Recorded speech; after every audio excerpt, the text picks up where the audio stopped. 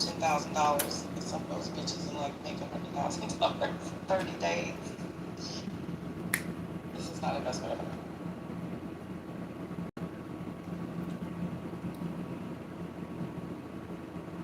Reform, have you seen or have you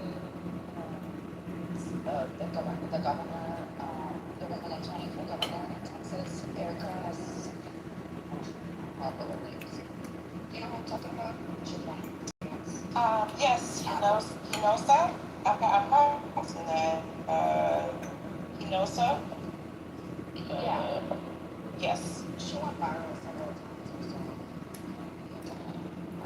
I mean, in Texas Congress about education, all that stuff. So yes, actually have some fear that maybe there is a chance he's gonna be gone. Just one contrast, I think it was yesterday or today, released a directive for basically uh, direct all higher education institutions, public higher ed institutions, freeze the increase of academic tuition. I think that is the first time anyone has done anything for education in the state in like 5 years. But I don't think that's because y'all. So Governor Hot Wheels is trying to pull out all the stops. We're really um, uh, concerned about Tallarico, right? Like there's a lot of concern about Tallarico and the momentum that could bring here. So people are about these data centers. Y'all already know we have effed up grids. Every time it's like a freeze, we all get like PTSD because that's what happened the last time. We have more data centers now sucking up the energy. Um, so yeah, Katrina, but he's literally been attacking education as well. Do you know that he mandated something like about I think we brought it up in those Republicans are attacking education, DEI, the law schools. Like, I'll put it in the chat. He something like he removed the ability for the like a law agency like for education and law schools to like make some sort of decisions. They removed positions from DEI. They've been threatening to close schools across the state. Here in Houston, I think they want to close uh, certain elementary schools. Yeah, y'all, this is really happening. They ran all these damn immigrants out. People are having less babies. They're closing these schools. Because y'all know there's always more. There's more elementary schools, and then there's more middle schools than high schools. I've always wondered about that. Like, why wouldn't there be, they wouldn't be built in threes? But I guess because the high schools are so much bigger. But anywho, I don't think that's going to help them. So, I had to read this somewhere, not that I would know from professional experience, but the ratio between K through 4 is a certain number. And then after that, like fifth grade, I believe I think it's like 1 to 28 cap. And then middle school, there is technically no cap. High school, same. So you can put more kids into one class than you can in elementary. So that's why you're going to see far more elementary schools than you would high schools. Or so I heard. I don't know what the fuck I'm talking Reform, did they pass Houston Education, Houston School Board, the district? I think is like one of the most biggest school districts, right? Kitover. In regards to segregating special ed, No, they were gonna vote on that. no, federally you can't segregate. You have to put children in the least restrictive environment. Special ed is an umbrella. So But they were going to vote on that. I'm not sure. I have to see exactly what you're talking about. Hold on, I will put an article. Okay.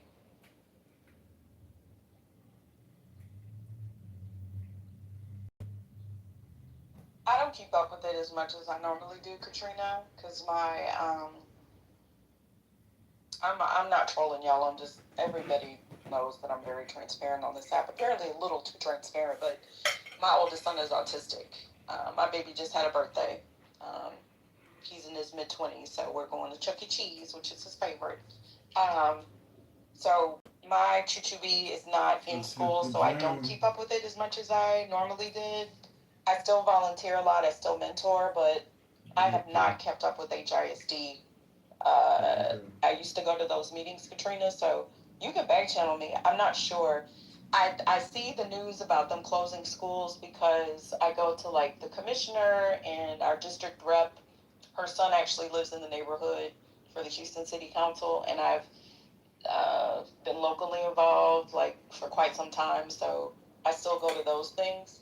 You know, when they're like, "Oh, what do y'all want to do with the community money?" I always show up at that stuff and fill out my little questionnaire. But so no, I'm not familiar with what they did. Um, but if I need to get involved again with that as a special needs mom, I most certainly will.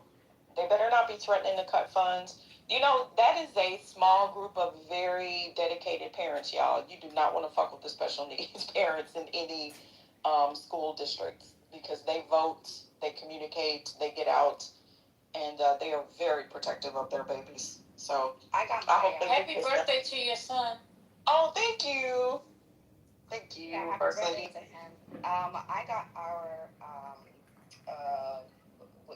this just school year that just finished. We had a brand new principal who fucked my child over really badly. So I got her fired, which I'm very happy about. So when you say, yeah, don't fuck with special needs parents, you don't. No. I got two clients lawsuits awarded. It's fact. Oh, fact.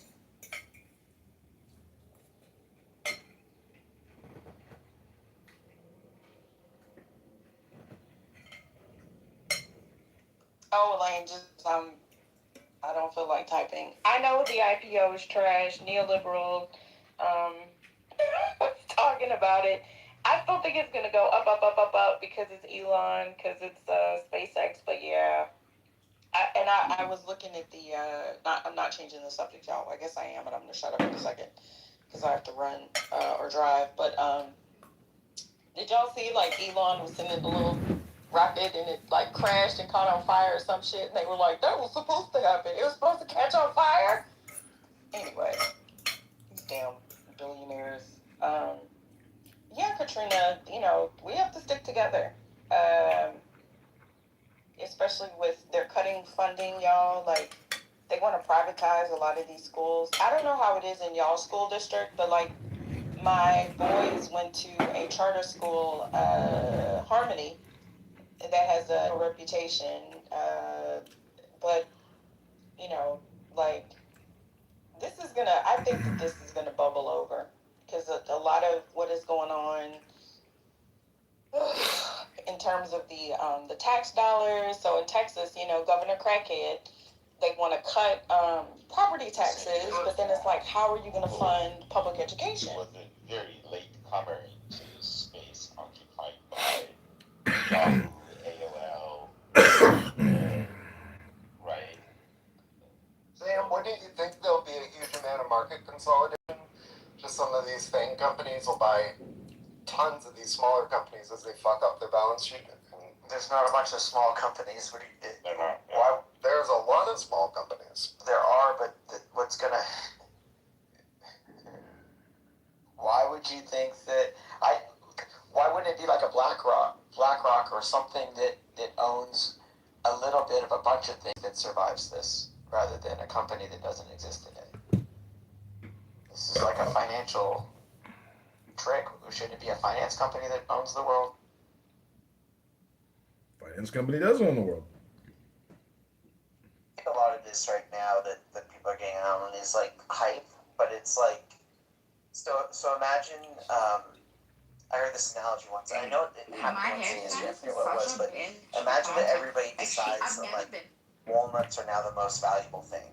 So overnight, every walnut company skyrockets. People start tearing up fields left and right to plant walnut trees. People start hoarding walnuts. There's this whole discussion about walnuts. And then one day somebody's like, wait a second, like this walnut boom is dumb. Like there's other crops that are better, people aren't eating them. This isn't the life-changing thing that we thought walnuts were. But if that stops, everybody who's invested in walnuts and all the societal change, everybody who thought they were a sage because they started planting them is an idiot. it breaks the economy. Everybody who's already in there has this sunk cost fallacy. There's no incentive to get off the train. In fact, everybody has an incentive. Now, if those walnut people that got so rich, if they also doubled down and bought newspapers and magazines because they had all this big walnut money, all of a sudden, like, you can't ever get off, and now everybody's attention's on walnuts. So it just extends and drags it out. And eventually, you know, reality has this ugly way of saying, like, there's limited resources and means, and this isn't viable. And I think what's going on right now is everybody is so sunk in AI that if AI goes belly up, the economy goes up. So if you're heavily invested in the economy and asset ownership, you're incentivized in making it better. The second you say AI, like, it's like Allbirds when they did that, like, we're pivoting to an AI company. You're a shoe manufacturer. You're a shoe manufacturer. You didn't have any plan. There was no plan. Like, we're going to pivot to AI and data centers. We're going to da-da-da. Sounds like the 90s, Sam. That was such a good point. Thank you. Yeah, so it's the internet, thus it's worth millions and millions and millions, but these days it's billions. Right. Well, and I think the point is, like, yes, AI can do these really, like, there's so many people I know in this room right now that are really, like, AI, like, how I put realists, where they're like, it's not everything it's cracked up to be, it's a little snake oil. But we're also kind of using it, and it's doing stuff, and AI's been around for a long time. Like, this new LLM version of AI is semi-new, but again, it's almost 20 years old that we've been having things like this. Machine learning. Yeah, so exactly. Like, so I think just the whole idea that it's a sunk cost fallacy that if everybody's pot committed, they're pot committed. Just like a lot of the tech companies and like they're so overvalued. I mean, the classic example is like Tesla itself. Like, it's a money losing venture that was propped up by government resources, but they figured out, like, the vibe right now. It's like GameStop trying to buy eBay. We're not in serious times, but there's serious consequences. So I just think that's the challenge. It's not that, like, it's hard because it's not that there's no there. There's something there. But the way, like, it's been woven into this capitalist, now, like, you know, this whole right-wing militarism of Silicon Valley and techno-feudalism and anti-democratic push and hyper-masculinity. Like, if you look when Anthropic started getting valued, it was when the military started pushing it. And when they said no to the military, their value skyrocketed. And if you look at what's propelling companies like Palantir and elsewhere, it's really like global war and like data hoarding and you know, all these sorts of things. So, you know, I think that's one way of looking at this whole battle right now is just transparently looking and seeing the grift for what it is, and that just everybody's in on the grift. So you gotta either, like, you know, get screwed or get in on it as well. And Breyer, the militarism is so cornerstone to this because he has an economy. Like, you don't play by my rules that make no logical sense, we'll blow the fuck out of you. Or, like, break into your presidential palace and abduct you. Like, this dude. It was interesting. I was in a room with some GOP folk, like, around when the Venezuela thing happened. And I was just like, the precedent this sets. Someone needs to fucking gift Donald Trump a dictionary or something, or just make him a trophy that says presidents set precedents. He doesn't realize that. Like, what they teach in international relations intro, like 101 international relations, is a huge thing that happens in IR is tit for tat.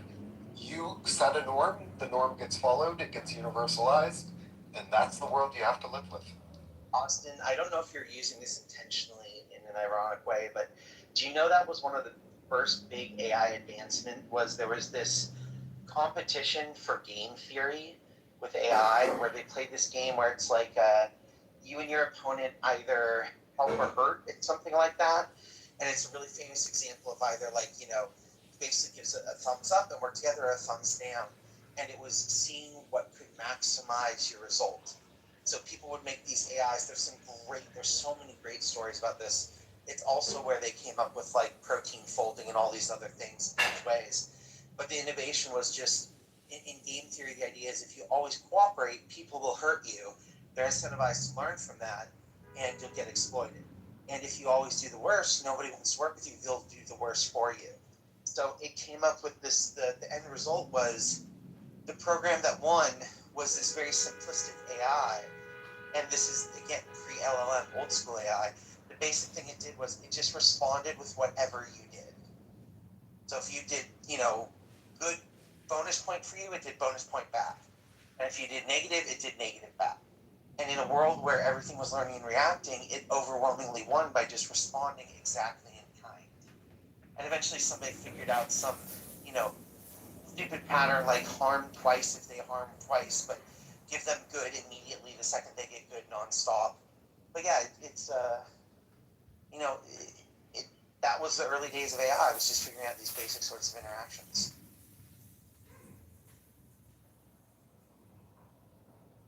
And a major thing is Trump seems incredibly fucking irrational, but it's interesting, like putting a label on it. I like when people say Trump is not a conservative because he's not a conservative. It's interesting. I think the label, there's so many labels that fit Trump, like technical labels, but he really seems to be into kleptocracy. That seems to be his main bag. Like I was saying earlier, like taking public government agencies and government expenditures and taking the government and turning it into private sector, privately held and publicly traded companies. There's a huge amount of moral hazard. And it's bad karma. Whether you approach it mystically or just kind of look into consequences and precedents and universalization, like the categorical imperative.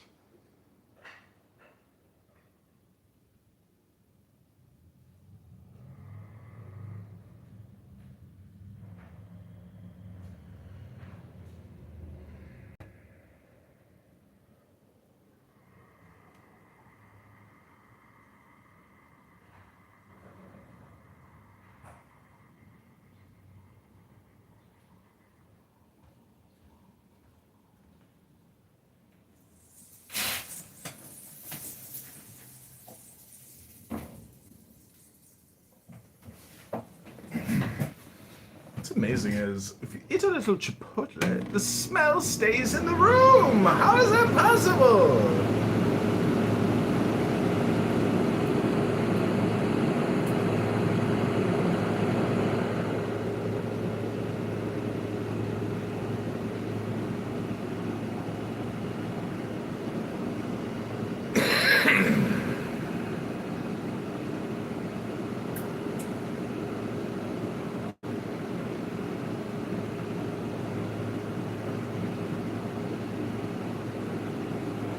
Yeah, I would just so talk. Welcome to America. Greatest country in the world. Just the children who are like babies, like 8 years old.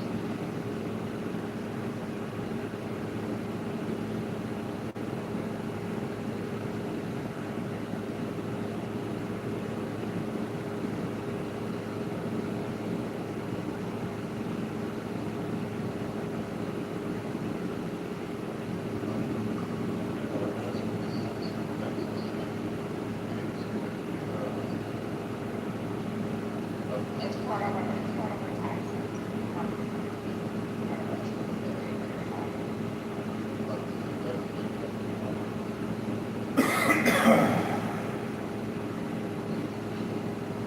No, that's the thing that you put over all that.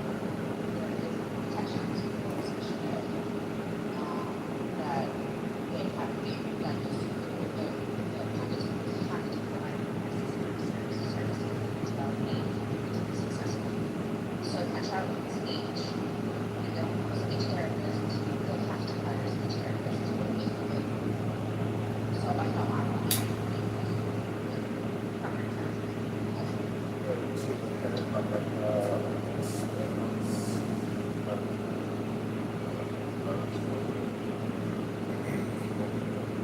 yeah,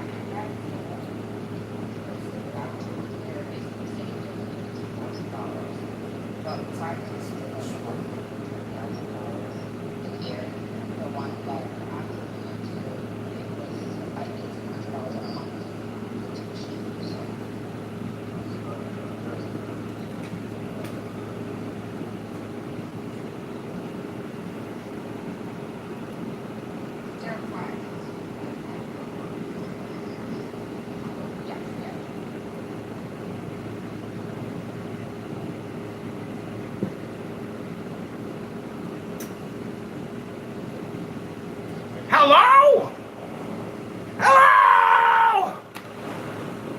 Hello? Hello?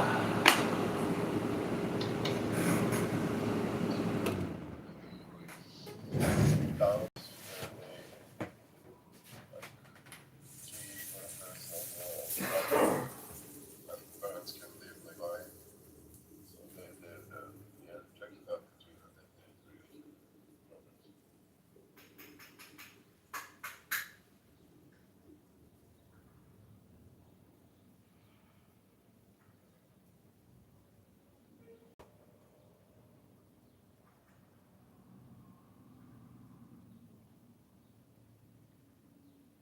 Okay, so I think something that would be good for y'all to start looking, or us to start looking at when it comes to these politicians, is what are their views on education, educational policy, reform. Of, so, because pay attention to what they, because it may sound good. Like I was talking about that with the madness, right? Max like, yeah, we get to go to private school. You hillbilly trailer park living ass bitch. You ain't going to no goddamn private school. You're not going. That's not for you. But because they can't read, they're gonna say, hey, this looks like this is a great opportunity. Just stay woke. You know, stay very woke.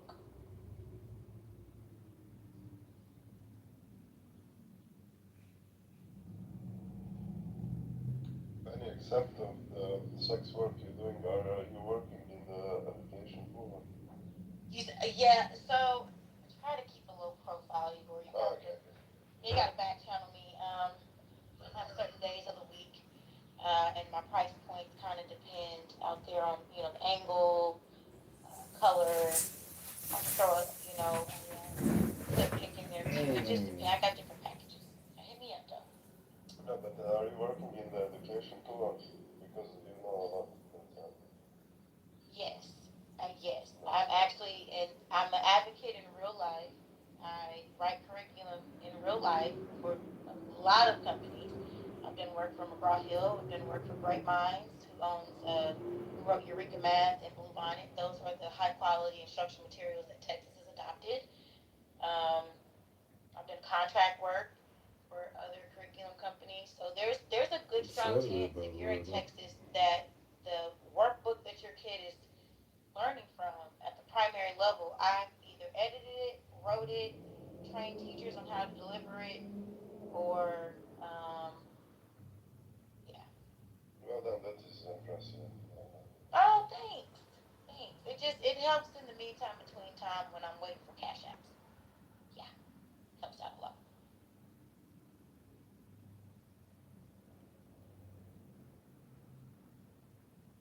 I'm gonna stop. Maybe. I don't know.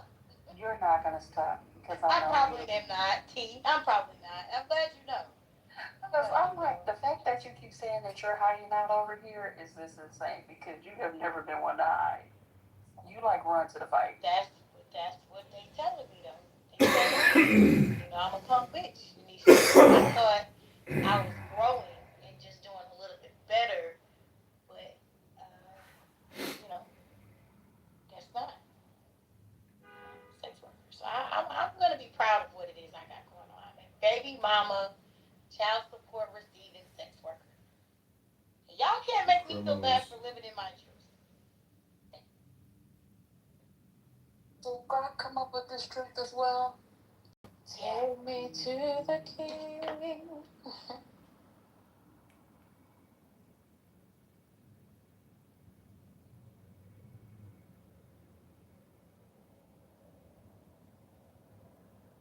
Welcome in to Politically Correct. We have another day where Trump has not given a fuck about making amends with coming up with some type of solution with this Iran business. They'll say it, but not really. Gas prices have gone down by a nickel. Okay, so we're on the right track here. I don't know if y'all noticed that. It did come down by 10 cents. Okay? Praise the Lord. Praise the Lord. So whatever you're out there doing, keep doing it. Breaking news for Divine. Divine, are you over? You do share. Spirit Right in the middle of her submission. Y'all got it. Oh, I thought we were done. No, I wasn't. But Oh, you weren't? Oh, my bad. You go back to the education. No. No, we can go. I'm sorry. I've been working, so I've been in and out, and we can go back to talking about like tits and education. No, it was a soft reset. But no, go ahead with your breaking news with Divine. Divine, who's also in education, but he just hate it. So. Well, he isn't unmuted, so I don't really need to tell him the news. Honestly, toggle in between. Oh, there you go. Oh, okay. This is also for Bois Calais as well. Your Knicks owner, the great James Dolan, has invited Trump to MSG for the Knicks game. So thank you very much. We'll boo the hell out of him. Don't worry about that. I have no comment. I'm still saying Knicks in 4. I don't really care. I want it, done and over, the win, and that's it. I don't think you will hear boos louder than what you hear on that night. I just want to say, if the Knicks win, Madani is going to be the king. When the Knicks win, excuse yourself. When the Knicks win.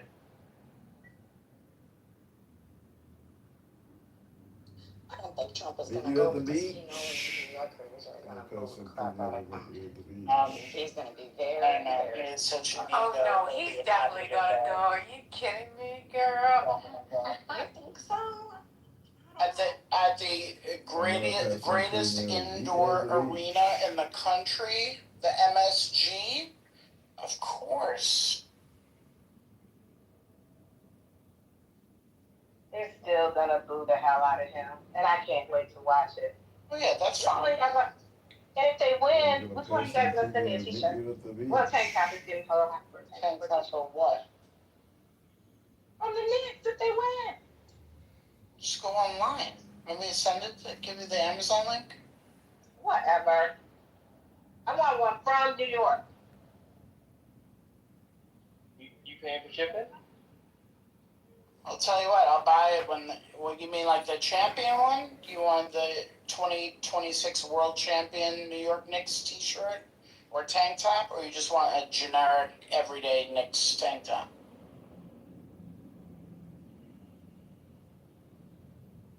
She want the real deal Holyfield. What's going on? My team was about to win a championship. I'd be like, oh, for a shirt right now.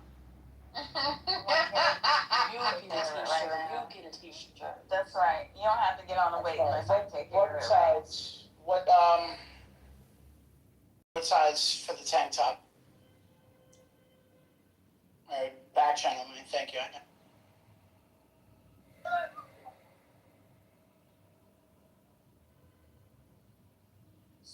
You should know better than ask a woman's size publicly. Y'all talking about tits.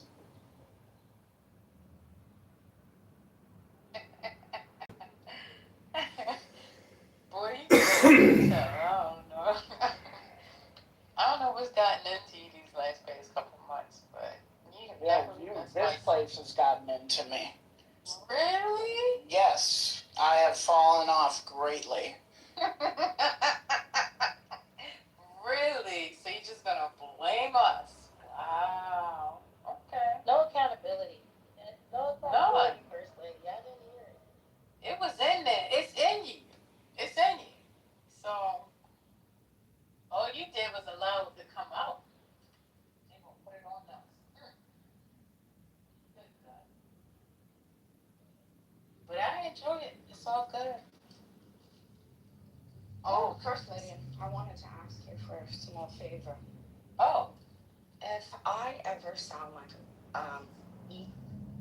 like she did today, I know I'm not the best sometimes. No.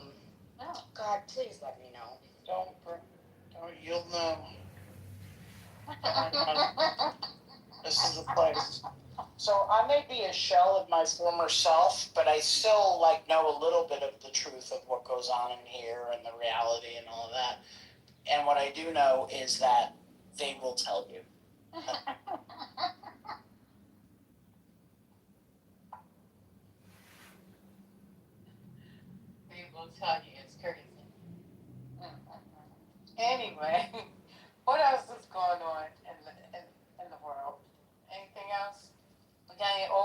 beating people up or getting beat up for that? Frontier is the new spirit. They have some flash sales going on. I don't mind sitting in them car seats. Car seats. You know, they Frontier is different. They remind me of the original Soul Plane. Okay. What are you talking about? Yeah, I had an experience. I had and my flight had gotten canceled and that whole malarkey. And I said, I took the option of the Frontier flight. And boy, oh boy, why didn't y'all tell me? I've never been on it.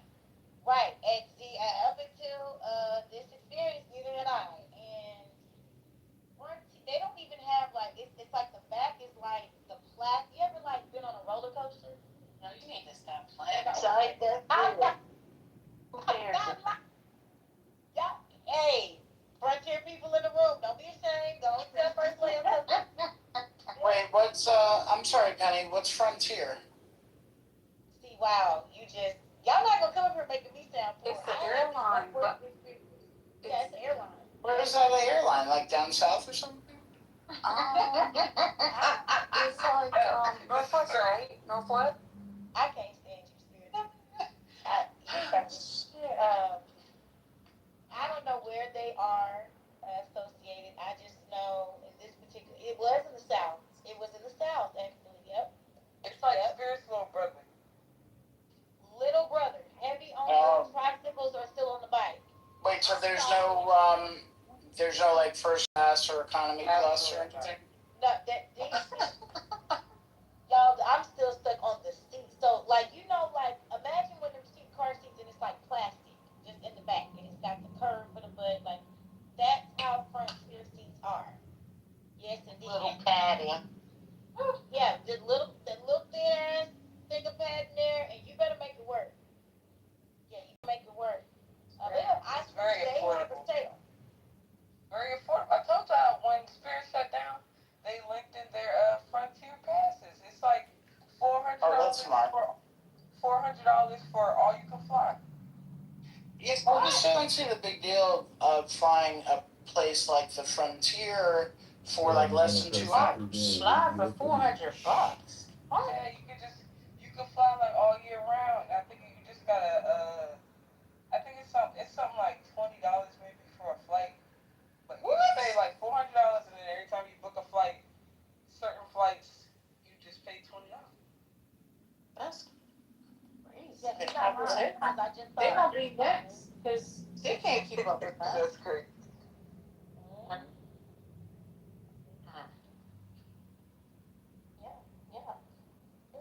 It's called the Go Wild Pass, all you can fly. Yeah. Over 100 destinations. You just pay $400, unlimited number of flights. It's like if Greyhound bus transportation had an airline. That's the best way I can describe it. Hey, I think Greyhounds are pretty good. Come on. But they have more padding on the Greyhound buses than they do. All you have to do is just get to point A and point B. And that's it. So if it can get you there, get you there safely. No snack. No. That's right. You can get your own snack. Don't come on this motherfucker trying to get a little water. Don't do it. Okay? Bring your own But snack. if you need to fly Delta, you can just write it off. Really? Well, if you have an LLC, right? Only if you have LLC, that's right.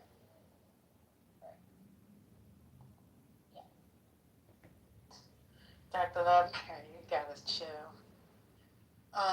But did Johnny's really say that, or you was just putting lies on her name? Yeah, she right there. She said it. Oh, Yeah, okay. Johnny, you telling the people. No, she's just trying to get my blood pressure up. You know, I didn't say that. Johnny from Illinois. Accounting. Accounting, excuse me. I'm Jane from accounting. And certainly you wouldn't be telling the people that they can write anything off as long as they have LLC. Like Telephone told us we could write everything off if we were pretending. Thanks to the big beautiful bill. Can't make this shit up. Can't make this shit up. And you know, if you take your If you open a business bank account, all you have to do is have 700 credit score.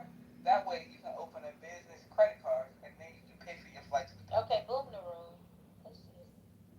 And also, if you have employees and you decide to have a girls' night with your employees, let's just say they're all women, you can write that off because that is team building activity. Right, that's business meeting. Yeah, that is I've actually done it. It was a business meeting, like Dr. Labrador said. And we Sorry, is the child at IRS like auditors? No. None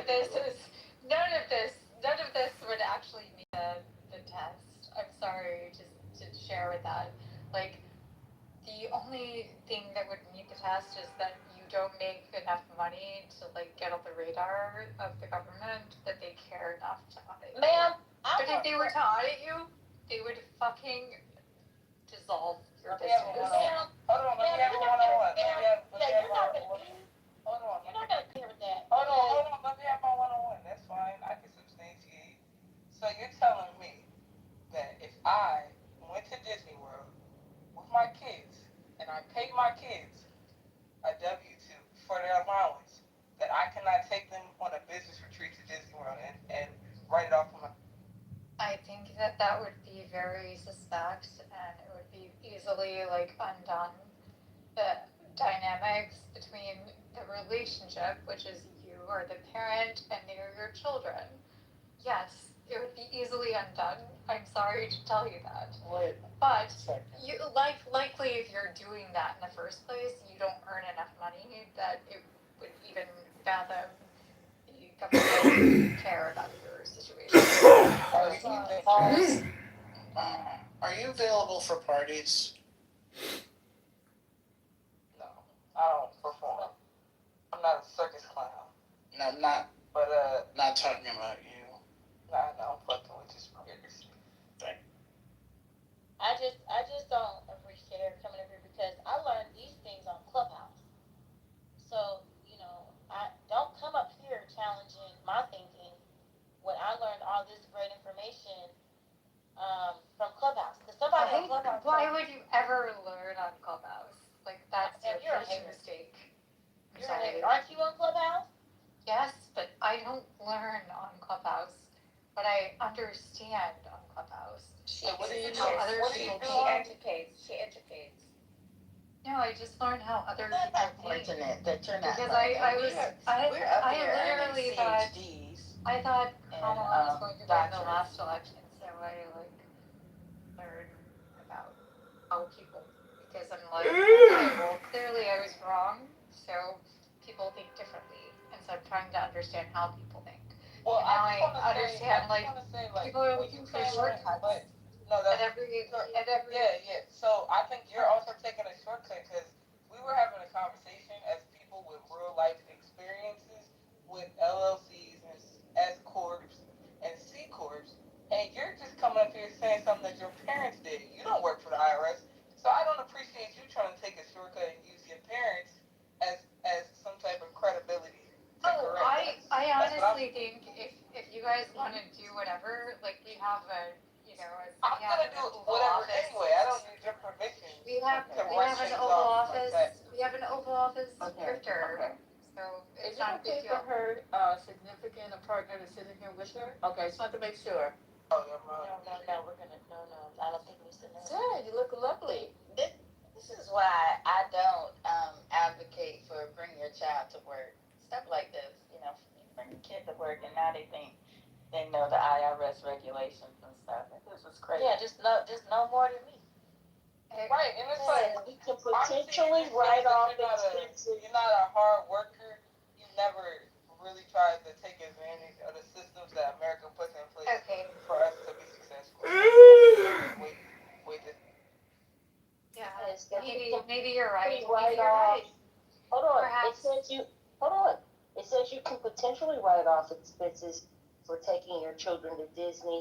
They're involved in a business activity during a trip, such as attending a friend's with you.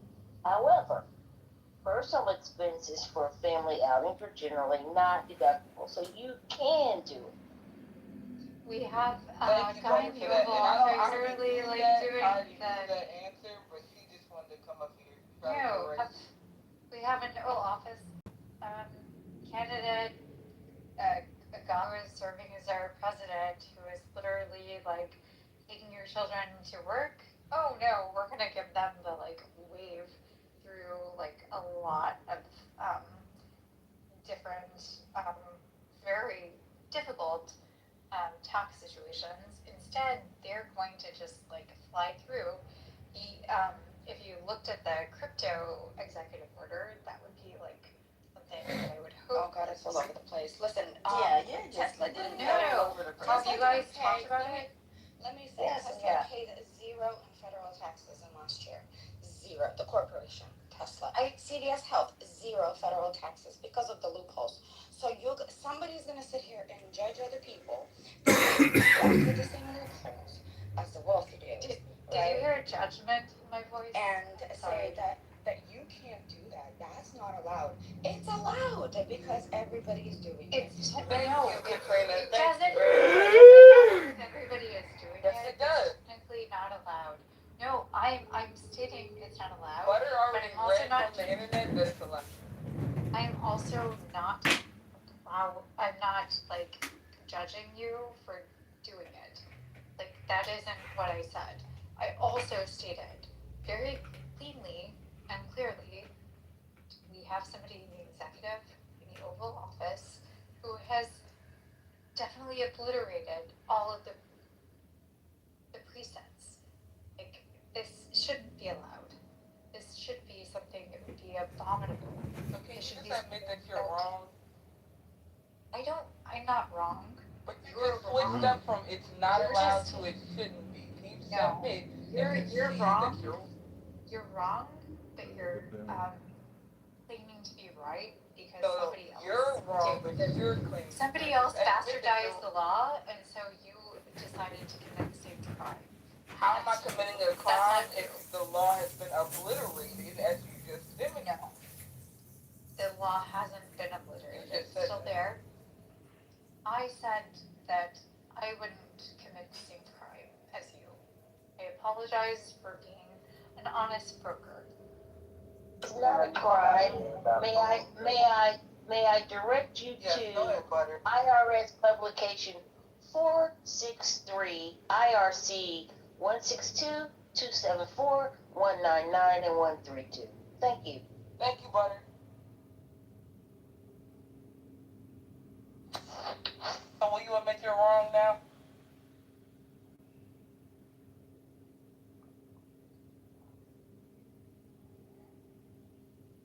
Lord, you're unmuted. Oh, she went to the goo. Sorry, I'm back. Can you like repeat specifically the law that she? It's in the chat, and you can just admit you're wrong in the chat or on stage. They'll both be welcome. Thank you very much.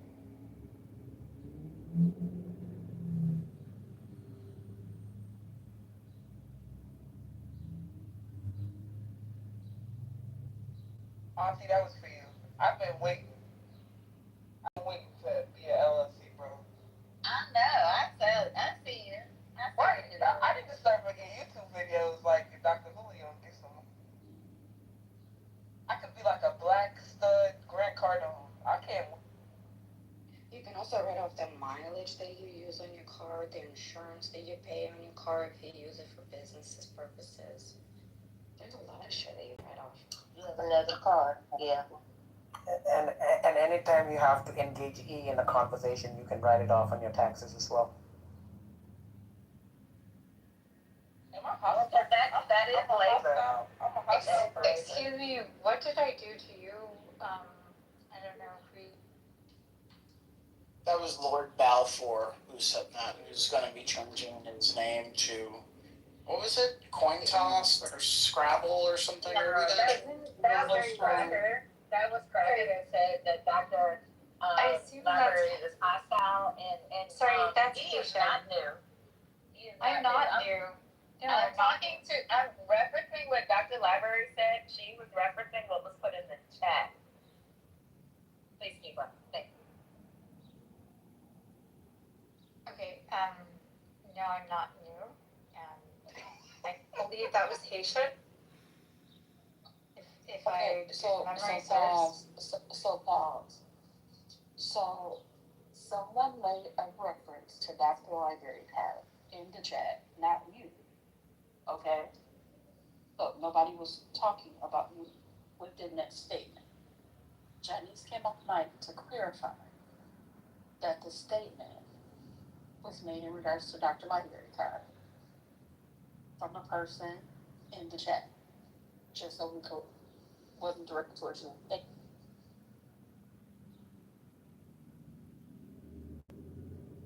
Okay, well, I'll just say this to Crackers. Cracker, that is my LLC bro troll persona for Clubhouse. I don't believe anything I just said at all. Like zero. But I just feel the need to troll E because she always trying to troll First Lady. So I had to just troll her back. Listen. I don't do that actually. I really like her. Why do you think I troll her? Well, because she'll be like, don't do this, and then you'll do it again. So. Dislike somebody to troll them either, by the way.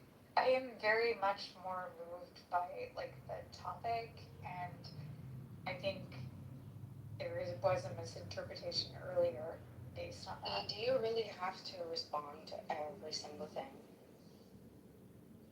I don't have to respond. You do understand. There's this beautiful saying that I'm really learning. I'm really learning how to really embrace it.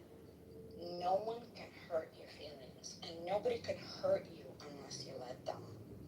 I don't need you to comment, but that was beautiful, Katrina. Thank you for sharing that. Wait, can you say that? I apologize, but like I lived in Texas for my like formative voting years, and the topic today is the only reason that this is even becoming like a thing, which is I was just sharing why Paxton was kind of in like a worse situation than he should be. And that's it. Oh, that's it. Was the only reason that I was sharing. And I got accused of talking over somebody. I wasn't. How are you gonna say you got accused and say, what's wrong with you? You got accused? No, you did a thing. You didn't get accused. I beg to differ, but also it could be like my earbuds. I wasn't hearing somebody step in, but I was getting talked over. Like this lady was talking for a while, and you just cut her off. Don't try with excuses of earbuds. Listen, now I feel like I have to sit here and like just try, like I feel embarrassed for the I feel embarrassed. One mic and I feel embarrassed for the entirety of white women. As me and you are the only representation here right now. This is bad. I think that I feel embarrassed that you do not recognize like when a person has insight into a topic and tries to share their expertise, and other people decide to pile on and they had no expertise. In fact, the room itself was kind of like devoid of expertise on the stage. So you were telling us that. Hold on. She gonna get put out today, y'all. I'm trying to tell you. I mean, let me just go. You called me dumb earlier, but let's go. Like, really? You're telling us the stuff you offered earlier was insight you had on the topic because what? If I may ask, I was talking specifically about Paxton, and if you looked at the deals that he had cut with. We don't have to listen to you, just like you don't have to listen to us. You just cut it whenever you want to cut in. So I'm cutting it. Oh, yep. I just wanted to I wanted to know, what are your levels of expertise? And Texas policy? So We learned that when you grow up in a place, it gives you a love for expertise. Oh, okay. So that's what we learned. no, Because she's like Trent. no, I actually grew up overseas, and I Well, what the heck? spent time Well, she said, I matriculated to voting age in Texas. It was like where I had my first votes, where I learned about how politics works, and I learned how Texas politics works because I still have family that live there and understand even when you can persuade with reason, you still have Can we get this at 30 characters or less? why would you insult us though? What I was only contributing to the topic at hand. Well, again, you don't Specifically- understand. At that point of time, there was an absolute silence. There was no, I am talking. Then There was complete silence. Complete silence. I came back to the phone and started talking and resetting the space. When Ban asked me a question in regards to what did I mean about Tellerico, as I was in the midst of getting ready to explain to him, you decided you were going to come off of your mic and continuously talk. It's like you're doing now! it was You're doing it now! I'm trying Just to stop! Stop! I don't need you to explain! That's the problem! You can't listen to understand somebody else. It's all about you. That don't work in my court. And you constantly do it. You constantly do it. Oh, I'm not going to do it anymore. But today you're going to sit here and say that you didn't do it when people are telling you that you did a thing. And instead of you accepting it, you're still rejecting it. You did a thing. I don't give a damn whether you got a delay or not. I continuously kept talking, and you continuously over-talked me in the midst of me talking. So once I said, okay, fine, I'm just going to go ahead and I'm going to be quiet and I'm not going to say anything else, you continue to talk about your point. You came out of the blue, out of the audience 2 weeks ago because I said she. You came up to interrupt me while I was talking to tell me how to pronounce the man's name.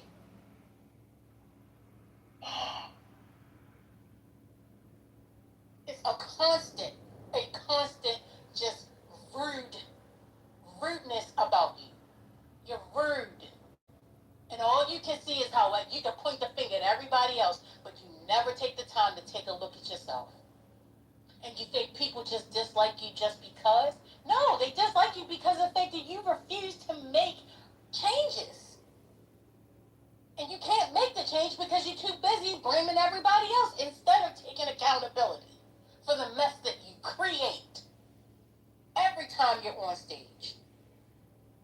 And then got a nerve to say that people on stage wasn't really talking about anything and you're the only one that had the insight to be able to give to everybody. And then you write in the chat, oh, so I had to be quiet for this content? If you don't like it, why are you here? She doesn't learn anything, you know. She don't learn how to communicate. She don't learn what people are talking about. She's the only one that can teach.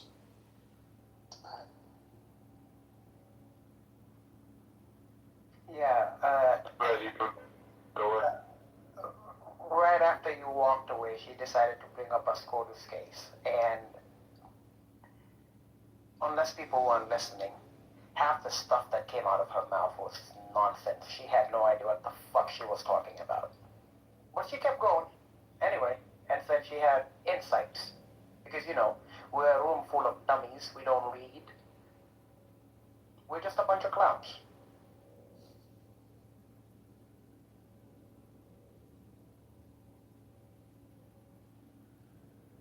It breaks my clowniness.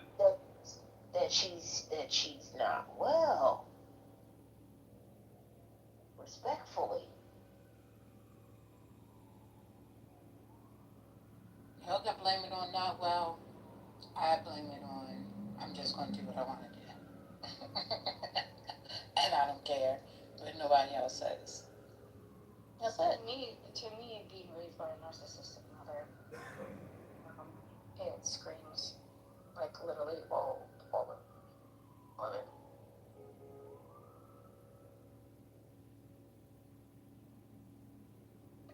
Hey, Dr. Mitch, happy Thursday.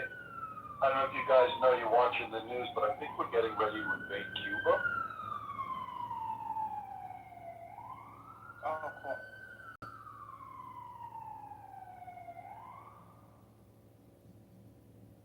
Where do you get that from? That we have a carrier group there right now that they're sending more ships to the Caribbean. We've got 12,500 Marines also on their way.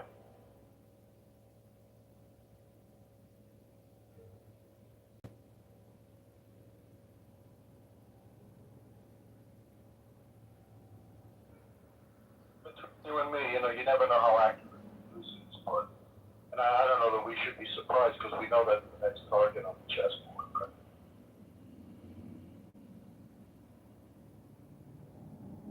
Oh. Be a good distraction from the Iranian debacle, anyway. Can you verify that, please, Silver?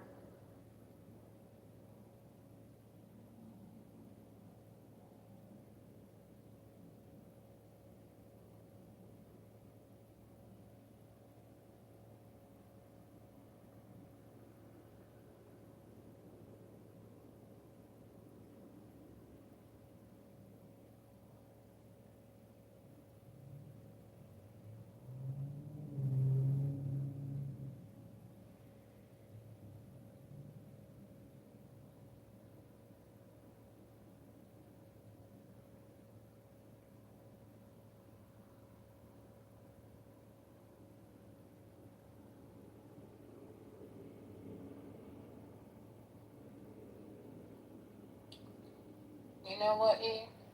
I'm going to help you out. I'm just going to block you. Then that way you don't have to be around narcissistic people. So you have a good day. And when I get ready to unblock you, and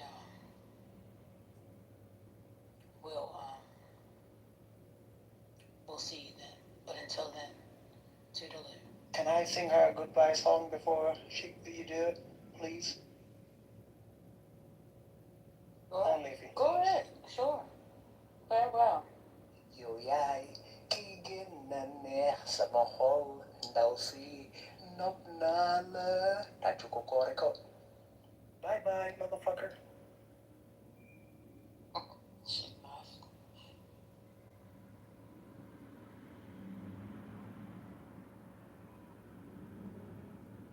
Strava, Igor. I just have to get that shit off my chest. Lord, but you're nothing again. It's horrible. I know. I'm well aware. That's why I didn't go any further. Yeah, somebody remove him from the stage. You know what? If I get I like this song. What's wrong with this song? I'll just go create an account with the name E, so I'll come traumatize the spirit. He's not true. Oh, really? Yeah, I have never in my life seen a rude person. Believe it or not, I was working, enjoying the conversation she can get. I was frustrated. I was like, God damn it, bro, just let these people go. She kept doing it. I got to a point I just had enough. I was like, you know what, fuck this. I'm just going to get on stage. And Brett was around. I swear to God, TT, if Daryl hadn't interrupted me, I was going to talk to you all about a papaya I got a few days ago. And, just to piss her off. But Daryl decided he was going to have a conversation with her. You saw how that went. Wait a minute, Daryl was in here? Oh my God, you missed out. on No, I didn't miss it at on, all. on his reasons for voting for Ken Paxton. I'm starting to believe he voted for Trump. I mean, because he's always. You talking about the same? Huh? Talking about the same person? Yeah, the guy that was going back and forth with E. Does he? Belligerent one, right? Oh, Daryl? Yeah. Hey, Snickerdoodle. That's, you talking about Daryl, right, TJ? Yeah, I had to get Daryl off the Lord. Oh, no. I don't know what's wrong with that guy. He It's came like, in, he was like, you being rude. I said, no, he's teaching her a lesson. I said, because she just did it to First Lady. So he wanted her to see how it felt. He was like, oh, I didn't know. Sorry, man. I didn't know. So then he tried to correct her. It was so funny. No, he decided to have a 28-minute conversation with her. And First Lady, I wish that one was recorded because I guess it was the content the rest of the room needed that afternoon. Really? Oh my God, the question. It was I'm hilarious. glad I left. I'm glad I left. I wouldn't have probably been able to handle it. And then it took a complete left turn when this man said that I thought he would have voted for Tallarico. No! He voted for the other person. Ken Paxton. Not even He said, Kid Paxton got my vote. I was on the floor. Oh my God. Spirit has decided to do the, okay, I just want to know, could you explain? Actually, it was Patty who asked the question. And it was like, yeah, Paxton did a good job as Attorney General. Now, let's be honest here, Clubhouse. How many people do you know that actually pay attention to what that fucking Attorney General of their state is doing? Lord, when the FBI runs up in your job, you are not doing a good job to get you. Yep. You should start paying attention, especially because he is still a general governor in my state. When he lets off you do start paying attention. And he gets impeached. Katrina, I hope you don't think when I'm talking about how many people will come out and talk. The point I'm trying to make is not a lot of people. I know, I was being somewhat facetious. I know, Yeah, I was being a little. but the thing is, if he wanted to really talk about what kind of a good job Paxton was doing, he could have been more specific. Let him bring up something he did in his time as Attorney General. He couldn't articulate the damn thing. He's very defensive in the way that he knows maybe deep down that voting for Paxton is wrong. No. He was very belligerent.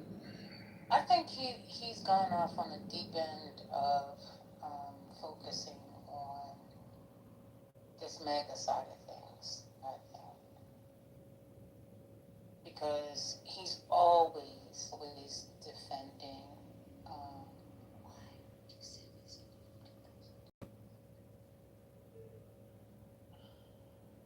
he's always defending mega talking points, all of that. So I think he just done crossed over.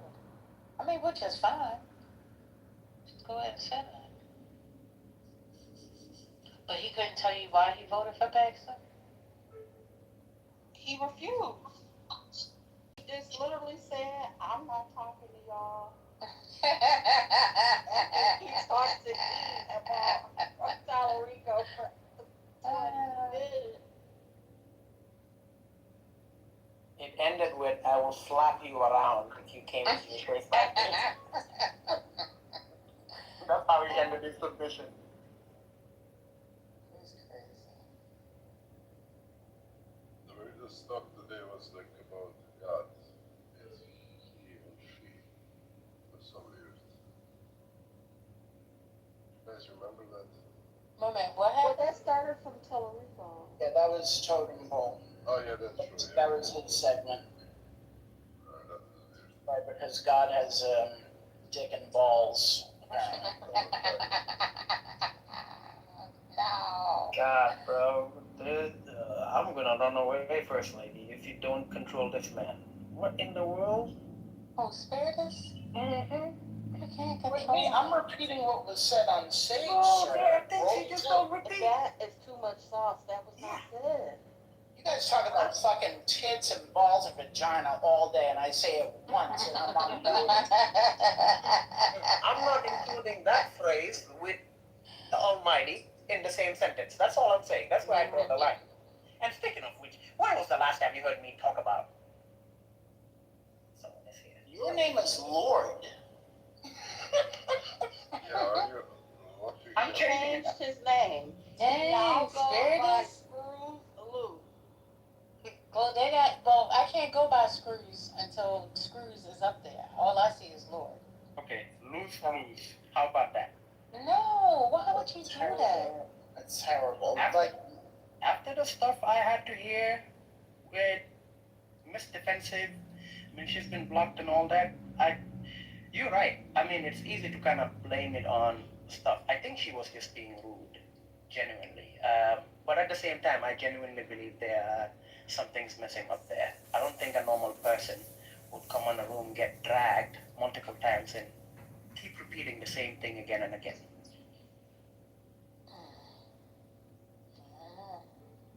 We'll see.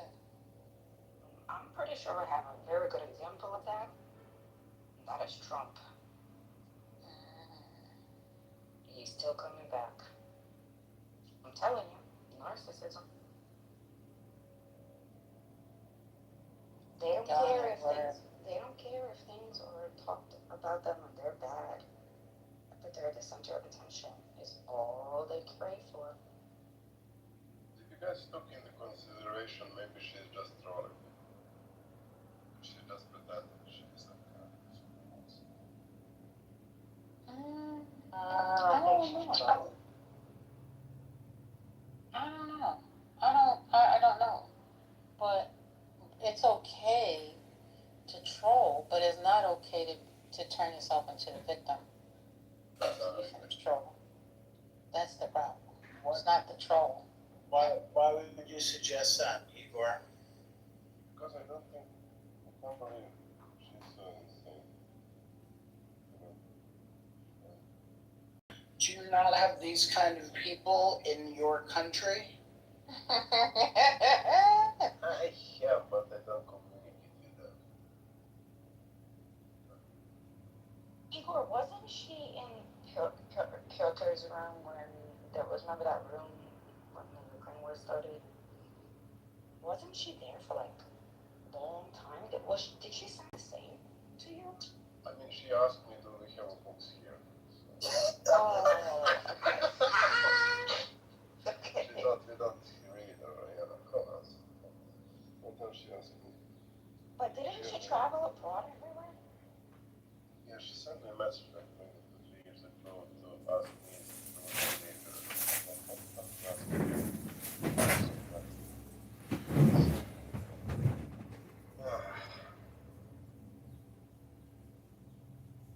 where people are self-censoring themselves, and we get a less robust republic and a less robust democracy on the state level every time that happens. I just want to push back on one of your observations here, and that's about Jean Pirro being a former. I think there's a former prosecutor. A prosecutor or a judge? She was, and she was the prosecutor of Westchester County, and so she does have. Yes. What? Okay, I just want to make sure I have the right list. And she certainly has qualifications. I mean, I would say that this action she's doing is politicizing the Justice Department because she's shown herself. No, I mean, she absolutely has the credit. She's just doing something wrong. And I think Right. But I just want to point out, I just want to correct one thing, if I may. Okay. And that is, of course, when she was on Fox, she was this as all of the people from Fox who were part of his administration, a huge supporter of the president, because he knew that this term he was not going to put people in who are going to tell the emperor that he has no clothes on.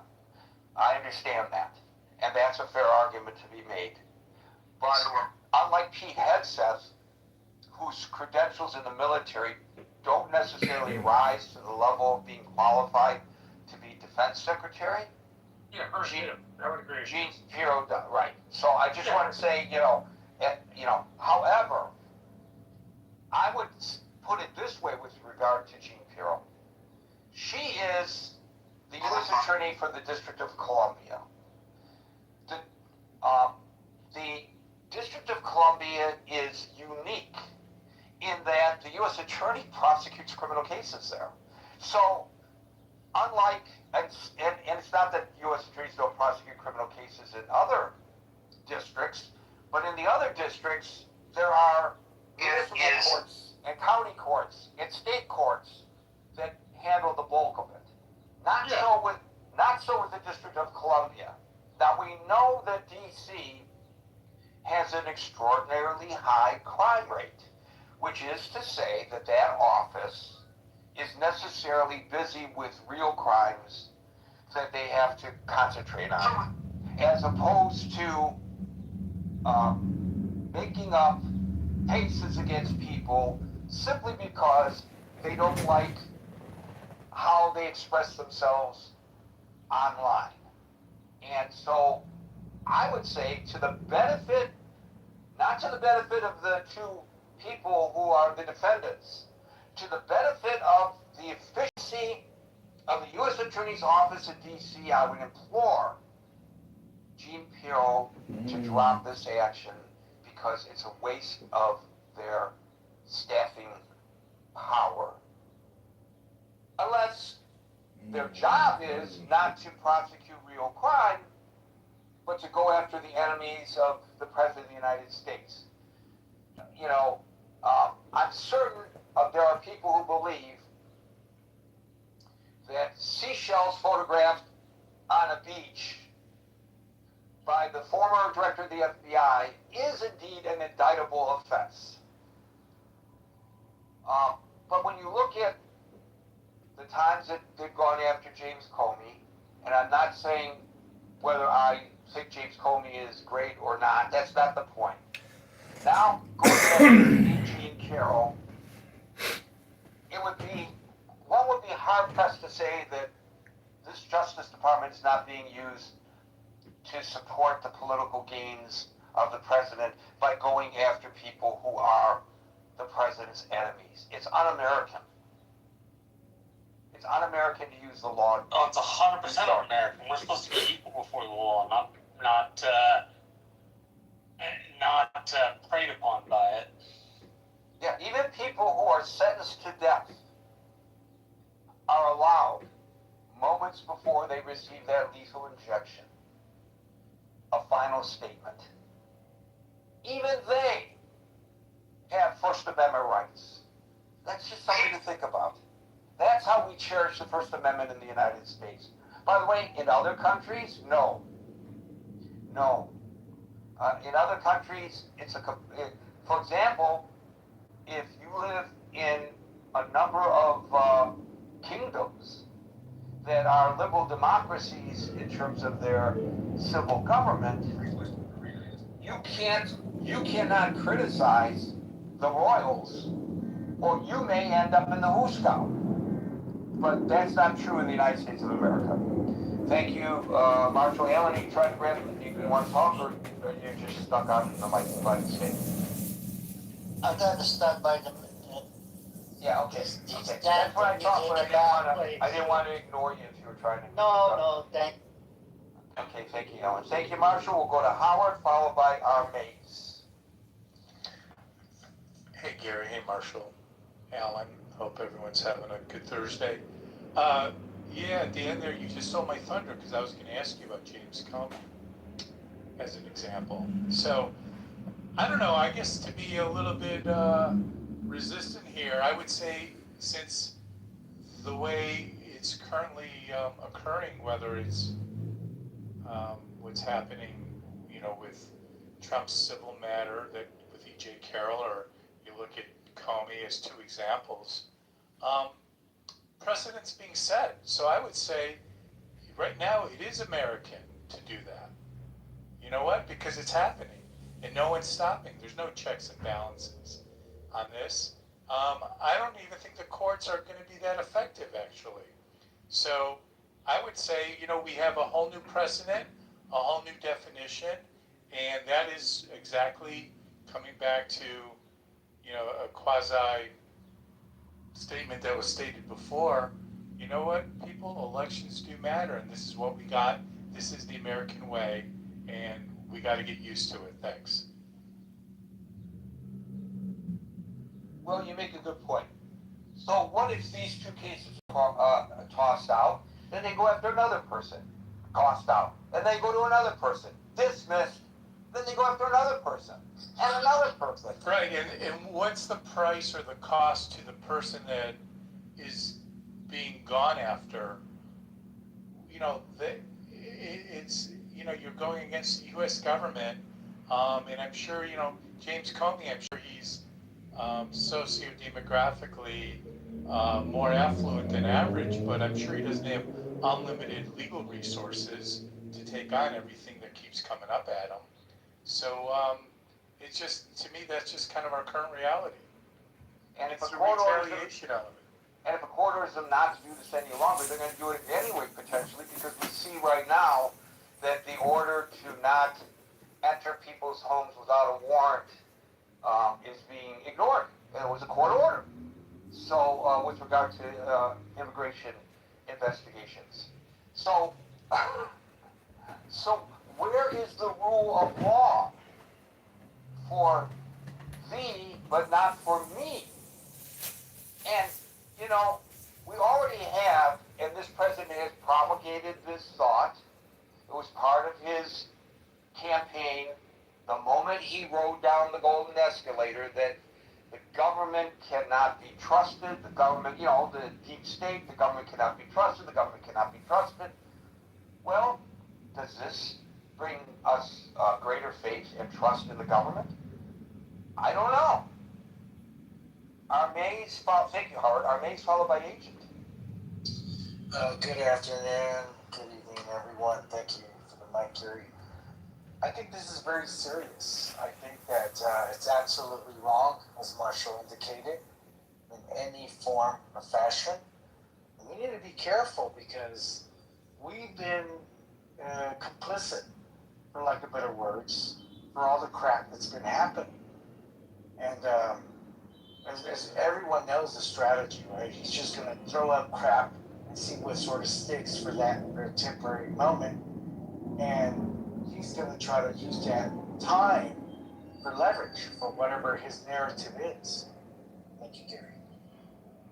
Thank you, Armaze. Always short, sweet, and to the point, very succinct. Not like me. People get frustrated with me because I don't know when to shut up sometimes. Agent followed by C.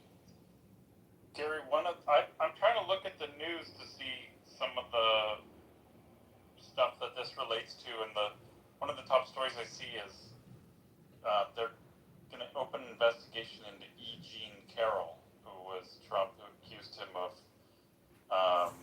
digitally violating her or something in a New York fashion dressing Right, room. you must have missed the opening salvo. This is specifically about two people who went on Reddit and X to criticize ICE activity, and now they are being criminally pursued, and X and Reddit have been requested or required or subpoenaed by the Justice Department to turn over their information, including their names, their addresses, and their banking information. Yeah. I mean, if it's legal, I'm not sure what to say.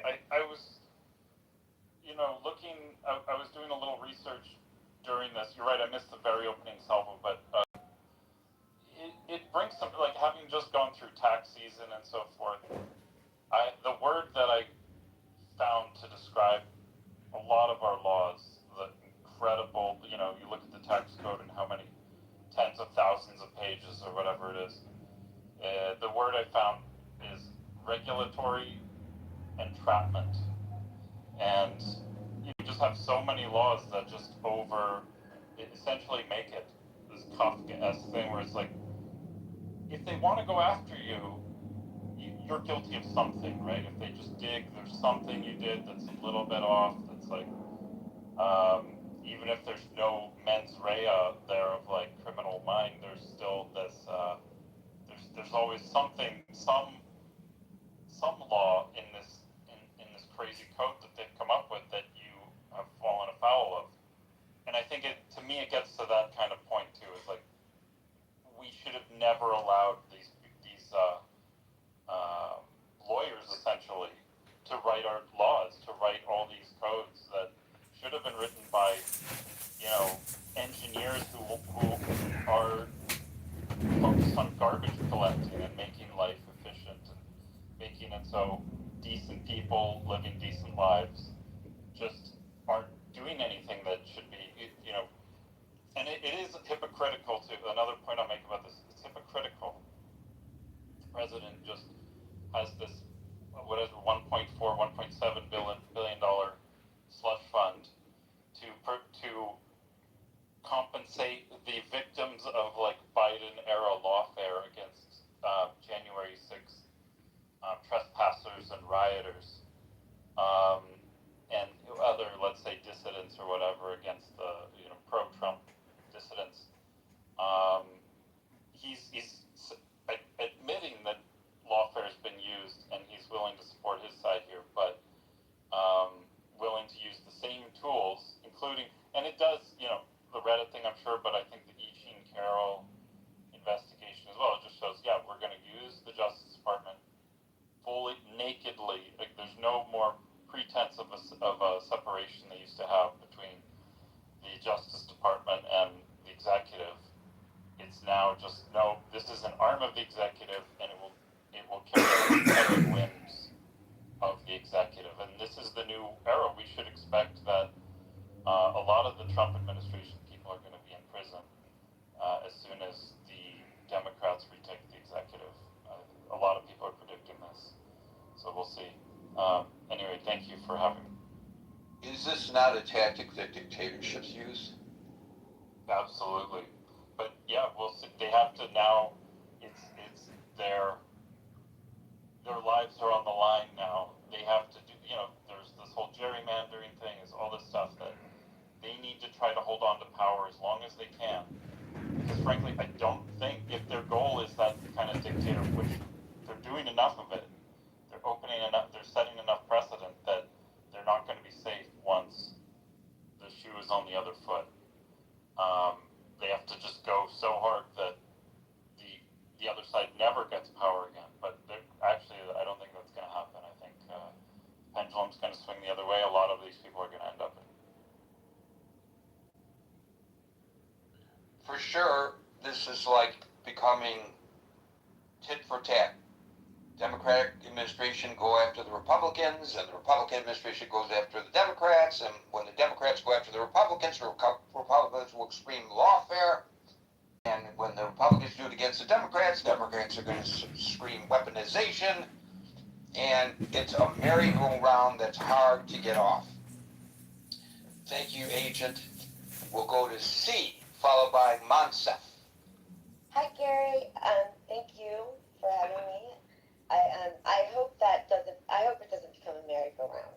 So I do want to say that. If it's that, I certainly hope it doesn't. And I think things need to change big time because this is not going to service anybody if it continues in such a way. But I did want to just add, I'm not sure if you guys are familiar with Don Lemon, the journalist, the DOJ, they sought information. I'm not sure if you're aware of this, but I learned this today and I was quite taken back by it, that the Department of Justice sought information to seize personal data from fans of independent journalist Don Lemon's YouTube channel. So they actually requested to get Where did you see that? Where'd you see that? I was on Don Lemon's YouTube, and actually, you can look it up on YouTube. I'm gonna look that up because that would be another example if that's true. Yeah, no, so I was on live earlier, and I just looked it up to verify it, but the federal judge rejected the Department of Justice request to seize, the Department of Justice actually requested to seize personal data from the fans of Don Lemon's YouTube channel.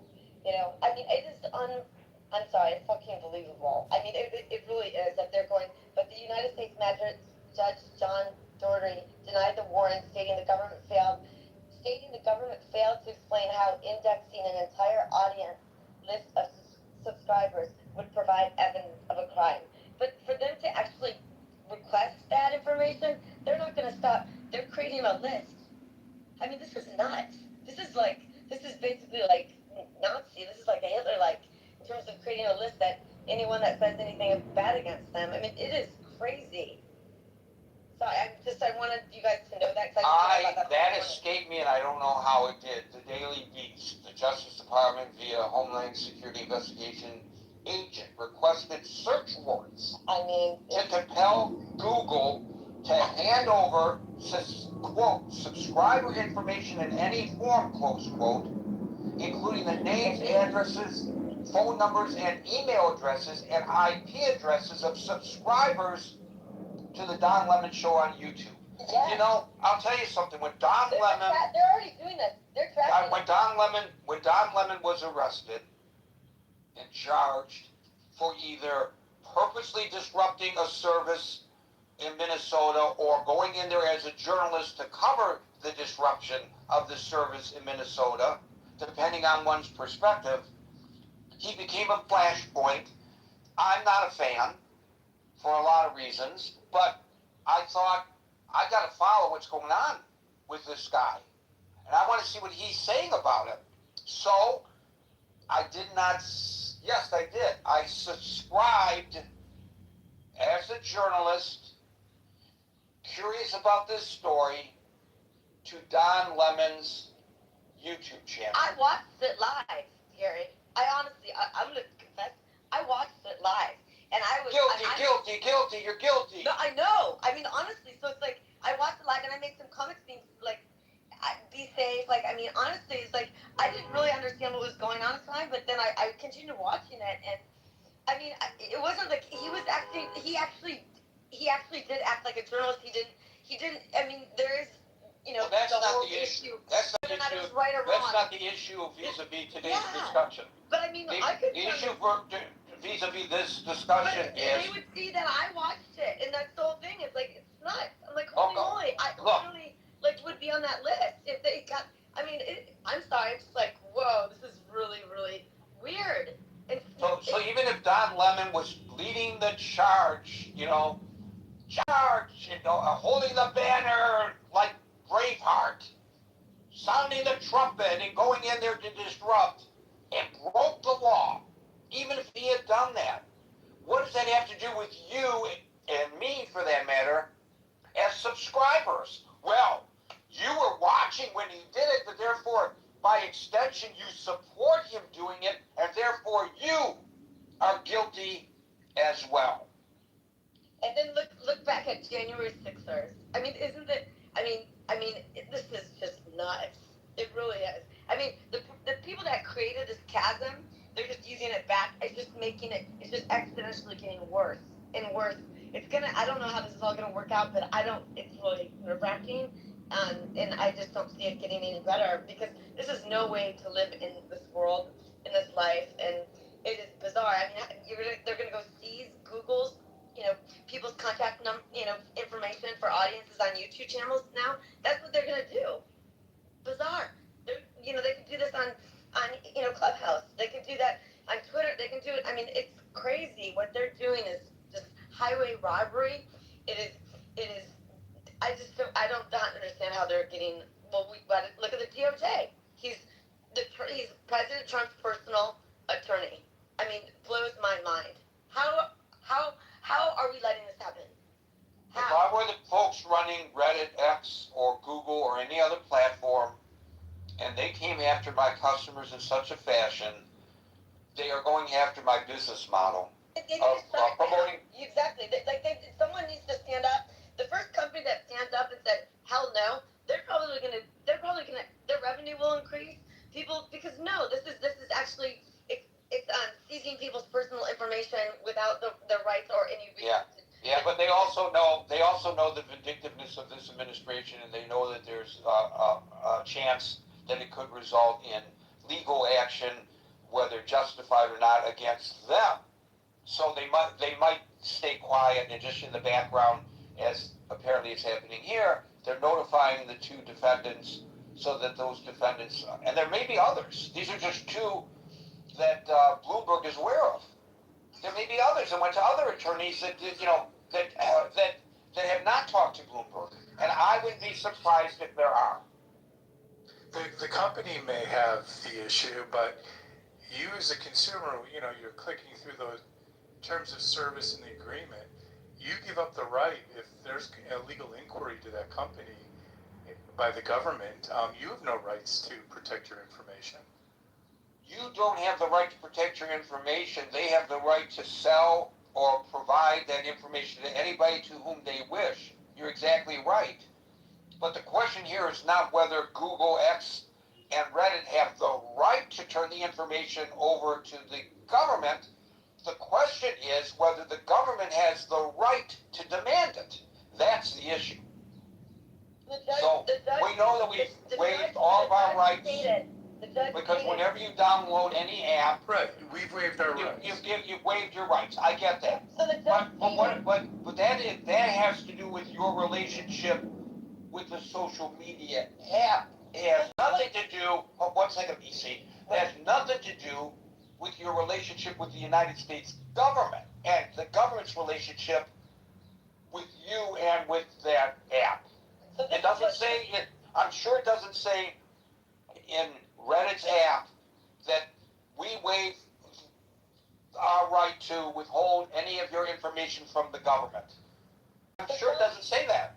So Judge John Doherty denied the warrant, stating the government failed to explain how indexing an entire audience's list of subscribers would provide evidence of a crime. Right.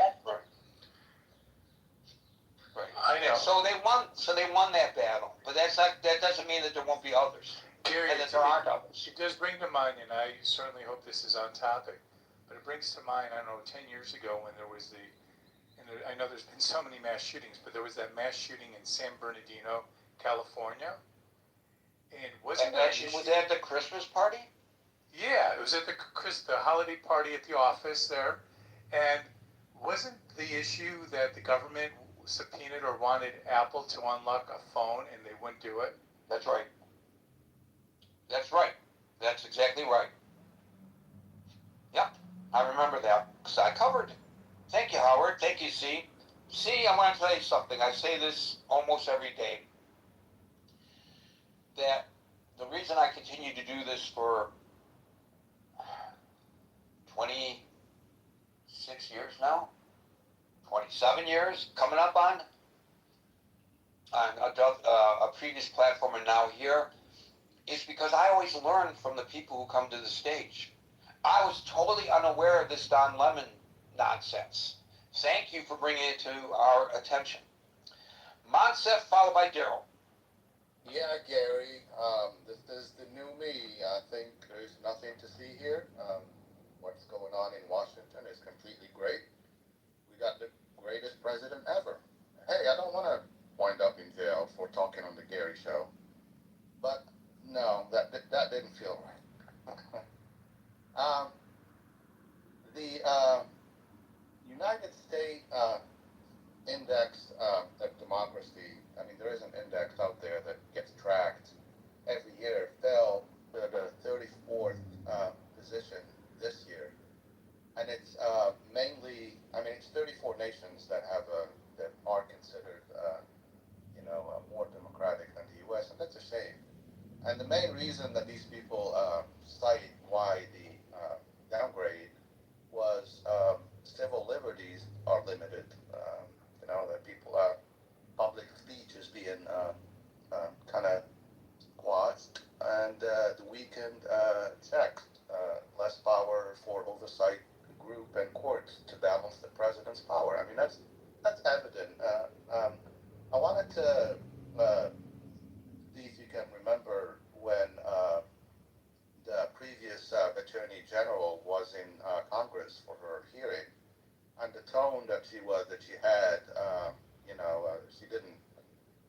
she didn't act like she was there in a capacity to defend the American people or to speak on behalf of the American people, but she was she was 100%, the someone that was defending Trump and putting people to shame that their problem was that they didn't like what the greatest president in U.S. history was doing. I've never seen an attorney general take that tone. They were cases where FBI agents, since Trump took office, were put, aside and literally questioned. They were asked who they voted for, or if they ever in their life have voted for a Democratic candidate. This FBI should be. And they've been resigned or fired for failure to answer. Exactly. So if I were an FBI agent, I would have lost my job because, as you know, I've never told anybody who I've ever voted for office. Because it's just my personal belief that that it's nobody's business who I voted for. Absolutely. And with the FBI agents, they're supposed to be neutral anyway. They have the right to their personal opinions. That was my point. Yeah. Right.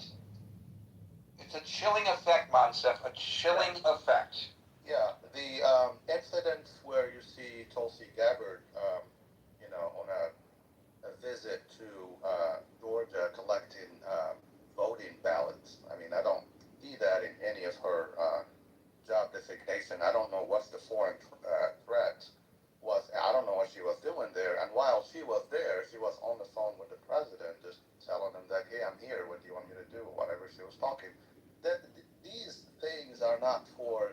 This is not what the U.S. was known for. But since 2016, we got a little taste of this, and we all were horrified in 2016. Well, at least I was, when I think it was Comey, when the FBI director, when he met with the president, and it was this that weird handshake where the president said that he wants loyalty, and the FBI director is not going to promise loyalty to the president. He promises, he's an unbiased actor.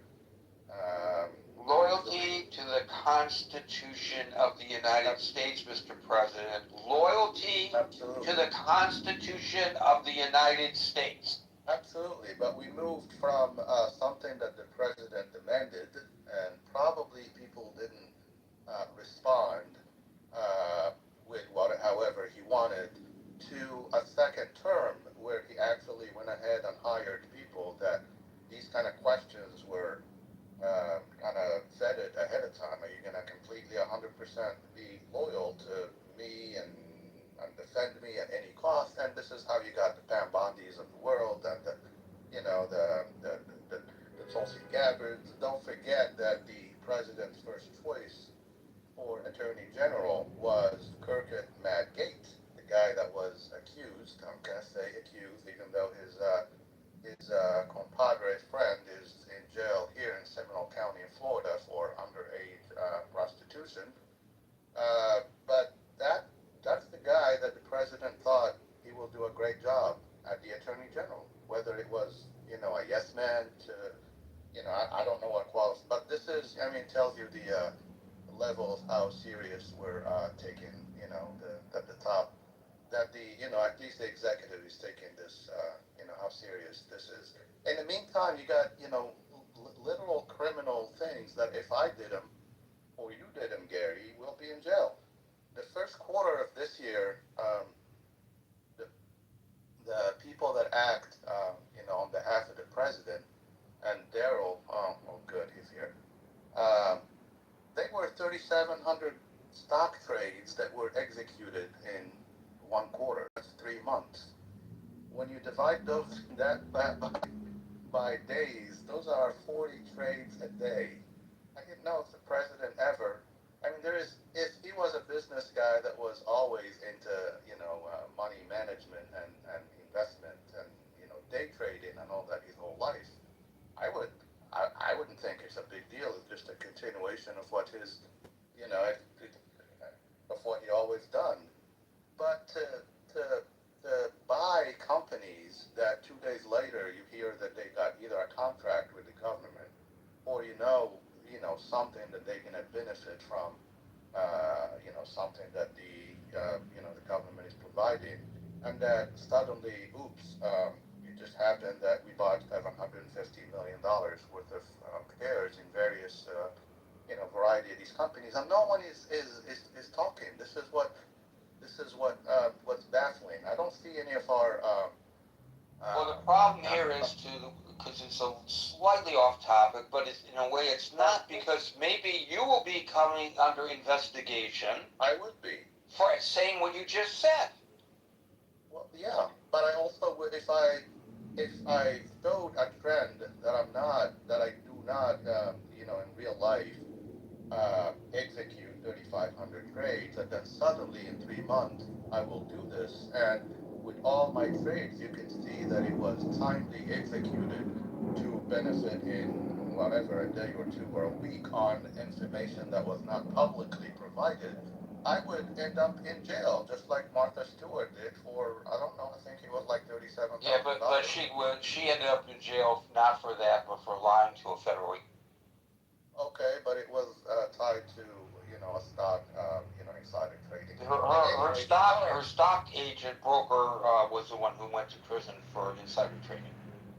Right. So my whole point is these are considered criminal activities that somehow MAGA doesn't think it's a big deal because you can't somehow criticize the president and his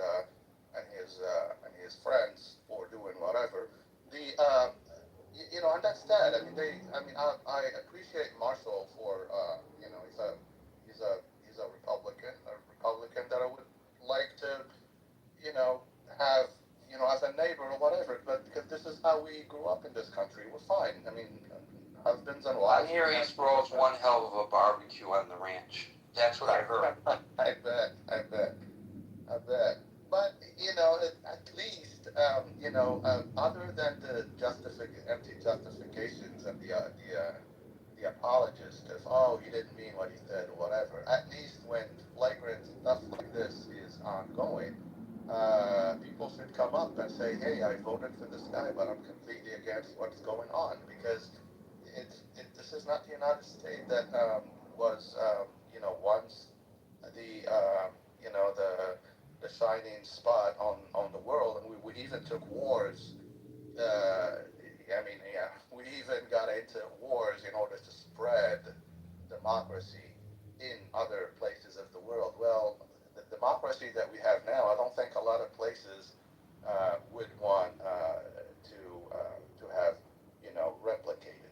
Anyway, that's my thing. If I end up in El Salvador or something, Gary, you're to blame, because I'll probably say what I shouldn't be saying in this platform, and it's scary. I'm not just being dramatic when I say this. I got friends that were naturalized citizens that, upon their returns from foreign trips, they were asked to get their cell phone social media thing looked at, even if it was for a few seconds or whatever. But why would it matter what I put in my social media? Like you said, we were built on this First Amendment thing of saying whatever comes to mind. You can be critical of anyone as long as it's within the law. But apparently,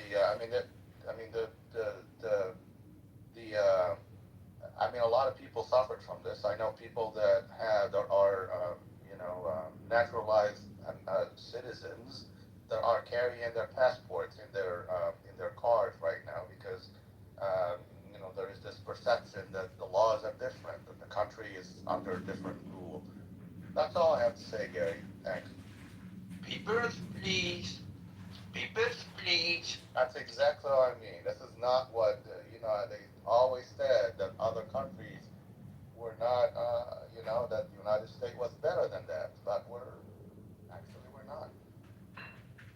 months of Daryl followed by ill normal.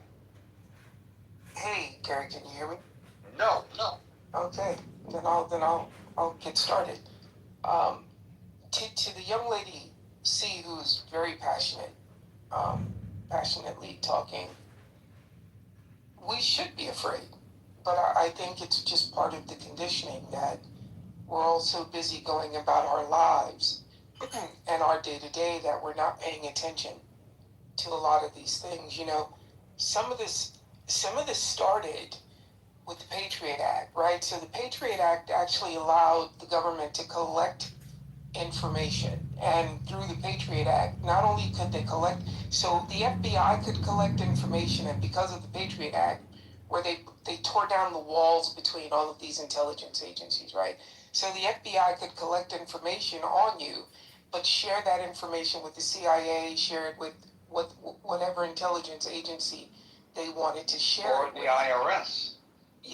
Yeah, and so why didn't, and I wondered this, right? Like, so Obama comes in, and why didn't we do away with the Patriot Act? If the Patriot, you know, there was such outrage on this idea of government, you know, getting into your personal business, and yet, you know, the new presidents come in and no one actually gets rid of this thing. I just think there's no political power behind the scenes once these things actually happen. So some of this stuff, to me, it's just Trump 2.0, right? So in his personal life, he used lawyers and he used the civil justice system or civil system he would sue you into oblivion, right? So he didn't pay you, you sue him, he sues you back, he knows he can outlast you in court. And there's one thing that the Justice Department has, it has an unlimited budget, which is why they tell people, you know, don't take this to court if the feds are coming after you. It's what is it, like 94% rate of them being successful? You can't win. And so to me, some of this is just Trump 2.0. He's very litigious, and now he's litigious, but he has the power of the federal government behind him, and he can go after people. Look at what OPM just proposed like 3 days ago. They want to force federal employees to sign NDAs. They're making the argument that the Presidential Records Act is unconstitutional. These are things that have just held for so long, and now it's like every single, I don't like to use the word norm, but every single standard that we thought we had as a society is just literally being stripped away. You know, like, how can you force a federal employee to sign a non-disclosure agreement? And the fact that the courts are willing to hear the argument is the part that really scares me as a, you know, just like a New Yorker, New Jersey, back and forth. But again, we're all so tied up in our own day to day that it's going to take something really drastic for everyone to put their phones down, put their coffee down, turn off the TV, and collectively say, you know, hey, I don't know that I agree with this, because people have to consent to be governed. And if people don't consent, then you don't actually have governance anymore. You really have some type of dictatorship, totalitarian system, authoritarian, what you pick the word. But if people in mass, the majority, 50.01%, are saying, hey, we don't agree with this, and it's happening anyway, then you really technically, you don't have governance anymore. And so if you don't have governance, then what are we doing? I'm one of these people, what is the end game to some of this stuff? You know, some of these people have to know that is illegal. But we'll never know what's happening behind the scenes. Has he made promises to pardons? Has he signed pardon letters already? Because that's the only way I think a really smart person would actually agree to anything. Okay, I go out here and do this, but you're not gonna fuck me the way you fuck everybody else, because he has no loyalty to anyone other than himself. And the moment you're no longer useful, he's gonna cut you loose. Michael Cohen walks around on the Upper East Side. I actually feel bad for him because he was loyal to this guy. And then when Cohen became a liability, he cut Michael Cohen loose, like he cuts everybody loose. And yet, for some reason, there are people who join his circle, and they tell themselves, I literally think they tell themselves, he's not going to do that to me. I'm less concerned about the people who join his circle, more concerned about the average American who is coming under duress right now for speaking their mind, Daryl. You mentioned the Patriot Act as the starting point for all this. I want to point something out about the Patriot Act, which, by the way, in its initial form, even included the requirement that librarians turn over the reading habits of the people who go to the public library. They changed that because there was outcry in the later iterations.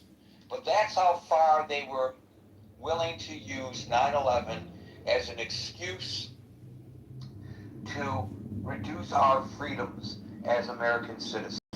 And so in that respect, maybe the terrorists on 9/11 succeeded. They succeeded in effing you and me and my children and my grandchildren by impeding our abilities, our freedoms.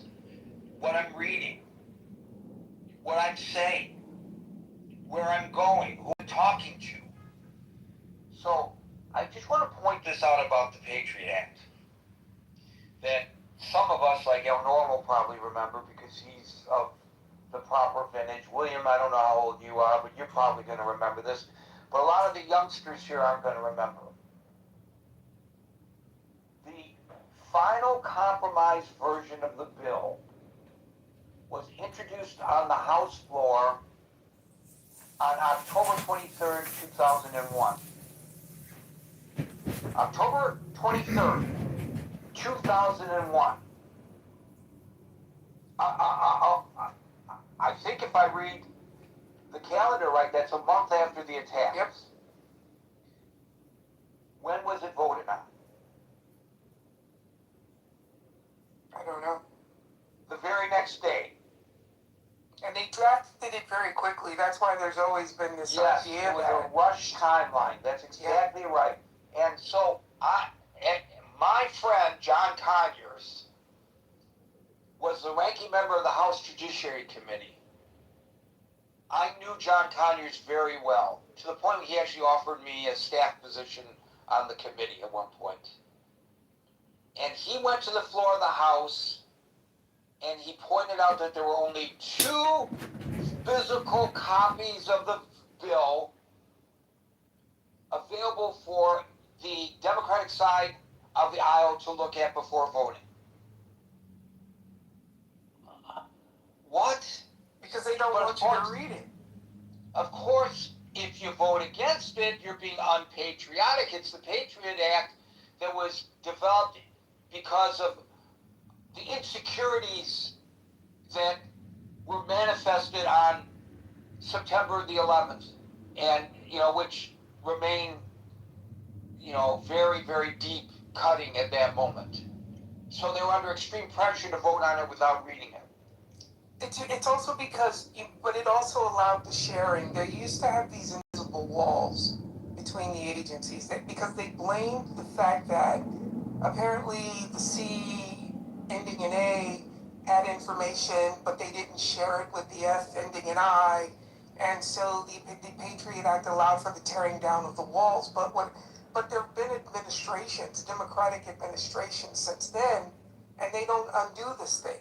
I just say one last thing, Gary. I have always worked in heavily regulated industries, right? My first job was at the New York Federal Reserve Bank. It was the first time I was fingerprinted. I had to pee in a cup, and I had to consent to a background check because I worked in the vault.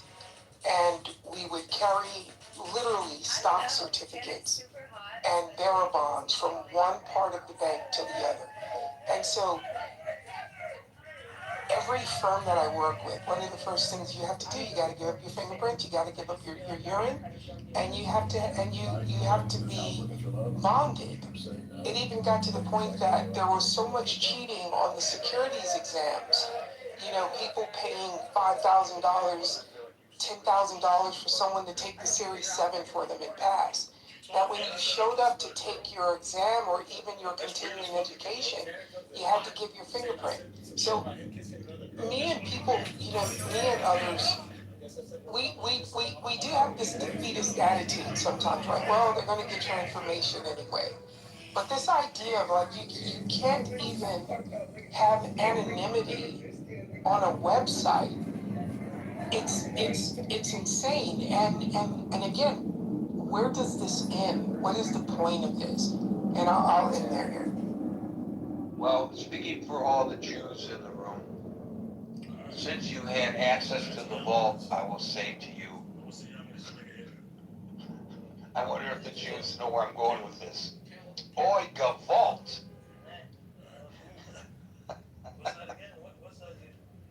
Okay, stand-up comedy is not my forte, but too bad, you're stuck with it. El Normal followed by what? No, it was a good pun.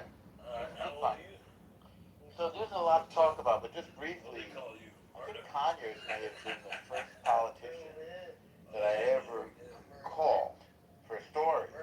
And the wild thing in those days, Gary, which I'm sure you'll remember, is that you'd call them and they'd pick up the phone. It was just the most incredible thing. You could just look up their number and ring them up. So anyway, that was a blast from the past. He was a good guy. I always felt like I could call him.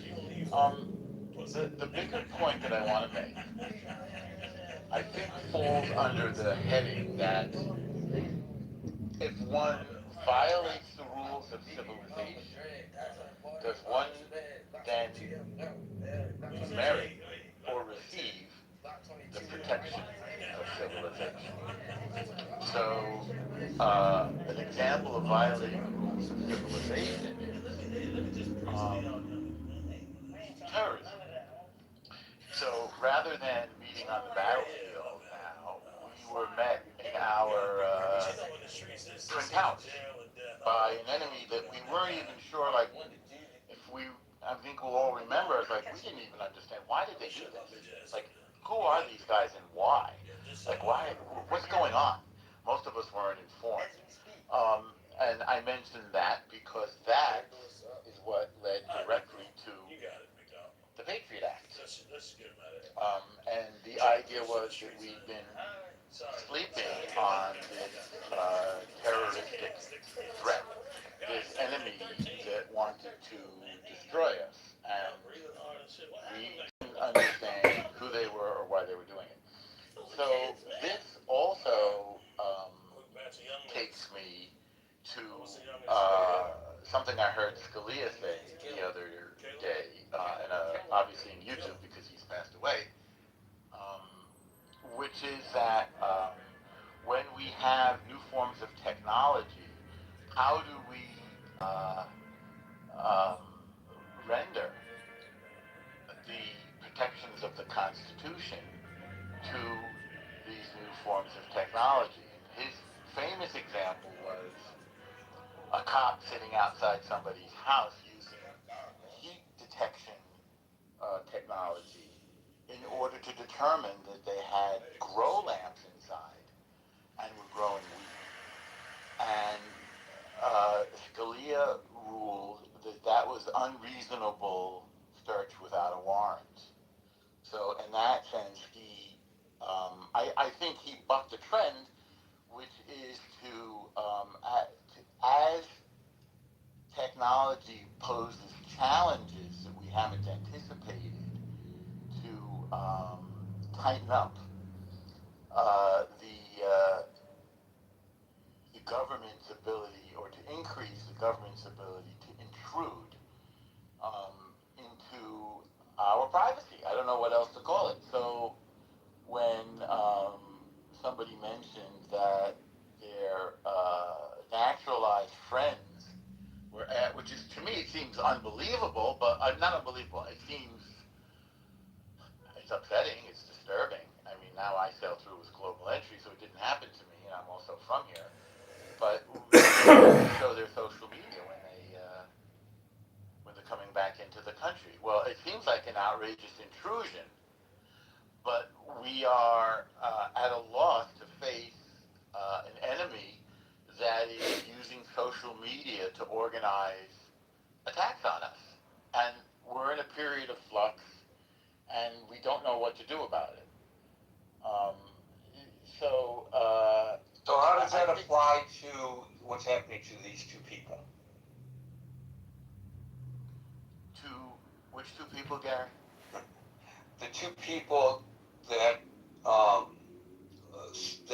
that their attorneys have turned over to Bloomberg the subpoenaing information, that the government is trying to subpoena from Reddit and X, their personal information, including their banking information, because of their anti-ICE enforcement commentary on the two platforms. Right.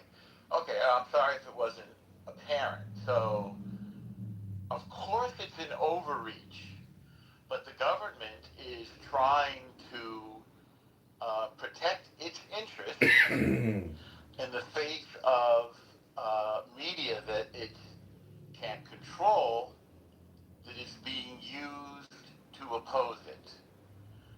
The same thing was true in Michigan, when these people were obviously organized in their opposition to ICE and in their disruption of ICE. They're using social media. So the government is trying to get ahead of that by getting into the social media. Because it doesn't know what else to do. If it used to be that you'd have an informant, say, in a Black Panther meeting, you'd have an FBI informant, famously, right? Well, now, or they'd be tapping, or the government would be tapping phones, right? Legally or illegally. Well, now people are using social media to organize, so the government wants to get in there and get ahead of any attack on it. So to you, does it smell like retribution against people who are opposed to policies of the president? Well, sure it is. Sure it is. I mean, it would be hard to ask any government, Democratic or Republican, to rise above their petty human shortcomings. But we learned under Obama that he was willing to tap American phones. This came out, I think, in the Snowden revelations. He was willing to tap Merkel's phone, and that he was willing to use taxpayer money to try to defeat Bibi in an election in Israel. Okay. I mean, I'm not surprised. I'm not happy about it. But again, I don't trust you. One can't trust the government, whether it's Democratic or Republican. And it's obvious that when one is in power, they're going to exceed their legal rights to get ahead of the adversary. And social media now is that medium that it wants to defang, that it wants to neutralize. I mean, it's obvious that social media is a big problem. I don't know if I want to call it a big problem. It's a big area in which political opposition organizes and undermines whatever is its adversary. I mean, I can land it there. I think I kind of made a pretty broad point. In that, that we're in a period of flux in which we don't know how to balance protections guaranteed by the government against attacks, whether they're from external enemies like say Al Qaeda, or internal subversive forces, whether they are Antifa or Proud Boys, which I guess are more or less equivalent, roughly. Any question on it? No. Very well stated. Thank you. Norma, we'll go to William, followed by Odian William. Social media is the town square. Social media is where citizens and residents, non-citizens of the United States, have every right to gather and petition their government or work with each other to develop plans for redress of grievances against the government. And it's not against their government, it's against our government. So, of course, the social media is the platform which should be protected, and the fact that people utilize those tools to organize, to resist the unconstitutional and oppressive and, one may say, fascist activities of the government, that is appropriate. And there once upon a time, when my father came back from fighting in World War II, he enlisted, and he served stateside, but he enlisted, he volunteered to fight, and he was very clearly anti-fascist. And I don't know anyone in his generation, American, that was not anti-fascist. So, you know, what this is, this smells of. I pulled up some materials, I put it on the chat. I didn't have a chance to read through all of it, but this seems like almost prima facie, or at first glance, prosecutorial misconduct. I would have to look into it to see what the particulars are of the law, but this seems like prosecutorial misconduct. Prosecutors, judges take an oath to uphold the Constitution. Prosecutors have separate oaths to uphold the Constitution. Prosecutors have codes of conduct. So do judges, except for the Supreme Court. They don't really have codes of conduct like regular federal judges. But the codes of conduct applying to all federal judges and separate codes of conduct for all federal prosecutors would limit their ability to lawfully, or at least within the codes, initiate prosecutions. So, do we have a way to limit the government in excessive abuses of power? Well, I hope so. Maybe we do, maybe we don't. Ultimately, that might be decided by the Supreme Court, and God knows what decision they'll come up with. I don't have great confidence they're going to come up with good decisions at this point, but some of them might lean back towards regular notions of protections against warrantless searches and seizures, protections against prosecutorial misconduct, protections against initiation of legal process, and the awesome power of a federal prosecutor to take vengeance upon people who are organizing to push back against the government in the town square, which is social media. And I think Elon Musk was very clear about his free speech absolutism, where he referred to, in his own, autistic way, he referred to Twitter X, as the town square, and that was at least his articulated desire to buy that platform to enable free speech, and that is actually where it must be protected. Now, if somebody is conspiring to do something illegal, that would be speech which is not protected. So if there's a conspiracy to commit a felony, that's not protected speech. You know, it goes back to the whole long line of discussion about yelling fire in a crowded theater. That's not protected either. But, you know, there are legal ways to fight back against online criminal activity without just a whole hog invasion, a whole hog suppression, chilling conduct of the government to suppress and put in fear everyone to speak their mind on social media. Whatever stupid thing they may wish to say. And maybe what I'm saying is stupid too. That should be my right. I don't know. Take a look at, prosecutorial misconduct. You know, look at what the oaths of the judges themselves and their codes of conduct. You have to look at their codes of conduct to see whether or not Judge Pirro, or whatever she's titled now, Judge whoever, is violating her oath as a prosecutor, her oath, her code of conduct as a prosecutor to initiate and levy subpoenas upon social media companies to, in a broad, indiscriminate manner, just go after the free speech of people who are opposed to what this government is doing. And I think a lot of the people in this room are opposed to it. And I think a lot of this people in this room might be inclined to rat us out for our opposition to free speech. And I guess that's constitutionally protected too. So I'll just leave it there.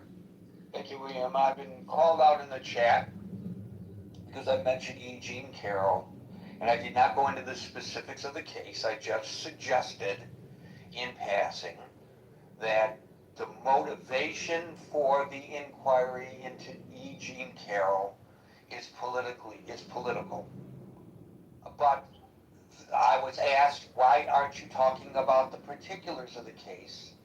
And I will now satisfy that inquiry by saying that the Justice Department is investigating whether she perjured herself in her testimony during a civil lawsuit when she lied, apparently, allegedly, under oath about outside funding, because in a deposition she claimed that no one else was paying her legal fees, and that it was later revealed that a nonprofit funded by the co-founder of LinkedIn helped pay some of her legal costs, i.e., gotcha, you perjured yourself, so let's take the Justice Department and use the full force of the government to go after E. Jean Carroll, not on the substance of her testimony about how the president may or may not have sexually assaulted her, but because she may have lied or misspoken. I'm going to say lied. She may have lied about receiving outside funding. So to the person who admonished me in the chat, you're absolutely right. I did not mention that. So I hope that satisfies you.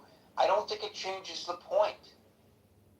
People lie all the time in depositions, and the president doesn't direct his Justice Department to prosecute them for lying.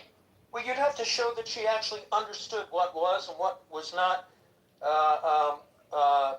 outside funding, or some sort of, you'd have to get into splitting hairs on all the definitions of the questions asked and the answers given, and her understanding, her scienter, her criminal state of mind, in so answering whatever question she did or did not answer about outside funding. It just seems like a pretty specious type of attack that would be outside the merits of the lawsuit and have no probative effect on or prejudicial effect to anyone in the course of that proceeding. Who cares if she had outside funding? If it was from a nonprofit, is that outside funding? If she was part of the nonprofit, would that be outside funding? I don't know. I mean, that would get into a whole tedious, oppressive set of charges to defend against, which are maybe legally irrelevant or maybe not provable. Who knows? Or they may be legally relevant, but here's the point. The point is that after she won this lawsuit against the president, which he is appealing now, after she won the lawsuit,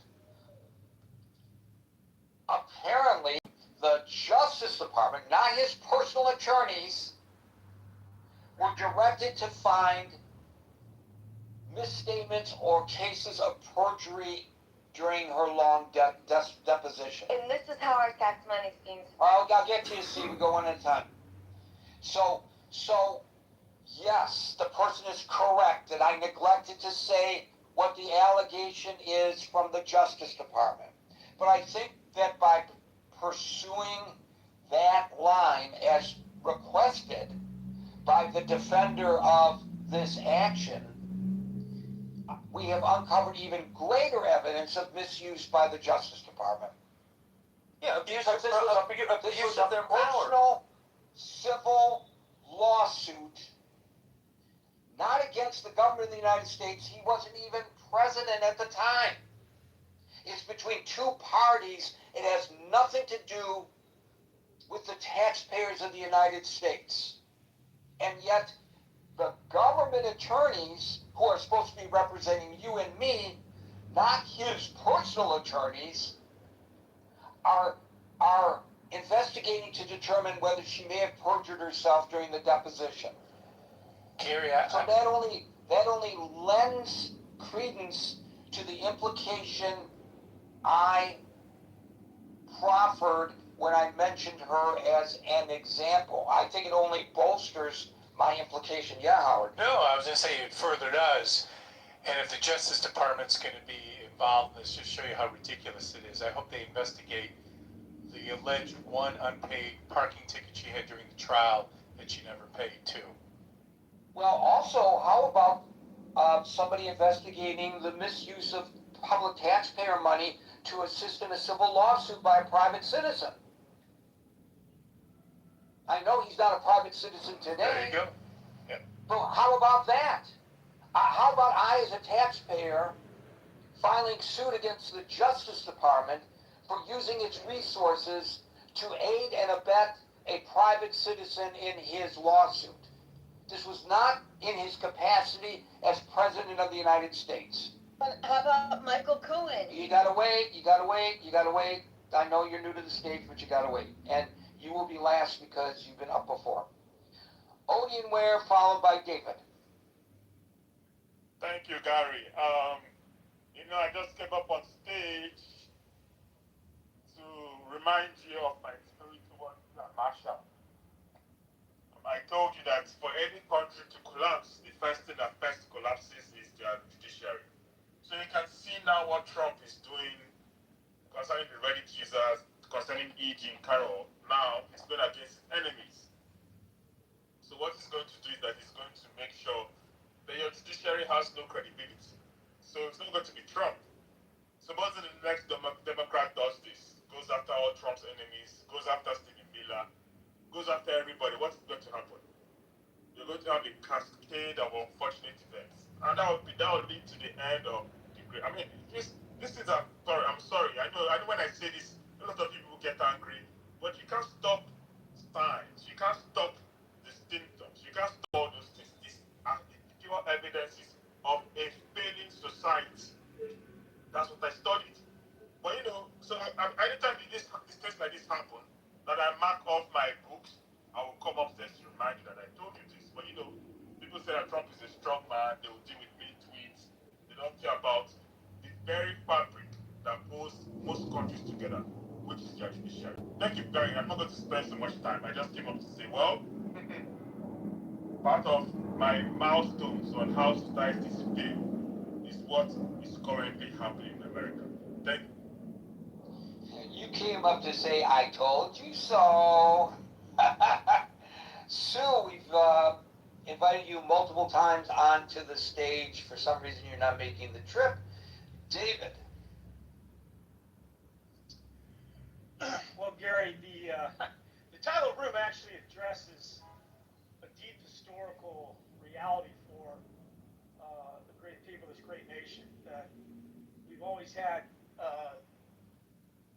sort of surveillance at the highest level going back in the 50s with the Red Scare, McCarthy, the list, the communist list that they were chasing down people, the intimidation and bullying of the employers who hired said communists and the threat of putting them out of business. This carried over into the 60s under the COINTELPRO program that was led by the FBI to go after the civil rights activists and their top leadership. Vietnam War protesters under the pugnacious J. Edgar Hoover.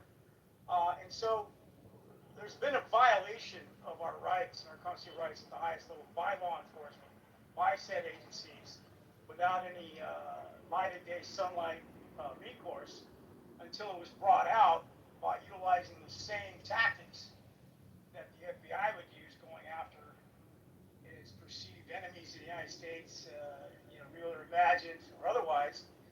And the Church Committee in 1976, in a bipartisan hearings, called this out, and obviously we had to create the FISA Act, which limits the government's ability to surveil. So there's been this legacy, Gary, of saying, "Whoa, there's a boogeyman in society. Let's go after them. Let's bring them to heel. Let's fabricate evidences. Let's document, or let's run false news reports about the said behavior of black leadership, from Martin Luther King to Malcolm X to others." And of course, Norman brought up Edward Snowden, who took on valiantly and broke his non-disclosure, his document that said, you signed basically a phone book worth of forms saying you won't disclose. But when he realized how abusive and powerful the United States surveillance apparatus and machinery was, and not just toward its enemies, toward said would-be terrorists and others, but to the actual American citizens, he was appalled. He felt like this was not a transparent part of the government he was acting in good conscience for, and he whistleblowed. He thought he was protected under the whistleblower protections. He released his documents to the Guardian and I believe the Washington Post. And of course, he got ran out of town, and he's obviously provided safe harbor in Russia today. But he brought up some very powerful arguments, Gary, about how powerful the surveillance apparatus is. People being, spied upon. They know when your phone records are being used, cell phone data, metadata, what kind of sites you're looking at, and so forth. And what's sad, Gary, is that the arguments that he made was, this is done in our name, but we as American people, we haven't approved this. So it's not a government for the people here. It's a government against the people. And the press, Gary, as you know, is obviously the watchtower, the lighthouse to bring exposure to this behavior. And we can't minimize, of course, this the safety and the security of our nation, and rooting out potential plots and terrorism. We've been a victim of, from 9/11 being the apex of that sort of terrorism, and then others that have happened in America. And we can't catch everybody, of course. And I guess that's part of it. Goes back to the same Second Amendment argument, Gary. Do we kill off guns to take out a couple of bad guys? Do we violate Second Amendment rights to diminish the murderous rampages of crazy people in classrooms? And we know that gun violence is the #1 killer of children under a certain age. We make those same arguments. Do we give up our rights so that we can capture more terrorists? Does it come down to that argument? And do we all agree to be spied upon? So I think that's ultimately what's at stake here. And with Trump, he's obviously weaponized, going back to the way the FBI, the COINTEL program was utilized. He's putting a chilling effect out. He's gone after law firms. He's got big law firms, powerful law firms. He's gone after universities. He's cowed universities into taking down their heads of their leadership, threatening funding.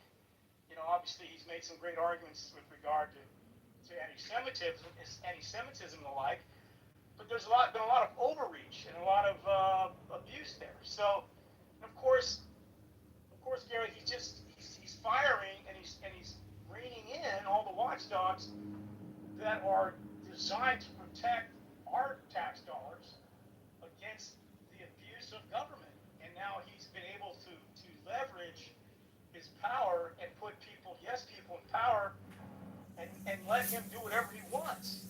There would have been committee. If this was Barack Obama trying to leverage this same executive power the way that Trump has, his head would have been lopped off by now. He would have been impeached if there was obviously the votes to do that. But this is a whole another low for us, Gary, with regard to some of this. And again, Gary, I'm all for a president with a certain zeal going after the bad guys and using our power of our government, but to enrich yourself and all that's a new low for me as a citizen in this country. And I think others in the room would also agree with that. And I'll end my comments there. Thank you. Thank you, David. Austin. Yeah, I'll be concise. No, it is not okay for the government to go after its critics. I think we should work on a social contract that's decent, like the founding fathers created, a government by the consent of the governed, by the people, for the people. That's kind of the purpose of this nation. And there's consequences and bad karma when you just use your strength and power to audience or egotism. It's a weird thing.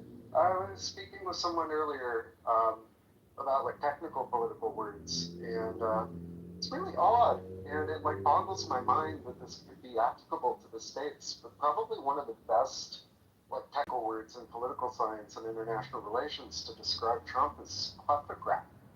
He is very interested in self-enrichment and believes that old movie villain saying, which I find it odd that not everyone really perceived that this movie villain was a villain, but the odd statement, greed is good, that was a villain that said that.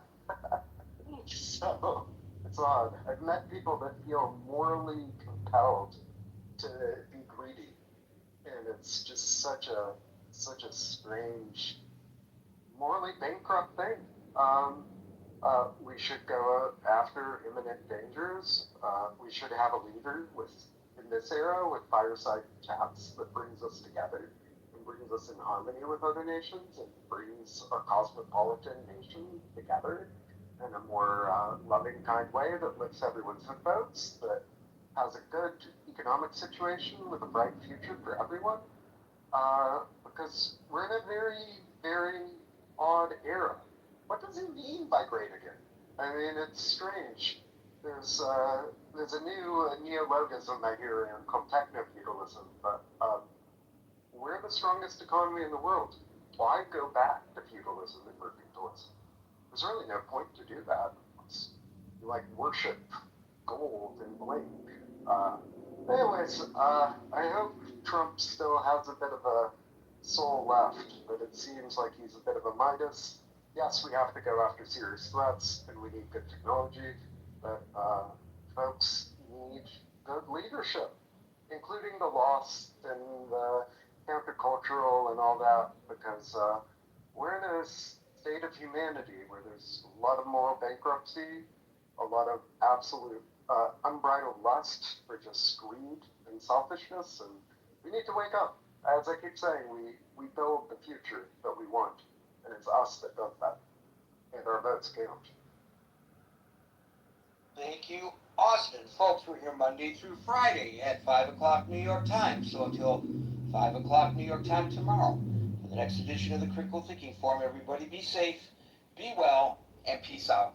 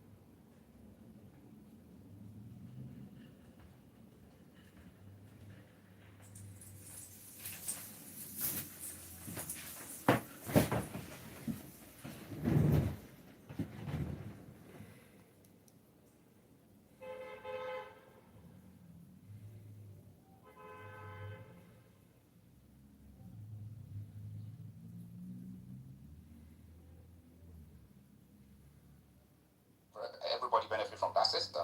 It means that it's going to pose a serious threat to the U.S. hegemony idea of this private corporation.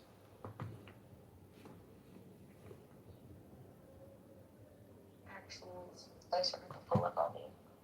Penny, a lot of people will use a virtual office, like Reaches. There's a lot of different companies that offer virtual offices where you actually have access to brick and mortar, but you have to like schedule like your meetings and stuff like that, right? That you can go as far as you can put a placard down in the lobby and whatnot. Depends on how far you want to go with it.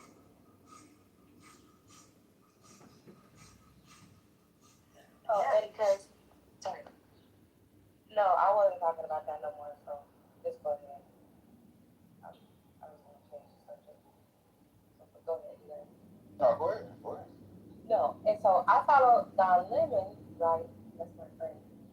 And, so he's not for sure.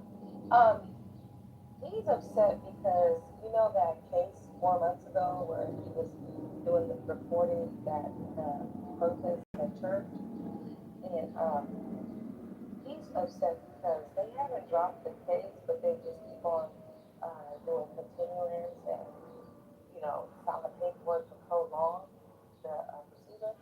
And information out to the community in Somali because a significant number of them are not competent in English. That shows you that's a linguistic assimilation. Can you take your driver's test in Somali? The amount of them that are employed, the amount of them that are doing those things, those are the metrics we used to use to look and see how a community did as a refugee or a resettlement community. And the Hmong did exceptionally well. Now that doesn't mean you didn't have a criminal element pop out, because you have a criminal element that pops out of most communities. It just comes out in whatever standard life player, and especially if you have some of them in low-income housing or in Section 8 housing, you end up adjusting to some of the norms of the community. You can have gangs pop up, you can have those things happen, but as far as the assimilation metrics, they assimilated exceptionally well, whereas the Somalis assimilated very poorly. Iranians assimilate very well into the United States. Syrians assimilate very poorly. And you see that with the statistics of those groups over and over and over, of certain groups come to America and they Americanize. It doesn't mean they abandon their own language or their own stuff. It means they assimilate to be proficient in the language of this country, which is English predominantly, official or otherwise. They assimilate into the norms, right? Iranians do very well assimilating into the American population, into American business, into American institutions. Syrians don't.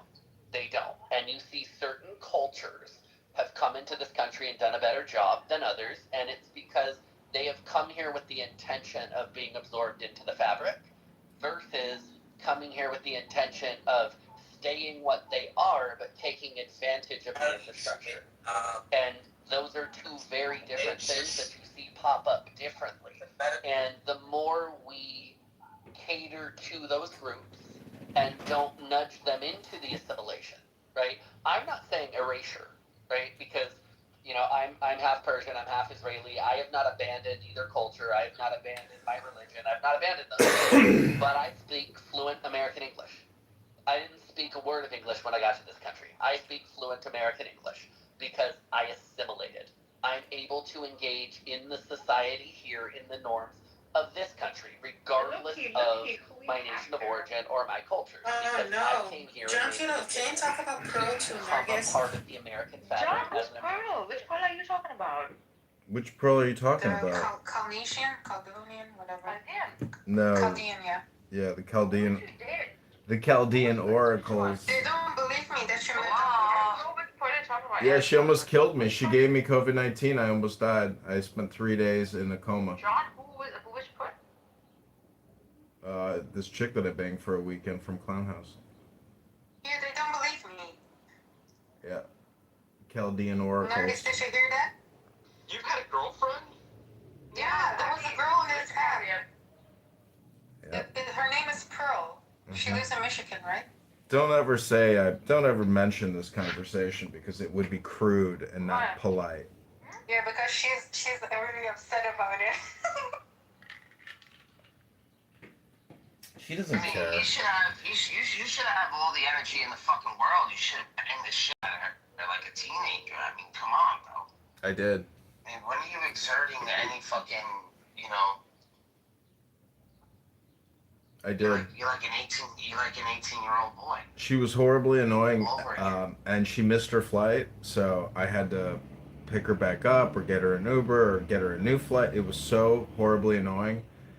And she's so high strung, so high energy, and she can't stop talking, and she walks all around the neighborhood and makes new friends with this homeless person over there and this pot shop dealer over there. And it's like, girl, you know, very nice meeting you, and let me help you get home. Yeah, I don't like girls like that either. I'm not gonna lie. I like my girls quiet, healthy. Yeah, I'm dating a Muslim girl now, and she's Bosnian, but I am worried she's part of an Al Qaeda sleeper cell. So that's the downside. But it is a spicy romance. Kind of hot. Yeah, it's kind of hot when they're like espionage like that. Yeah, and since I'm involved in politics, there are certain women that think that they are gathering intelligence from me, and especially, Danielle. When Fatima presses it so many times, I don't want to let her up.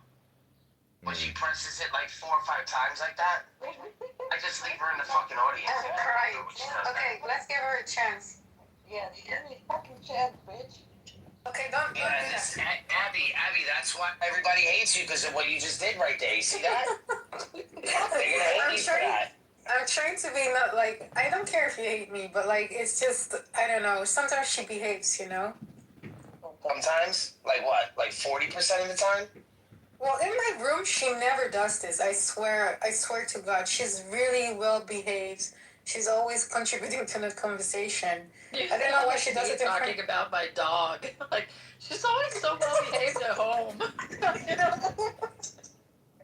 She give me a like fucking when I was break. saying that, yeah, she is kind of like my dog.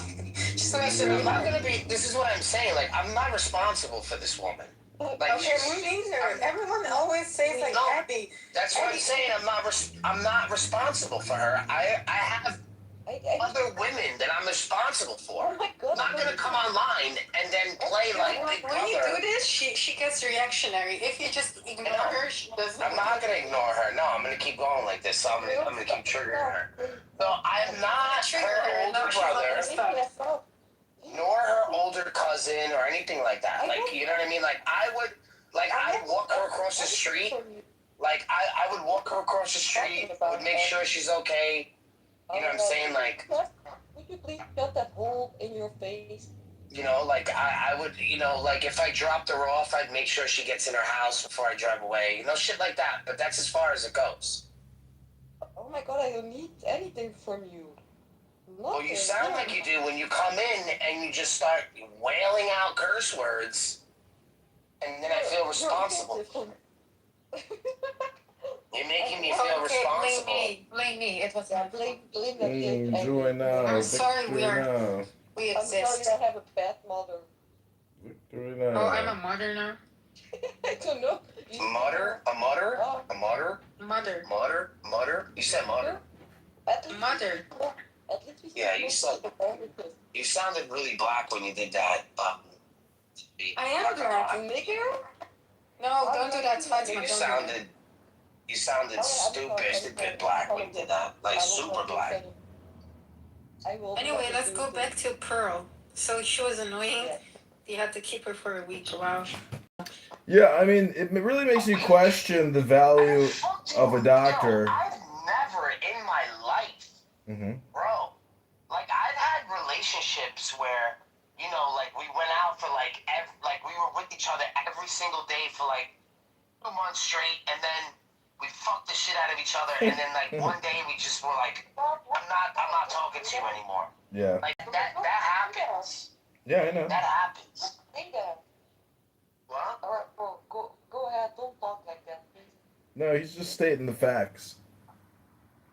Alright. I was like, what? I'm a man. Don't tell me how to talk. You're not my girl, bro. I just explained to you before, I'm not your man. You're not my girl.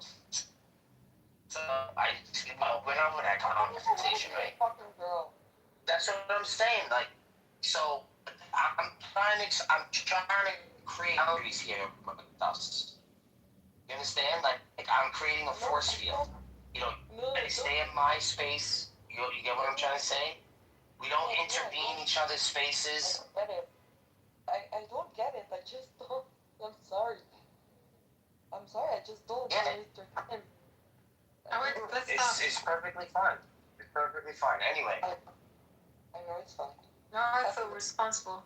Anyway, what about Pearl again? No, nothing. It's just they didn't believe me that he met up with a girl. Yep. And then I said, okay, can you maybe confirm? And then, okay, Narcus, do you believe me now? Yes, I believe you. Okay. I still don't believe it. No, they did because every time he went into a room where she was Is she in, hot? Yeah, Is she cute? she's pretty hot. she's not bad looking, no. Yeah, she's got a great body. She's I she's need beautiful. I see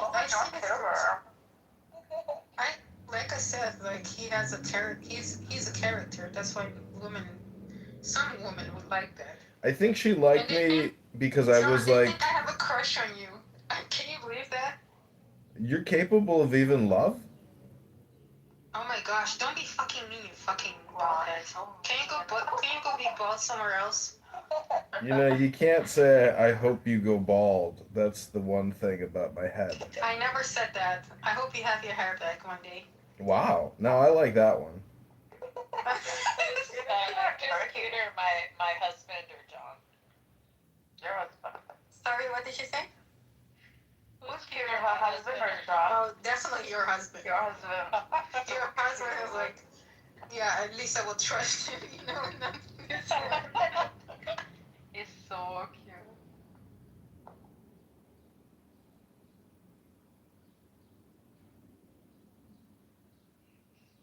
Yeah, she's a nice girl, but she almost killed me, so that kind of spoiled the any kind of sentimentality. No, she didn't give me COVID. She gave me her vaccinated viral shedding. That's what she gave me.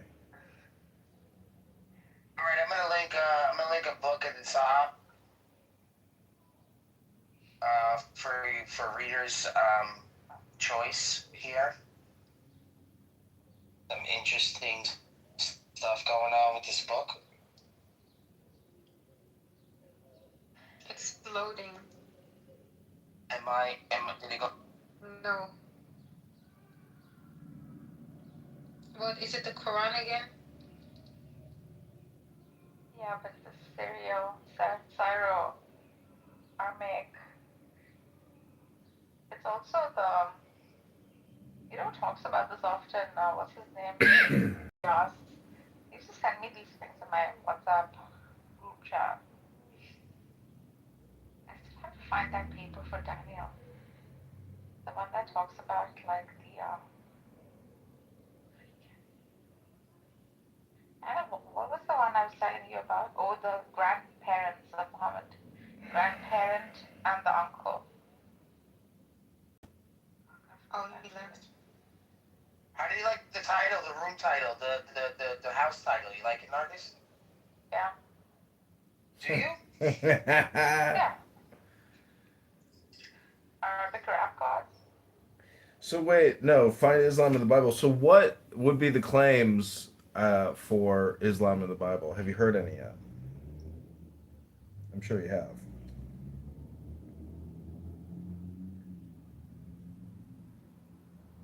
Yeah, so like the historian claim, very, very, very critical claim would be, like highly skeptical critical claim would be that Muhammad, in the 7th century, like wanted to make change for his people, therefore he utilized, resources that were already available on land.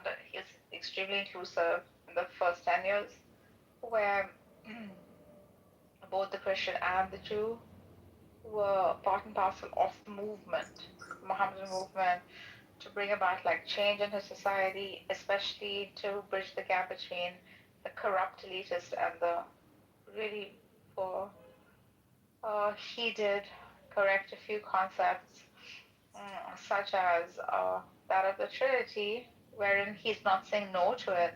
He's saying do not explain God in those terms. and he's more inclined towards like the Judeo God, the pure monotheistic God, where he's saying it's not composed, it's simple, God is necessary, etc. We don't have to describe it in like persons, etc. Yet he's very generous to the Messiah claim of the Christian.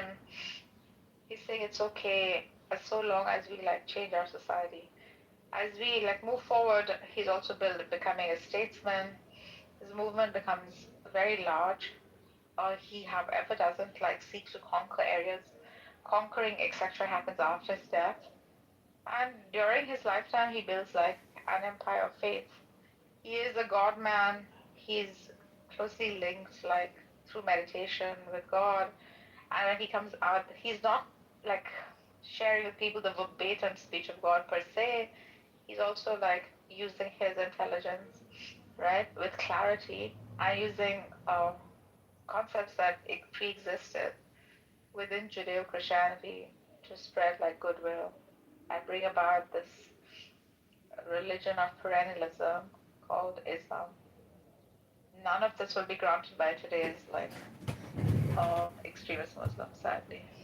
Well, sadly, that's a very generous interpretation. So generous that I'm literally just overflowing with your generosity because that's very nicely put. For what we could say is actually a criminal mafia takeover of the region, and he's a charlatan, not a god man, a scam artist, and a frauder. And again, that's a very generous interpretation. So generous that I am shocked and overflowing with your generosity. Most historians will grant what I say. Yeah, that's because most historians are very generous like you. Unfortunately, that's just like the Wikipedia narrative. It's very boring and not accurate in the slightest. Will like claim that which they hold true in high probability, right? You, on the other hand, just are so like drenched in your biases and your indoctrination that you cannot grant like an archetype. Be careful. Do right. Be careful. As Jesus did. Let me get my projection bell going here. Oh, projection bell alert! Projection bell alert! Projection bell alert! Yeah, that's your projection talking. That's your projection talking. That's your projection talking. Let me hit that projection bell. I never said you're biased. I'm criticizing Muhammad, not you. Not you. I'm criticizing the man. The man known as Mohammed. The Mohammedan. You don't like it, do you? A little sensitive there with your biases. All right. I'm going to mute up now. Massive melons. That's my that's my slogan. Daniel, by the way, great PTR. I'd like to purchase a new 99-cent. Okay, so the final, I have an argument here. This says I don't need to prove one exact source book behind every verse. I only need to show that the Quran stands inside a pre-existing late antique Jewish and Christian story world. It's historically under what? Under what? Yeah, you are right. It is undeniable. It is undeniably Judeo-Christian. Yes. Undeniably. So the bottom line is yes. So your early list is a very broad, but is not yet the clearest possible master list. The main missing cluster would be Adam, Satan, Moore, Covenant of Soul type material, Seven Sleepers, some angelic apocrypha material, and the main connections are to avoid learning a post-Islamic or uncertainty dated witness when you already have much earlier, stronger ones. So, we're saying that the Seven Sleepers and the Alexander Rand romance material, major examples. The Sleeper legend is already attached to the story under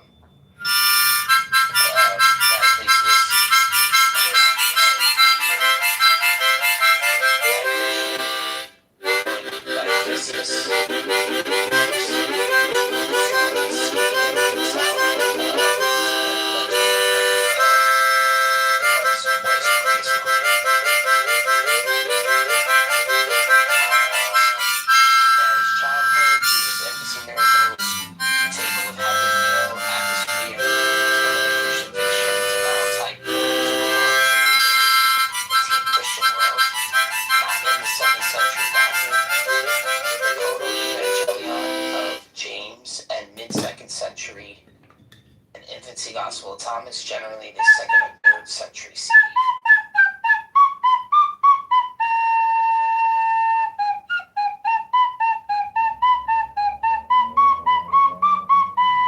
Yeah, it is very, very close to Thomism, I would say. Or just the idea of the simplicity that now were introduced, very much influenced by St. Thomas. What era did St. Thomas live? Medieval period. Yeah. Cool. After Cena. Oh my god, are you serious? Yeah, he took from Cena. Oh, I see. Yeah, so did Maimonides. But Maimonides and Cena were contemporaries. They were contemporary. Maimonides is like is 1,000. to establish some kind of secondary homeschooling program that nationwide that people get involved in. Hello! Could actually become more involved in their kids' education and make sure that they're not being taught something that they shouldn't. I know that currently, if a child was to go to school and learn something, right? A lot of times the parents don't know what they're learning. Like I know this with my nephews and my brother. They would come home telling me some crazy stuff. And I'm like, what are you talking about? Like LGBTQ, what? Like, why would you talk about? And my brother and my nephew was telling me how they have a cat litter box, and like when you, I'm sure you guys remember when you go to school, you take your take your jacket or your backpack off, and there was like a little area where you could put your jacket on and stuff like that. Well, they installed a cat litter box in the classroom for the kids who think they're cats. Okay, like this is what's going. My mom didn't know nothing about it. My mom had no clue that this was going on. I brought it to her attention. She's like, "Oh, well, first she didn't believe it, right? And then after I got my brother to talk to her about it, she's like, "Oh, well, that's weird, but whatever." And that was it. That was the end of the conversation. She just was like, "Oh, that's weird or whatever, but whatever, That's just the time we're in now. Just so accepting of it. Like that's just like, just rolling over and just giving up."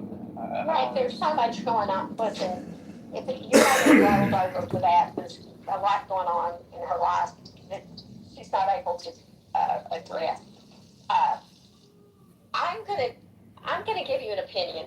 I homeschooled one of my children through the 8th grade, and I have dealt with children that he was in school with, their families, and sometimes this backfires on you when you try to protect your children, and it ends up backfiring, and they become rebellious, and they think that they missed something because you tried to overprotect them. And I've seen a lot of that. My son went to high school, and he was in a good high school. Things worked out as much as they're going to. Okay, that's another story for another day. It's a very hard problem. I will give you an opinion. It's a good idea to have your children in a school district where the parents are successful, and there's some kind of that means that the parents are basically educated, whether we agree with their political views or not. One of my grandsons was in not too good of schools, and then they added, he went to a good school district where the parents were successful, and he looked around and thought, I'd like to be successful. Rafi, it looks like there must be a better room. My bad, I didn't mean to piss anyone off. I was just fucking talking. Excuse the fuck out of me. I didn't direct that at Snake. Good Lord.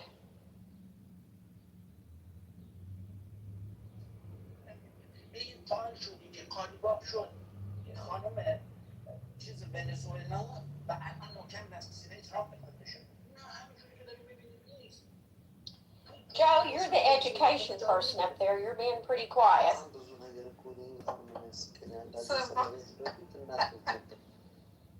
እኔ እኮ አይመለከተኝም፣ ግን ዝም ብዬ ልንገራቸው። እኔ ጊዜ ዝም ብዬ አስተያየት አልሰጥም፣ ግን ምንድን ነው ስሙ ዛፍ ከገጫችሁ 300,000 ብር የተባለ ጊዜ የለም። ከዛ አንዱ እኮ ነው 2 ዛፍ ነው ምናምን ገጭቶ ከዛ መኪናው የሚባል ጥሩ ችሏል። በቃ ሄዶ ለቤት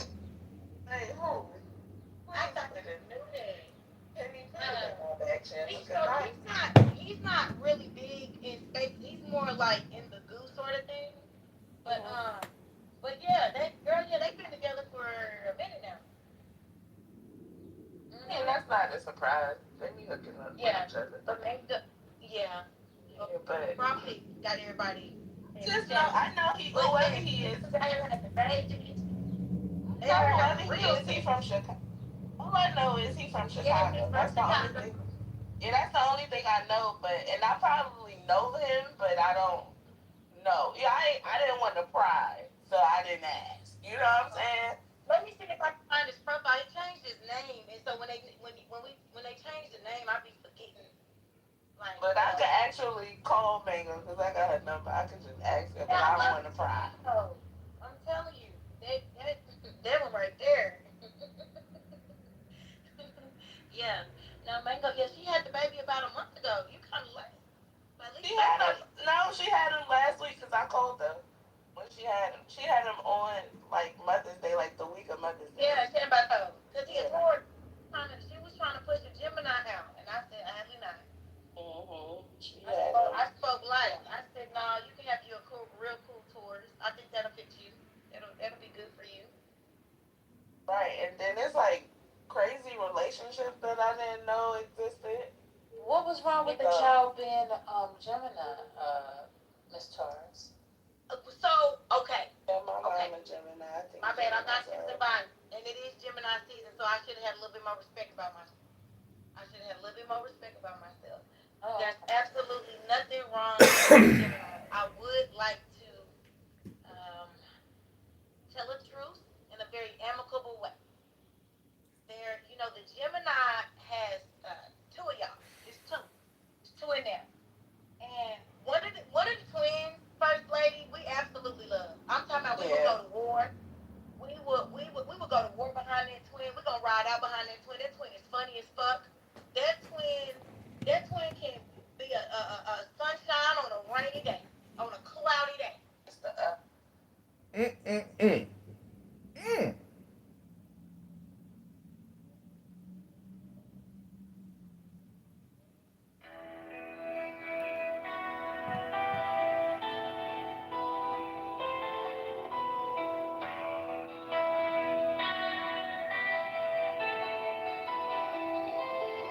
I am the charioteer of the east, Lord of the past and of the future.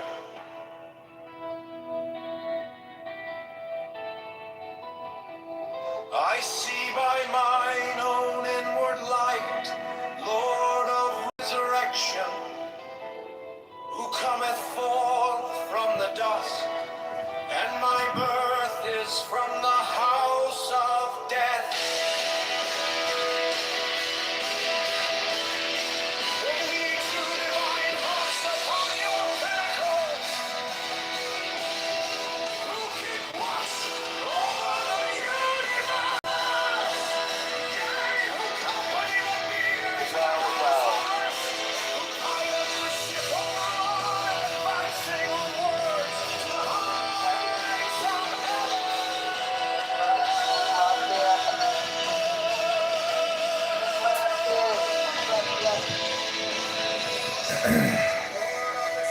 Elle, you gotta stop lending out your kayak. People don't respect other people's property. You know that.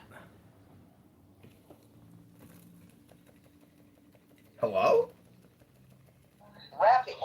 Raffy's sleeping, Al. I'm gonna wake his fucking ass up. He's been on Clubhouse for 48 hours. Let him get at least 3 hours in.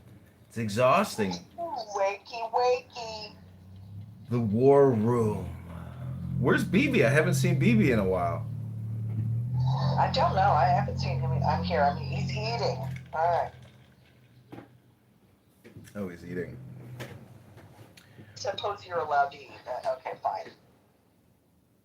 Well, Americans do not want Sharia because they don't understand Sharia, and they don't know that. Have you ever read the Constitution of Muhammad, the Charter of Medina in 660? Have you ever actually read it? I have not. I'm gonna rely on your Oh, wisdom in you that. should read it because once you read it, you're like, oh my god, like it's a I'm chart. already like, oh my god. It's well, yeah, but most people don't understand the legal underpinnings of Islam and the claims and the history of Muhammad and what he did in Medina, etc. So it's very, it's such a because it's such a vast, huge historical uh, narrative, and when you really read into it and then you compare it to Western law, you're like, holy shit! Like theocracy or the union of church and state. It's the opposite of our reality here in America. The opposite. It's the That's opposite. why it is not compatible. Islam is not compatible with Western society. Yeah. It's hard to explain that though to Americans who are accused of being Islamophobic.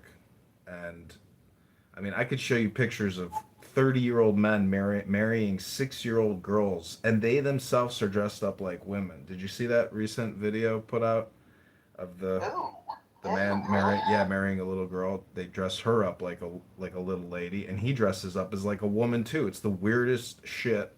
Pakistan has some weird motherfuckers in it. The third world is the third world. But we don't want the third world in the first world. We reject it. And our founders rejected it. I don't even think a reformation could rectify all that's wrong there. It would help, though. I mean, the rest of us got with the program, had ourselves a reformation. I love when they like to compare Christians and like, come on. Can we talk about today? Can we talk about today? Well, I think if there was some type of an Islamic council and they were to have some type of constitutional convention, it could only help the situation because it's that bad. Yes. And I think Saudi Arabia should lead it. I agree with that. Yeah. I mean, lead it, but in conjunction with all the other Islamic states. Not just one Islamic state, They need a confederation of Islam to come in and write a new constitution and update it from 600. It's not updated.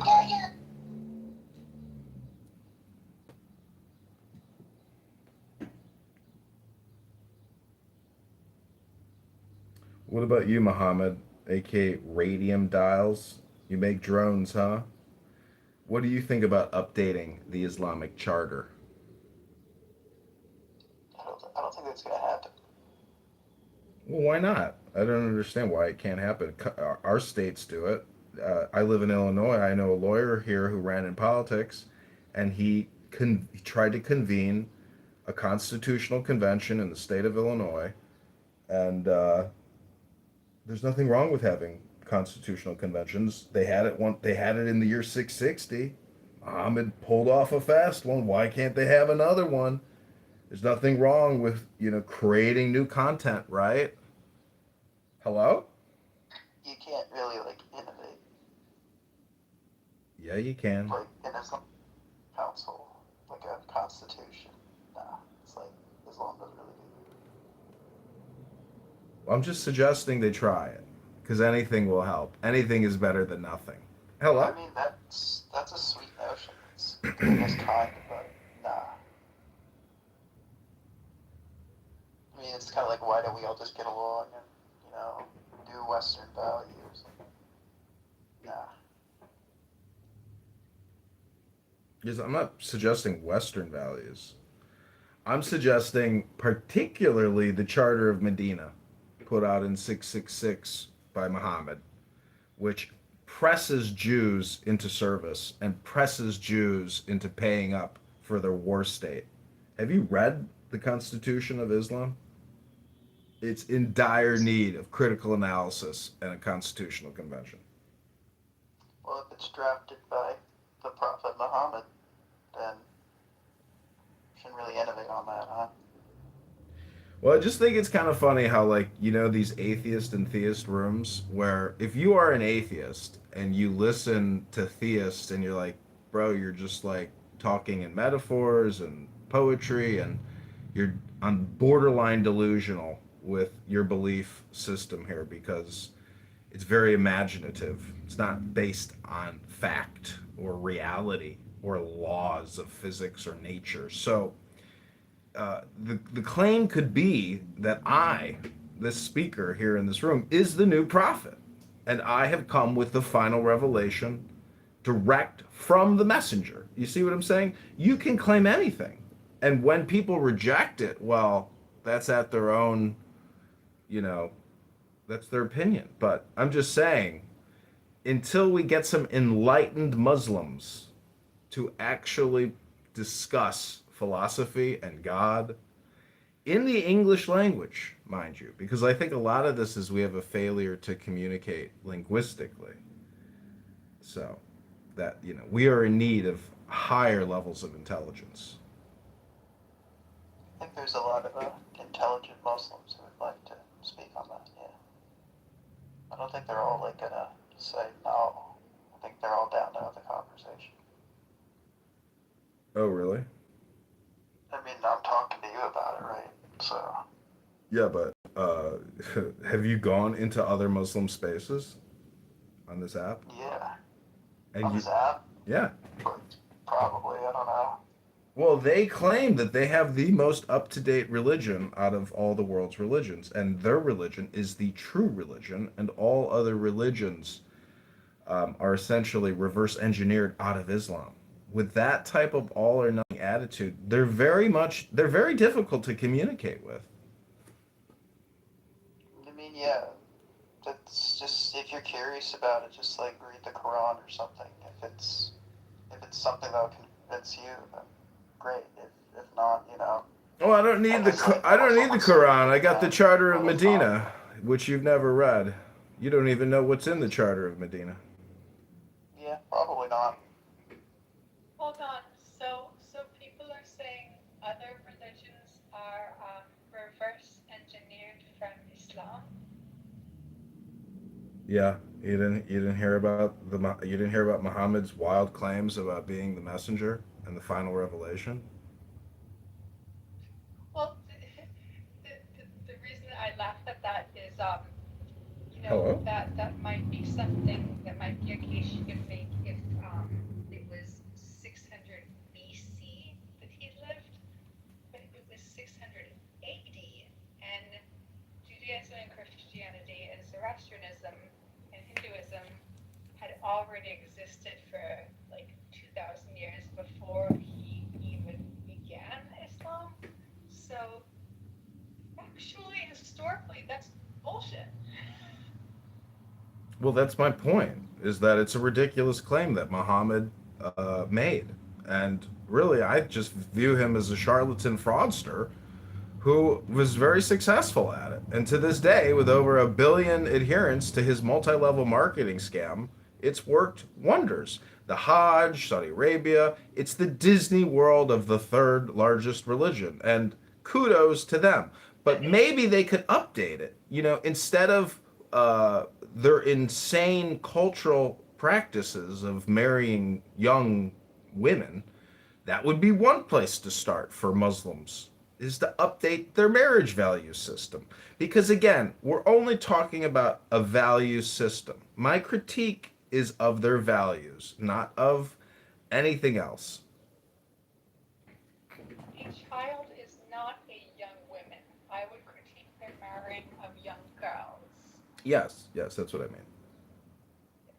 Yes. Big difference between 17, 18-year-old and 5 for just born infant. Yeah. But it's more than just that.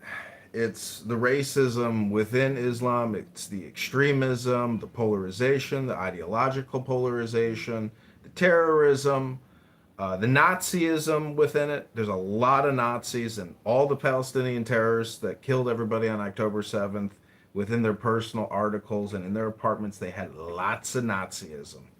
So clearly, these people love to hate, and it's because they don't have any values and they don't have a vast philosophical system. They're caught up in their 660 Islamic State terrorism, and it's a weak and pathetic attempt at trying to go back in time. And thank God, you know, we have a military to destroy these terrorists. Well, I mean, one thing I think is like Judaism and Christianity have both gone through significant reforms. Like if you look at Judaism and Orthodox Christianity, there's some freaky deaky insane stuff that I don't want to go. But they've gone through reforms, so you have people who will reform of that, and that's something that Islam has never gone through. They have never had a reform, so it's like one certain kind of Islam only counts. I mean, there's a huge difference between an Orthodox Jew and a Reformed Jew. There's a huge difference between a fundamental Christian and, someone who just kind of technically goes, yeah, like Christian, but, secular is the word. They're really, I've met very few secular Muslims, and I mean, they're usually living in the West or going to school in the West.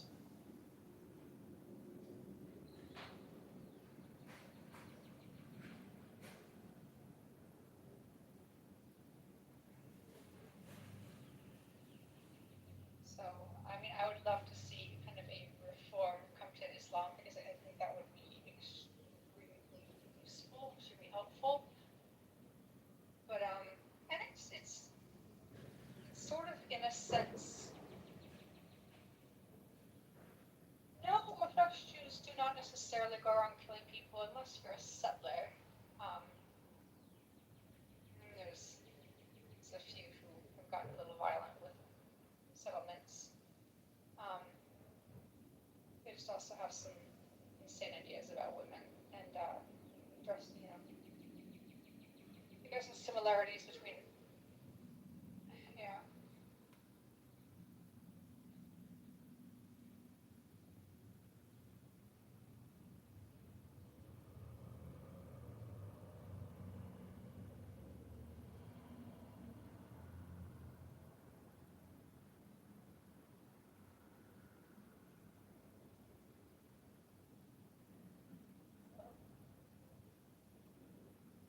Yeah, what's up, Rafi? What's up with the title, Americans Want Sharia? People have spoken. What inspired that?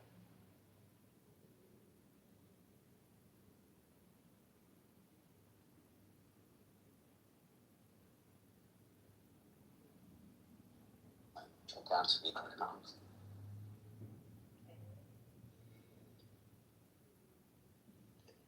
Do you want Sharia, Meg? Would that be cool or no? That would probably be the one thing that would make me leave the U.S. If it was ever a federal law, I would probably go, bye, leaving the country until it can sort itself out.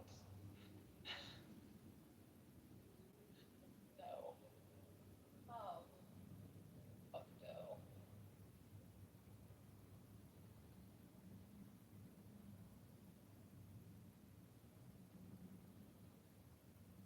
I mean, look at my PTR.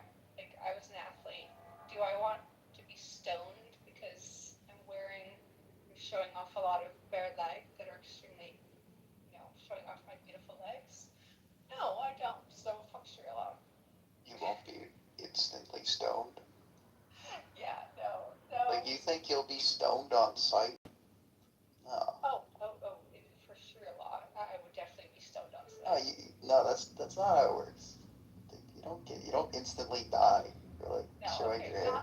Not on sight. I would be arrested and brought to trial. It would be a sham trial. I would have no speaking up for myself, and then I would. Do you think the trials in America aren't sham trials? trial would be sort of like just standing there with absolutely no defense and just basically a judge saying, um, look at this, you're showing off your legs, you are a, something or other, and you're going to be stoned at dawn. Or like when like a black guy who does like crack with like no money and he goes to jail, just like, oh, you have no money and you're black and you've done crack, so we'll just put you in jail forever, you know? Do you think that's a fair trial? Wait, you think black guys with a little bit of crack go to prison forever? Well, obviously. No. I mean, that would be. Don't we have an issue with them getting out like 35 times out of jail, never being convicted, yet they have like 35 charges, or they've been in prison like 20 times? You're talking about federal guidelines. A lot of those actually are due to overcrowding in prison, which is a separate issue. That's because we're putting people in prison who have things like marijuana charges or can't afford their bail. I mean, marijuana, it's pretty much recreation. It is medicinally legal everywhere. It's usually marijuana should not mean a jail charge. Crack cocaine was only a thing that was for federal like sentencing guidelines. Like you got like twice as much time for crack cocaine versus powder. It wasn't. No, and that's an insane because that's kind of an economic thing that targeted the black community. No, it was like they did it for another reason. Black people asked for it. Oh, they prefer cocaine over No. No, black leaders requested for stronger sentencing for crack cocaine. So like just go ahead.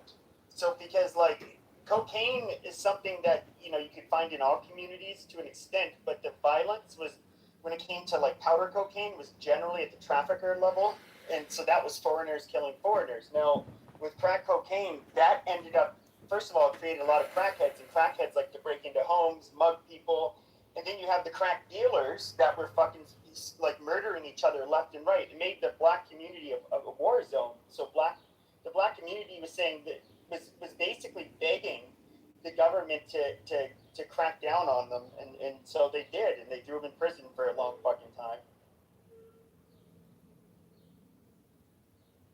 Listen, I just gotta say for the record, Rich, you got my YouTube account clipped. It wasn't Pepe. For what? It was Rich.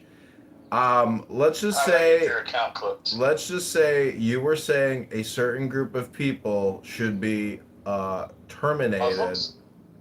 A certain group of people should be Muslims. a certain group of people. Yeah, so that's what did it. You cannot make claims. You're recording a room and I'm in the room with. Oh, it's not your fault. I'm just saying that, like, if I were to search my memory, about people that say things that shouldn't be said on the internet, you are one of the leading vulgar, profane speakers. Congratulations. Congratulations. Would you suck a dick if Muhammad would never exist? And then I did say that I would suck the dick so hard that the person's toes would curl and snap, and then I would send them into a full body seizure.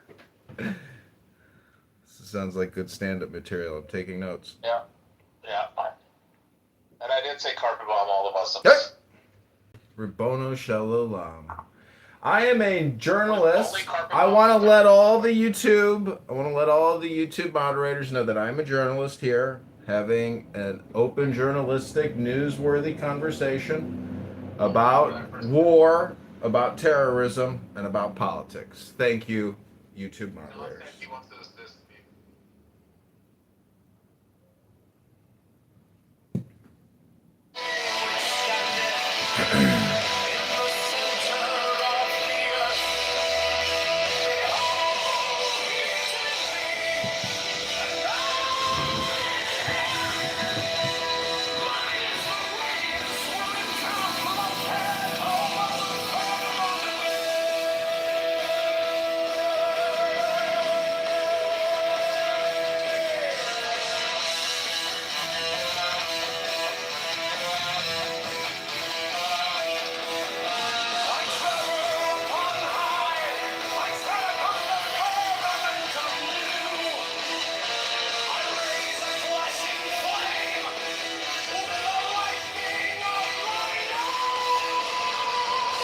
I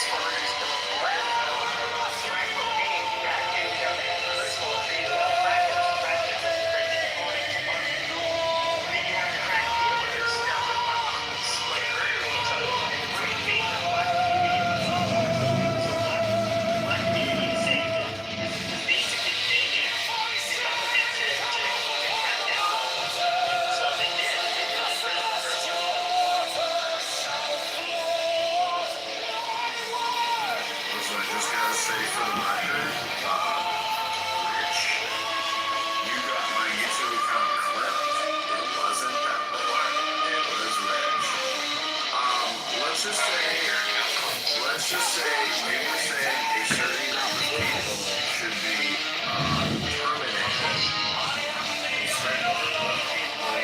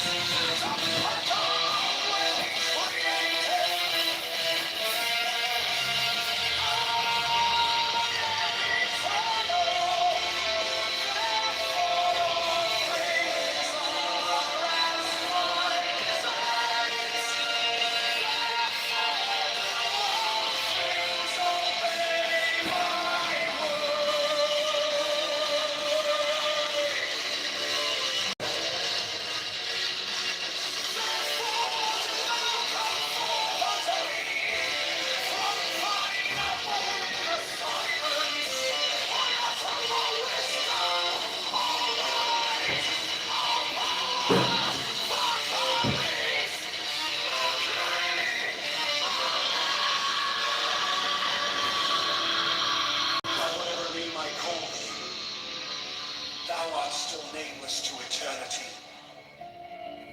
Come thou forth, I say, and aid and guard me in this work of art.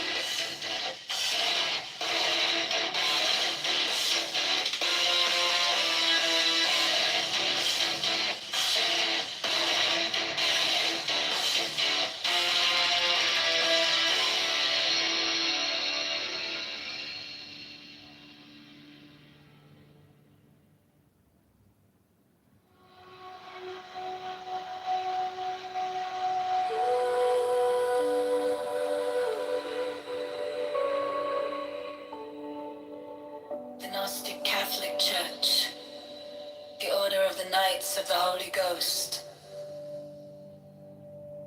the order of the Illuminati, the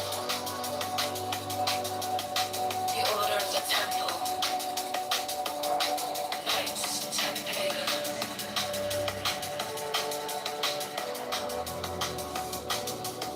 the order of the Knights of St. John, the order of the Knights of Mountain, the order of the Knights of the Holy Sepulchre, the hidden church of the Holy Grail, the Hermetic Brotherhood of Light, the Holy Order of Rosicrucians appeared, the Order of the Holy Royal Argent Clock, the ancient and telestic rites of priesthood, rites of priesthood, the rites of Israel, the ancient and accepted Scottish rite of masonry, the sweet Gordian love of masonry,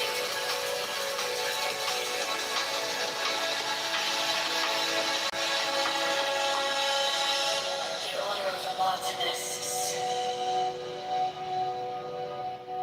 the order of the Sapphire, and many other orders of equal merit, if of less fame.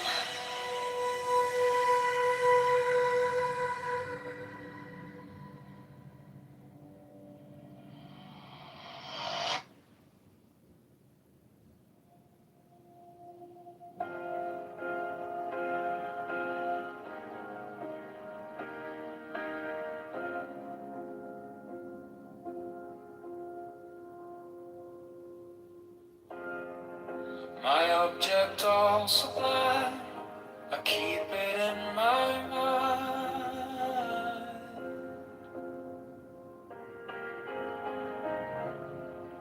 A needle made of light, threading through the night.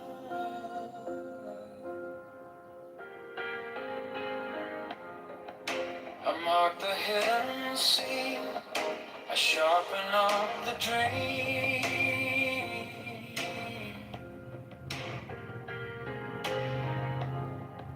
The case is cold but clear, I waited long enough here. So let it come around, let the gavel kiss the ground. I want the scales to sing on the edge of everything, to make the punishment fit the crime.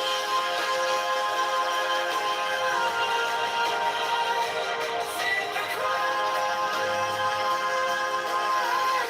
To make the punishment fit the crime.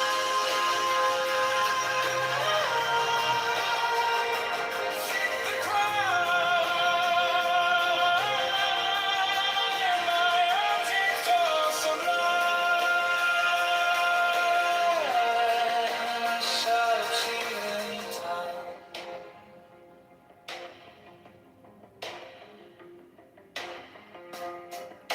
You wore the borrowed face, you left no kind of grace.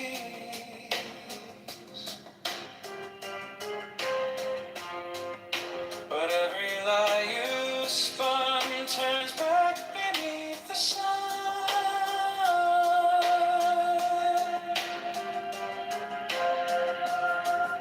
I kept the final clue, like a blade inside my shoe.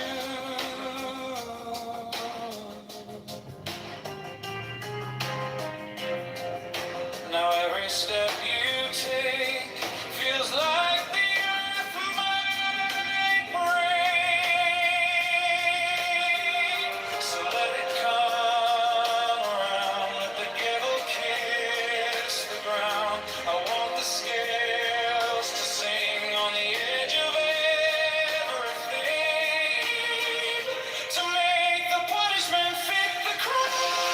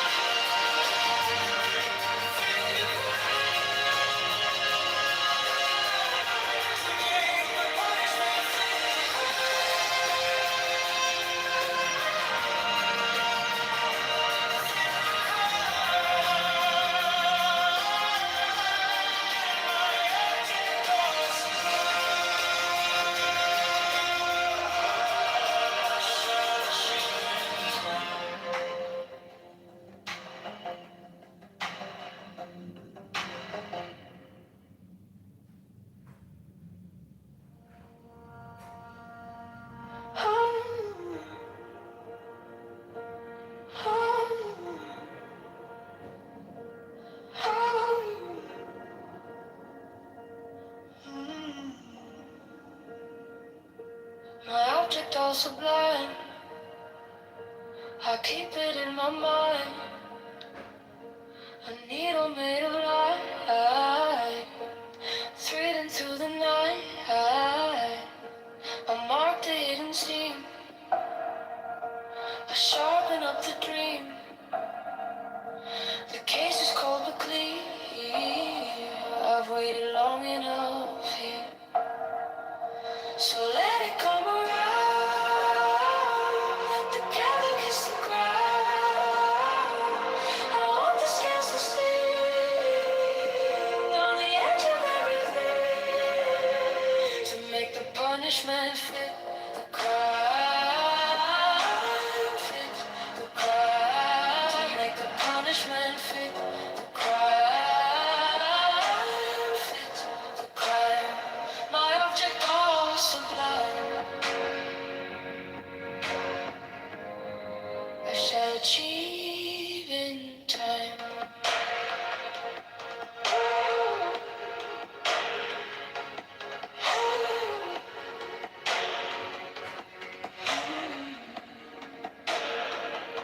You wore the borrowed face. You left no kind of grace. But every lie you spun turns back beneath the sun. I kept the final clue, like a blade inside my shoe. Now every step you take feels like the earth might break. So let it come around. Let the gale kiss the ground. I want the scales to sing on the edge of everything, to make the punishment fit the crime. Fit the crime. Make the punishment fit the crime. Fit the crime. My object all sublime. I shall achieve in time.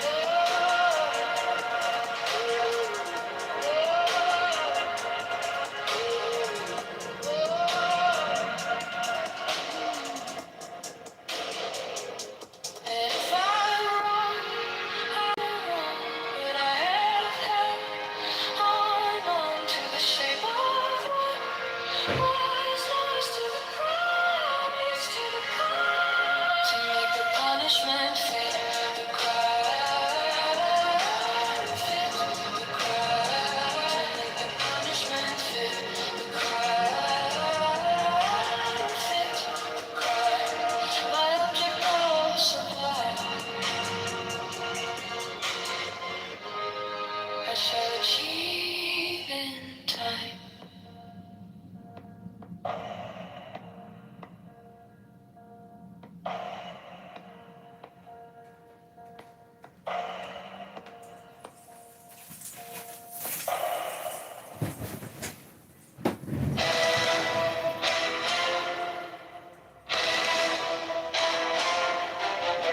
Women of the Order who are about to become mothers receive all care, attention,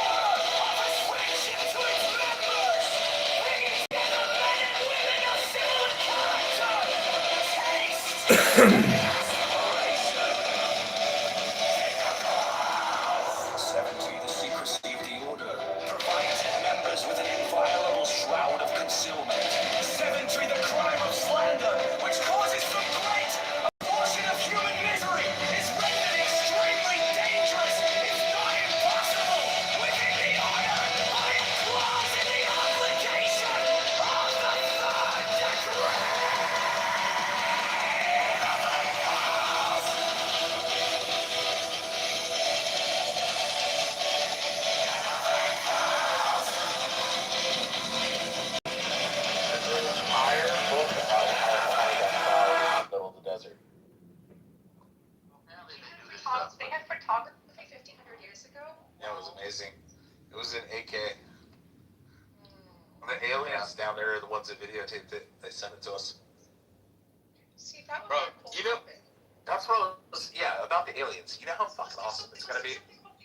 If we, hold on, Meg. If we find out that there actually are aliens and they've been here for thousands of years, and they've been recording, like, everything. They've recorded since, like, the dawn of man all the way through. Like, that means that they have Muhammad in the desert getting nailed by fucking the Al-Zid men. And we can go back through the library and be like, go in through, like, almost like ChatGPT or Google, if they, like, give that to us and gift us, like, all of history. We can go back and show the Muslims and show Muhammad getting rode by the 9 Al-Zid men who rode him in the desert and banged the shit out of him in front of his face. And we can show that to all the Muslims on big screen televisions. I don't find a lot of the mosque. Bro, Ocean, how amazing would that be to put it on a projector and set it in front of a mosque? And like the actual video taken of Muhammad just getting fucking railed by big booties with giant dicks. Why do you even care about this? Because the Muslims hate it. Well, so what? Because October 7th, because like the pogroms against Jews and Christians. I don't know. Treating us as dummies, killing us. Having Muhammad slaughtering pigs and then eating them and saying, that's my favorite food. Or Muhammad, oh Meg, when Muhammad Aisha says that Muhammad used to go down to the river with a bunch of little boys to do wudu, his washing, and then he'd come back and he'd be covered in cum stains, and she said that she used to have to clean the cum stains off his clothes. Oh, she had cum stains after coming back from the river with a bunch of little boys. Title. Go for it, BB, go for it. That sounds like a good title. What's his title? No. Why did Prophet Muhammad clean cum stains off his, or why did Aisha clean cum stains off his clothes? I hate what this guy is saying, Rafi. I don't even want to be in the room and listen to this. Norman, it's the truth. Norman, if I show you the Sahih, it's gross. I don't like it, man. Okay, but if I were to show you, it's their writings. I'm not interested. It's not like I'm. Rich, it's not everybody's cup of tea, Rich. You're gonna have to get on a new topic, you know, because El Normo is a mod, and he's just going to either leave or he's going to kick you to the thanks for doing good IELTS, John. I'm not supposed to kick anybody. Well, he'll just put you in the audience, just where you belong. Well, only if Rafi says I should. Well, Norman, would it be offensive? Oh no. Here we go.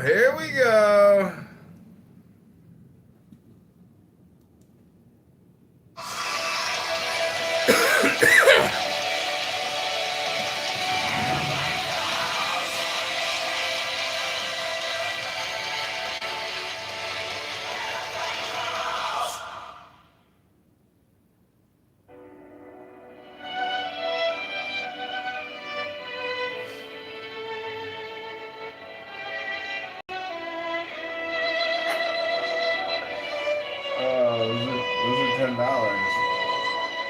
Those are $14 in China. Every brother shall seek constantly to give pleasure to all brethren, with whom he is acquainted, whether by entertainment or conversation, $14 in China. or in any other manner that may suggest itself. It will frequently and naturally arise that love itself springs up between members of the order, for that they have so many and sacred interests in common. Such love is peculiarly holy and is to be encouraged.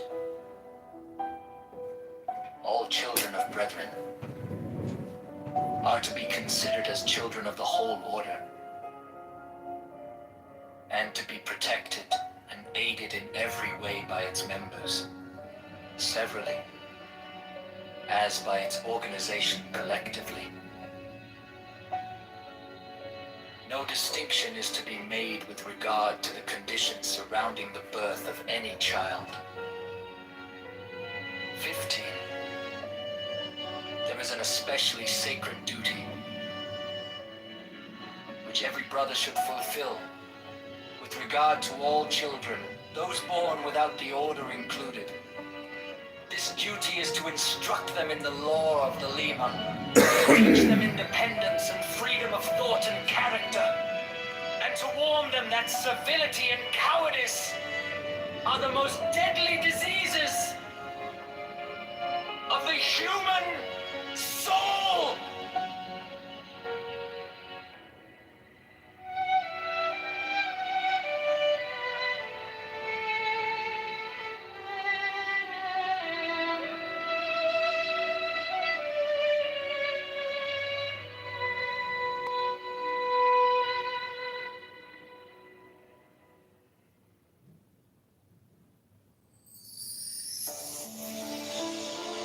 The Showstone, a crystal which Thea alleged to have been brought to him by angels, was then placed upon this table, and the principal result of the ceremonial scrying of Sir Edward Kelly is the obtaining of the following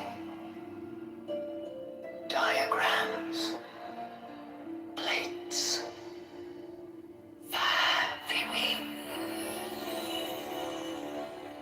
he symbolized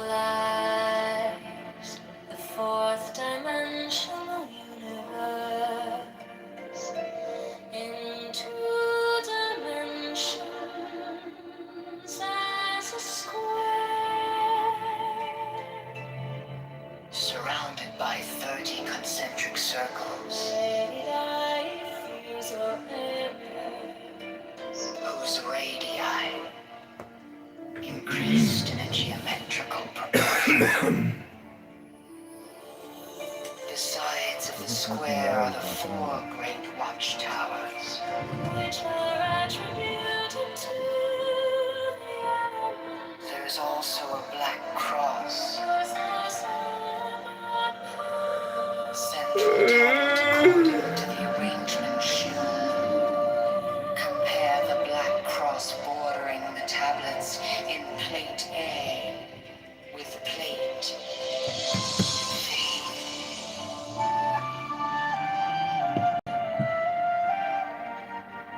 Plate V gives the general view.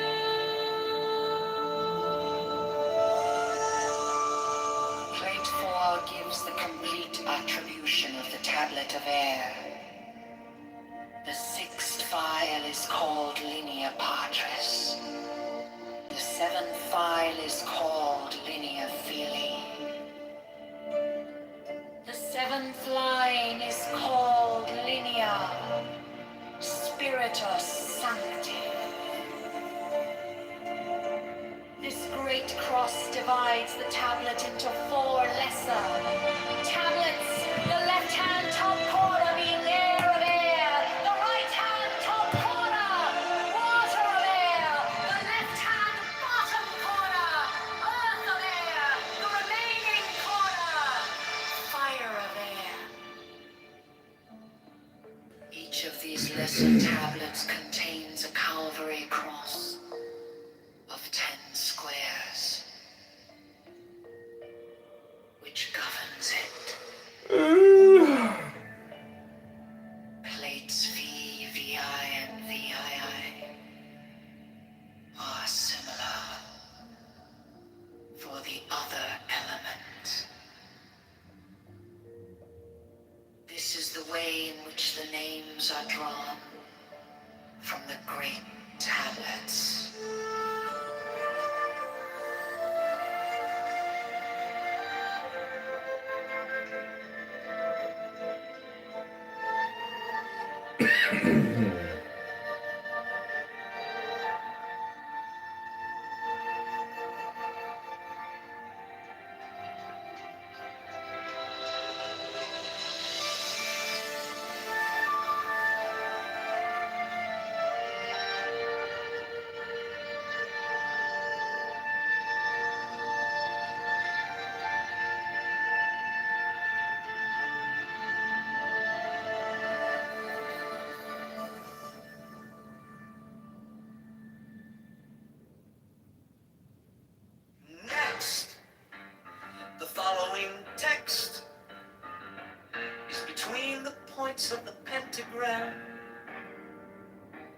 starting at upper right. The words below are arced in a circle.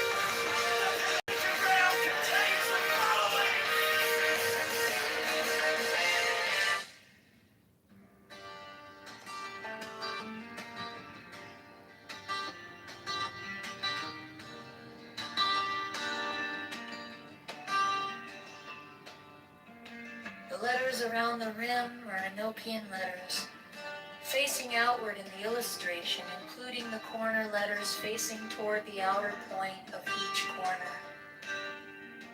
The two overlapping equilateral triangles shown in the interior of the figure are composed of thin, solid lines and somewhat closer in their bases to the top and bottom of the square than shown here. In the illustration, the base angles touch the fourth edge letter from the corner in each instance. The rectangular grid with Enochian letters in the center of the diagram has been adjusted to align with the edge letters of the original illustration.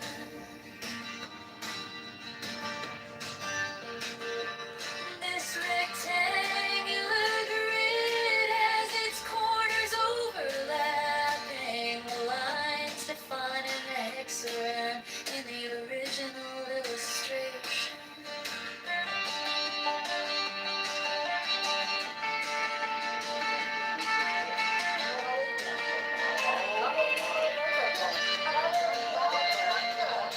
There are 7 small devices, 5 squares and 2 circles, symmetrically arranged in the pattern of a 7-pointed star with point upward. There is no actual 7-pointed star drawn. These devices are all oriented to be viewed from the center of the figure. Their size is about that of 3-edge divisions vertically and horizontally, and their text would be at right angles to any straight line that might be drawn from the center of the figure. These devices have been represented by the numbers 1 through 7 in the approximation above. They are separately approximated below. Not to scale.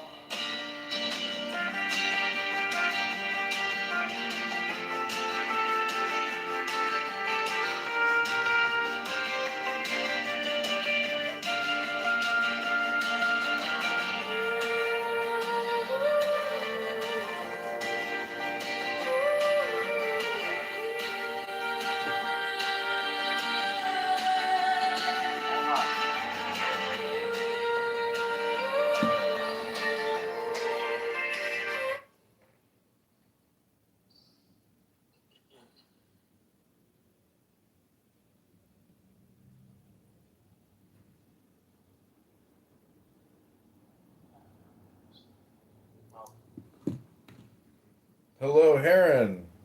Hello. I know you've written me off, but I'm here to say hello one more time. Why That's not? okay. I don't mind that. You know, you're welcome. And if you get obnoxious, I'll just hang up on you. No problem. That's So true. what's on your mind?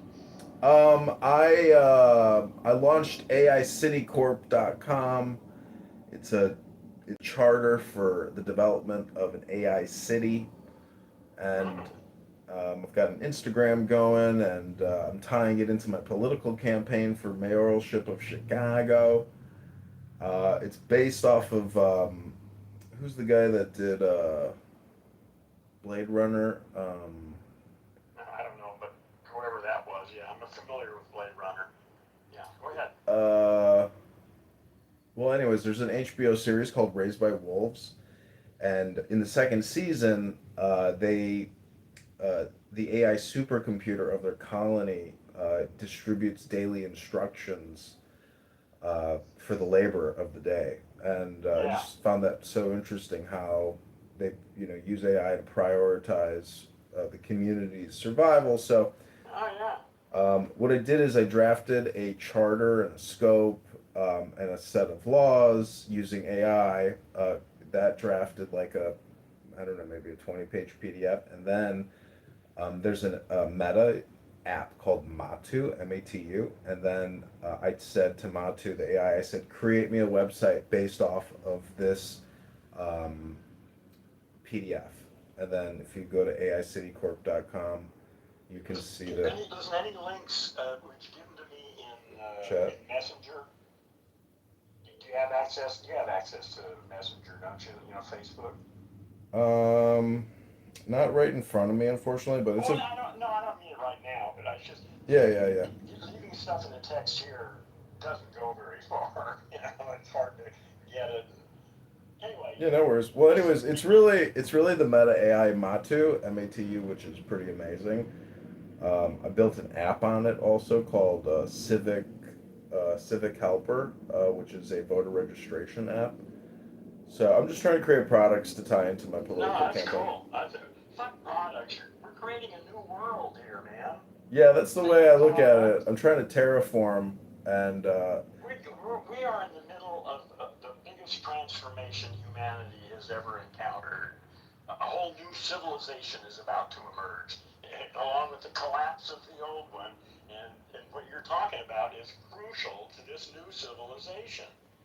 It's how do we get organized on a global scale and use AI to make this life of ours great? Yeah, I mean, I feel like the subjective work creates the objective work.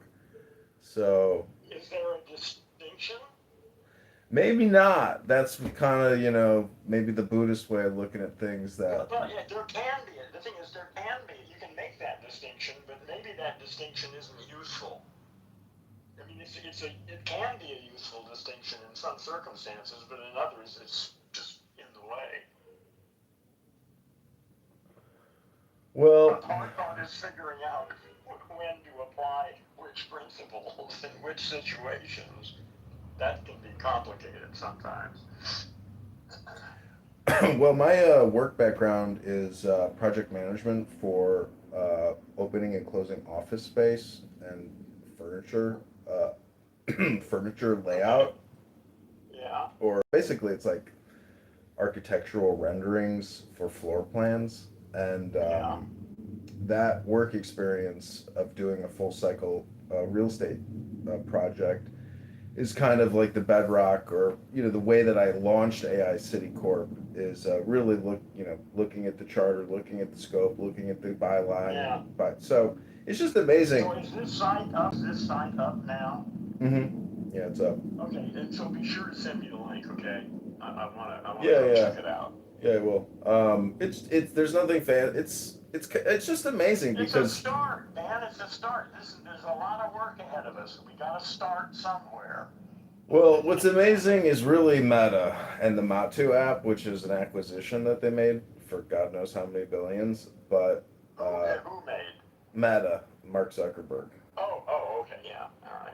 So, I mean, to me it just makes like in Saudi Arabia they have like some kind of 2050 project or whatever, and they're building some super city or something.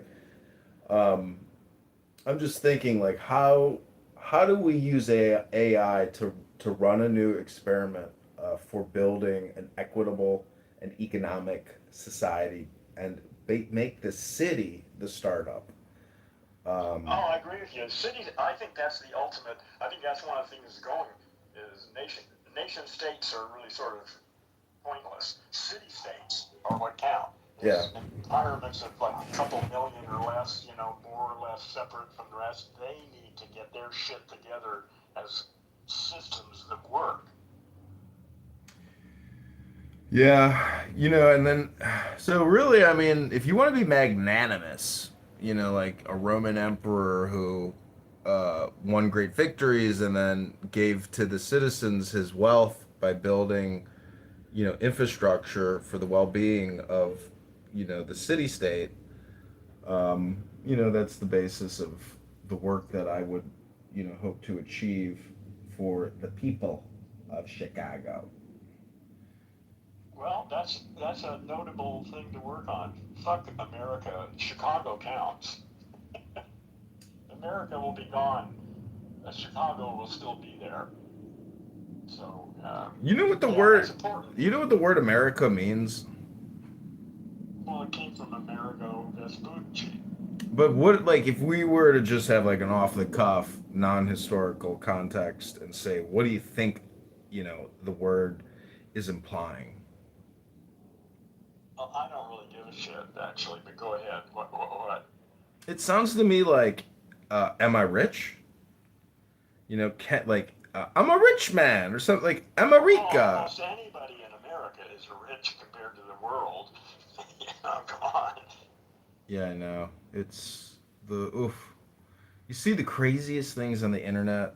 People are eating globally in Africa. Just cooking a baboon over boiled water, tearing at it while flies are all over your face. It's an amazing place right now. It's just going to get even amazinger in the next couple of years. Things are getting weird fast, man. Well, so I guess my my concern is, and I just was looking at some data about the AI bubble. There's like financially, you talking about that situation? No, in terms of like, in terms of, well, it was a chart and a comment by a guy who was saying that, and there's this AI conference and it has grown to be huge in popularity. So the whole world is fascinated and fixated with really software, and so he's just saying that it's like a bubble in terms of capital attention. People are hypnotized or mesmerized by it. That's what I'm talking about. Yeah, there's a lot of money dumped in it. Nobody's making any money yet. Right. But everybody expects to make a huge bundle of it, and we'll see. Maybe not. But in terms, change all of that. There's some really weird shit going on at Apple. Mm-hmm. Everyone's been saying they're behind, and they may not have been behind at all. We'll Mm-hmm. see in the next couple of months, I think. Yeah, I mean, how do you view the LLM AI as being like not objective, but just like a subjective product, which isn't actually going to create abundance for its users? It's really kind of just like a dopamine. Well, what's the point of that? Why even have that? Or are you going to provide dopamine for the asshole so they can sit around and do nothing and vegetate? That's what you want to provide them with? Well, in another clubhouse room, there's a young, elite, intellectual, liberal who is, criticizing the AI economy as being disingenuous or it's. Blah, blah, blah. Yeah, blah, blah, blah. Yeah, my sense is that AI is fundamental to our future on this planet. Mm-hmm. That without it, the planet's going to abort. This is a natural part of Earth's developmental process. We're building its brain. That's what AI is. It is Earth's nervous system. It's not just the AIs. It's all the information transmission technology out in space and around the planet and within the planet. That is Earth's brain. At least that's my story about it.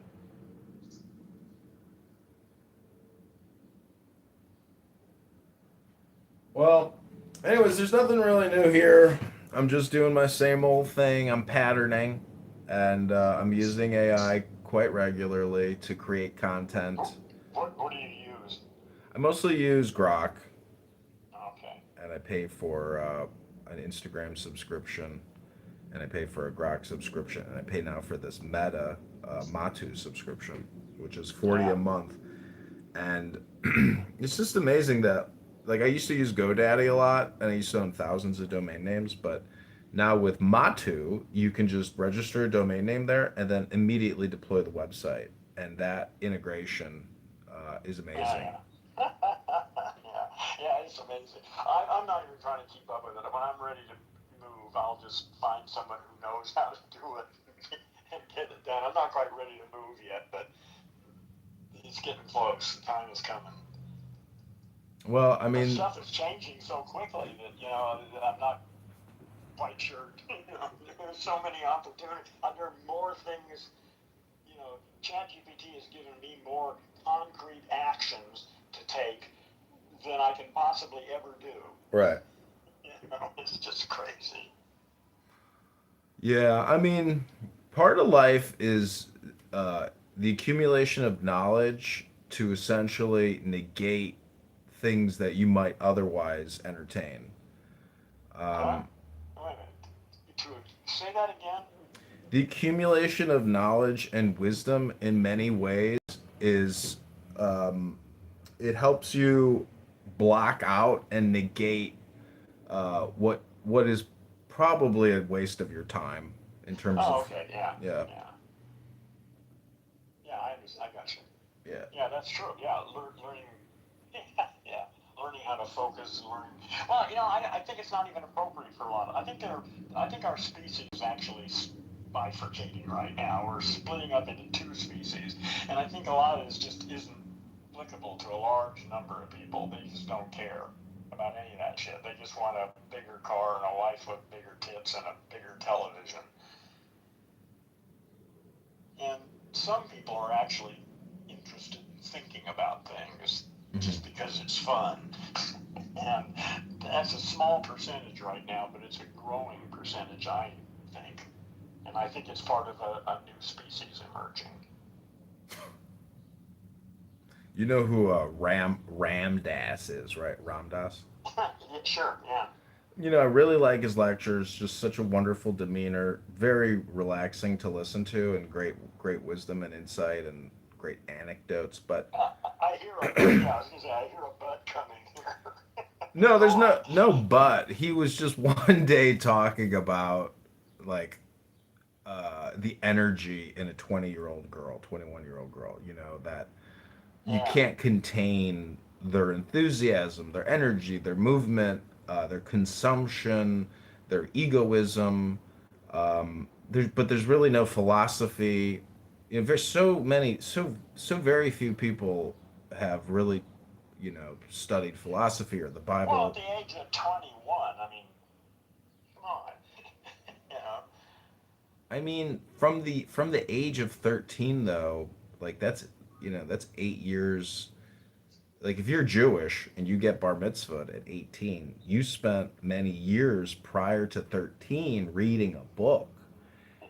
But nobody takes any of that shit serious. I mean, a few people do, but most people just, they go through It's not about serious. It's not about serious or giving a shit. It's about the fact that they've done the work of running the scripts through their heads. They're just excellent. They're just expert communicators. Yeah. So I'm just saying they that. They get that everywhere they go. I mean, they get that on the TV. They get it from their parents, from their friends, from their neighbors, from their bosses, from their coworkers. No. They get it everywhere. No, unless you actually run the script yourself, it's like night and day.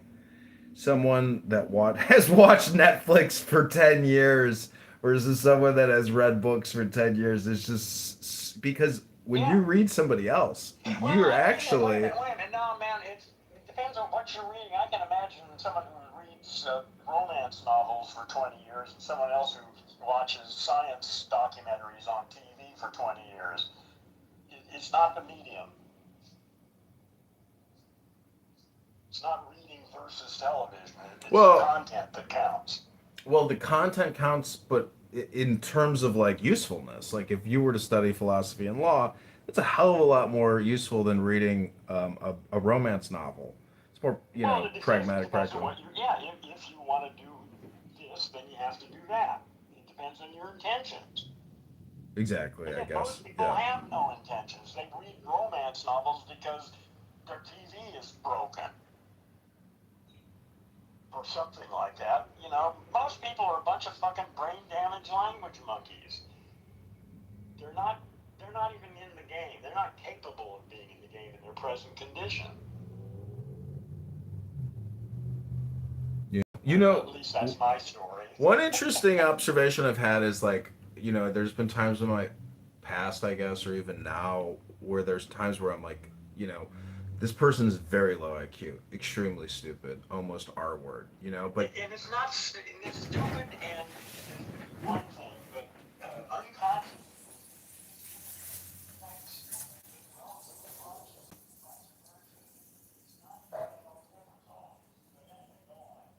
Well, what I'm saying is like that opinion is incorrect because I can disprove it very quickly by having them read to me a document, and then I can confirm that they're actually not low IQ. They've just proven that they are extremely intelligent. But well, they yes, but also what they read.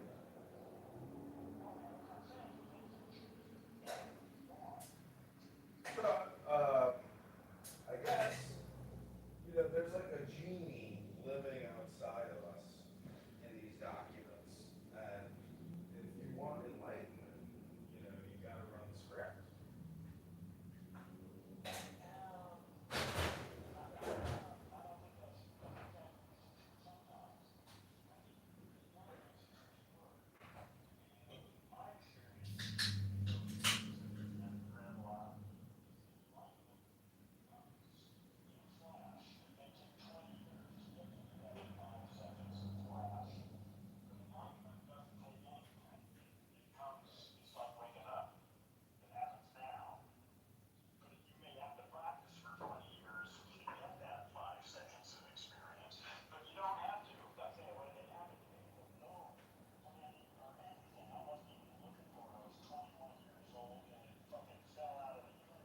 Wasn't it Alan Watson did it too? Yeah, but where do you think he got it from? He got it from the scripts that he was reading.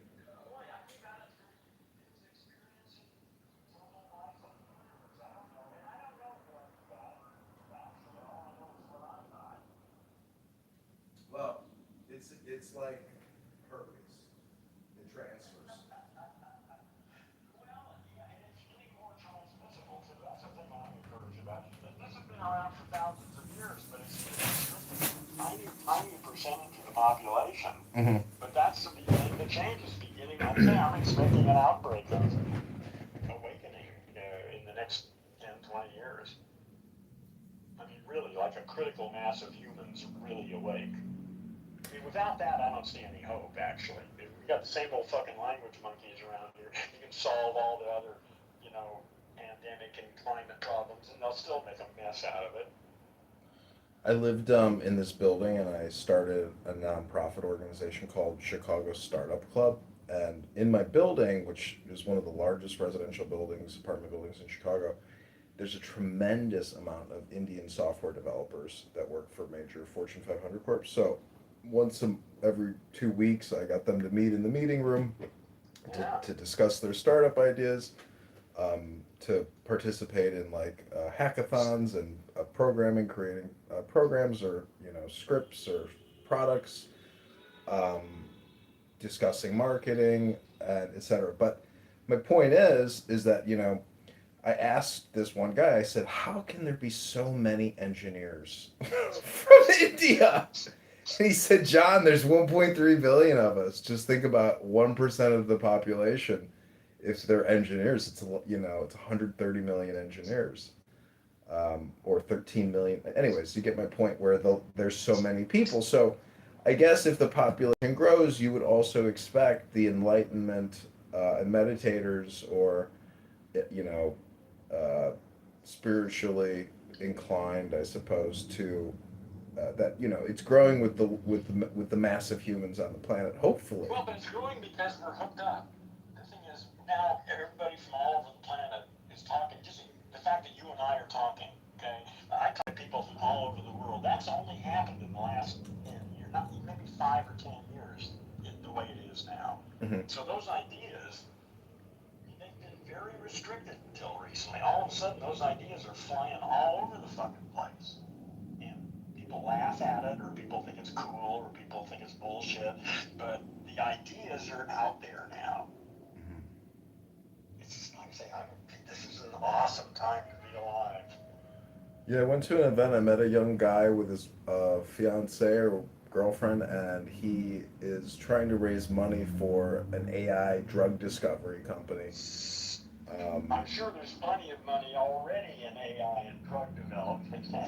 That's got to be one of the first. Well, AlphaFold and all of that's related to that. Yeah, the drugs and all sorts of drugs are going to become available because of AI. It's going to be real interesting. Yeah, his girlfriend is a dentist, and he's basically parasiting and living off of her as he's trying to raise money for his company, which is so difficult. And I've started many companies, and it's my opinion that if you have a startup and you can't immediately tell me what your Instagram handle is, you're not going anywhere, and you lack the communication a component of successfully launching your company, which is really the most important part, because your packaging, your branding, your communication, it in many ways it's like it's the whole thing. Well, that's all there is. Yeah. That's all there is. Yeah. So anyways, I just. But see, all that's got. Yeah. Well, go ahead. Anyways, I just didn't ask him any thorough questions, et cetera, because I wasn't there to like dig into his work or anything. I was just there for some social purposes. Yeah. Well, everything's going to change, so that just seems so obvious to me that all the things that most people think are important right now, over the next decade or so, a lot of that's going to fade away as being irrelevant, and new things that people never thought about before are all of a sudden going to become very important. But I have no idea what those things are. Well, I have some ideas, but again, this is all, we don't know what's actually happening here. We don't know the real condition of Earth and its relationship to us and what's going on. All we've got is a bunch of stories we've picked up, mostly primitive things from our ancestors, some good science here and there, and basically all of our stories are just outdated and need to be replaced. Mm-hmm. And I think that's what's going to happen in the next 10, 20 years. Do you have a telescope or binoculars? Yeah. Do you ever look at the moon? Yeah. I mean, I haven't for a while. I'm quite familiar with the moon, though. Well, I think tonight should be a good viewing night. But what's interesting to me is when you look at it, and you can really see the craters. The biggest one is 8 miles down. So imagine standing at the cliff on the moon and looking down 8 miles. And but what's so like kind of laughable to me is it's like they say that men and women worry, but God laughs, and it's so so it's just like people take things so seriously. There's not enough joy. And when you look at the moon and you see the craters, like the fucking Earth could be obliterated and we could be reset and everything could die instantaneously out of the thin fucking blue sky, Years ago, it happened here 65 million years ago. Well, the chances of it happening again have to be high. Look, I mean, all you got to do is look at the moon. Sometime we're clear for at least 50 years or so. But yeah, I mean, there's a lot of emphasis in astronomy to detect near Earth orbiting asteroids and stuff, and labeled like 10,000 of them now. And yeah, one of them's going to hit sometime. Yeah, it's so I'm just bringing it up that in the grand scheme of things, like you have to just take it lightly. Alan Well, you Watts just have says, to realize that we don't really know. I think that's why people actually worry because they think they know what's happening, and they think they're in danger, or they think that. But the thing is, they think they really know that shit, and really they don't know shit. That's just a fucking bunch of stories in their head, and they're going crazy around them. Some of it's related, some of it's not, and they don't even know the boundaries. It's insane. And again, it's common to humans, it seems, until we reprogram our language machines. hmm Alan Watts and Zen philosophy. It's always and Eckhart Tolle. They're always talking about the power of now, or how now is all there is and all there ever will be. Yep. And sometimes I'm like, well, I like to say that the now is a compression of the past and the future. Well, you can say that too. Yeah, listen, there are many maps, and none of them are the truth. They're just ways of thinking that may or may not be useful in various circumstances. That's the best we're ever going to do. We're never going to know the truth, at least not in the domain of language. There may be some other way of knowing or grasping things like that, but you won't be able to talk about it. Yeah. See, if you say that, or if I say that the now is the compression of the past and the future, it's like taking a big leap about the future claim.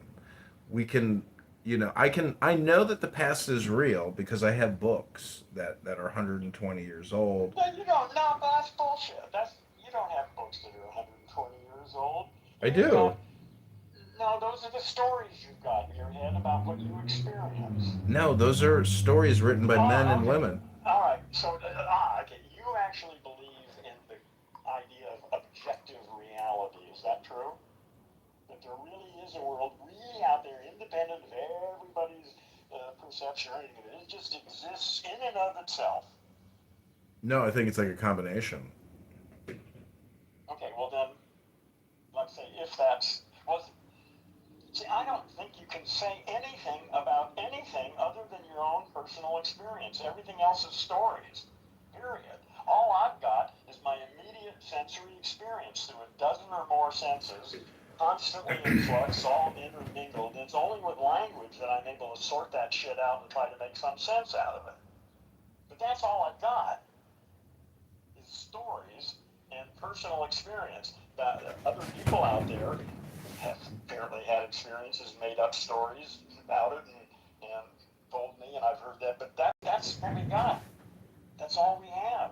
I mean, unless you can show me something else, what else have I got but my own personal experience and then this bunch of stories that I can try to juggle around and make sense out of?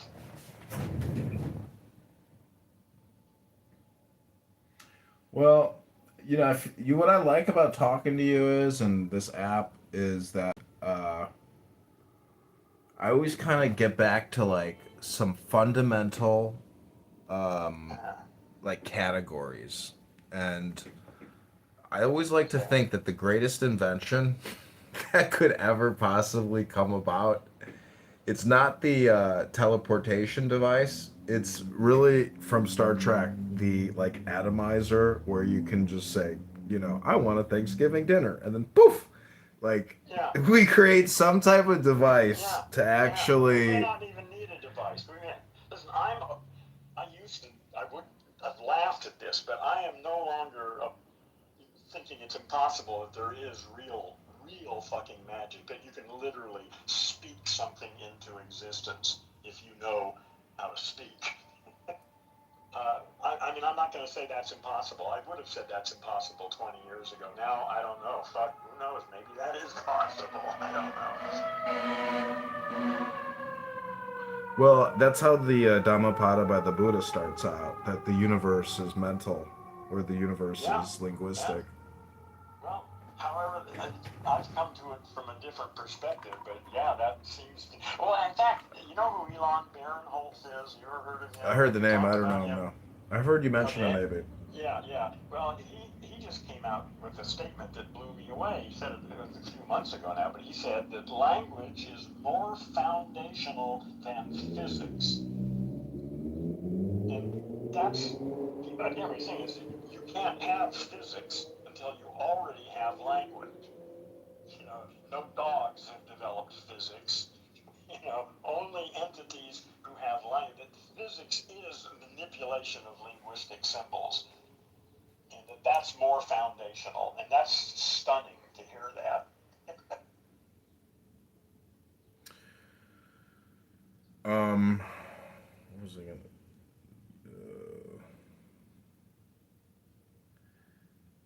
I was interested in the 8 distinct sensory systems. Vision, auditory, olfaction, gustation, taste, tactile, touch. But there's 3 additional internal systems. One is called. There's like a dozen altogether. There's a whole bunch. Proprioception and Yeah. hunger and all sorts of shit. Like there's around a dozen or so senses. Well, the proprioception body awareness is kind of interesting because when I'm on the treadmill, to think about how you're running, it it's like how can you actually move the whole, without thinking? Like you can't. You're not. Yeah. So yeah. the what is it? Proprioception. Oh, look at a baby. They have to learn Proprioception. how Yeah. to grab things. They don't even know how to do that. Well, now it's all automatic by the time you get be 6 or 7 years old. Well, the unconscious proprioception is so fascinating because like your computer has to be operating at such a high level for the body awareness, because basically you don't want to injure yourself. So the amount of like thinking that goes into the body's awareness movement is like it must be in the like how many terabytes? I've done a little research on this recently. Mm-hmm. And what the question I was asking is what percentage of the brain's energy, is used for certain processes like vision as opposed to smelling or proprioception or these other things, and it's different in different animals. In fact, dogs live in primarily an olfactory universe. That's their primary. For them, vision is third important. Astonishing. That really fucked me up for a while. I couldn't figure that out. Anyway, well, I forget where I was going, but yeah, this is interesting stuff you're into here. Well, I science in terms of experimentation, every room you open is an experiment. Every second is an experiment.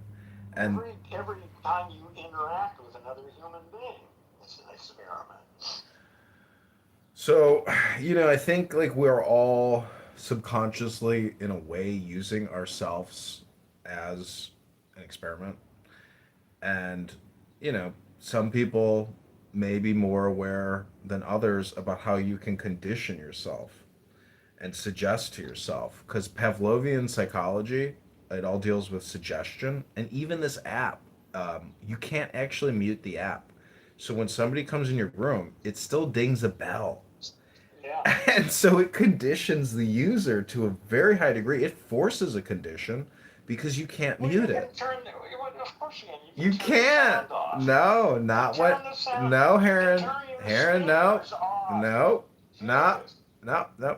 I just said one specific thing, which is when somebody enters the room, you can't actually mute that. No matter how. You can if your speakers are off. You're not going to hear anything. You can't. Not on a cell phone. You can't actually turn the entire volume off in this app. What phone do you have? I've got Motorola's. Okay, well that's why it's not a problem on an iPhone. Oh, you got it. Okay. It's real simple. Yeah, you can disconnect from anything. Well. Anyway, go on. So, I record myself extensively. Like everything I do, pretty much, I always have live stream on. Audio? Or video too, or just audio? video audio live stream on YouTube. Okay. You just leave it on. Okay. Yeah, and what's cool is I put a dash, like a rear view mirror dash cam up where I just position my cell phone. It's a holder, and then I just live stream my driving. And there's people out there that use uh, recorders that have like say 100 gigabytes or something, and it's like you don't need to do that. If you live stream on your phone, there's no storage. So, but anyways, my point about all that is that reading books out loud and recording it has to be the future of education because Not a future. It's not the future. I mean, that's one useful aspect. It's certainly not the entire education. Hear me out because my uncle had a business called Future World, and he created software, proprietary software that actually pays you to use the software as an education platform. And he got the city to he's such a charlatan. I don't know how he got it, but the city, and the students, he's basically created like an educational system. But anyways, my point is, if you want to do personal development, self development, just reading a book and using either an audio recorder or a video to record the video and the audio, it amplifies your understanding and integration to a very high degree because most people just go on to the next content. But if you can go back and listen to yourself reading your favorite books, wow, it's just like pure joy. It really hits the dopamine. Oh, I think you're talking about you and people like you. I think that's not universal at all. But I think you're absolutely right for some percentage of the population. I don't know what that is, but yeah, I agree. But it's certainly not universal. Well, look at my PTR. That's a book by Ayn Rand called Virtue of Selfishness. It discusses altruism versus egoism. Rand, yes. So, in terms of like how do we educate our population at a very efficient and economic way, and there has to be, if anyways, I know you think it's all gonna break apart, but you're a fan of Rand. She's a capitalist cheerleader if there ever was one. I think capitalism was a great thing for a couple hundred years, and it's toxic now. Well, I shouldn't say capitalism in general. Corporate capitalism needs to end, and it will, I suspect, within 10, 20 years. It's just toxic. Why do you give it like a 10 to 20 year estimation? Because it doesn't work anymore. Look what shit. Read the fucking newspaper. Look what's going on in the world. Look at money market. Look at what 10%, 3% of people, shit less than that. Probably 2% of people in America own 80% of the wealth. Yeah, but there's a Jewish saying that if a rich man could pay poor people to die, there'd be a lot of poor people taking up the position. I'm just saying that everybody's going through the same door. So your brief experience between two eternal voids of darkness is like a video game in a way. And that's one way to look at it. Yeah. Yeah, it is really like a first-person shooter game where there are books out there that you can pick up that will give you all these pluses on your game. Maybe, or they may be totally bullshit, and they may give you something up front and then kill you. I don't trust anything. I mean, I take it in and I test it, but I'm ready to dump any of my ideas. Well, in terms of like personal development, like I want to help people change their personality for their own benefit, which I know is a foolish task, but nonetheless, I feel no, like it's not foolish. It's just doing it in an effective manner.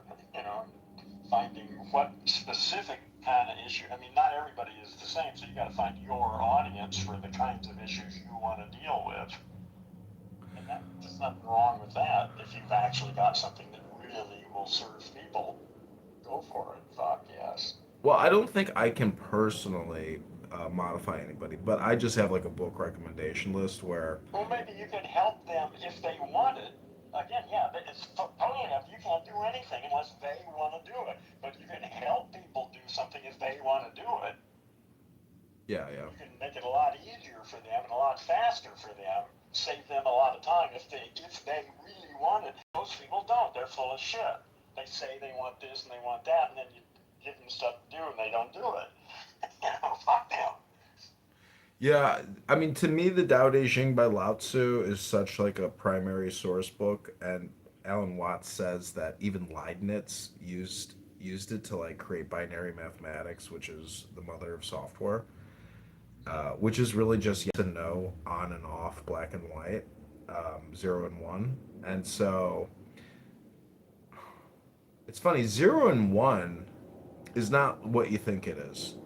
It's really like 1 and -1. It's like an opposite system, not a placeholder. That's not what it is. That's the way you're talking about it. There are other ways of analyzing it that don't sound anything like that. You're turning it into philosophy. It's just A and B. It's just two different states. Oh, two variables. Distinguishable from one another. That's Well, it's not just two independent variables. It's like two opposite variables, isn't it? No. Well, opposite doesn't make it. They're two. That's all. They're two states. You can call them opposites. You can call them any fucking thing you want. They're two distinguishable states. In case of computers, it's basically the amount of current going through the wire at the moment. If it's above a certain level, it's a 1. If it's below that level, it's a 0. That's it. Yeah, Watts says, like life is on and death is off. Those are the two states. Okay, maybe. All right. Did Watts say? Well, I don't care. Yeah, I mean he did. Well, he said all sorts of stuff that probably he wouldn't say today. He would, he was just such an amazing. I think people are just so attracted to him because his demeanor is so positive and so joyful, and it's so much fun to just listen to him talk. Yeah, he's peaceful and he's a good guy. Yeah, there's like I would call it the Alan Watts method of communication. Let's just put it that way. That there's a lot of people like him that have audiences. See, Oprah is kind of like the same thing, but in a different way. The Oprah way. Everybody exhibits the way, their way. Yeah. And there's no right or wrong. It's really what you enjoy. Yeah, it's just what's going on. That's what's happening. The thing about Watts, though, is because of his interest in Zen Buddhism and Hinduism, Christianity, etc., he has such a rich background of information that he incorporates into his lectures, etc., where it's just unlike many other people. Oprah is just basically Jerry Springer, and this is why some people think Alan Watts is the Messiah. It's a joke. Alan Watts is the Messiah hasn't ever listened to Alan Watts. I'm sure, though, people, actually, I think people just say it out of jokes. 50% of the people in the world are below average intelligence. That's 50%. So imagine where 10% of the people are. Yeah. I see. Watts is a real businessman, though. Like he knew that he was like a guru. Yeah, he survived. He did pretty well. Yeah. Yes. Yeah. But he would say that I don't want followers. I'm not here to sell you anything. I talk about this because I am an entertainer, a shaman entertainer, and anyways, but what's so interesting is that he just, there are gurus out there, but the problem with the guru model is you have to work with your customers. Alan Watts' business model was no customer service. I mean, that's the way to go. I know people that ran their business via email, and I said, you could just have a shopping cart. Are you crazy? You could have had a shopping cart. You spent years sending tens of thousands of emails to your customers. Not like there's a real big difference between a Gmail as a business platform versus like having a shopping cart, because you're still looking at your email no matter what. But in terms of like saving time of communication, oh, the amounts of emails that he would correspond with customers, I'm like, bro, you're doing a labor of love here. You could solve all this with no customer service and a shopping cart. You know, you're giving your life to people's Q and A's. Real fast. You know? Yeah. Well, I'm trying to. It's interesting. I got tagged somehow as being a consultant, so I get all the, these ads, how to get, make $10 million a year as a consultant, how to get the high-paying client. I get this shit all the time. Yeah, it's always the same scam. It's really called a BizOp scam, and Well, I think I don't think it's a scam in the traditional sense. I think they're just a bunch of idiots. They actually believe the shit they're selling. I know. It worked for them. I know. And they actually believe that shit. So. Yeah, you might. I know a guy who's very successful, and he's just, in my opinion, he's low class trash. Yeah. A lot of people made a lot of money doing a lot of shit, and all people go rah, rah, rah, and clap their hands and jump up and down. And, it's mostly trivial. Well, it's exciting. They go home a couple of days later, the whole thing's over, and they're back to their normal old boring selves. And the other guy's got $10 million more in the bank and feels like he's really important. Everybody's happy. It turns out that it's much easier to make money if you can automate and programmate. Sure. Yeah. Anyways, automation is the key to really financial success. And if you're a software developer versus a content creator, it's just night and day. The content creator is a spammer, but the automator through software, takes real intelligence to do code. And AI, if AI has destroyed the graphic designer, supposedly it has destroyed the software developer, but I have yet to come up with a project. Most of the trivial software developers, good riddance. Just like most artists, all the artists that are out of work today, fucking commercial artists who go to work every day and paint the labels, on Cheerios boxes and shit. All those artists are out of work. Fuck them. Good riddance. Cheerio boxes. Yeah, well, why the hell would you pay people, they made a lot of money getting paid to do that shit. And, a computer can do it for a nickel. Do a better job of it, too. And faster. And, everything. The whole commercial art world is over. You actually just gave me a good idea to buy cereal boxes and use those as canvases. Yeah. Imagine getting like a box of Fruity Pebbles and putting subversive messaging on paint on the top of the Fruity Pebbles box. Why not? Listen, you're right. That could be a whole genre for. Somebody's gig they could run. You have an exhibition. Well, I'm just looking. I want to start an e-commerce business, but my advice to people that want to start businesses online is, I always ask them, have you ever started an eBay store? Have you ever started selling on eBay? Oh no, I've never done that. And my response to them is, that's a good place to start. That's a good place. Don't build a website. Don't do anything, but try to find a little bit of success. Try to find something on eBay. Most people say shit like that. They have no intention of doing anything. They talk about everything they want to do and they're going to do it. It's bullshit for 95% of them.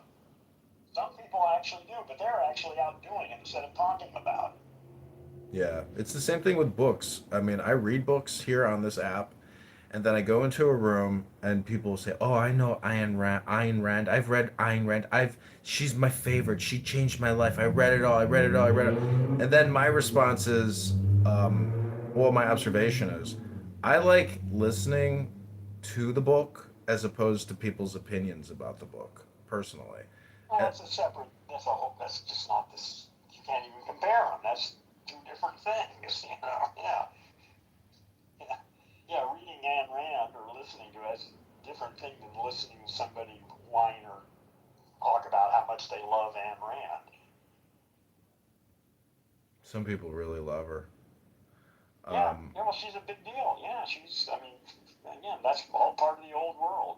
Yeah. I mean, she makes in one chapter she's talking about how we need separation of state and capital in the same way that we have separation of church and state, and that makes sense. Like she calls it laissez-faire capitalism, pure capitalism, but it's just never been accomplished, even in the beginning of America, etc. There's always been state capital intervention. Well, but there's always been capitalism. But this kind of capitalism I mean is individual capitalism. If I have some skill or something, and you have some need for it, and you and I can come to some arrangement to exchange our skills or property for both of our benefit. And I think that you can do that on a larger scale, but not corporately. You can't do it for corporate investors. You have to do it because it's between you and me, and we're both responsible, for the outcome. Yeah. Impact, Tell that to a K Street law firm lobbyist that makes $200 million a year. I'm sorry, what? I said there's lobbyists in D.C. That work on behalf of the pharmaceutical and all the industries that make hundreds of millions a year. It's sick. It's time for a new world. This present organization of humanity is just no good. It worked. It got us through a period that we needed it, and now it's time to grow the fuck up. But Heron, what if you're wrong? Well, then too bad. Because the only reason I say what if you're wrong is because there's. If I'm wrong, I'm wrong. I don't really give a shit. I don't know. None of us knows really what the fuck is going on. We just all got our own little stories about how we think it's going to be or what's going on.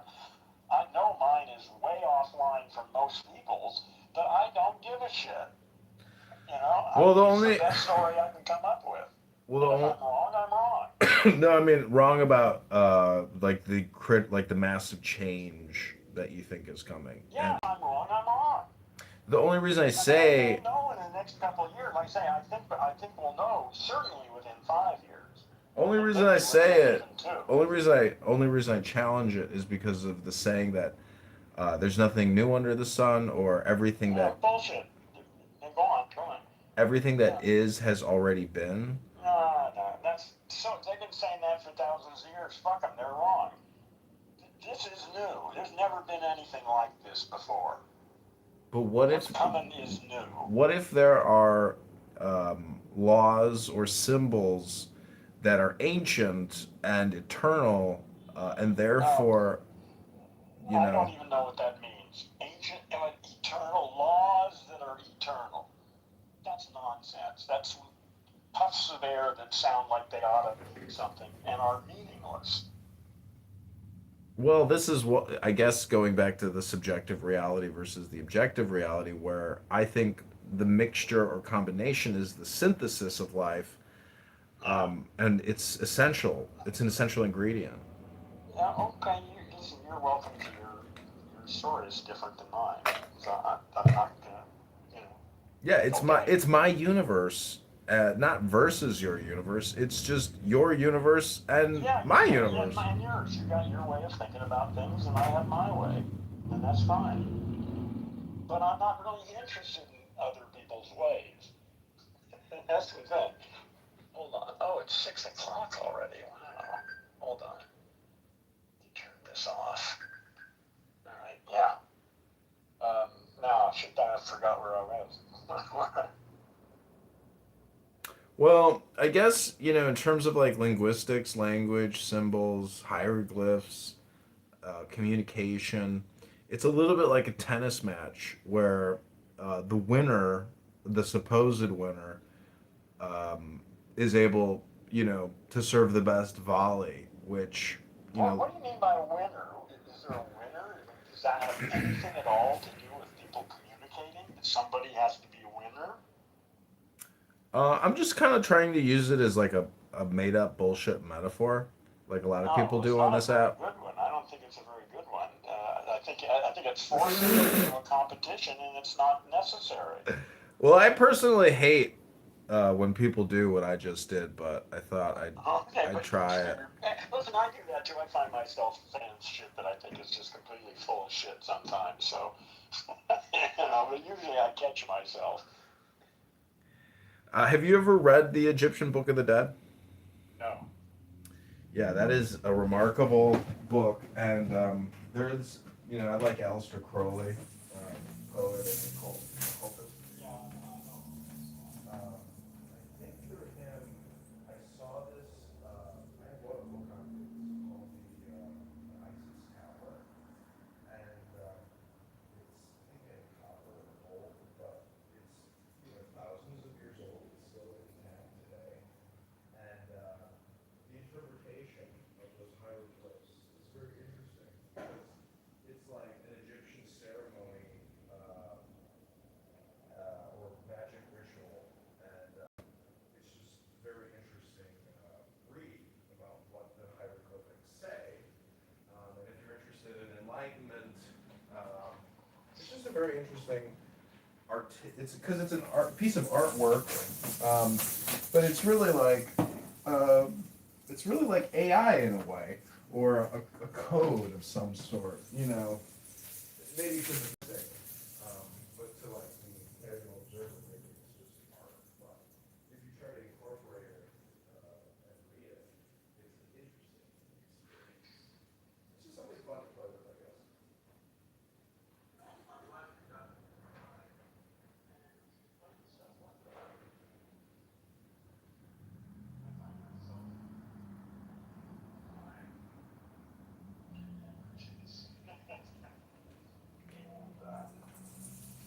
Have to be careful how I occupy myself. Yeah, that's the essence of meditation. I was at a park one time and there was this gentleman playing the guitar and he was so good. And he actually had CDs and I bought his CD. He was like a jazz singer here in Chicago his whole life. And I said, "So what do you do now?" He goes, "I just meditate."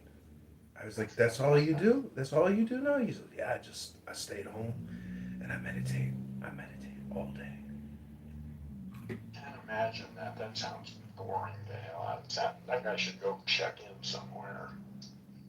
That's kind of what I thought, but I think what he really meant was he's just like chilling, relaxing, not stressing. Yeah, well, then he should be more careful. Again, see, this is the thing.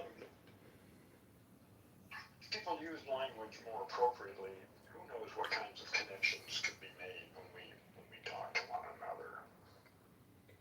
Anyway, yeah, saying he meditates all day. Maybe he does. Maybe that's what he does. Maybe he just sits there in lotus. No, I mean, There see, are that's people that do that. that's our condition. That's what we think meditation is. But the guy was a musician, so maybe he was saying, you know, all of life is a meditation. Well, yeah, well, in a sense, that's sort of what I do. I mean, I was, I got into this shit, so I spent years meditating. But it's hard, so I'm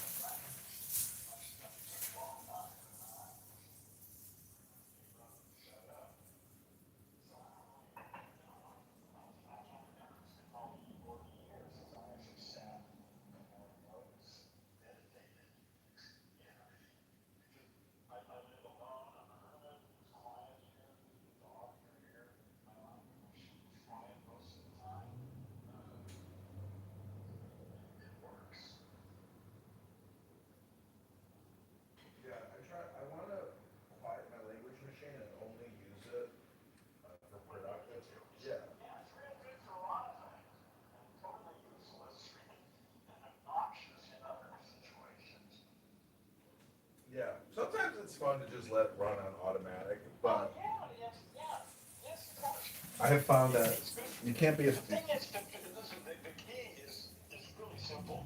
If you find yourself scared or anxious about anything, you're not happy.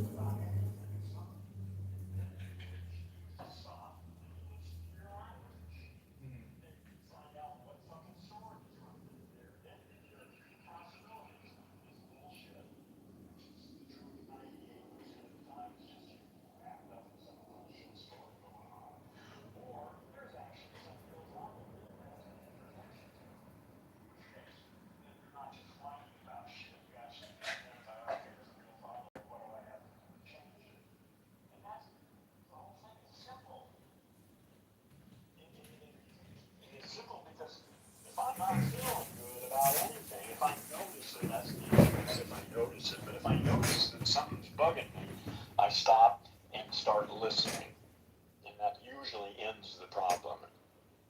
Yeah, I've heard. Within seconds.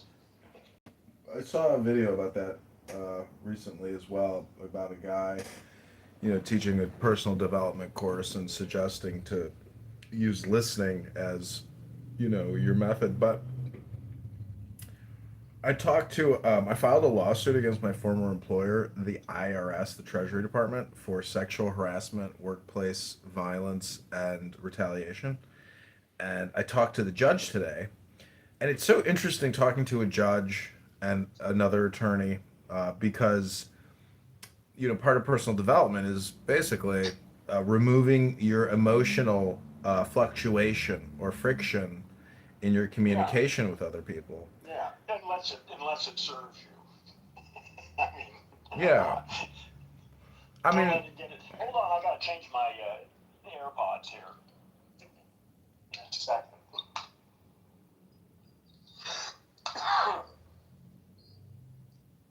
So let's see if this is automatically. Can you hear me? Yeah. Oh, and I can hear it. Some these AirPods, I've got 2 pair because I use them all day, so they run out and I take the fresh ones and put them in and then start charging the other ones. And sometimes they work really great, and sometimes it's because I'm sitting here with a phone, an iPad, and a MacBook, all within 3 feet of each other on my bed. And so the poor AirPods never know where to hook up. Anyway, go on. The judge says to me, is your claim based on actual physical or mental harm, or is this claim based on your emotions? And I said, no, this is based on actual physical, mental suffering, harm, not my emotions. And it's just so funny how it's like, well, if you're a judge or a lawyer and you're sophisticated and you're successful, you meet all kinds of emotionally irrational, low IQ vagabonds, I'm sure. Right, yeah. So. Yeah, they probably get pretty good. Well, they can be very good or very bad. They can become very sure of themselves, in a bad way. They just think they really know. On the other hand, they might become very tuned in to bullshit, So it depends on the individual. That's the thing, is you never can tell. It really depends on the individual in front of you, who they are. You can't tell, at least I can't, until I've engaged them for a minute or two. Yeah, it's important to interview people thoroughly before hiring them. Oh, fuck yes. For 3 months. This is what I applied for this one job in Los Angeles for this company called leadbolt.com, and the CEO, Darren, made me write him essays prior to giving me a job offer. Good for him. Yeah. All right. His essay was on my essay that I had to write was on augmented reality and other topics, but. And how long an essay? I don't know, probably 3 pages, 2 pages. Yeah. Nothing serious. Yeah. Are you a pretty good writer? I don't really write anymore like college essays, but I do so much on X and Instagram that. Well, I mean, can you write an essay? To make a point of view that you want to make. Yeah. And write it out and present it. Yeah, I took English literature and writing in college, and I had a good professor, and See, I struggle with that. That's really difficult for me. AI is beginning to change all that now, but yeah. Yeah, if I read I read a college essay I wrote on the movie Gladiator, and I was like, holy shit! I was like, I wrote better my freshman year in college than I can write now in my 40s. What? Who the hell was I? That was amazing. Yeah, really, that's good. Good eye opener, isn't it? But it was really. I've never been happy with anything I've written. Well, listen, I'm 80 years old, and honestly, I've written 851 words that I'm pleased with. It's like statements, some very short, some a little bit longer, but that's it. You know, everything else is just, you know, oh, you know, me struggling to get something coherent on paper. Mm. Well, I read The Wisdom of Insecurity by Alan Watts, and Yeah. I was incorporating his philosophy into my essays in college, and my professor Yeah. really liked the one statement that life is not a reality to be explained, but, a reality to be experienced. Yeah, yeah. Not a problem to be solved, but Right. a reality to be experienced. Yeah. So in terms of like doing and karma versus talking, I'm a shower, not a talker. That's my motto. I don't want to Yeah. tell you, I want to show you. I think we need to be both. A teller and a shower? Yeah, I think talking is I mean, it's just an independent. And it's not talking; it's about formulating language accurately, Yeah. and that's important. Not even for communication, but internally as you think about stuff. It's important to clean that structure up, and that makes if we can do that, that's one little step to making it easier for other people to understand. Well, I guess my complaint is that I find it annoying that I have associates or friends that are always talking about doing something. And then my response is, oh, guess what? We're doing it right now. And they're like unaware of that. Oh, so why do you hang around with people like that? Because associates or friends, I think one regret I have in my life is that my disposition at times was misinterpreted as being, an asshole. When I maybe I kind of had a purpose behind my demeanor or behavior. Oh yeah, listen, I was an asshole for years. I didn't know that was specifically what I was, but I look back on it now and see, and I did it intentionally. I did it because I was trying to keep the morons away from me. Mm-hmm. And if I took certain attitude, people who were smart could sort of pick up on it, but other people were really put off by it and would leave me alone. And it worked really well for a long time. But then I began to want to be able to communicate with people, and I realized I had these behaviors that were just designed to put everybody off. So I'm still working on changing that. Well, I like to use the term ad hominem projection a lot. People on this app, there's like observable psychological concepts like projection. And when somebody, makes an ad hominem up against somebody, says, you are a dumb motherfucker. Oh, well, guess what? Yeah. You are the dumb motherfucker. Yeah, I don't even want to waste my time understanding or analyzing that kind of shit. What is to be gained by even just by spending your time trying to understand it? Who cares? You're looking at it's like getting involved in a dogfight, you know?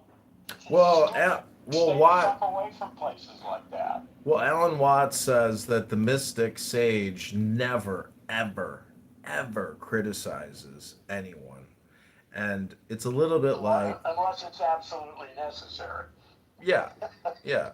I mean, if somebody doesn't get Zen, you could always slap them in the face. Well, yeah, but I don't know. I just find it easier to not get involved. Yeah, I'd much rather just be here with my dogs. When I'm around people, I want to make sure that I'm around people in such a way that there's going to be some value to either me or to somebody else. And if I can't justify it on that means, then I'm going to stay home. I don't need to go anywhere. I'm retired. Fuck it. But if there's some opportunity to expand consciousness in the world somewhere on either mine or anybody else's, I'm in for that. Yeah, I mean, that's what this app, that's really what the internet and this app is, in my opinion, what makes it more fun for you, the game player.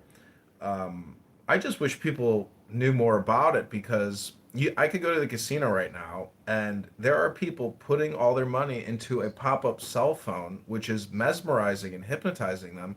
And they have to have a basic understanding of mathematics and law of large numbers and probabilities and statistics. And to just know that they're being entertained by that slot machine, but it's really no different than looking at your fucking cell phone for free.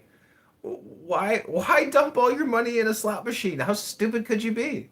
But Well, most people literally, like you say, there's really nobody home. We are large language models. They simply are badly trained neural nets that are responding to the prompts they get, and that's how they have been trained, and that's what they do, and there's nobody there to even question it. mm-hmm. It's just the behavior pattern that's become established. It can be changed, but again, it's radical to. I mean, the whole approach is just so weird to most people that they can't even conceive of it. You know, that's okay. Listen, we're at a transition point in Earth's history. A lot of people could be dead in the next couple of decades. You know, the transition is getting weird now. It's probably going to get weirder before it gets better. And how weird and how bad it's going to get, I don't know. But it's not beyond the possibility that like 80% of humans could be dead in the next decade or two. Well, even your observations or opinions, like how do you rationalize your own mortality? You know, everybody has 2.5 billion seconds. Why is there a need to rationalize it? Because, we all have an expiration clock. No, we don't. No, let's talk about you and the people you know. Well, what I'm trying to, I guess, get at is... objective reality. I got it. There really is a world out there that really does have laws and shit, and there's no way to violate any of that shit because that's impossible because of reality. We are having a very generalized conversation. How do you prioritize your communication? Well, I really am only interested in communicating for probably 2 or 3 very specific instances. There are people I know who don't give a shit about this, but are nice people, and I have simple conversations with them about the weather and whatever, but they're pleasant and short, and I have no problem with that. That's fine. And then there are people who can teach me stuff, or people I can teach stuff to, and that's way better. That's the best.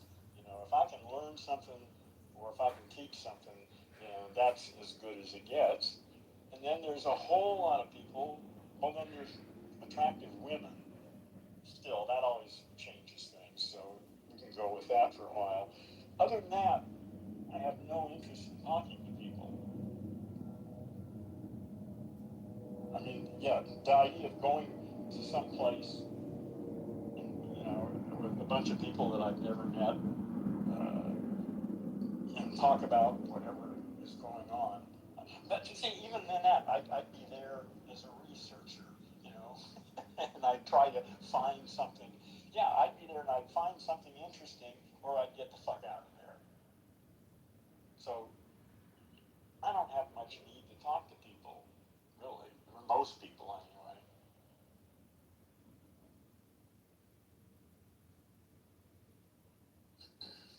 I'm done. Apparently you're done.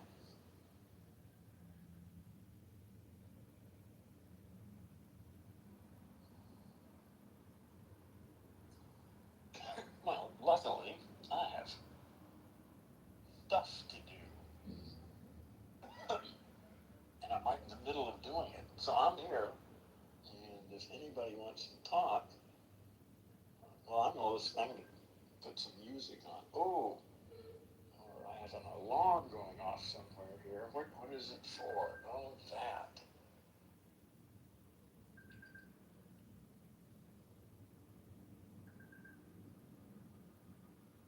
Well, I'm going to come back in a little bit.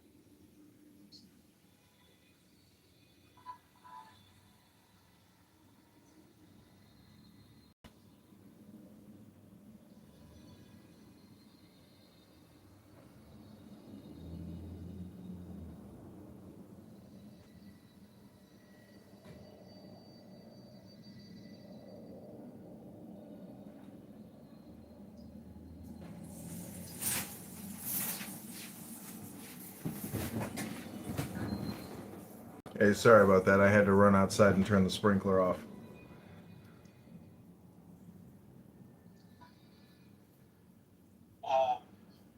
So did you not hear anything of what I said or what? I heard the first part of what you said, but not the other two parts. You said there were three parts or four parts? I don't know, but it would have been nice if you said something instead of just drop out. You know. It was kind of an emergency situation. Fuck you.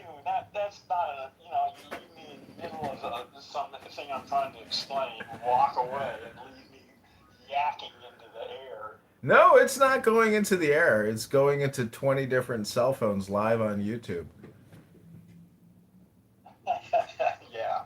Well, in any case, I gotta take a break for a couple minutes. I gotta go take my vitamins and brush my teeth and stuff. So I'm gonna be away for like 5 minutes, but I'll be Okay. back and we'll deal with it then.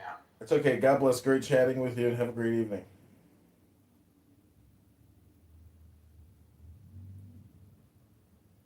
Lower ratio of civilians than is the IDF has in this war. Okay. And we're supposed to get a percentage of the numbers. So what is 95? What percentage is that of a million? Not sure. Are you asking me to do math for you? I figured, you know the math of your own people, but not Hold anyone on real else. quick. Okay. Sure. This has been good. This has been good. So I think at the end of the day, pockets. What you're ultimately, what are you trying to? The hypocrisy was my point, Amari. That was just the hypocrisy. What is hypocrisy? What's hypocritical? What's the hypocritical? You'll never understand, Normal. I'm not talking to you. I'm not going to argue this. We were talking a second ago. No. I realize I'm stupid for that. Normal. Go ahead, pockets. Take about two minutes. Yeah, no. You don't need 2 minutes. Just explain the hypocrisy that you're trying to share with the room. Yeah, I'm just trying to share the fact, and I think Sandra got it. I think other people got it. I'm not trying to. I wasn't talking to El Normal. I'm not trying to argue with El Normal either. I think I'm really not. I think people who understand, and I think there's nothing wrong with admitting that your government is acting a little, I don't know, out of sorts when it comes to certain wars, when it comes to certain choices. If we can admit that our government is sick in the head, that our president is doing something wrong, everybody can admit that their government is doing something out of whack. There is no perfect government. No such thing as a perfect politician. No such thing as a politician acting out of goodwill at all times. We are in a greedy, gluttonous world where people want money, people want power, people want land, people want territory. And the fact that just people cannot admit that their government is like, hey, just wanting land, power, and territory, and wanting control, there's nothing wrong. Don't forget about security pockets. People want security. They want safety. They want law enforcement. We withdrew from Gaza in 2005 entirely. We forgot that part. Oh, I know this was going on for decades. No, I said we withdrew entirely. Every single Jew alive or dead withdrew from Gaza in 2005. And that was a little experiment for the two-state solution because they could have made a beautiful place out of it. Instead, they did one of the great engineering feats of all time. They built those terror tunnels. They used our aid, American aid, as well as European Union and Arab aid, to build those terror tunnels, and then they attacked with the idea of destroying Israel. That was on October 7th, and they failed. Hezbollah was supposed to attack at the same time. They didn't because they didn't trust each other. And Syria was supposed to attack. Hezbollah was in Syria as well. Had that happened, it would have been much worse for Israel. If you remember, the Houthis in Yemen to the south also attacked at the same time. That was the plan, the genocide of Israel. But they failed. And we responded. And now we hold about half the territory, and I would say the estimate from Hamas is about 70,000 dead. And we estimate, you said you 19,500, I'm saying maybe 20 to 30,000 militants, and they're always brewing and grooming more militants. And by the way, in response to the title of the room, you can show me, I don't think a single Palestinian has been kicked out of Gaza. They're now holding about 45% of the territory, and Israel is holding about the other 55% or so. Wow. And nobody's been kicked out. So majority share. I love that. 55% of Gaza. And Egypt won't let them in, by the way. I've never seen a war zone. Shout out to majority share. I've never seen a war zone. I've never seen a war zone. Mods. We're hearing you. Pull and post the article from the Guardian about is published today about the Palestinians being kicked out of Gaza. If you post it in a banner and post it in the room. I appreciate you guys. Thanks. Yes, please do so. So I have a question. I have a question. I have a question. Wait, normal. You talk so much. Please let me in. Let me in. Thank you. So my question was gonna be like, the people that are saying that there are Palestinians being removed from Gaza, like, where are they going? Like, I'm just I have to disagree, Mother. El Normo doesn't talk so much. You talk so much. That's your projection. El Normo was giving you facts. Hey, can you be useful? Like, this is the John Kitover show. That was a serious question. Mother, this is... Oh! I got kicked.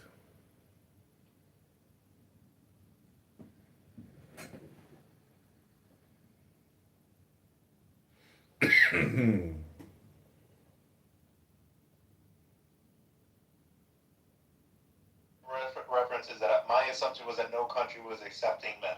That's where I'm coming from. Because the people are saying they're being pushed out, where are they going to? Or who's accepting them? So I read that that Israeli forces have repeatedly ordered civilians to have certain areas before to leave certain areas before military operations. No. Israel says these evacuations are intended to move civilians away from combat zones. Interesting enough, because everyone's from Oh, okay. So I understand now. So you're saying they're being moved within the Gaza territory, not being moved out of Gaza. Okay, I misunderstood. They're being voluntary immigration of Palestinians. Hello? They're being kicked out of Gaza.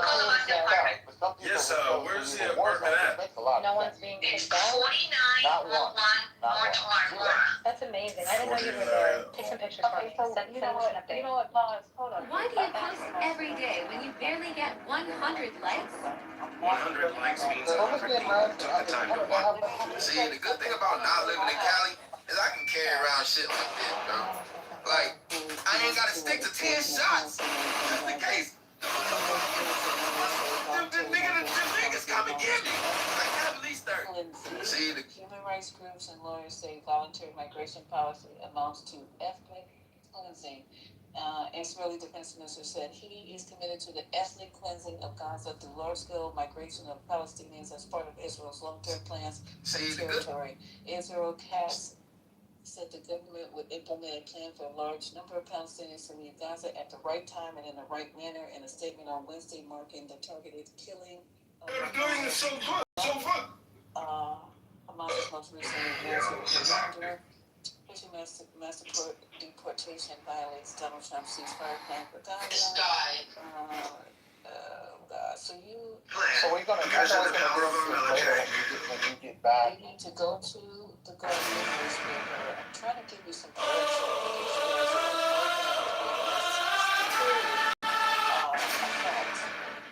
This is the world famous Superdog unboxing. Go to ChicagoMayorVote.com. We also have a vanilla milkshake at Superdog. Pure heaven. Go to ChicagoMayorVote.com. Yeah, I looked at that This is the article. world famous Superdog unboxing. Go to ChicagoMayorVote.com. We also have a vanilla milkshake at Superdog. Pure I've heaven. never heard of a war zone in which civilians were not allowed to leave. The fact that Egypt didn't allow them in during the war is a historical exception. How are they supposed to get out Civilians in war zones always want to leave, and they should be allowed to leave. How are they supposed to get out? Does anyone know how these people Through get out? Rafah, yes, through the Rafah crossing, yes. Hold on, interesting. Hold on, okay, hold on. Yeah, so just means we were going to wait to really jump into this topic until you get back because I was told to play just regular clips until you get back. See, the good thing about not living in Cali is I can carry around shit like this, bro. Like, I ain't gotta stick to 10 shots.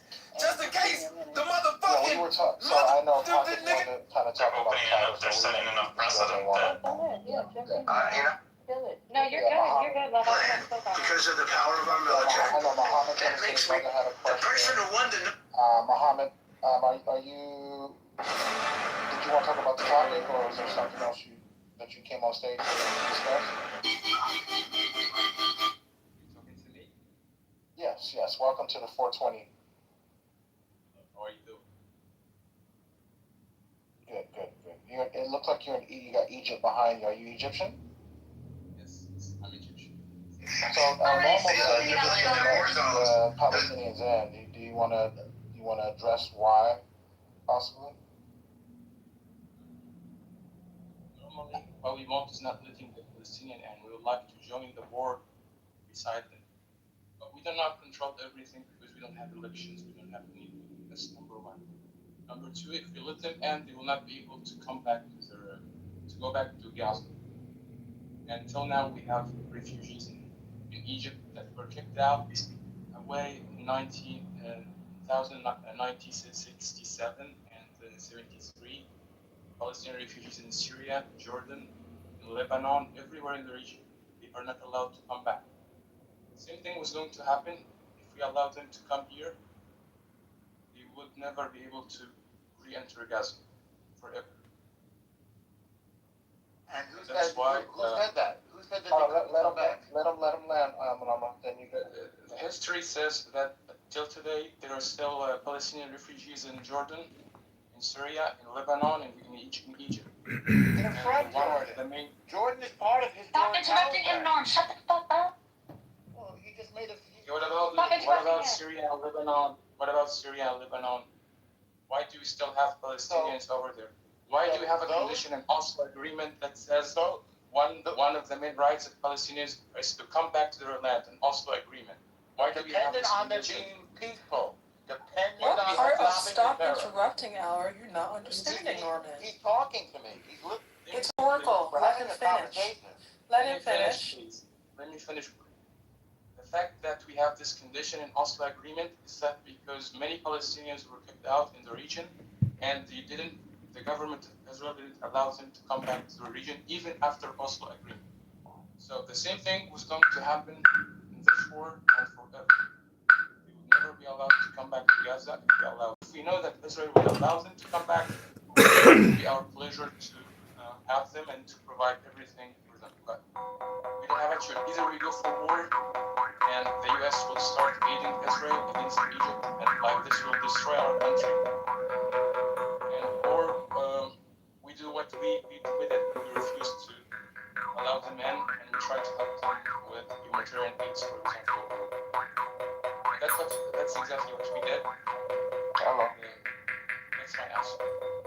No, you just made up the story that they weren't going to be allowed. And nobody said that, actually. Israel never said History said this, Mr. History is not. History said this. What is history said that when they attacked Egypt,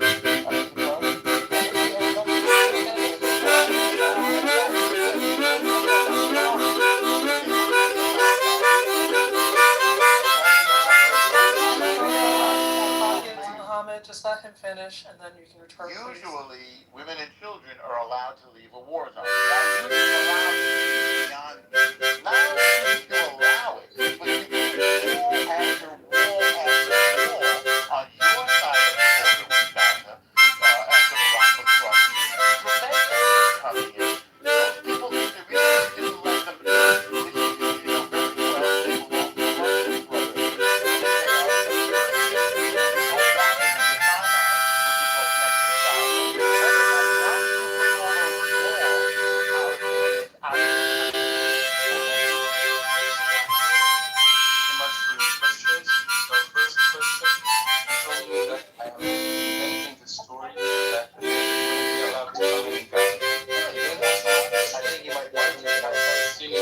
well, they belong to Muslim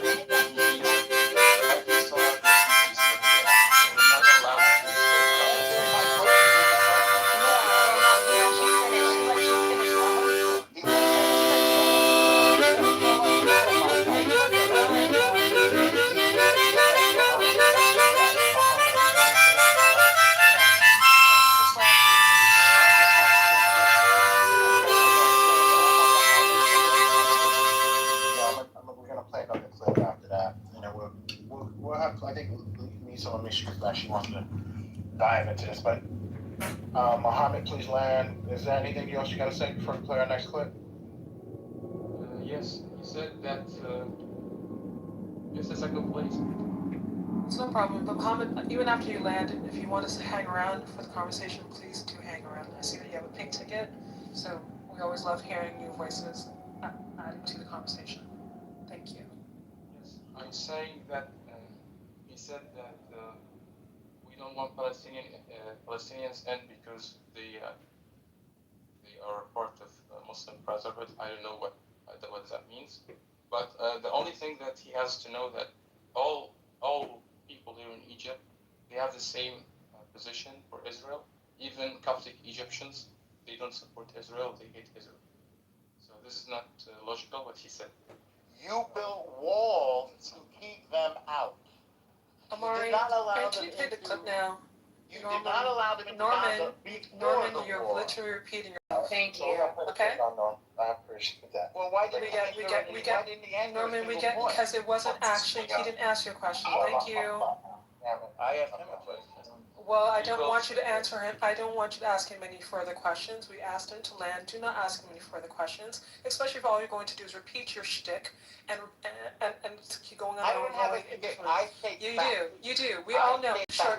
Well, then what you said was not a fact because the Egyptian government has been very clear about why they're not letting in the Palestinians. Why did they build But a wall? that's a fact. Why didn't they So let while women you're and talking children in? facts, Why excuse didn't me. they let women and You know children what? We're gonna get into a good deep dive of this a little later once Lisa comes back. So you just hold your tongue, okay? Thank you. So next we're gonna go what's going on and we're gonna go back to the States here. We're gonna come back to America. And what's going on in New Jersey in regards to the standoff between ICE, anti-ICE protesters and Border Patrol and ICE agents. Here we go. New video showing a garbage truck driver confronting anti-ICE protesters in New Jersey. That facility has been under siege by demonstrators for several days. Correspondent Alexis McAdams shows us again tonight.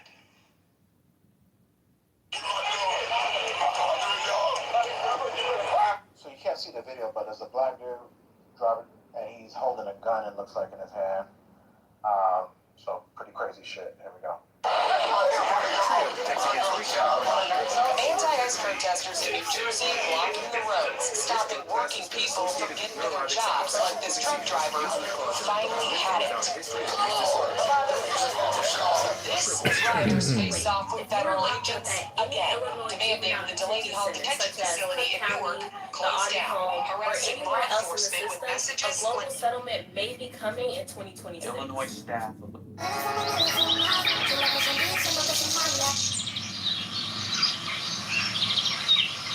Club room.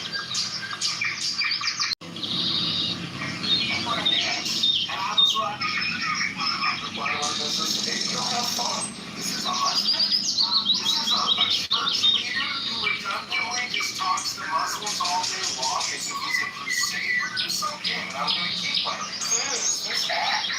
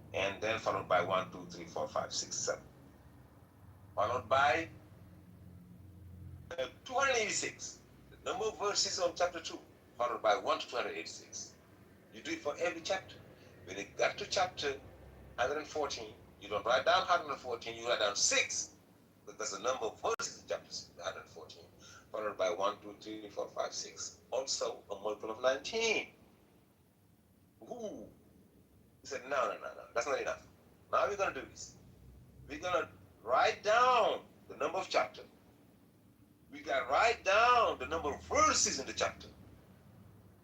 And we're gonna write down number, what else? We're gonna combine the two, there and added one. First, he wrote only the number of the chapter. Second, he wrote only the the the number of verses. Now you put the number of chapter. You write down the number of verses in the chapter. Then you followed by the order of the chapter in the Quran. Before adding 1, 2, 3, 4, 5, 6, etc. Also, Muhammad for 19. Do you know how hard it is to multiply, to divide a number by 19? 19 is a prime number. Only 5% of the numbers are multiple of 19, from 1 to 100. It's 19, it's 38, it's 57, 76, 95. That's it. Everything in the Quran is a multiple of 19, and Allah is the one that said number of chapter, 114 divided by 19, that's 6. The number of verses, 6,346 divided by 19 is 90 times 334. The number of Allah in the Quran,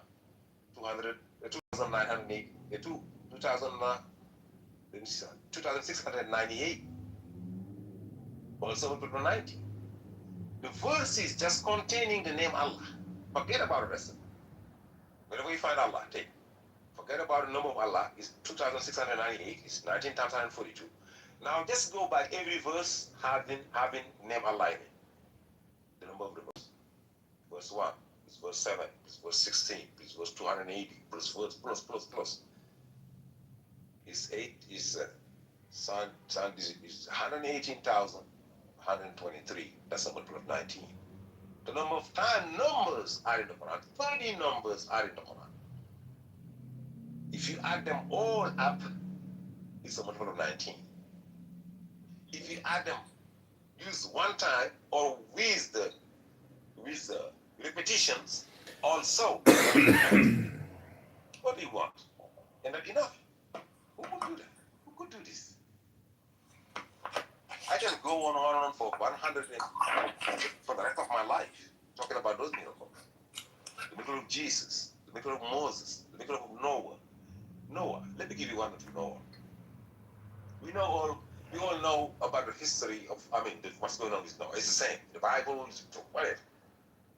That's the water invading people, right? A lot of people drowned and died, right? That's how he took the boat and went to wherever he went. But which Allah led to an is unfortunate narrating situation the story. that happened with your daughter, which you see I was not a fan random of, names sometimes. You think this is and random. I Allah felt talk was about wrong, Moses here, and the people that Jesus supported it, here. I also told them that they were wrong, and so I just want to say that right now.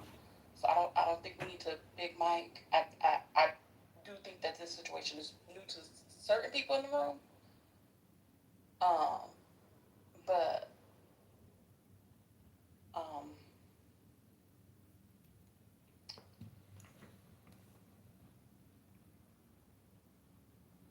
yeah, I'm just gonna go on mute.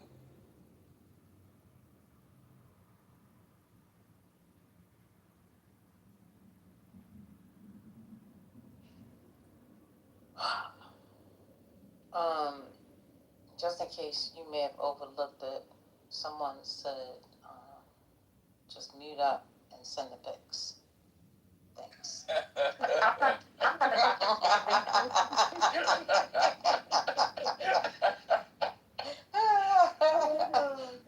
up! Send them pics, Gary. I also would like to say I did lie earlier. I don't sell titty pics for cash apps, as a certain person said. I send them for free. I work for free. No. Oh yeah. Just put me in a tailspin. Oh. Nothing for sale. Pick in the back channel. Yeah. I see. The thing is, I have a career. There's no broke bitch energy over here. And tying me to an unfortunate situation Hello? of a person that Hello? reached out to me and their Hello? was also decent. I could really go down the line, and it's like, yeah, nah, we're not doing that. We're not doing that. Mm-mm. We're not gonna do that. I didn't think anything about that situation was anything that someone should want to bang on somebody about, especially me. I'm confused. Like, so now I'm broke because I'm not about to come out of pocket $3,500 for somebody else's daddy home going. Like, come on now, make it make sense. Like make it make sense. No, I gave what I gave, and then I came and brought her where I felt like there would be compassionate people who wouldn't mind helping her.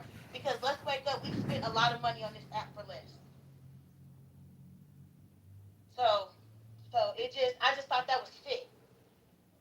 It was necessary. And I stand on it. When I see that motherfucker again, I'm gonna stand on it then too. That's disgusting. But I don't know if y'all listened to the tail end before the room got boomed. She admitted she didn't know. She said, "Well, I don't even be on those sides. Just shut the fuck up. It's not cool, bruh." And this is for anybody in the room. It's the last thing I'll say. If y'all have any questions about any tea about me, hey, if you don't mind me asking, this came across my desk, I'll address it. I promise. I'm an open book. I've been in this app over 5 years, since December 2020. Got some parties. Open book. We ain't gotta do the talk about it. Talk to me, my nigga. It's not that deep. Ask your questions. But I don't want to have to come in. You doing the whisper shit. That's where I lose respect for niggas. Because if I got a question about you, I'ma ask. It's that simple. But that's why I didn't. It was the bringing up the narrative that was spread by somebody that used paperwork doxing my kids. Where I just was like, I will never be able to come back from that. Especially somebody that I said I respected. Yeah, so once that shit is gone, it's just fucking gone. Now, can I coexist? Yeah. But bitch, watch your mouth.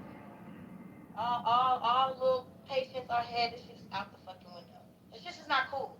And if anybody in this room or on this stage, that's how you get down, you have the right to get the fuck away from me. I don't even want you in my circle for real. Children are innocent vessels. Yeah, I'm dead ass. Children are innocent vessels. So if you gotta make up a lie, if you gotta make up a narrative, and you gonna use court custody paperwork for that shit, you just let me know and I'll move around. Cause I don't want to be around your nasty ass. Fucked up. Yeah, but we're just gonna get back to I just wanted to say hi to everybody. Not trying to see my titties. I'm just saying, some people said they would like to put you in the contestant back channel review. Yeah, that was me. I think your mama like right there with me, so I'm Y'all like looking at. I just had a question about logistics. You are the beauty. How do you get the pictures though? You got to request them? What's going on? What's happening? I think it's a lot. I'm just asking for clarification. Oh my gosh. What you say? Your mama? I said, I'm just asking. I'm just asking to clarify for the room. There's confusion about where you actually get the pics. Do you request them? Is there a link? You know, I'm just asking for clarification. I'm gonna submit my lottery numbers too. Is there a QR code? Is there a QR code? Now what's the case? Is there a QR code? What's going on? Your mama asking if there's a portal. Does she need to have her security key to log in to get the TV? Right. Do we need to download Microsoft Authenticator? Like, what's going on? How you get You gotta do the, like, how many of these are motorcycles and click on that. Oh, yes. What's that called? The caption, yeah. We gotta do it. Are you a human test? A robot? Let's do it all. Y'all view Good Night Moon. Do you want a picture too? Oh, no, I can't say that out loud. Oh, okay, I got you. She might get hurt. Yeah. We don't want your neck knocked off. We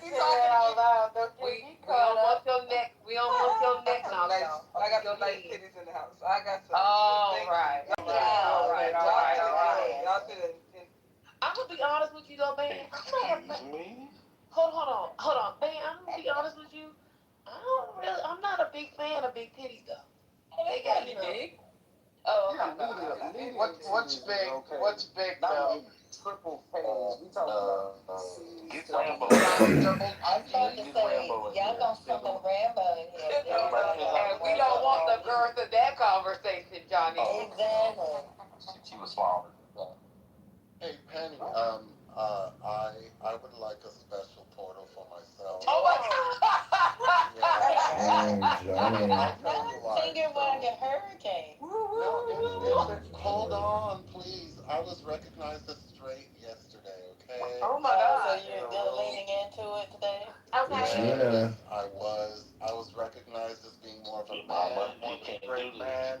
See, MJ, okay? see, this is what happens. MJ was called.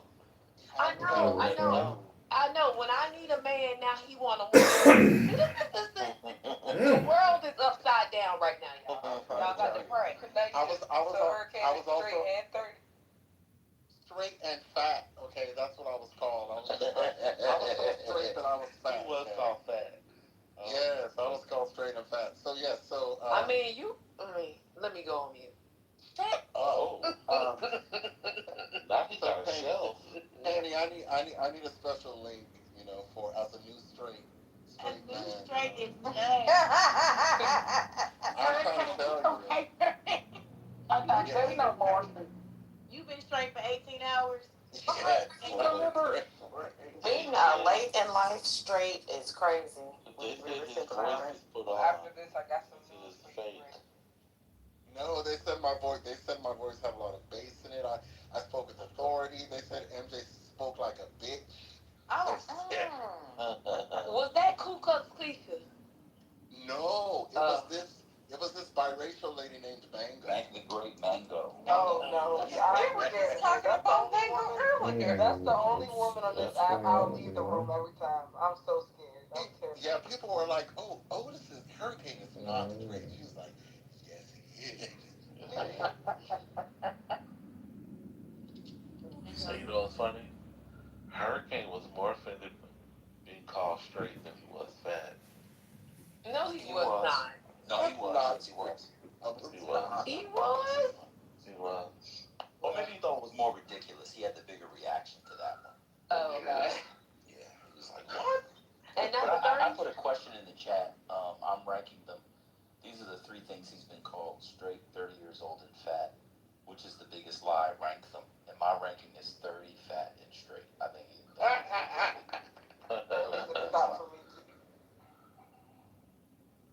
He was talking about Renata Tebaldi.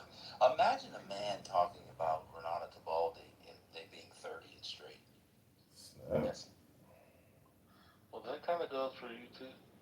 I'm not 30. Well, no, that's good. Oh, okay. Yeah.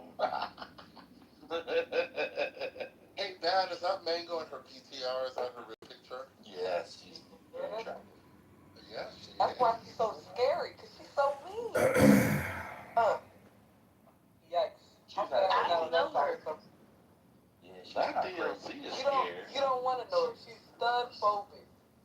She overcompensates for being she overcompensates. DLC, I'm kind of really not a stud. I mean, No, it doesn't matter what you look like. If she hears you, she's going to be like, here come these fuck-ass studs in the room. That's how she talks. She's so vulgar. It's very endearing. No, she's upset because we once were courting the same woman, and I was with her, so that's why our beef is. Okay. Oh. Well, I'm not. I can't ask no questions. She just had a baby. I just hope the baby's never in the same room. Okay, and I would say this in Sharon's room. I told her to stop getting on the app because we're in different spaces, and I know some of y'all frequent those spaces, but we're in spaces where people will say the worst things about kids and being pregnant. And I told her, I said, what the fuck are you doing? I'm telling y'all right now, if I ain't trying, nigga, I'm just saying, but if I get pregnant, I'm off this bitch. And if I do, I wouldn't instantly try to curse my house. This is, I did it. I told her several times as a metaverse friend, what are you doing? Get the fuck off this app. Don't even receive that energy, much less respond to it. Your pregnancy is the most tender time of your life. That baby feels everything you feel. So, fuck up this. That little boy gonna come outside. I'm telling you right now. And she's gonna be trying to figure out why in 2 years. Motherfuckers just want to be on the app for 6 months while you pregnant. Speaking of the regional living, great are you there? You gotta come back. You too, brother Matthew. Oh Lord. Is Brother Messi there? You still here? Brother Messi, I want you to know that regardless of the fact that I made it home safe and sound, I will not be crashing out tonight. Thank you. I'm prepared. No, fuck it. Now it's like, you know what? No, clock in. Everybody clock in. I love you, but no. So who was Spiritus crashing out on the side of? No, he was getting in the way. So on the dark side, we call when you're rules of engagement of religion. So let me explain.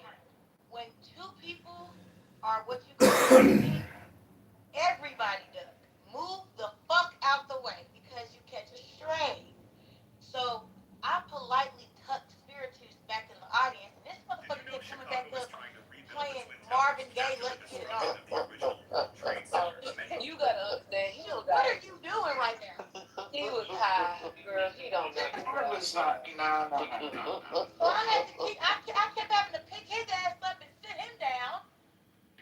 I said, you know what? This is getting ridiculous. But yeah, when just so you know, FYI, it's just like nobody don't say shit. Now unless there is, everybody has different naming parameters.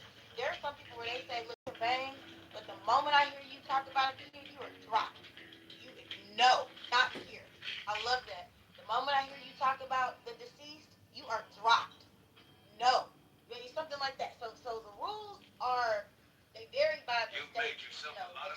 Some people, it's like, hey, yo, there are no rules. Fuck you. I personally, I don't play by, I don't pick up kids. I don't pick up the dead. That's me personally. I don't, you ain't gonna have your goddamn great auntie haunting me, and I'm trying to figure out why the fuck I can't get no sleep. No. Let me ask you a question. I wasn't there, so I don't know. YouTube. Do not shoot me today. So, did the person that you were banging with that brought up all these awful things, did they know the rules?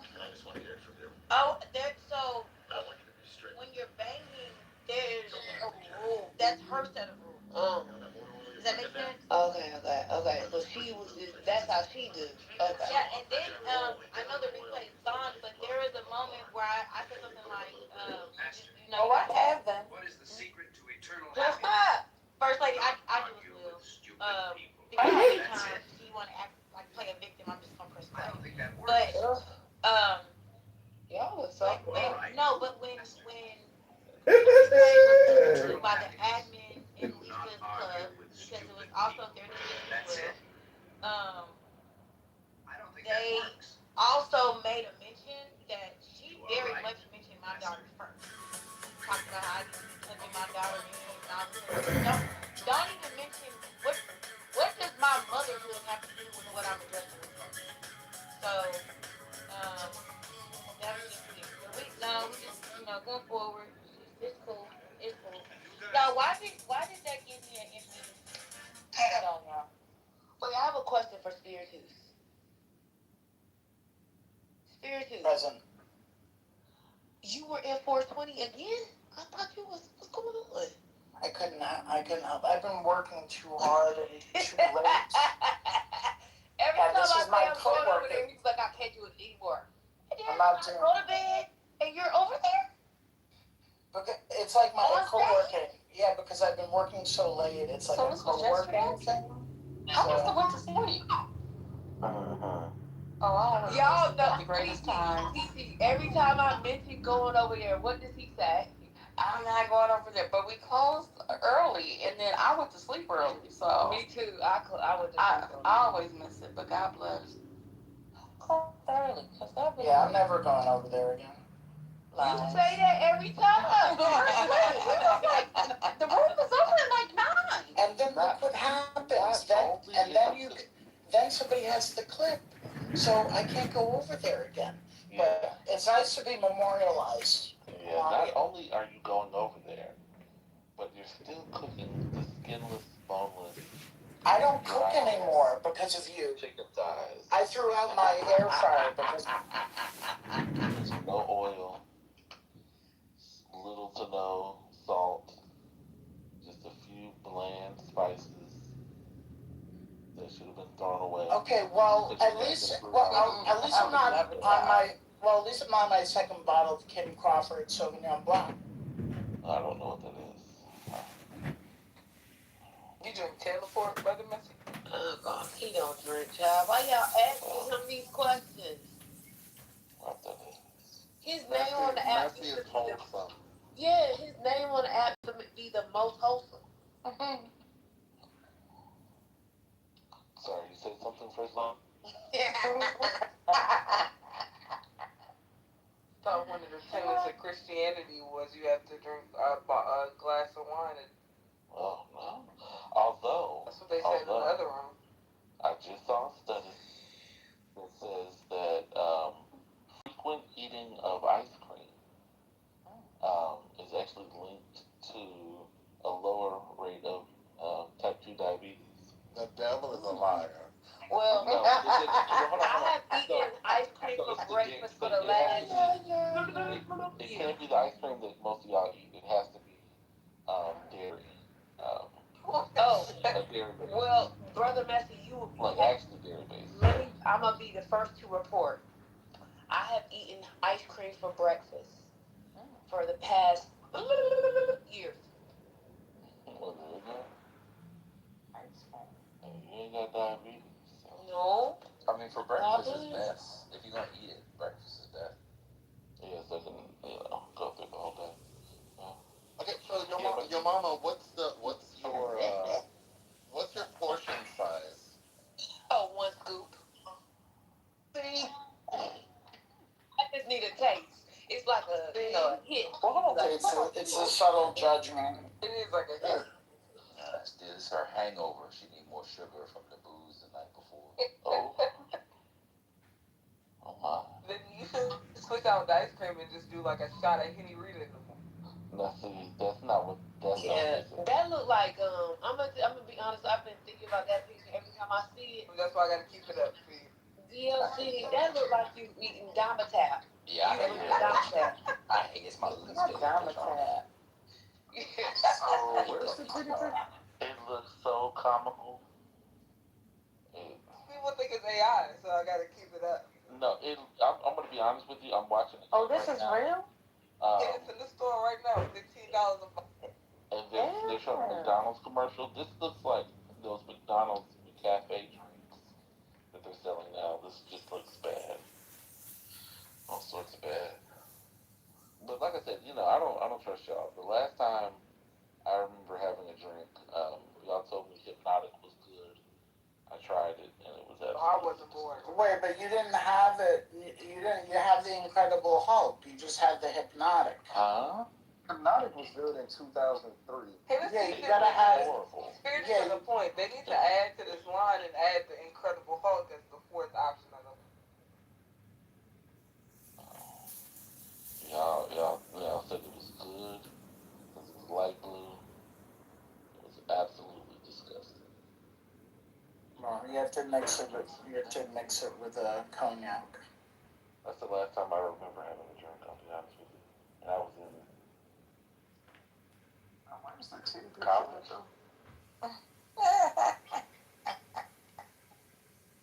Not an APD. That's the only reason I'm here. I heard with some titties. Kenny, you gotta, you gotta cut a little bit of club happening. Wait, what's this gonna be? You could do it like this. What you could do is you could open a room that's private and you could ping all the people, have a picture up in your profile picture, and then leave. I need a JPEG.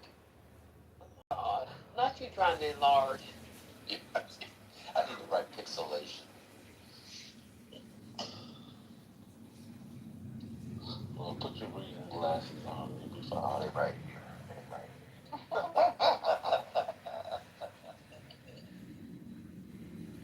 Yeah, but they might the thing to go around your neck, the librarian lanyard. Oh my God. Yeah, you have on some of them old accountant hats, the green ones. Oh, yeah, glare out my eyes. Yeah, with the brim, You're getting glasses, Glenn. Oh my God. With a light green one. Oh, now, did you get tint on your I never got the reading glasses, but I got your mom. She got musician lenses. Hey. Wait, not too much. What's wrong with you? Hey. Let me tell you, I was out with the transitions today, and somebody said, "Oh, the way you just wear glasses." Yeah. Wait, so people aren't doing the No, transitions are for the old. That's what he was trying to say. Wait, not the not the sunglasses to those transitions. You mean the reading? The old people. Yeah, the transitions from sun to optical. Well, I'll be honest with you. I think I will do that for my reading glasses as well, because sometimes I read outside. Yeah, exactly. And sometimes I don't want niggas to talk to me, so let them things close up. Now, the one thing I can't do the bifocals. As someone who doesn't. Bifocals. Well, long distance and short. So. Don't be telling. Never mind. Or whatever they're called. I don't know. One for long distance. One for Brother, this every is not a safe space. Listen, shield you, brother. Let me shield you. This is not a safe space. Yeah, every time he says this, I am confused. No, I have never heard this in all of my eyeglass life. Wait, one for each? I have never heard of this. Well, see, so here's the thing. My glasses, I have 2015 vision, but It's not getting better. But go ahead, keep going. Go ahead. Start telling y'all about his green blood. Go ahead. So you need one pair of glasses for driving and one for reading. Hold on, let's be clear. I don't need any glasses, but I'd like to keep my eyesight. And so sometimes, depending on the workload or late at night, I use long distance glasses. So my eyes aren't straining. That's not a good idea. Wait, what are you straining from? Like on the computer. Reading, writing. So, like, I didn't know you read or write. I don't. Did you just get blue? Okay. Just blue tick glasses? Yeah, that's why I don't say why he just can't get a screen over his laptop or his computer screen. No, but anyway, I don't know. Yeah, I mean, because I actually. So you went to the optometrist and they looked in your eyes. They got real close to your eyes and they looked and they said, "Can you tell me what's on that wall?" And then they said, "You need 2 pairs of glasses." What? No, I said I don't want glasses that have both in it. So I'll take 2 different Wait. I don't always use them. Oh, so you was gonna have bifocals and that's what you would want them. Yeah, I just want bifocals. Oh, well, you can get bifocals without seeing the line now. Yeah, but still, I'm not. I've never worn glasses until now. So, I've lived, 75 years of my life without glasses. Why are you wearing glasses right now? Are you getting old? What's that? We're all getting old, but what I'd like to do is keep. It was just a simple question, sister. Don't laugh at him. We all getting old, like he said. Some of us sooner than later. But hey, it's okay. We support you. Wait, do you wear glasses? No. That's why I'm asking what is it like? How do you feel? How old are you? Enlighten us. Have you never worn glasses? You don't wear sunglasses? Oh my God. We asked you one question, you asked me 5 questions. Well, stop saying we. You're asking for yourself, girl. I mean, you're asking questions about wearing glasses. So I'm trying to ask. Heavy tongue. No, Are you not brother. used to... shut the fuck up. No, it's very we respect each other. We respect each other. No, well, you didn't respect me, so that's why I disrespected you. You just said you had a heavy tongue. Oh my, heavy tongue. He's a heavy tongue. You're like he's gay or something. You're like a bitch. Oh, you're an ugly bitch. You're an ugly bitch. Ugly on the inside, ugly on the outside. And miserable. Always gay by calling woman a bitch. Yeah. I'm not calling you a nothing. I just say you blind. That's it. No, you didn't call me blind. You don't even know who the fuck you're talking to. Jar Jar Gabor. Brother Messi, I told you this wasn't a safe space. Yeah, I told you. Let's just move on. Thank you, Gia, for your submission. Let's not. Can you correct him for calling me the B word and stuff? Because that's not gay. No, you call him gay. I'll call you a bitch again, though. Hold on. There's nothing wrong with being gay. You ain't never got your pussy licked before? What's going on? He doesn't have a pussy. Why are you asking him that question? I'm asking you, Gia. That was for you. Like you ain't never had. It sounds like you ain't never had your pussy licked. Like, oh my God, the ghetto. And he's breathing heavily on the fucking microphone. That's me, bitch. That fucking song. Fat fuck. Hey, get your black man correct. That was me breathing hard on the mic. I just walked up the stairs. 6 years old. Anyway, no hard feelings, yeah? No hard feelings. And what does this have to do with him being blind and gay? I swear to God, these Somalis are the worst. She doesn't realize just because you gay, don't hate on other people. Somalis has combined all three of them into one. Problems like there's no real man in this room, blah, blah, blah, blah. If he has his tongue and he's blind, come on. Jesus Christ. Are you an owner of a daycare or senior? Monica, get out the car. We only do interpretation. These motherfuckers, they sit with you and they talk, but they hate women. Bitch, this, that. I hate you, ho. You have a very small dick. I hate bitches like you, ho. I do. I really do. You do? Bitches like you, I hate. We will help you. Homophobic, ugly bitches like you, I hate. Yes. Only if you know. Only if every day when I walk on the street, they tell me I'm beautiful. Fuck you. It doesn't matter, bitch. I'm not into women. I don't care. I'll take you. I know, I can feel it. You hate women because exactly. you And you're mad that this man is not interested in you. Are you blind? And you have a heavy tongue. Anyway, moving on. What's going on? Britt, are you there? You're a prostitute. Britt. Trying to get a discount. This is insane, Britt. I am here. What's going on? Britt and Brother Messi, breaking news. Today we learned that Victoria, aka E, is from. Oh. I love to hear that horrific news. Let me tell y'all something. Wait, what do you mean from Texas? I need more from Cali out there. I heard her say, as a former Texas voter, and I sighed very deeply. Well, earlier today, before First Lady crashed on her, but she was saying that she was the only person with expertise to talk about the Paxton Corning race. And I asked her what her expertise came from, and she said, I spent my formative years. Oh. And then backtrack when I Look called at her out feminine for tendencies. spinning her. Oh, ooh. Do you not hear me talking? Nigga, you need to be a me. Why you say nigga like that? What's going on? I know. This, yeah, She doesn't know who she's talking Brother, she was about to make me pull out the Johnson. And y'all know I've been having that thing packed up for weeks now. Oh. It's only been 2 weeks. That's all it's been 2. Well, it Get to a feels like month a lot and then more we'll than that. celebrate. Get to a month and then we'll celebrate. It ain't out. It's not out. It's packed up. Okay, I know. You did good. But wait a minute, brother. on her. Brother. Let me address Dr. Library. I know. I just need you to stay with me. Oh, okay. Dr. Library. like that. You set me up. You know you did that, right? No, I was sitting there minding my good, clean business. I was working. Did you crash out though? No, it wasn't a crash. Okay, I well. didn't use any profanity. Oh, wait. Hold on. Hold on.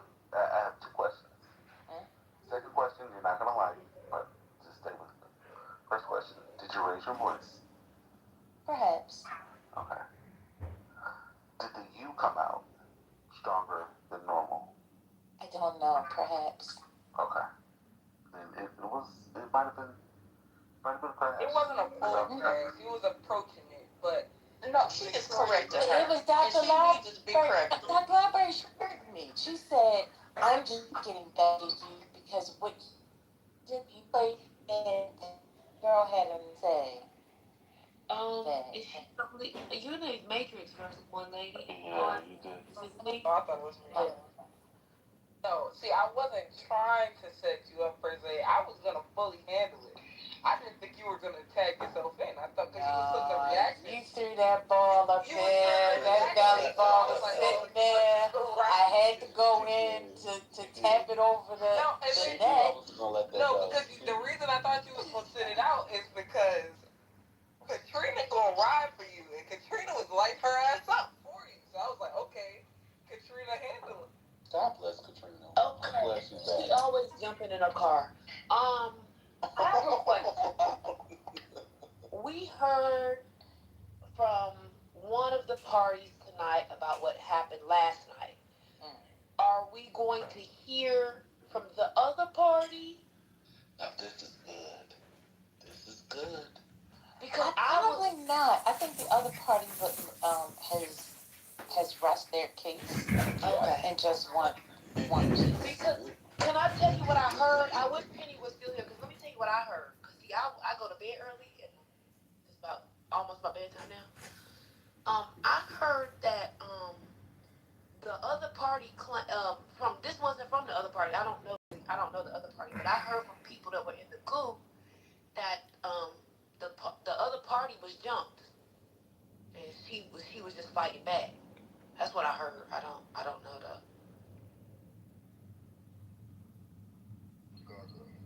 You know, at least you can be honest. At least you're being honest. At least we have a basis of honesty here. So you could be as honestly as ghoulish as you be. I actually. Oh my God. I speak a little bit. I told you. Night. Good night. Anyhow, Daniel, they're Warby Parker Caspers. That's what they are. I don't think Warby Parker sells them anymore, but sometimes you could find them on retailer, like reseller sites. You know, that's when the Christians were even involved. Then of course it's changed now. Now Christians don't have a seat, but it's yeah. I get what you're saying. Like I'm not trying to say I don't take their side, but it's like at the end of the day, I don't know what do you want to actually be done to these people? There's no real solution where I can see them going anywhere. No, there's no solution. Well, they need to They can get the fuck out of Dodge. It's a process. Like, listen, this is the most humane thing to promote. But where are they going to go? Nobody will take them.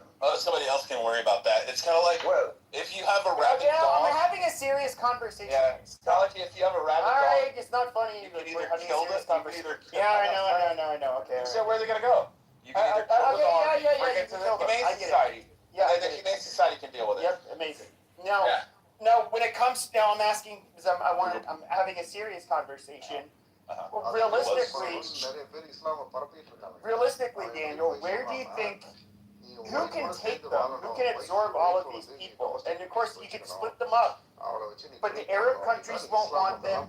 And if we're being honest, I think no matter how well they might be getting along, the Arab countries, they still at the end of the day, like the system, the terms கொண்டு வர முடியல.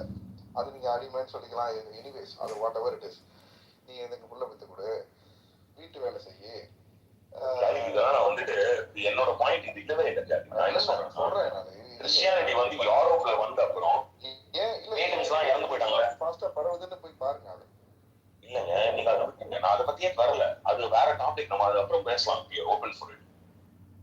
இருந்து வரேன்னா யூரோப்புக்குள்ள Christianity போச்சுங்க. பேகன்ஸ்லாம் அடிச்சு தூக்கிட்டாங்க. Pagans வந்து இன்னைக்கு திருப்பி ஒரு 500 பேர் கூட சேர்ந்தாங்கன்னா பேகன்ஸ்லாம் ரிவைவ் பண்ண முடியாது. கிறிஸ்டியானிட்டி இப்போ நான் வந்து யூரோப்பா வருஷத்துக்கு 4 வாட்டி போறேன். எனக்கு அங்க வந்து வெரி சோசியலி இன்டெகிரேட்டட்னு வச்சுக்கோங்களேன். அப்படி இருக்கும்போது அவன் யாருமே சர்ச்சு போறது கிடையாது. சில பேர் தான் போவாங்க.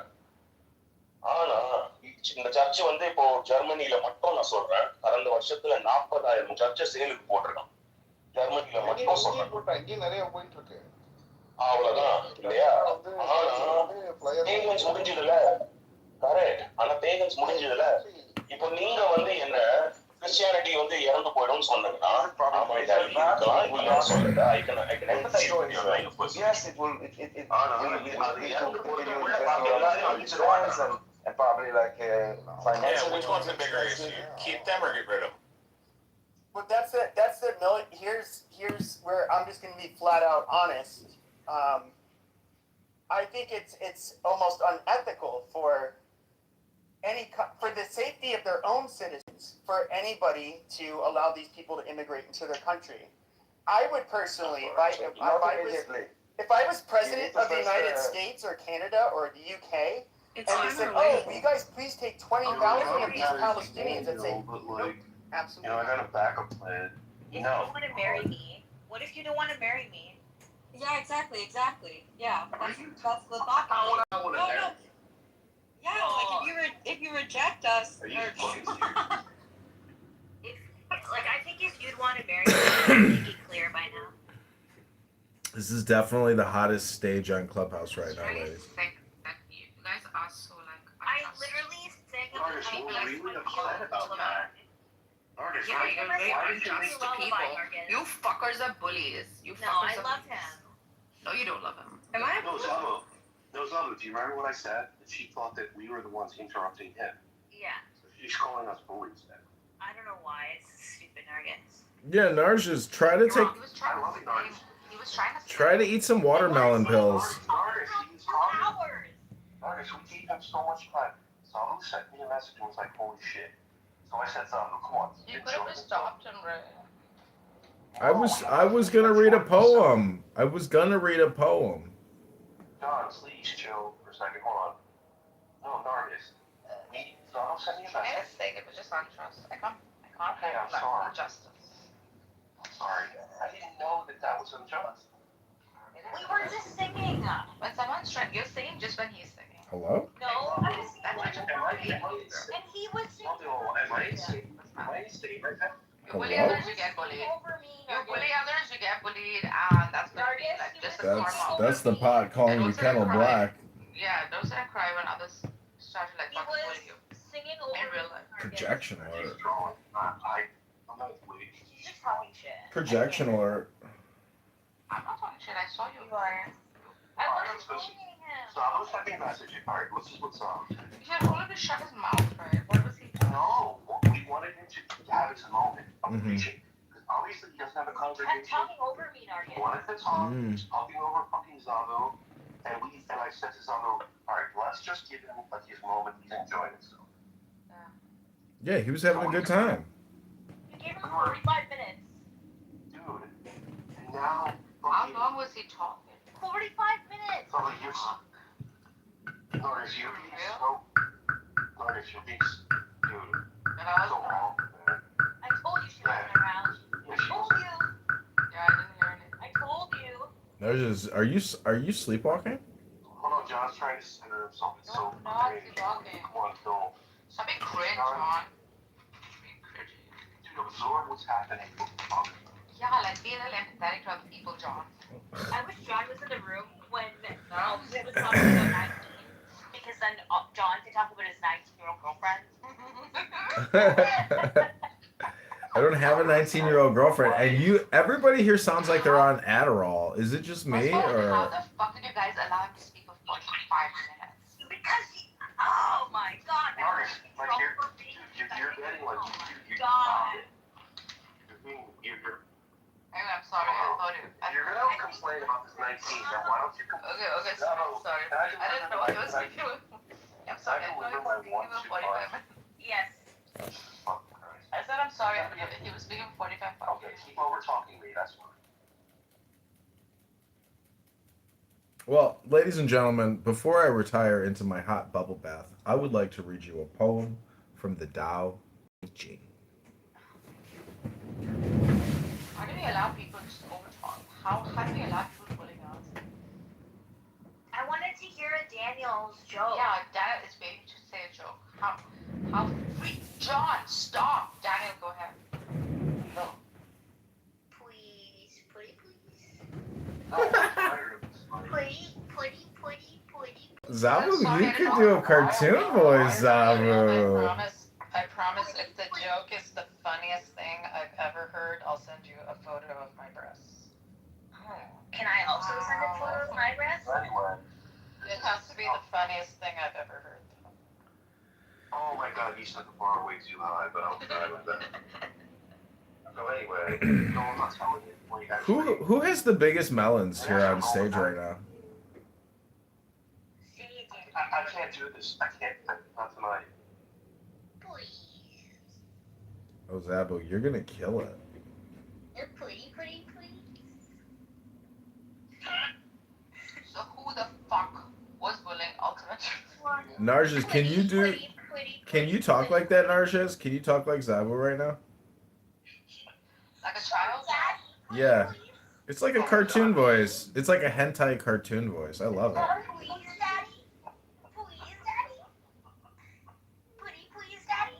Oh my gosh. This would make I would love. See, you know. Oh, I see. Well, he's gallivanting all over Europe with his partner. Bro, you could guess. So the whole team is 19, right? So you can kind of guess. Oh my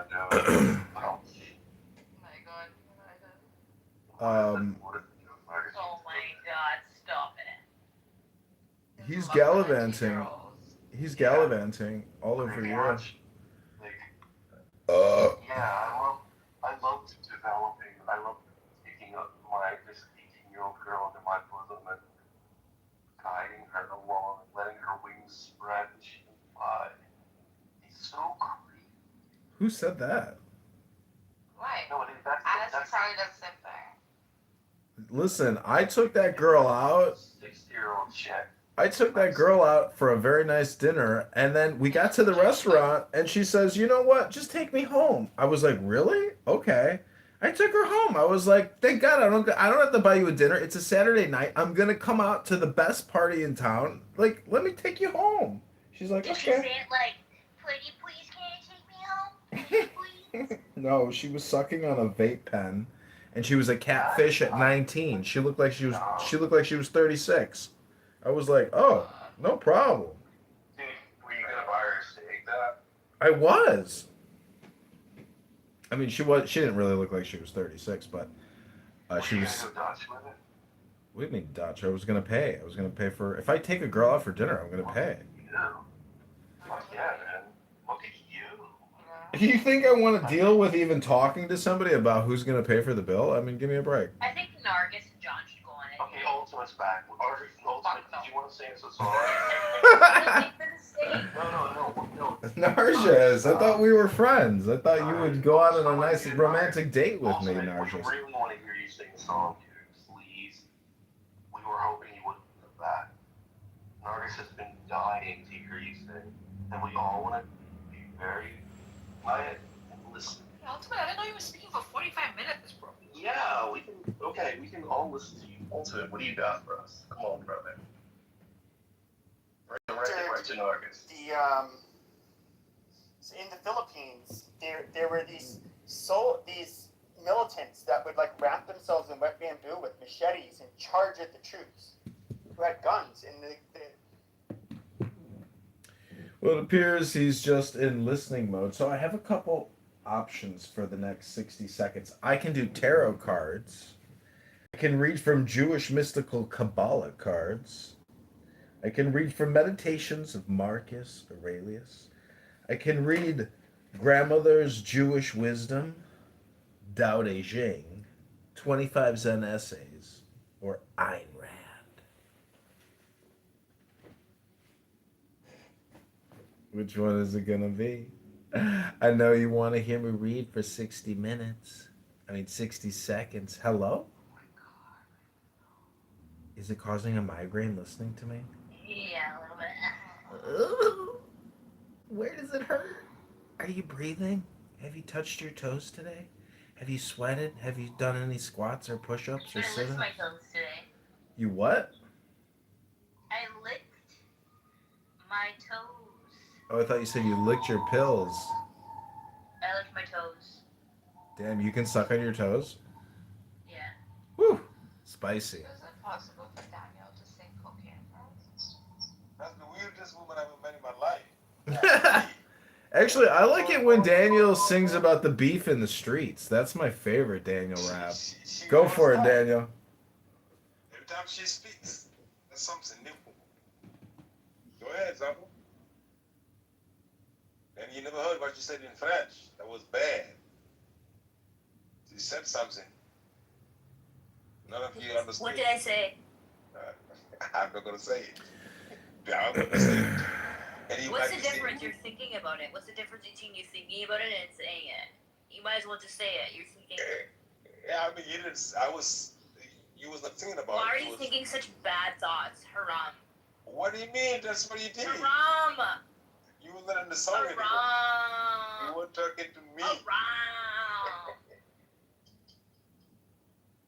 She's a bandito. Or bandita. Not to confuse it with harem. Imagine having a harem of 19-year-olds. That would be hot. 19 of them? What's beef? Beef is when you need 2 gats to go to sleep. Beef is when your moms ain't safe up in the streets. Beef is when I see you, guaranteed to be an ICU. Guaranteed to be an ICU. What's beef? Beef is when you make your enemies start your Jeep. Beef is when you roll no less than 30 deep. Beef is when I see you. Beef is when I see you. Guaranteed to be an ICU. Check it! Yeah. Here's one that says, when I say, when I speak, you feel weak. Then hear my thoughts. Your man passed the gat to me. Now check this. When I say black, do you consider it as an attack or a lack of understanding of my part or just a rough coming from me? When I say white, would you consider bigotry? When I say no to religion, is that because it's an extension of my misconception about what you think of me? Do you see me as a threat of your safety? Are you on? Israeli? Ali. No, Jay. That's how I'm gonna do it from now. Are you on? Israeli? Are you one of Satan's chosen people? Yeah, I'm chosen. Are you little?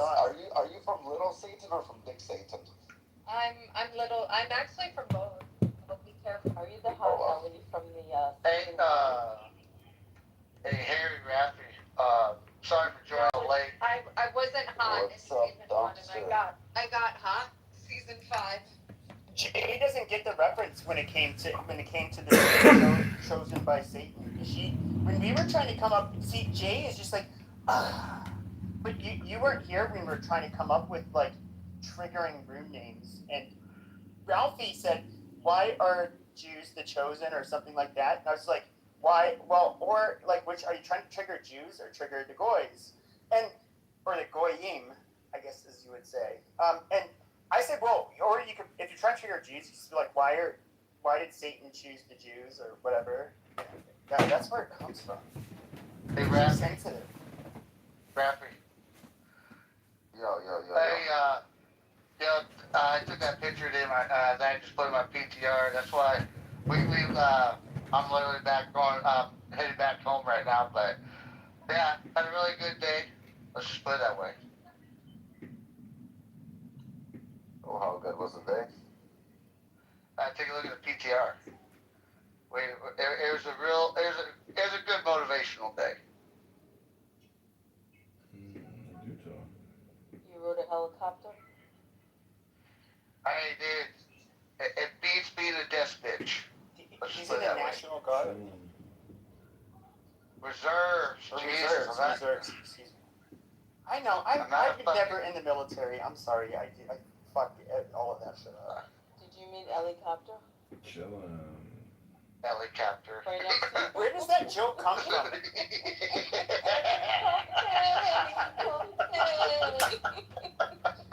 Where does that joke come from? Like, why? Like Jews, like a couple of years ago, were all using the helicopter. You want to explain an helicopter? Helicopter. No, you had to be there. You had to. Yeah, I'm sorry. No, and you don't know. So you don't. It's when the fucking helicopter went down with Okay, fucking Iran. Yeah, Iranian president or whatever he was. He got Oh yeah, I vaguely remember and that. then apparently those overheard it. Israelis blitz. They said helicopter, and then they go, oh, it's a Mossad agent named Helicopter. Helicopter did it. He was on the plane with them. Well, They were saying helicopter with an accent. Well, and the joke for the Israelis are, you know, Motorola, Pepe? Yeah. Remember when the pager incident happened? There's an Israeli name called Moti. You know Moti? You ever heard of an Israeli name Moti? It's an Israeli name, Moti. Motorola did it.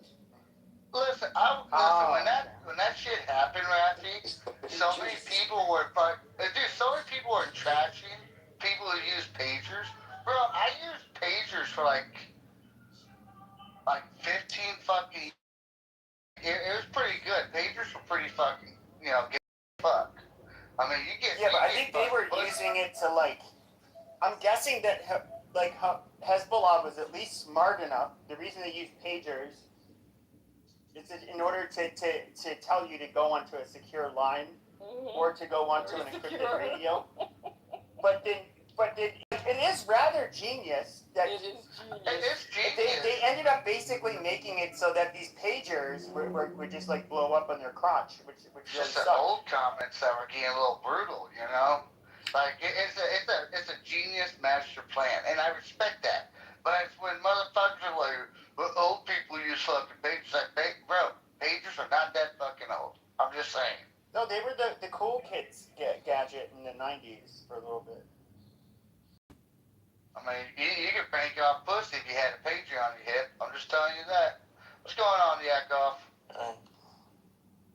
I think many of them also brought them up to their eyes and they were blinded. That's just more fucking holy shit. Wait, wasn't there something else that they reading them and they blew up in their faces? That's true. They had them in their hands. Wasn't there something else? Wasn't there like walkie-talkies or something else? Yeah, it was an ICOM V81 that, V80. I have one.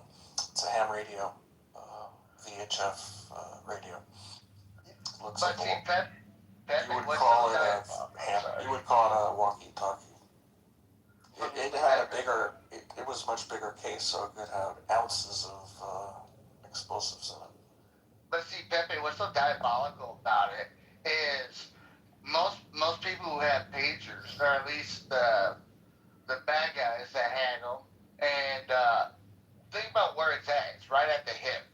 And dude, the survivability of those individuals that took a fucking blast to the hip, or at least the pelvis, you know, I mean, your chances go next to nothing. Well, I forget where it is near your. Yeah, so from the liver to the knees.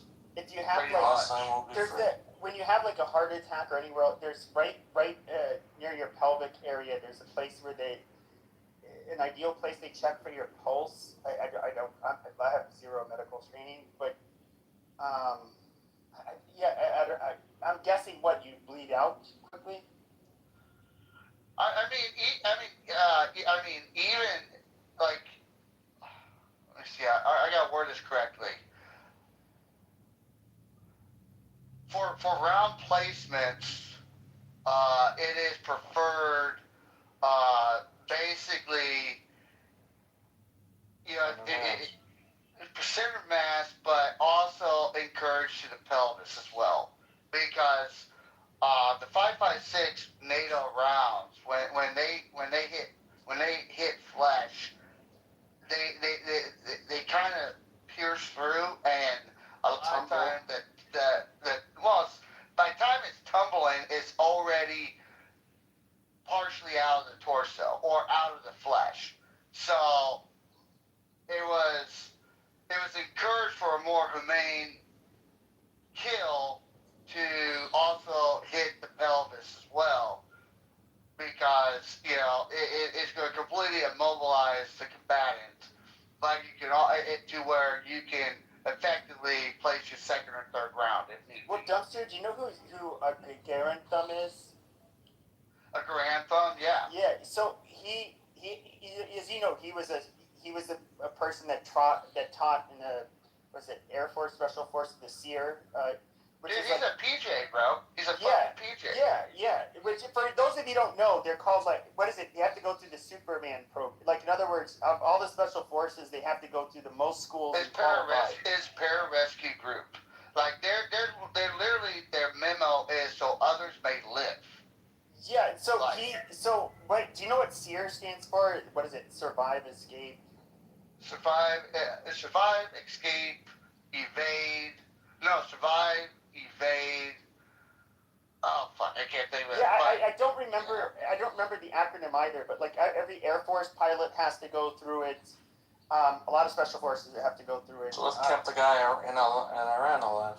Yeah. So he actually released a video yesterday that he did one in 2023 and he updated it.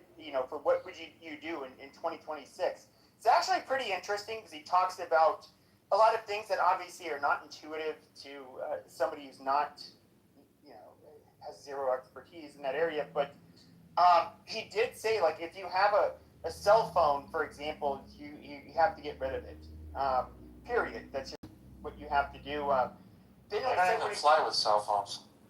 Yeah, they don't even. They're not even allowed to get into the cockpit with a cell phone. That makes sense. And then when it comes to radios, he said, he doesn't care how encrypted it is.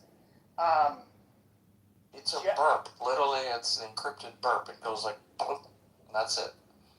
Yeah, but he was saying that basically, like, if you were having a professional military searching for you today, their ability to locate you because you have a radio on would be pretty bad. But of course, he said what they do is maybe it's every 35 minutes after the hour, you might have a plan that you guys will listen in for 2 minutes or something like that. But you would have to use a punch key. I don't know. I'm guessing. I was surprised that they didn't have a predetermined word or signal, because he said God is good, and apparently at the time, even Exis said this. We weren't sure if he was an airman or an Iranian, because it was so close to God is great. It's God is good, and they realized it was him. But I'm surprised they didn't have zebra or some word that changes with every flight or something with everybody who takes off, so they can find him.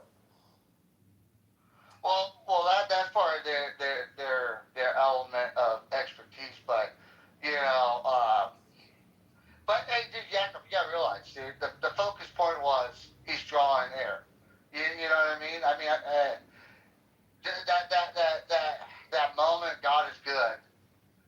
Granted, there might have been confusion of possibility of maybe the opposition, but it still means that Wizzo drew breath, and he had and the function to address.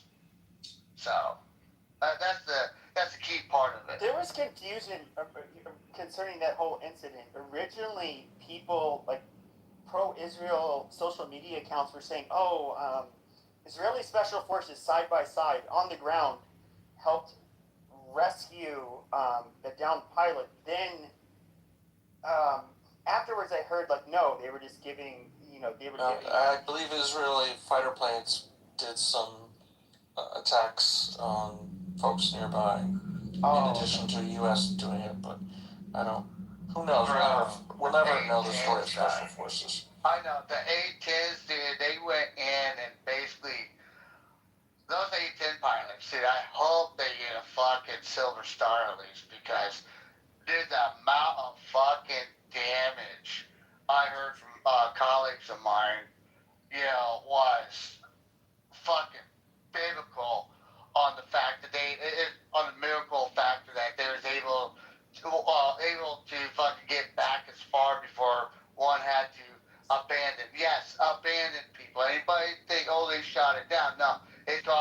itself abandoned it because of the ability not to land safely. But I thought when it came to the A-10 Warthogs, they are highly susceptible to being shot down. They fly very slowly.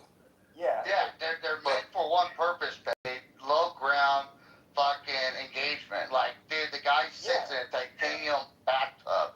Like, dude, I have witnessed in country A-10s on the fucking tarmac with fucking pumpkin-sized holes all the way through the fucking wings, through the fucking side of them, and them bitches still fucking can't. How many of them were down during that?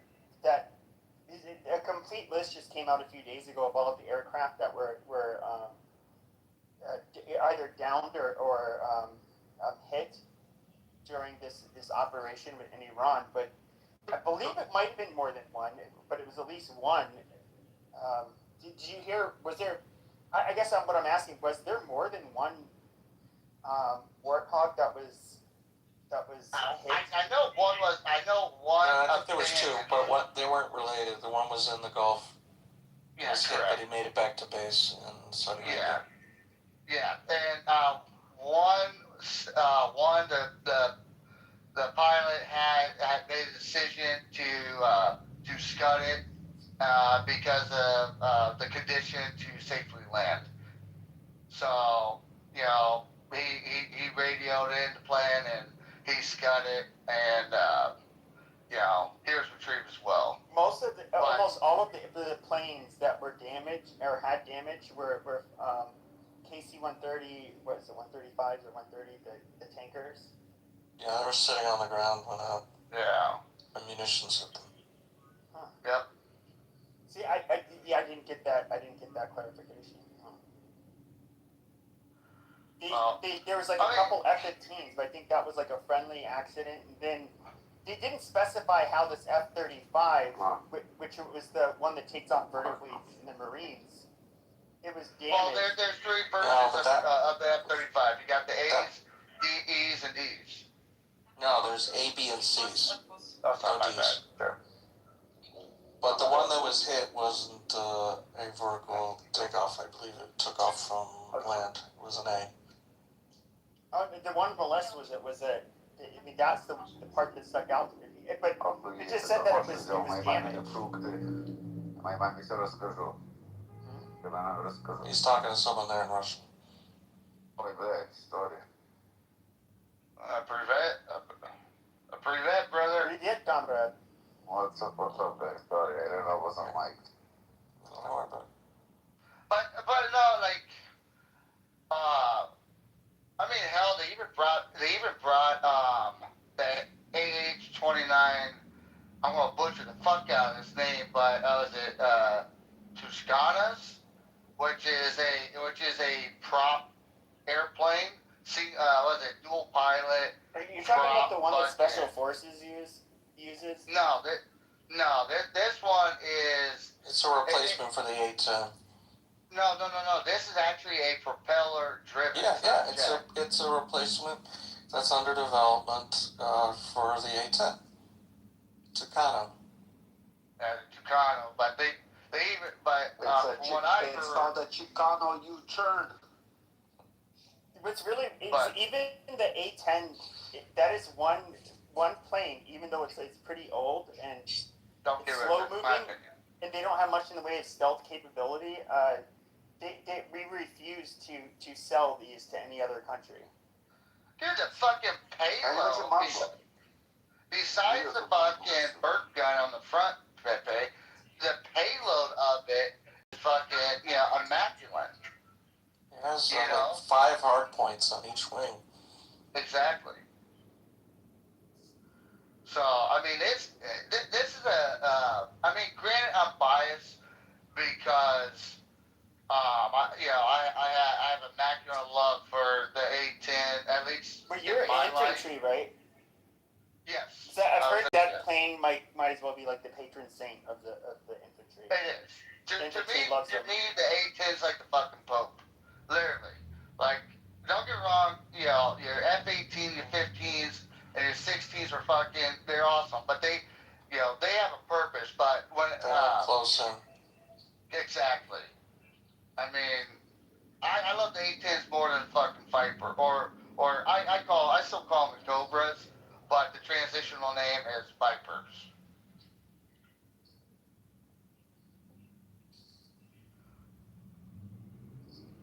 But I was gonna say, Vincent, when you talk about the radio, never say repeat. Never say fucking repeat. Why is that?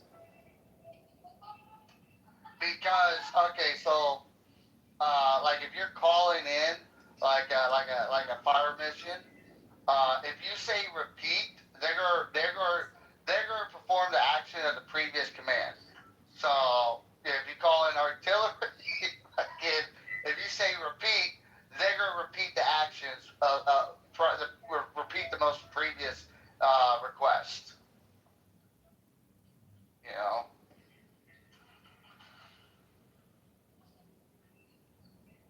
But other than that, dude, fucking. By the way, nice dog, Yakov. Is that yours? Yeah. Boy, you dolled that thing up. Even got the bow in it. Nope, sorry, my bad. Looks like my parents' dog. He just, we had to put him down on Tuesday. Sorry. Oh, I'm so sorry, my guy. No problem. It looks like my parents' dog. I remember I asked you about what kind of dog it was. It was my stepmother's aunt was her age. Ended up passing away, and she inherited 2 dogs. One of them passed away. They're old dogs, but then Sammy he looks a lot like that dog, and he's a very interesting dog. I don't know how to put it. He's also really old, not too playful. He has like this strong, I don't know how to put it, like maybe herding mentality. Very super fucking alert. Like anybody, like he's like alarm bots. I don't know how to put it. Well, I got my gator pit. She's gonna be having puppies in about 2 months. So if you want a puppy, let me know. It's a gator pit. You know, freaking. Wait, what is it? Can't go wrong. It's the design of the. It's like So what's coming out? It's a pit bull, but it has a different type of color configurations for the skin. I fucking hate. I don't like pit bulls. Shit, why not? I'm like a racist, like when it comes to dogs too, guys. By the way, dogs were like bioengineered by humans, domesticated dogs, and so like man created monsters when it comes to dogs. Like they're not. People like to have this. It's about how you raise them. Like, no, we raise them for temperament and their physical capability. I use my gator pits for wild pig. So I forget the name of the dog. Like the pit bull's origin. There was I don't know if it was a mastiff breed. So it basically in England, they created this dog, which ended up they bred further in America, which became the pit bull. It was to hunt large game, and so they had a very strong bite, and they would bite towards the face and the neck, and then they would kind of sprawl their legs, and they try to pull you to the ground, or a big piece of game to the ground, which made it easier for them to hunt big game. And so these things are just like monsters. Dude, that's why my 2 pits are 70 pounds apiece, you know? But they're big fucking babies. Dude, you'll catch an attack from my fucking geese than you will from my fucking dogs. I've met pit bulls that are nice, but no, Yakov, if you want a puppy, dude, fuck yeah. I don't sell them, I just give them. We got 2 others, thank you. You know what's fun? Here, I'll tell you something that's kind of funny related, then I gotta go to bed. A rocket exploded in Cape Canaveral. What, like a U.S. like an NASA rocket? Yeah, like a. No, it would be probably some third-party rocket. Probably, let's see, SpaceX uses Texas, so A Boeing rocket, probably, or something like that. Artemis, I mean, NASA doesn't have anything going. Massive explosion at Cape Canaveral in Florida of a rocket being tested for an upcoming Blue Origin flight. Yeah. Jeff Bezos says all personnel have been accounted for and are safe. He is promising to find the cause and rebuild. The New Glenn rocket was undergoing a static fire engine test, which is when engines run at full thrust while the rocket stays on the launch pad. NASA is counting on Blue Origin to provide lunar landers for its Artemis and moon-based programs. So tonight we are learning more about a tragedy on the Queensboro. So nobody got killed. At least that's a good thing. Static test, no one's inside the rocket, and it's far from people. Yeah. It's bolted down. Pepe, what's your you're a little bit more west than most of us here, I think. Dude, what you think about Gavin Newsom being a fucking dick and saying he's going to charge tax 100%? Did he do it? I don't know if it was 100%. 100%. So all the money you get goes to the state? Well, for the slush fund, you know, because... No, I think he had a billionaire tax, but I don't think I can't... No, he didn't have it. It's on the ballot. Okay. He didn't. He's steered far away from that. He wants to run for president. That's not something to run on. It's a ballot measure. I look at Gavin Newsom. I don't know that he's a very ideological person. I'm just being honest with you. I think he's which I would kind of say is part of his weakness. Because he doesn't hold a strong position on anything. Like what does he actually stand for? And I don't know that anybody. The highest bidder. The highest bidder. Well, I think it's whatever makes it increases his likelihood of being a popular candidate. Vincent, I think you're talking about a room temperature IQ. My God, you know. He's actually. I mean, well, he says he didn't do well in school, but I have. No, he's doing well in school and success and IQ are two different things. Yes. Or three different things. Excuse me. Yeah, he's somebody who I would say is. He's somebody like, for example, when the RNC had their or the GOP had their what the fuck you call it, their conference. I remember Sean Hannity was on air and he just walks up to him live and he's like, "Hey, what's up, dude?" You know, just he has this charisma.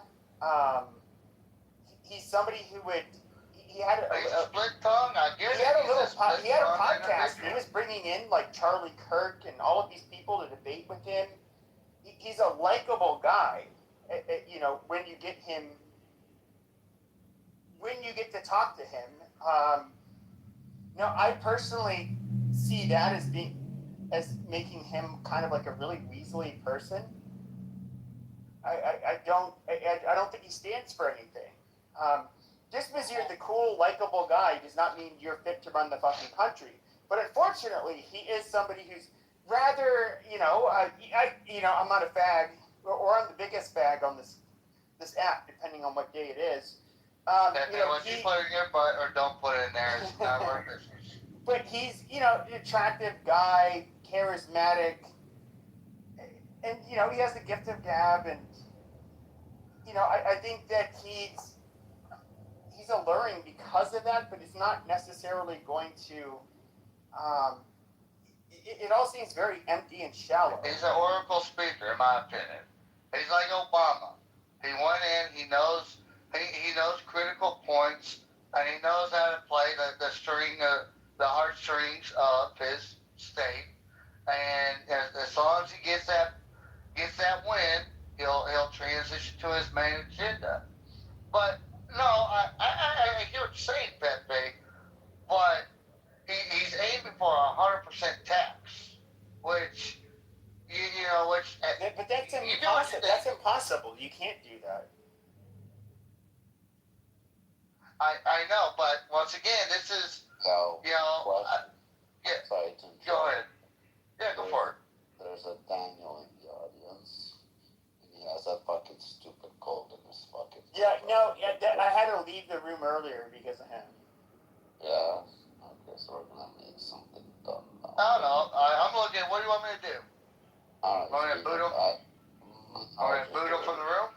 I can boot him from the room. I'm on it. I'm not kidding. I don't like He people said, with "Wait, cold. me." Yeah. What did he have in his profile? Yeah, it's done. Fuck, now I got Sheila, why are you such? I kicked him. Sheila, why are you such a hormonal, moody yenta? Why? Why not? Well, I asked you why. Why not? Why not? But asking the opposite question is not the answer to my question. That's my answer. Hold on, I got a better question. For Jay. Jay, yesterday I was in a room with you and Miss Glow and Yadgol, and Daniel. And remember how I was talking to Daniel, and then Daniel was trying to get music going? What slimy little cocksucker fucking booted my ass out for not saying a motherfucker. I didn't even know you were booted. Yeah, I was kicked out of the motherfucking room. Shit, dude. I got segregated like a motherfucker. Wow. Hold on, Monica was in this room. When did she leave? What the fuck? I just saw in the audience. But yeah, no. I don't know what the hell happened freaking. You know what I think it is? Just my opinion. I got hypothesis. I think that song guy, that little cocksucker probably, freaking, when I got booted out of the damn room for not saying a fucking thing but other than hello to Daniel, that little fucking tweezer dick motherfucker, he got out of the room and he went to another room. I don't know. You know? I know that yesterday a lot of people were complaining about the app, but I don't know. I don't know who removed you. I don't really remove people. Well, I don't think it's you. I mean, no, I think Jay's removed me before. If I'm being honest. I don't usually remove people. Yeah, but you might have made an exception for Pepe, right? Right? Maybe, could be. Yeah, see, that's what I'm saying. Could be, yeah. Well, maybe Pepe. in 2 and 3. Well, Pepe, some guys here have a little bit of chivalry. Something that I would encourage you to show a little modest. I understand you got the Pepe show in the evening, and I'm not gonna lie, I do like to listen to it when I got long night chores to take care of. But a little chivalry. Because Pepe said that usually his crazy comes out like at dark, and it's true. Because during the day he's not as cuckoo. Yeah, well, yeah. Because his dad's probably awake. No, it's just like busy doing other shit during the day, and then he's doing his OnlyFans. Exactly. Is it gays love my material on OnlyFans? So. Pepe, you probably have a tattoo that says it's hard out here for a pimp. I don't have. You know, I would have gotten all of the tattoos in the world if tattoos were still like taboo. It's like maybe it's a personality trait, but like if tattoos were like, you know, disregarding decent norms, I would have probably been like, okay, fuck it, I'm getting tattoos. But now that everybody gets tattoos, it is super cool not to have tattoos. I am in my mid-40s, have no tattoos. I'm not going to get a tattoo ever. Like, ever. Bro, I got a tramp stamp. Amazing. Fuck yeah. Literally, so it's, it says, "Cock you looking." There you go. Nah, dude, fucking. But you don't like needles? What is it, Pepe? No, I just don't, like, if everybody has tattoos, I want to stand out and not have tattoos. Dude, it's addicting. It is, dude. What was that? Yeah, but I've been, like, when it comes to visual arts, I've been doing that most of my life, and so when it comes to the appeal of a tattoo, you have to understand. I look at it from a very different perspective. I don't really spending hours a day doing this shit for decades. I don't really find a tattoo on the skin to be really that. It doesn't jump out at me. Some people get them just because they saw it on X and they're like, "Oh wow, that looks amazing." Like my tattoos are almost like a mural of my life journey. Okay, whether in the military, family, critical events in my life, and so the tramp stamp that I told you guys. Why did I get it? Because I was working on something and I had a battalion commander walk by, and apparently he saw a little bit of my butt crack, and he parade rest me.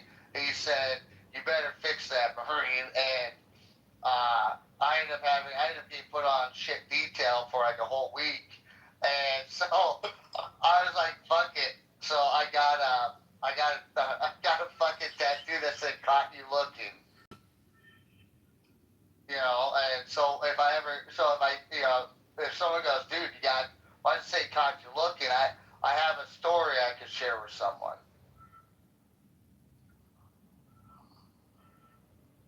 You got any piercings, Pepe? I mean, when I was a teenager, I did. I had like on my eyebrow, I had a little bray. What do you like? Some bray below your bottom lip. I had my ears pierced. It was normal, like in the '90s. Not now. You're a faggot if you do it now. Yeah, I did that. I mean, I'm somebody who would have definitely gotten a tattoo when I was like 18, 19. Did you get your nipples pierced? No, my brother did. Shit, dude, I rocked them bitches from fucking 98 till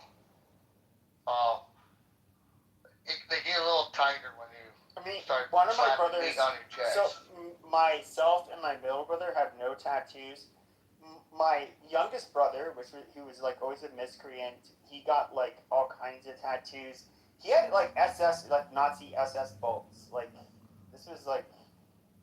That's kind of crazy. Like 18-ish years ago. Well, no, he has it. It's all covered over. It was like there's a Russian chapel that he tattooed on the imagery on his. It covered all of it. And my grandfather, before he passed away, like he served in World War II. So it's like it has nothing to do with like anti-Semitism, any of that stuff. But like when you in his generation, when you lost people fighting to the enemy, it's kind of like you're wearing the enemy's like what the fuck is this shit? Dude, my grandfather, Pepe, on my mom's side, black man, greatest person ever lived. No offense, to me, he's the best grandpa ever.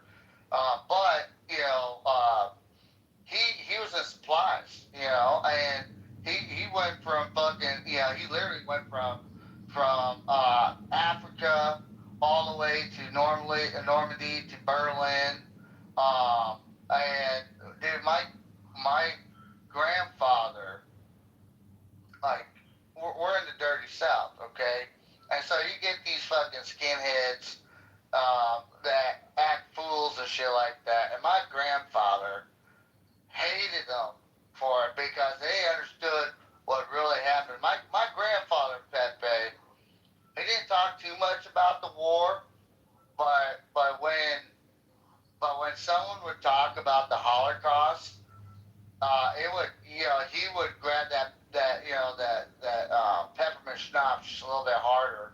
And I remember he shared a story with me and my brothers, and because they was going over the Holocaust in school.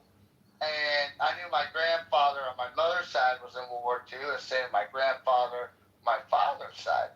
And we wanted to hear it from their side. And my grandfather said it, his side. See, he was in supplies when they came out, when Patton found a concentration camp. And when they were all told to not bring food to the camps, not because they didn't want to feed them, but because if they would kill them. And my grandfather witnessed, and he said he witnessed piles of, and this might be a little traumatic for people, but he said when you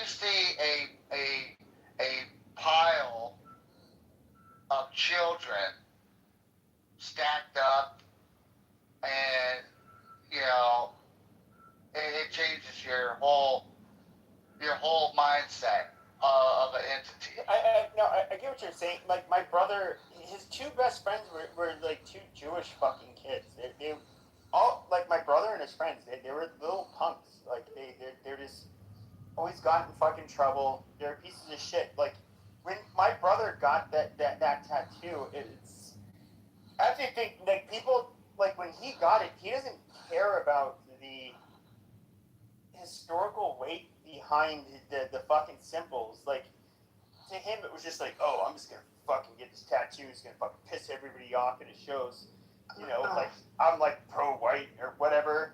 And it was not like my brother never gave a fuck about Jews or like wasn't even a thing. And you have to like if you were looking at like for example like the motorcycle club culture, they would highly rely on Nazi imagery. Why? Because it was the most taboo thing you could do in America, and they were doing this when the motorcycle club culture really started to take off in the United States. It was after World War II, and these are it's the imagery of and a lot of people in the United States were anti-Semitic at the time. A lot of the Christians, like, let's not lie, but it was in a way kind of saying like, yeah, I'm the bad guy. In fact, the people that you guys fought in World War II, yeah, I'm wearing their tattoo. How about that, motherfucker? It was it was like a form of rebellion, and you kind of see the same counterculture happening now. It's just like what used to be punk rock and make you like weird in the 90s was you had tattoos and piercings and colored hair and all of that shit. And now that is considered to be like faggy, left wing, progressive type of shit. And so what is the cool way to like protest it is to be like physically fit, not do drugs, be religious, be authoritarian. That is literally the counterculture that you see today. If you look at what is the if you were to look at like what is the official who's actually entrenched in academia, the media, everywhere, it's going to be people that are left of center to a little further left, and especially in academia, it's almost all left wing. So what is the cool thing to do? To protest it. I mean, young men are meant to be rebellious. Like these same guys that are like pretending like they're these trad Catholic or fucking Orthodox Christian or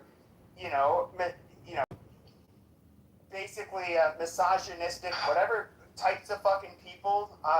These people would have been, I think, literally, I think they would have been punk rock, where they would have been left and anti-authoritarian and all of that shit if this was happening in the 80s.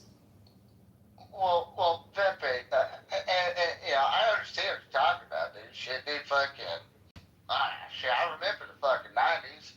Shit, I went to Woodstock 99.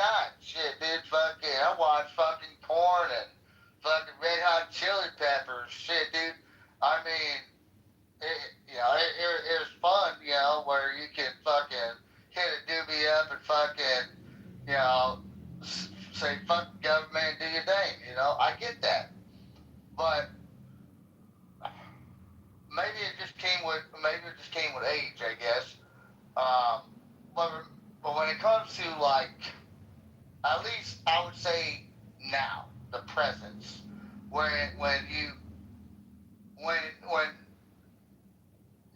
people start criticizing the Jews or Christians or Muslims, like I criticize the IRGC for the radicalization.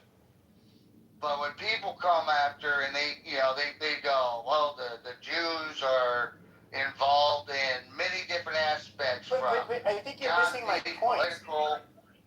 I think you're missing my point. because Maybe after World War II, because of the Holocaust, literally, I mean, one of the most taboo subjects have revolved around Jews, blacks obviously, because we can go up until even after World War II, where we had segregation and mistreatment of black people. But when it comes to Jews, you have like in the millions, you have a massacre of people, and I don't know how to say it. It's gonna sound fucked up no matter way, but when you drill into people, especially and young men, they're the most they're gonna be some of the most rebellious motherfuckers you've ever met. Why don't you say groom? Why don't you say groom? No. This isn't grooming. This isn't grooming. I think that you are going to get. So, for example, if you were to look at the World War II generation, what they call the greatest generation, the baby boomers. They are. Sure. And then the baby boomers. What did the baby boomers do? Their kids. They were like, fuck this, no war, draft dodging is cool, free sex, let's just like fuck everybody, or free love, I guess is what they called it. Let's do lots of drugs. Let's do all of this shit. They literally rebelled, and it's like a pendulum. It went in the opposite direction. Now, with the Zoomers and some of the millennials, you see this sharp pendulum that's kind of like switching in the other direction. And it's just like they're heterodox for that reason, because they literally see what, hey, you know what? No, I don't agree with all of this shit. I think it's all bullshit. And you know what? No, fuck you. I'm not going to conform. Eat a dick. And they're just going to do their own thing. And that's one of the weird things where it almost becomes more of like a social psychology issue rather than a political one. Or do you think that we ended up in this situation because white people complain too much? No, this is all white women, regardless probably. of. No, I'm saying white people in general. Okay, that's irrelevant. We're talking about the history of America.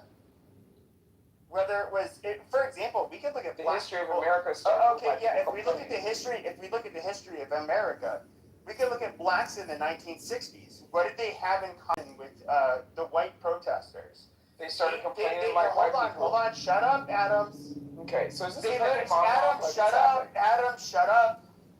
Okay, I'm gonna go read my. Hold on, Bible. Yeah, go ahead. This shit is not fucking entertaining. Like you just. Okay. But you just wanted to get your cheap talking point across. No, I wanted to have a conversation. I didn't want to listen to you just run your mouth. Okay. But if we look at the black population, the 1960s, what did they have? Can anybody else speak? Okay, so you're so obnoxious. Somebody out. Pepe, work with him a little bit. Exactly, Pepe. Lower your freehold. Okay, but I'm trying to answer the question, and then he wants to obnoxiously talk over me. Now, if we look at the white population and the black population, the 1960s, what is radically different about them? What ideology is infused with their grievances and their protesting? Can somebody answer the question?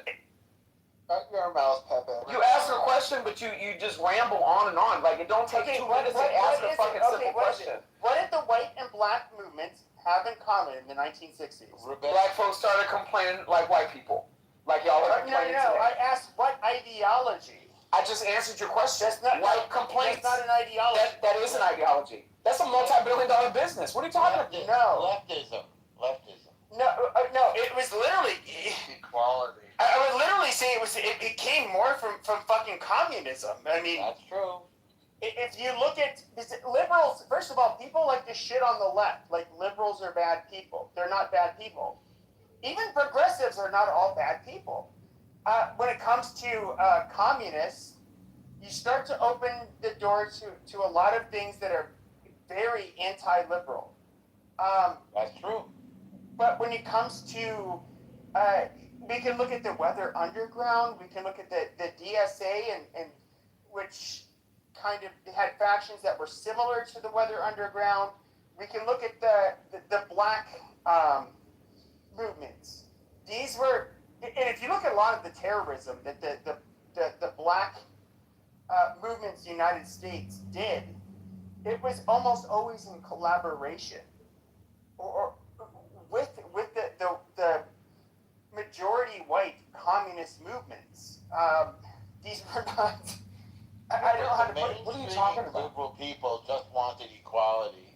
They just wanted equal rights and civil rights. Thank you. I was trying to jump in, but Pepe just. You don't shut up. I'm telling you, you don't shut up.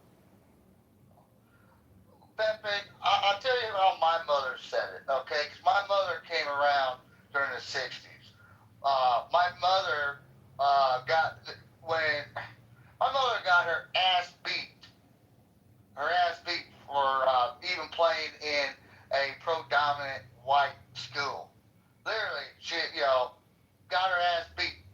And my mother said the civil rights movement, what she loved the most about it was she was able to see her community, the black community, finally take a stand and fight for their equality, their right as Americans, to be acknowledged as Americans, not be segregated from the term American. And that meant more to my mother than anything, is to have an ownership of a country that the black community helped mold. There is not a war that black men and black women have not contributed, but never got acknowledged for until, well, I want to say the last maybe 30 years.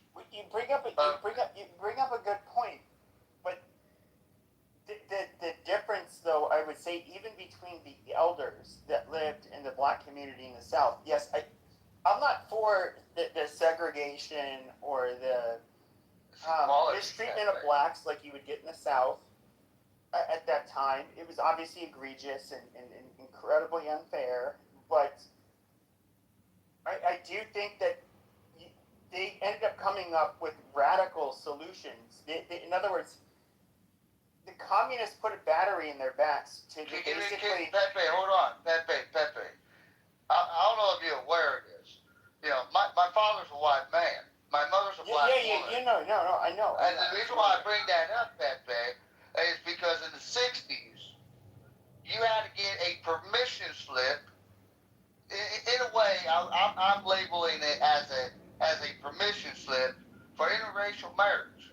My mother and father had to go all the way up to Montana to get married. Where in Montana did they get married? Oh, fuck. Where the fuck was it? I got what I'm asking. It's not a big deal. But in the 60s, my mom and dad had to go leave South Carolina and go to Montana. Just to be able to have... Loving, right? There's a movie about it called The Loving Loving Story. v. Virginia, the court case. Yeah, that's an incredible story, Dumpster. I wish I had a nicer name. That's a beautiful story, man. I did not know this about you. That's really an intense story. How do you look?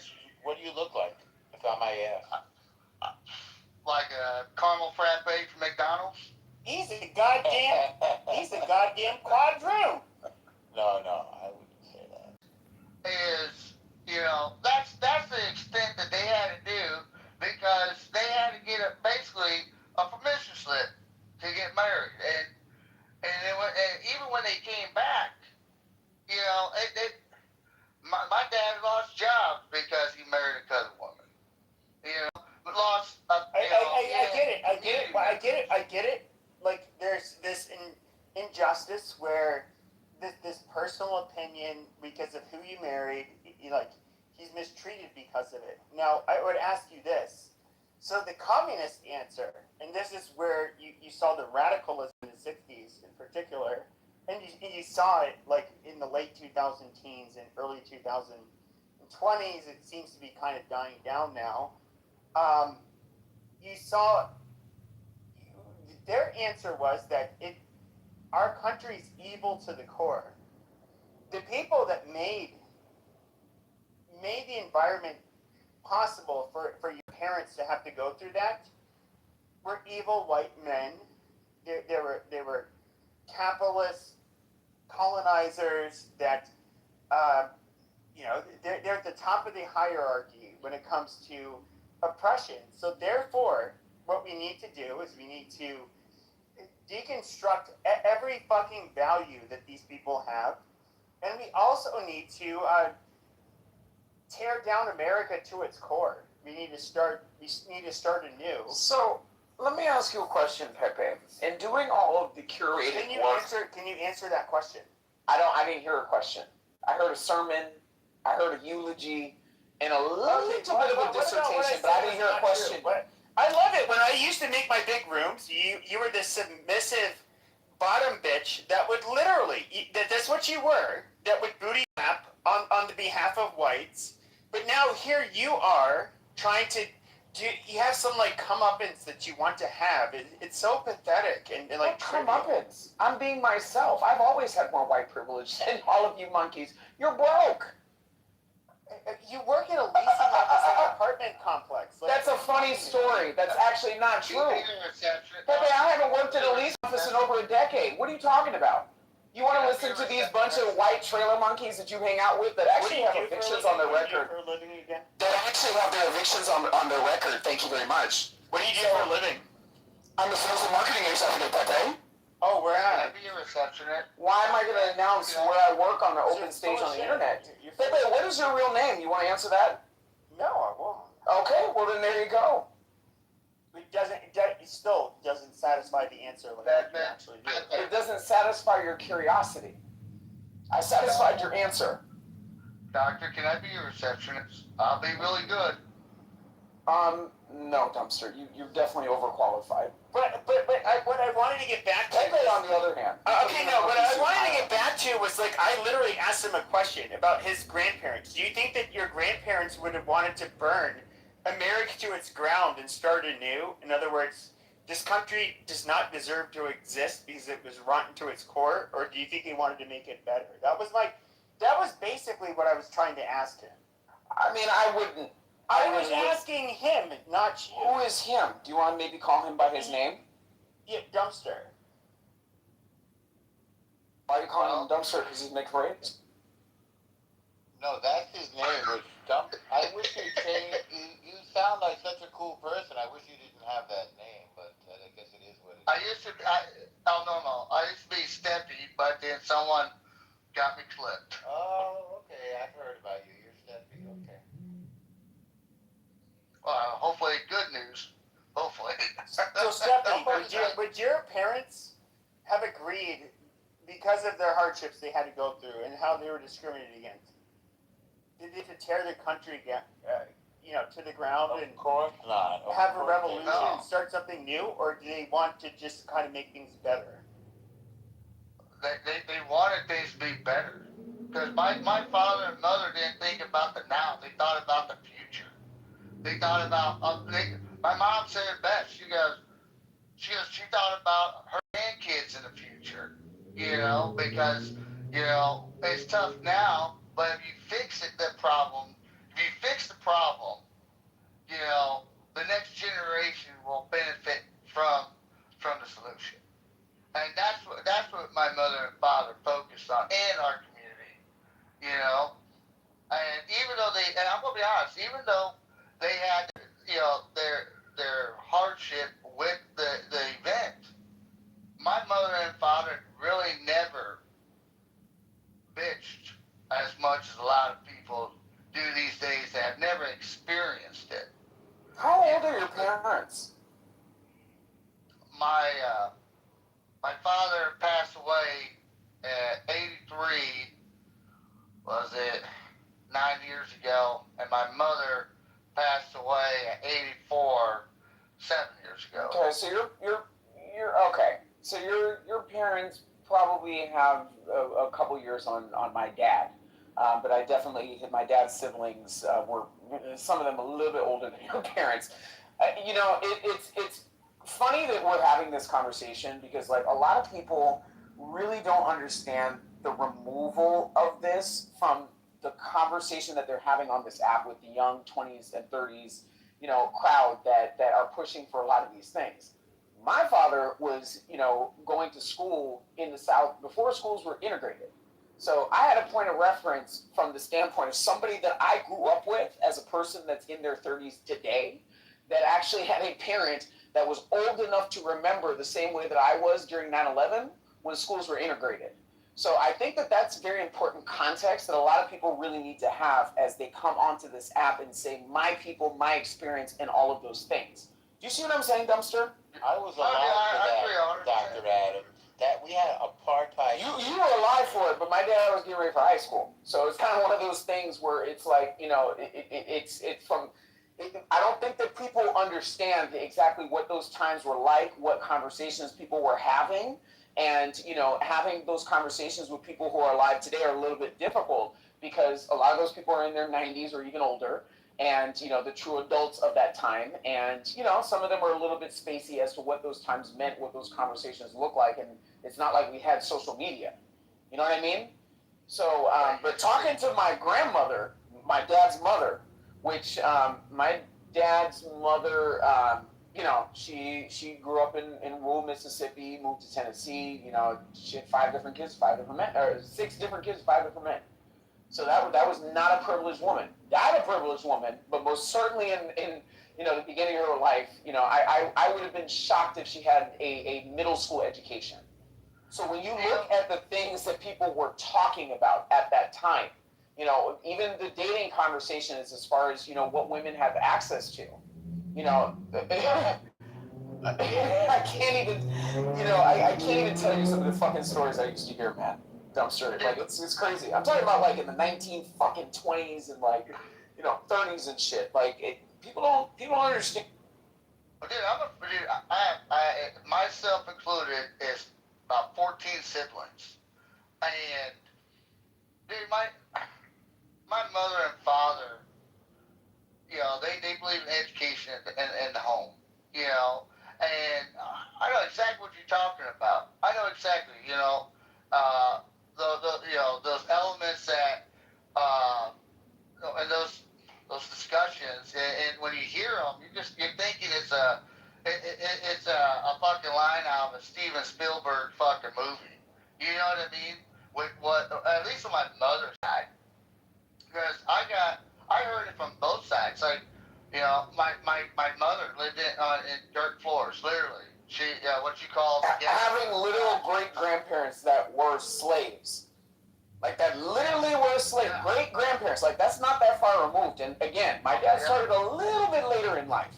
On my mom's side, I actually met my great grandmother. So to me, it's like, just seeing the disparities of time and, just hearing those stories that it wasn't passed down from just hearing this as like a folk tale. Like, I literally was speaking to people who were, like, grew up at the dinner table. Oh, yeah. Who lived the shit. Oh, yeah. Oh, dude, 100%, dude. Dude, it's kind of fucking, it's emotionally, and it's also diabolical to hear from the mouth of the experience. But I'm, your family is probably just as strong as my family as well. Even though there's a rough situation or a rough environment, my great grandmother she was proud to be a working woman. She was. She was proud of everything she ever had. Everything. And, and the one thing she really encouraged us as great grandbabies was to make sure that we go forward in a positive manner. We make sure that,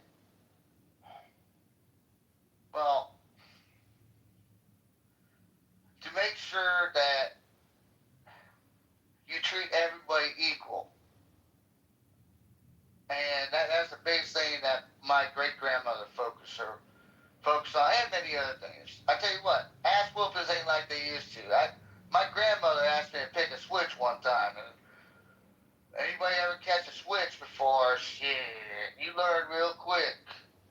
You done real quick. When Grandma says, get your ass over here, you know, you hurry. Let's just put it that way. Yeah, one of my great-grandmothers, she was born in, like, 1903, and, like, listening to the shit that she had to, like, say about, like, early fucking, like, it's crazy. Like, she lived to be very, very, very old. And, you know, just, like, listening to some of the stories, I got to interview her when I was in elementary school for a book report, and it was basically my aunt, who was a former professor. She basically just wrote the freaking book report about my grandma's life story. She sent it to me, and it was pretty intense. It's like the grave differences, even between like the items that were in people's home, and like, you know, recognizing like a color television and things like that. Like, it's just it's crazy how people just don't have that gift of being able to hear that from an actual family member that lived long enough to actually have that conversation. Oh yeah, 100%. Like my grandfather. I met two of my great grandmothers. That's amazing. Two of them. Literally. And I have pictures with both, which is amazing. One as a little baby, and another one just like older. That is amazing, dude. My grandfather, freaking like before he went joined the army in World War II, he had an older brother, and he went to Texas, and on his way to Texas, he got pulled over and he spent 5 years in Mississippi in penitentiary. And I asked my grandfather, I said, what did our great uncle do? And he goes, nothing. He goes, they needed motherfuckers to do work. And my grandfather told me, he goes, you know, you might be a free black man. Yeah, freaking, you might have luxuries, but you get caught in Mississippi, they need ditches cut and weeds taken care of. Freaking, they'll just put you in prison and put you in work, because you know, that's what happened in a lot of southern states. Is the prisons went privatized, and so, you know, they do a lot of private work to fund the prisons. And my great uncle, freaking, just driving to Houston to get a job in Houston, Texas, and he got pulled over in Mississippi, got arrested. You know, no due justice, no lawyer would touch him.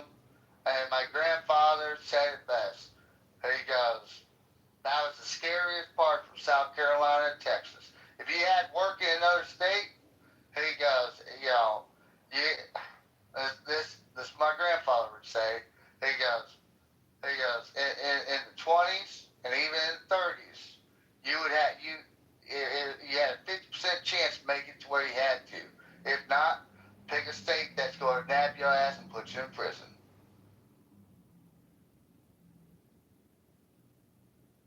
Yeah, I mean, I feel like we're on the same page, Dumpster. You know, people are able to have conversations about these issues, and, you know, if they want to be informed, they can be informed.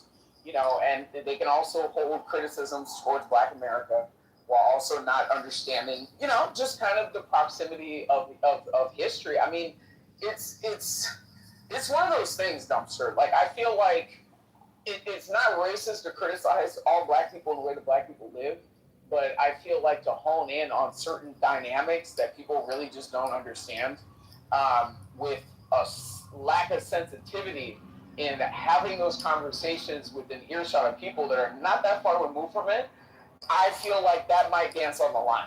You know what I mean? I know. You know what I miss the most, Doctor? You know, besides my mother, I miss that soul food shit, dog. Freaking, I miss the holidays when you got grandma and mom in the damn kitchen. Shit, you got the aunties in there. Shit, dude, I miss that damn food, man. You know, I haven't had. You know, it's the little things like that. You know. I mean, I grew up mainly with, you know, Spanish food, and you know, my mom was born in a Spanish colony, and they just kind of adapted to how people cooked and lived down there. So when they came to the United States, they brought a lot of that culture with them, and that's kind of the food that I grew up with. But you know, it's the down home cooking and stuff like that. I'm gonna be honest with you, Dumpster. I didn't spend too much time with my dad's family. You know what I mean? Grandma had 6 different kids with 5 different men. You know, the last one she had 2 babies with. That was the wealthiest, and that's who she married. So my dad was older, you know, off in the military and doing his own thing. So, you know, and they grew up in, you know, they were back east in like California. So I don't know too much about that. Daddy's Cajun, man. Mama's Haitian. So I'm telling you this right now, dude. Freaking family get-togethers when we cook. Freaking, you know, it's like going to a buffet and trying to pick. Do I go for the gumbo or you know, life decisions, my guy. But yeah. Sorry for taking over the room, Raffy. Did Pepe run away? I don't know. I changed the title to social anything goes. Hey, No more talking. so here, yeah, so doctor, I see Miss Baskin. Did she win or what?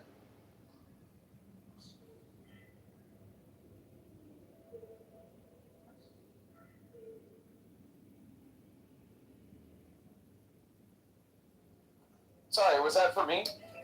Karen. Yeah. Did Karen Baskin win? It's Karen Bass. Oh, my bad. My apologies. Yeah, no, she hasn't won yet, but you know, polls are looking pretty good. I just hope she, you know, stays strong. I know it's in very rare form, but like I said, I want a functional government.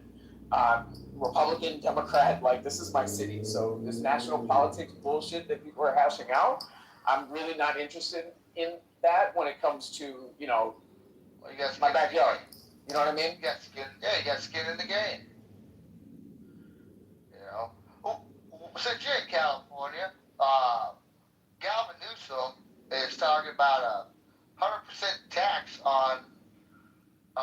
Is it the January 6th slush fund? I mean, I really don't know, but yeah, I kind of heard about 100% tax on. Listen, people in California are not taxed enough.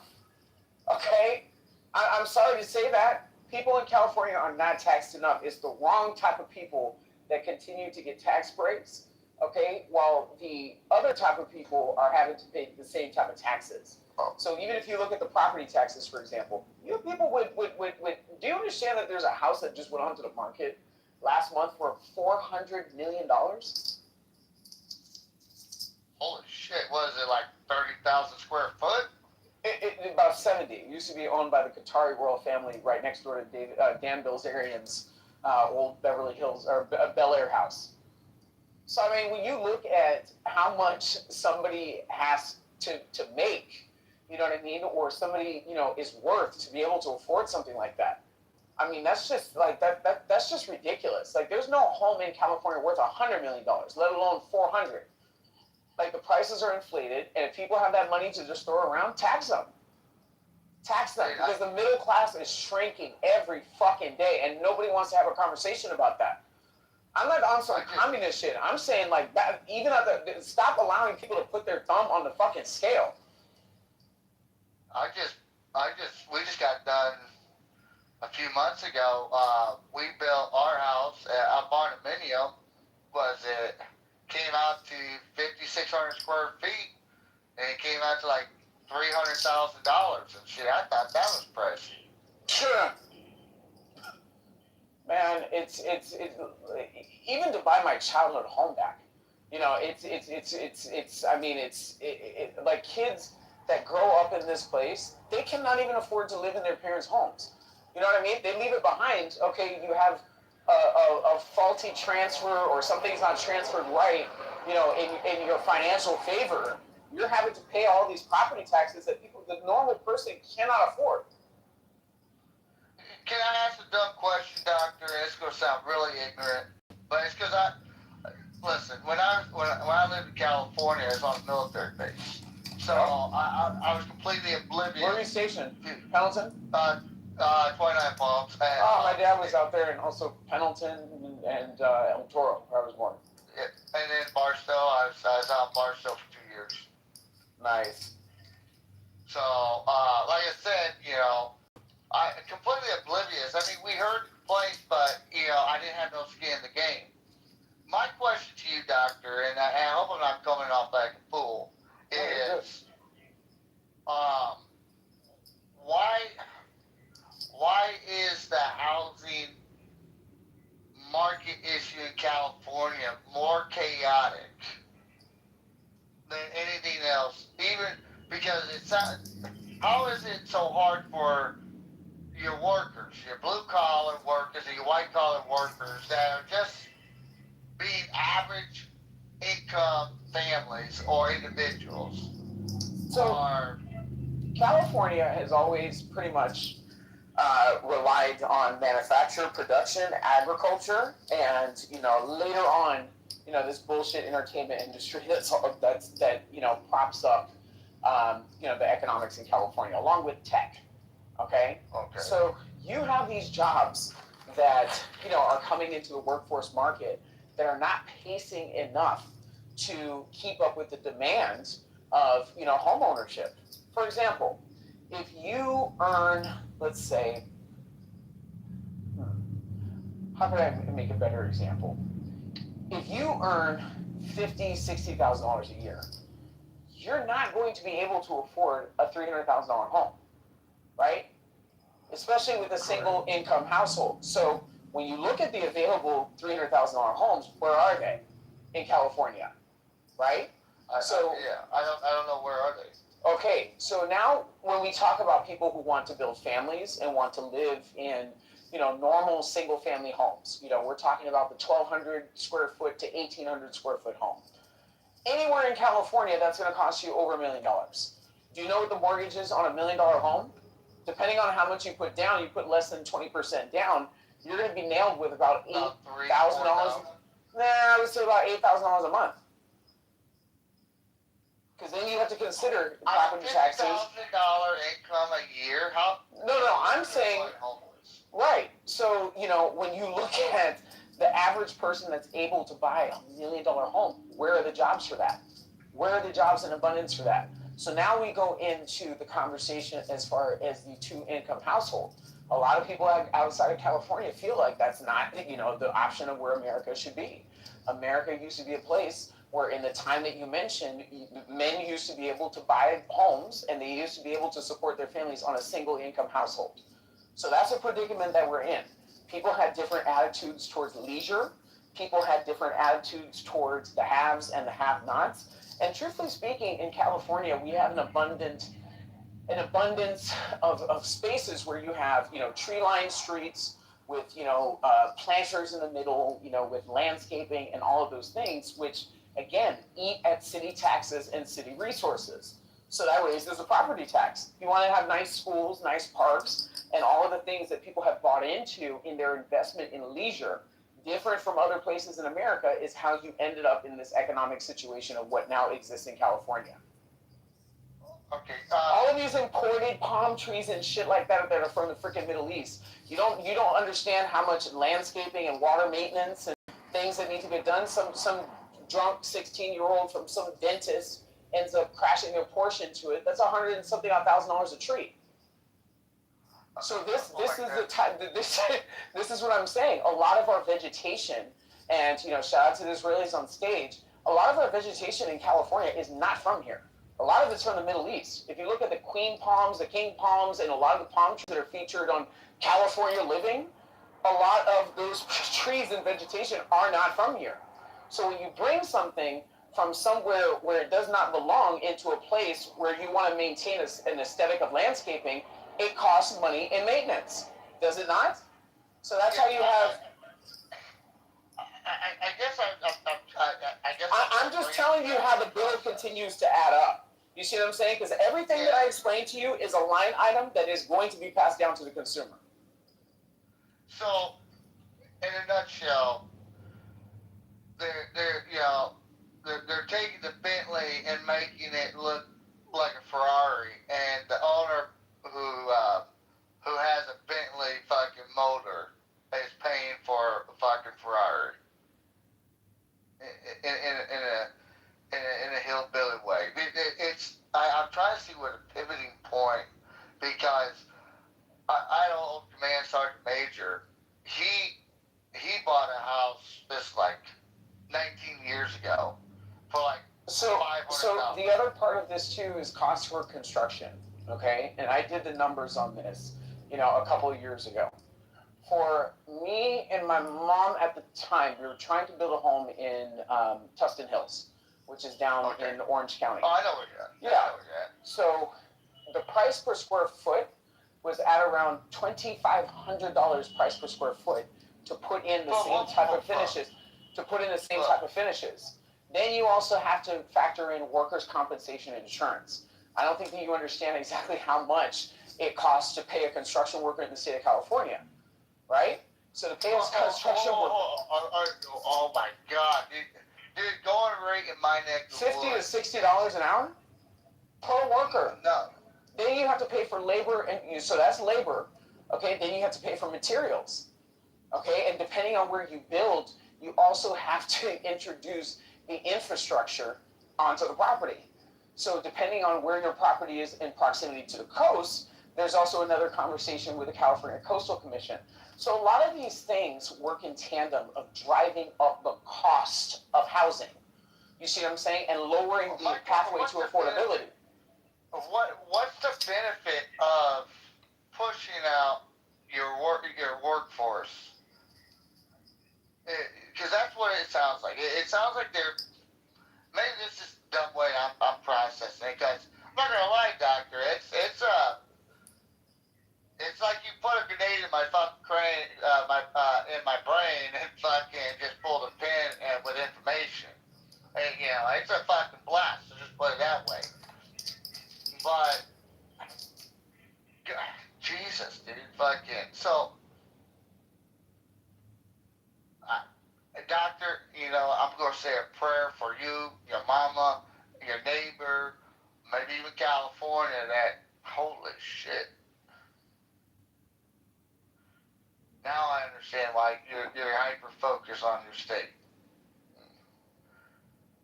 All the love to you, doctor. All the love to you on that. My parents bought a house for under freaking $200,000 back in the early 90s. There were homes. Me and my husband just went there not too long ago, and we're looking at some of the homes in the neighborhood. Some of them selling as high as $3.8 to $4 million. This is what they've done to us. So I mean, this is literally what they've done to us, Dumpster. But Michael, I don't know if I have like words because I'm still kind of in minute shock. I just hear this. My dad's wife. Okay, so this is my step-grandmother. So her mom is my step-grandmother. She bought her house for like less than the cost of a freaking Lexus. Okay, back in like 60 years ago. There are homes in the freaking area going for millions. Like, this is what I'm saying, man. Like, the steady cost of how they've driven people out has been happening for decades. It's not even anything that even my parents have voted on. That has like accelerated this. Like, this has been in the making for a very long time. It's like almost like you guys are paying the research for the build. That's how it feels like. Medical medicine companies. How they'll pay. They'll build it, but you know what fucked us? Like, the Coastal Commission. The California Coastal Commission, a lot of these EPA regulations and shit, that's what drove a lot of manufacturing out. That's the only reason why my dad stuck around after the military, because again, there were jobs in the, in the private sector-ish, that the military experience allowed you a pathway into getting in there. You know what I mean? There was manufacturing and things that were still happening. Those spaces, some of them are still here today, but they're not operating to the same volume. You know what I mean? Hughes, Boeing, Lockheed Martin, McDonnell Douglas. Like, a lot of these places used to have, a lot of these people that used to buy their homes back in the 70s, Where do you think that they were working? Well, UCLA professors, they were working at Berkeley. Like, they were working, you know, in freaking aerospace, manufacturing, production. Where is the Wonder Bread factory? A lot of this shit has shut down. And then you also had oil production. A lot of Beverly Hills and Los Angeles and a lot of these spaces, a lot of this shit used to be oil fields. I don't think that people really fully understand that. Well, every time we buy and sell a house in California, nobody stops and wonders, what is that little section that talks about your mineral rights? You are not able to extract oil, okay, on your own damn property in California without, number one, going through the government, and number two, having some private organization that owns those rights that you have a fight with. This is how we got here, bro. This is what I'm talking about. This is what I'm talking about. Yes. Bro, I've been working in real estate for so fucking long. Bro, I'm telling you, go look that shit up right now. Even people on the beach, you buy a beachfront property in California, you do not own, there's no such thing as a private beach. Oh my fucking God. Bro, it was crazy. Okay, I remember when I was a kid, we used to live, like, we were we used to call them like the canyon kids. We were the beachfront kids. And we used to hike through the canyon and then come down a subdivision that had a public trail. And there was a gated community in between where the trail went down towards PCH, and on the other side of PCH, it was a continuance of that same gated community, and then there was the beach. We used to get yelled at by the freaking gate like security all the time. You kids can't go here at X, Y, and Z. And finally, Mom and a bunch of my friends' parents, one of them was a really high-powered attorney, and was just like, you cannot continue to tell our kids that they can't access the beach. Like, there's no such thing as a private beach in the state of California. You see what I'm saying? So, like, again, there's costs, and then there's benefits, and there's costs to that. You know what I mean? Your kids don't actually have access to that beach. But then if you privatize it, could you imagine how many celebrity Kardashian fucks would love to just section off a freaking part of the beach, put their private security and probably U-boats out in the middle of the water and prevent people from being able to, their kids to be able to play and build sandcastles during the summer? So while I get that there's an issue with private property rights in the state, there's also a reason. There's also a reason. You know what I mean? Well, the regular person could go to Compton. They have beaches there. They do not have beaches in Compton. Compton is a landlocked city. Thank you. You gonna go swim in the LA River? Well, you're either cracked out or you're a corpse, or probably a murder victim of the little bit of the Sicilian mafia that still exists here in Los Angeles. Fucking dude, that's called a dirty baptism, my guy.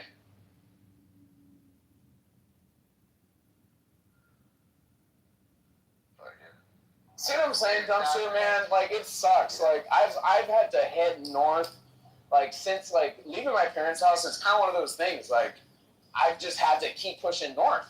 Like, you know what I mean? Like, economically, as this shit is panning out and looking at where I've moved, I've had to keep moving north. Just because it's just... I tell you what. You know what I mean? Like, it's crazy. Hey, bring your husband, bring your mama. Bring it in South Carolina, dude. You guys will have a blast. Oh, no, fuck that. I'm not trying to go out to the... No, y'all, like, I appreciate my South Carolina brethren, but, yeah, no.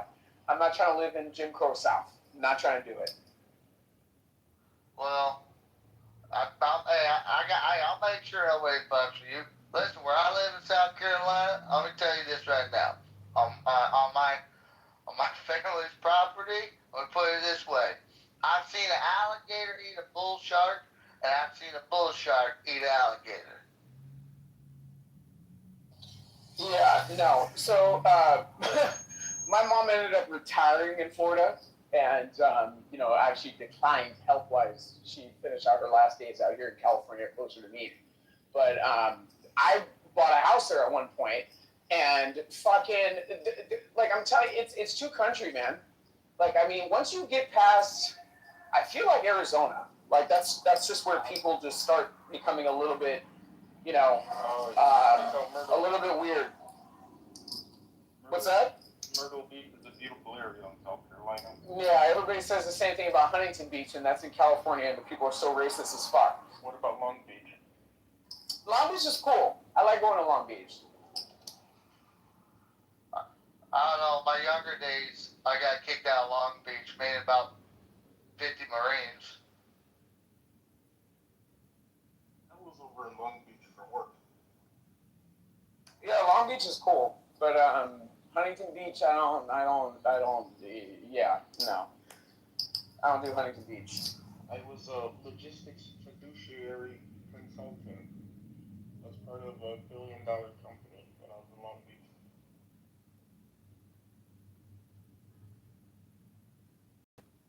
Yeah, no, I used to live in Newport Beach, and in Newport, shit, I'm telling you, dumpster. I used to take that 73 anytime I used to go kick it with my friends in Long Beach. I was not taking PCH. I do not like driving through Huntington Beach. Fuck yeah, I totally understand that, motherfucker. Hell yeah.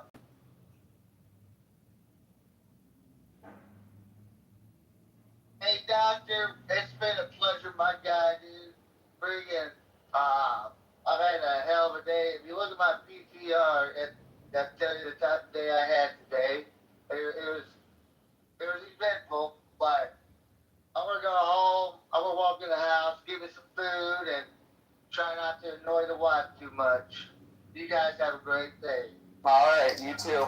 Were you doing an airstrike on Palestine? The man just said he has to go. He's going. Thank you for your service.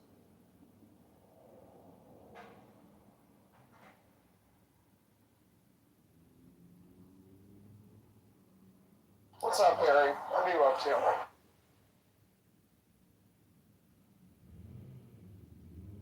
Probably reading the Torah or doing a mitzvah.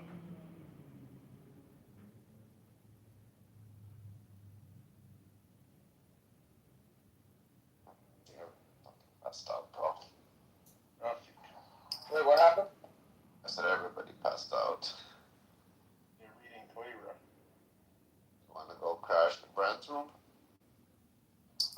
Sure. I can shut it down. Oh, there it is. All right, I'll see you in there. Guys, we're shutting it down. You want me to take over?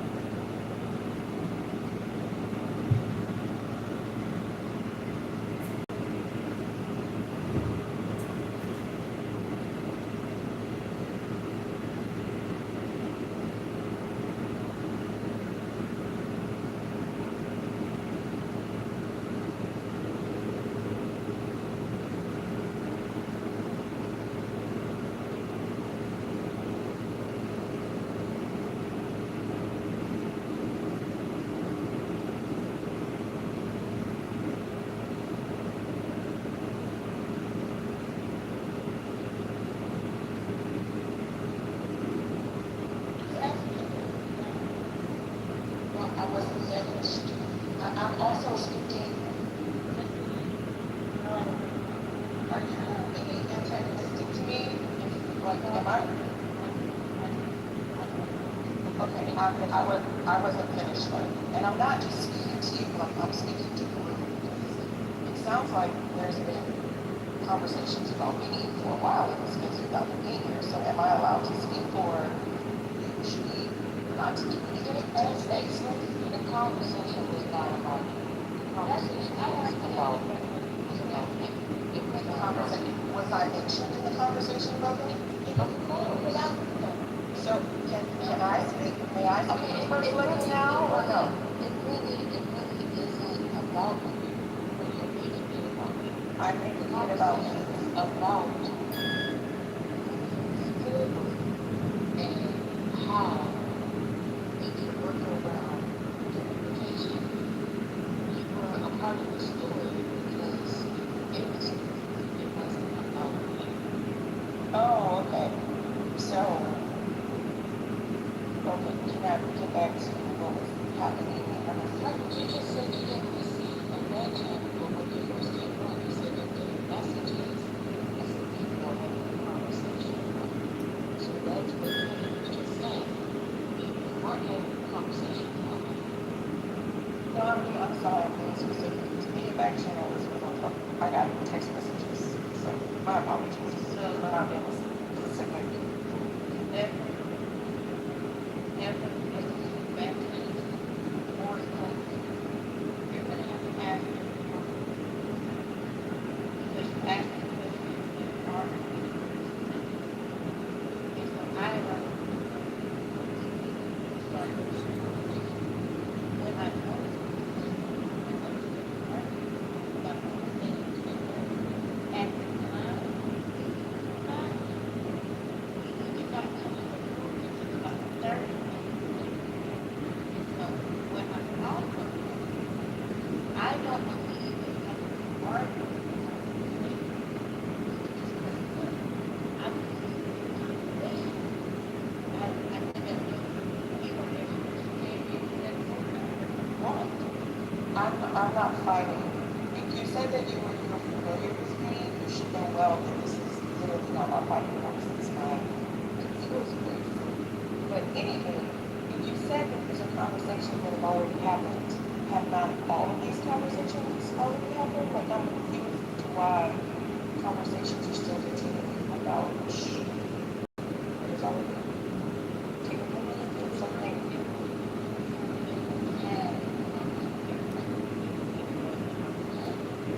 This is a conversation between the first lady and the ladies.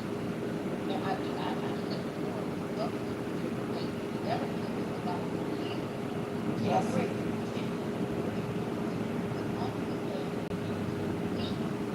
In my house, I thought that was clarified.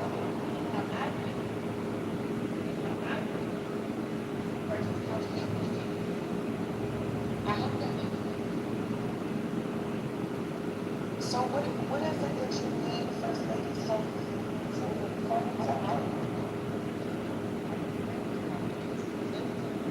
you just said you needed help with control. Are you backwards in some regard? I'm not trying to be like.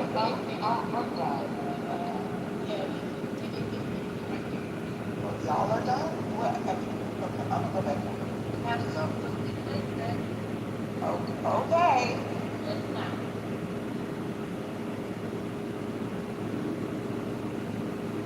I'm sorry, all of this.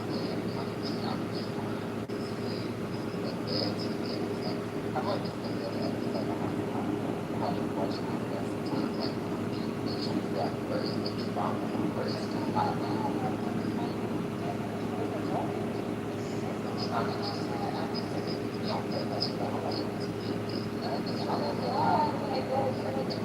I'll see you know, they ain't got anything, no, but they don't have a thing on like talking about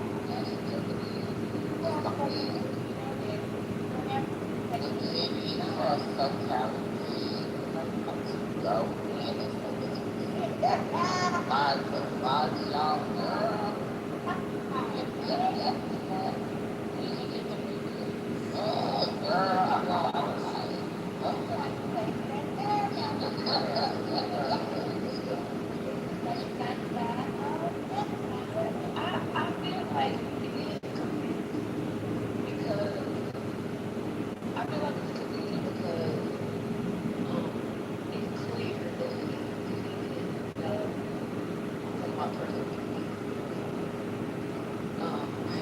I don't know why I had to say this. He didn't know what to say. Like, to be here, y'all know what about it. No, I'm not saying that. I'm just saying she didn't know. And y'all know people mess with the app. So when somebody leaves, they mess with her. Like, girl, they forget to talk about it. Right? And so she's just trying to get clear of what was said. And what the response was. Reflection. Correct. I mean, I thought I was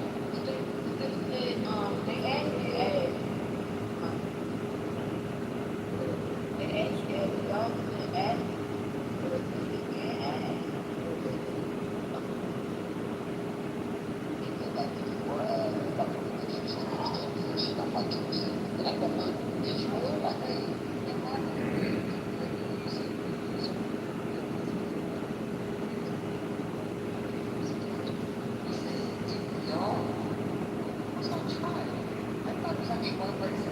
Oh, I didn't have it. I didn't know. There might be some other people who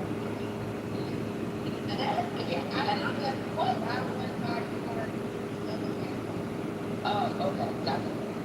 By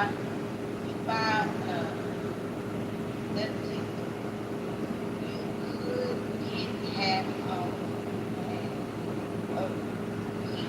okay, so is that a half insurance? What if they never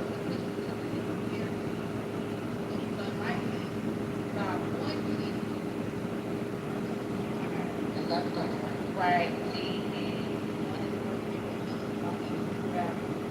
Let me get back. I need to do that. Get you something, Karen? Yeah. All right, I'm back. I'm back. We talking about something. What we talking about? Can he go back? Can you go back? Can you go back? Okay.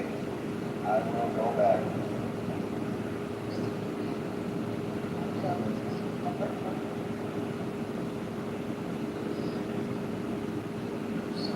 That's right. Oh, what if they want to ask me and go to? Then I was thinking,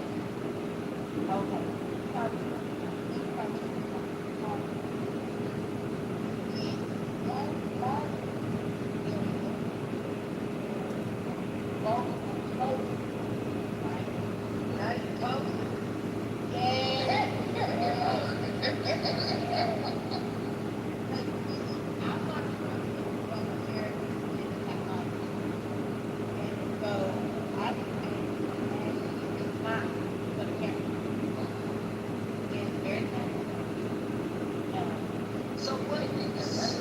It's mine or it's mine? It's mine. Oh, then it can be my phone or something. Yeah. Okay. What do I do?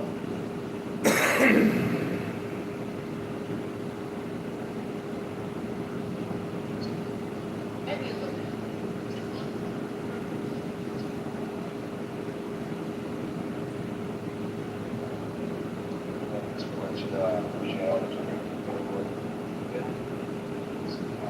I thought you were going back.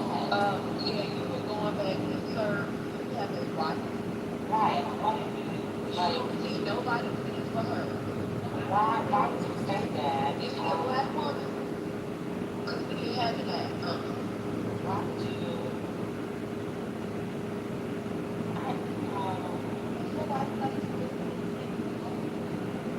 Does she know that this is not a nickel-free zone and you would participate?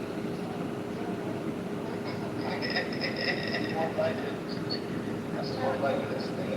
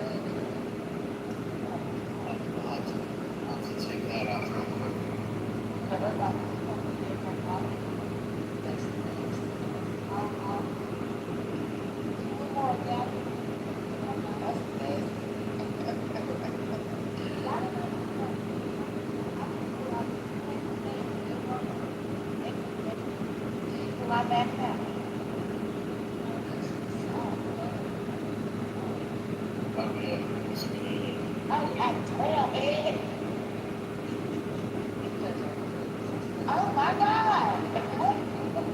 What is going on here? It's actually it's well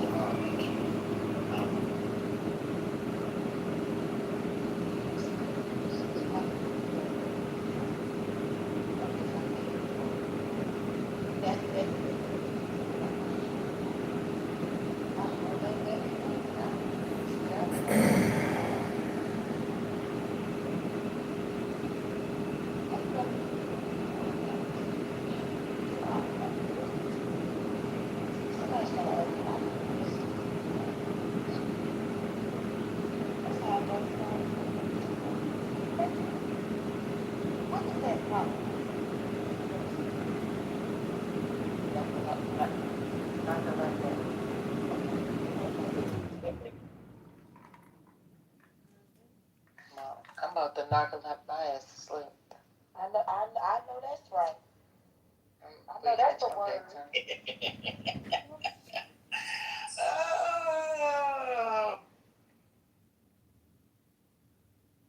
Sold that for real?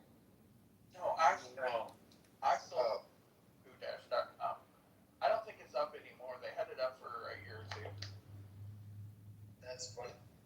Spaces, and that's obviously not all of, like, not every single Star Wars fan is in. It's mobile responsive, so you can play it on an iPad or an iPhone. Actually, Lovable, they just did an update where they fixed their SEOs a lot better than it was. It's horrible because it doesn't run your server side right, so it always gives you like blank HTML shells whenever like Google and search engines are trying to parse it. But they actually did an update like a month ago, and it's a lot better now. See, I was told I was perimenopausal, not just. I was thinking, how the fuck has this happened at my age? Some of us are fertile lifelong. At least till we hit like my aunt, she went menopause like 60. Most of my aunts, except for one of them, like 56, I think she went menopause. 65. Hamza. Sayyid. Man, I'm so glad not to be a female, bro. You guys are complicated about it. Part of being a Sayyid. They say, Hamza, they say that when you go through perimenopausal and you go into hit menopausal, you have like a spout in ovulation. I think that's what happened. I don't hate to bring up, bad news, but Saxon has been through a lot in her life, because she's had a lot of miscarriages, and that's got to be pretty traumatic. So, I hope do you want to have another baby, Saxon? I've been on, do you know what? Well, I was trying before for 7 years and had many losses. So then we kind of gave up. So really, I do feel like this baby's a blessing. I would like to have one more. You got to remember, my son is not with my husband. Like he's not his biological child. So being able to give my husband a biological child means a lot to me. So That's so sweet, man. You're a down girl, man. That's very sweet of you to say it like that. because I always like, what if I can't bear him kids, and but the fact that if I can just bear him one, I think he'll be happy. So. Do you remember the night that he knocked you off? Do you remember the specific night that he knocked you off? No, all I know is I went to my mum's funeral on the 20th of March, and then the 21st of March, the day after a funeral, I found out I was pregnant. How mad is that? That's fucking absolute madness, dude. Dude, that was such a crazy experience. Oh, sorry, Soul. Wisdom checkpoint. There's something interesting about women in comparative. Maybe Nargis can feel this. In Islam, you know what men cannot even do, which is so amazingly for only women, exclusive. Women can hold two souls at once during pregnancy. Imagine that. Her own soul and the baby's soul inside the fetus of the mother's womb. No other human being can do that. That's how amazing that is, So if you look at that, your mom is woman, your sister is woman, your auntie is woman, and then still we overlook and we look down and we kind of like looking, hey, man is higher than women. It's not that. So that's why God gives that woman having the ability to having holy another soul in her, within her, for that duration. It's just amazing. If people know how powerful that God's given to women, we should be having that kind of love towards women beyond the human love. Wisdom shall die.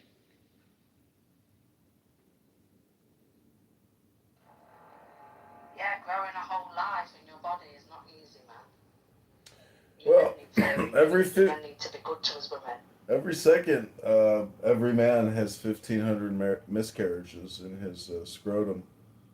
And I, for one, every year you have billions and billions of miscarriages, from a male perspective. And I'm just looking forward to meeting my future son and daughter that emerges from in between my legs like magic.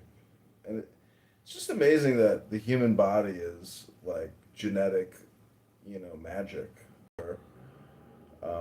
This little flagellating tadpole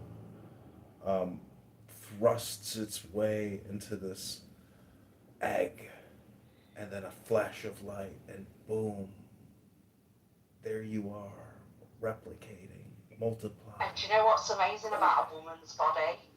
Is a woman's body knows, or the egg knows when there's something wrong, and that's probably why most women have miscarriages.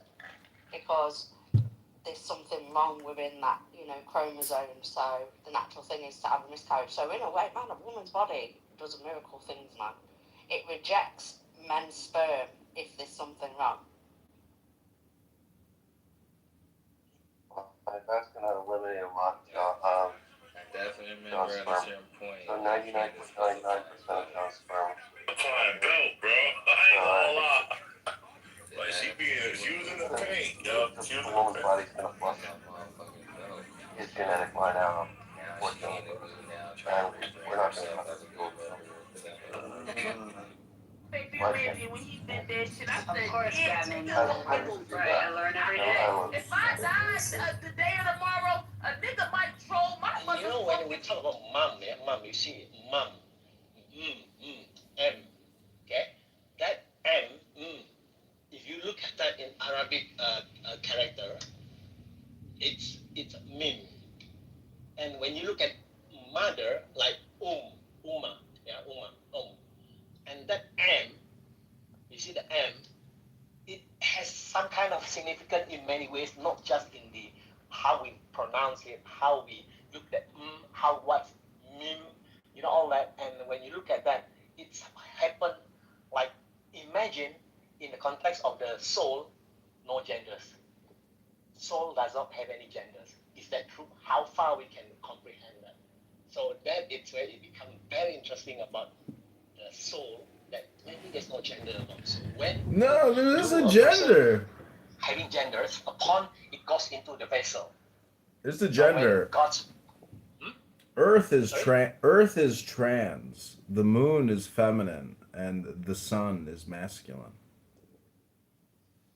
Earth.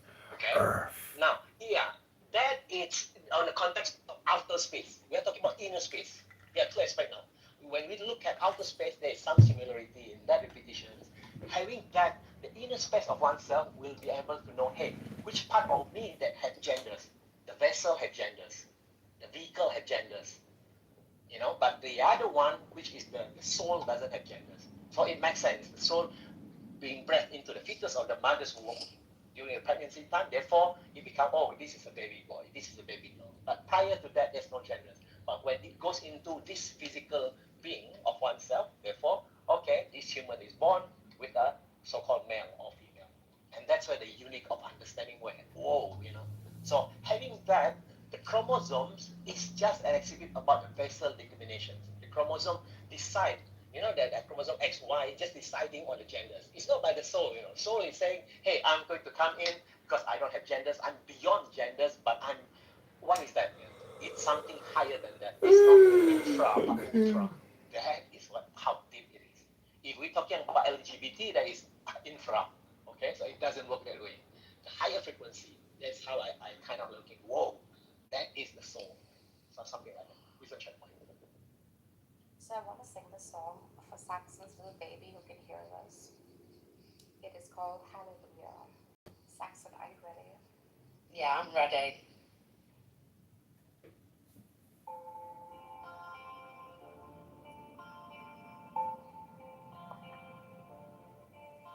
I heard there was a secret chord that David played. It pleased the Lord, but you don't really care for music, do ya? It goes like this: the fourth, the fifth, the minor fall, the major lift, the baffled king composing hallelujah, hallelujah, hallelujah, hallelujah, hallelujah.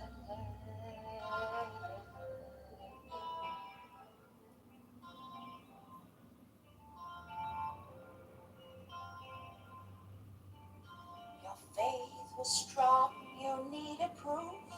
You saw her bathing on the roof, her beauty in the moonlight overthrew you. She tied you to a kitchen chair, she broke your throat, she cut your hair. From your lips, she drew the hallelujah. Hallelujah, hallelujah, hallelujah, hallelujah.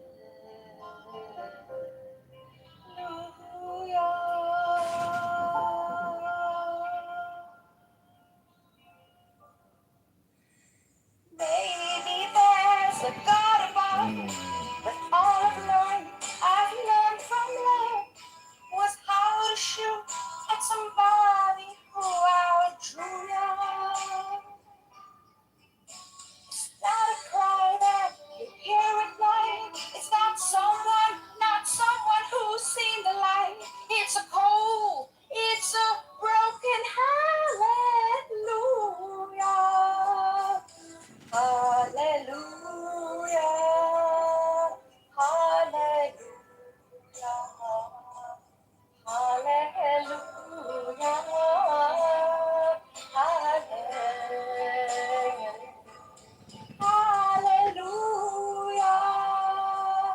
hallelujah, oh hallelujah.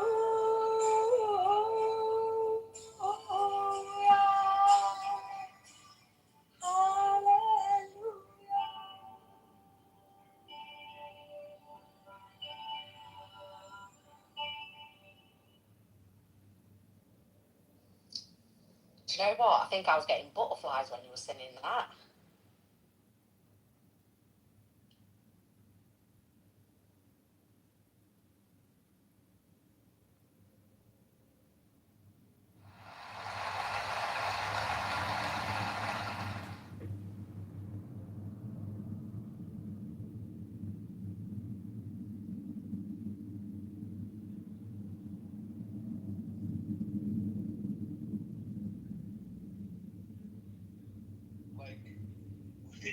Like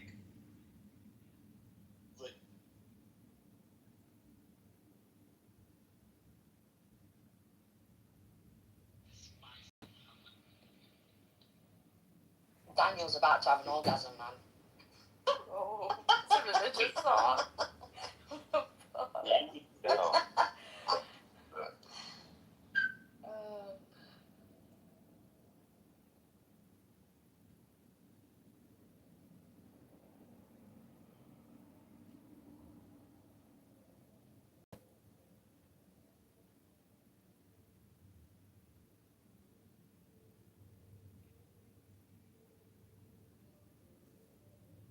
everyone was really good tonight. Amazing singing. Yes, that's one down that one. Like Lady in Red. What? Yeah, go on, I like that song. Lady in Red. See?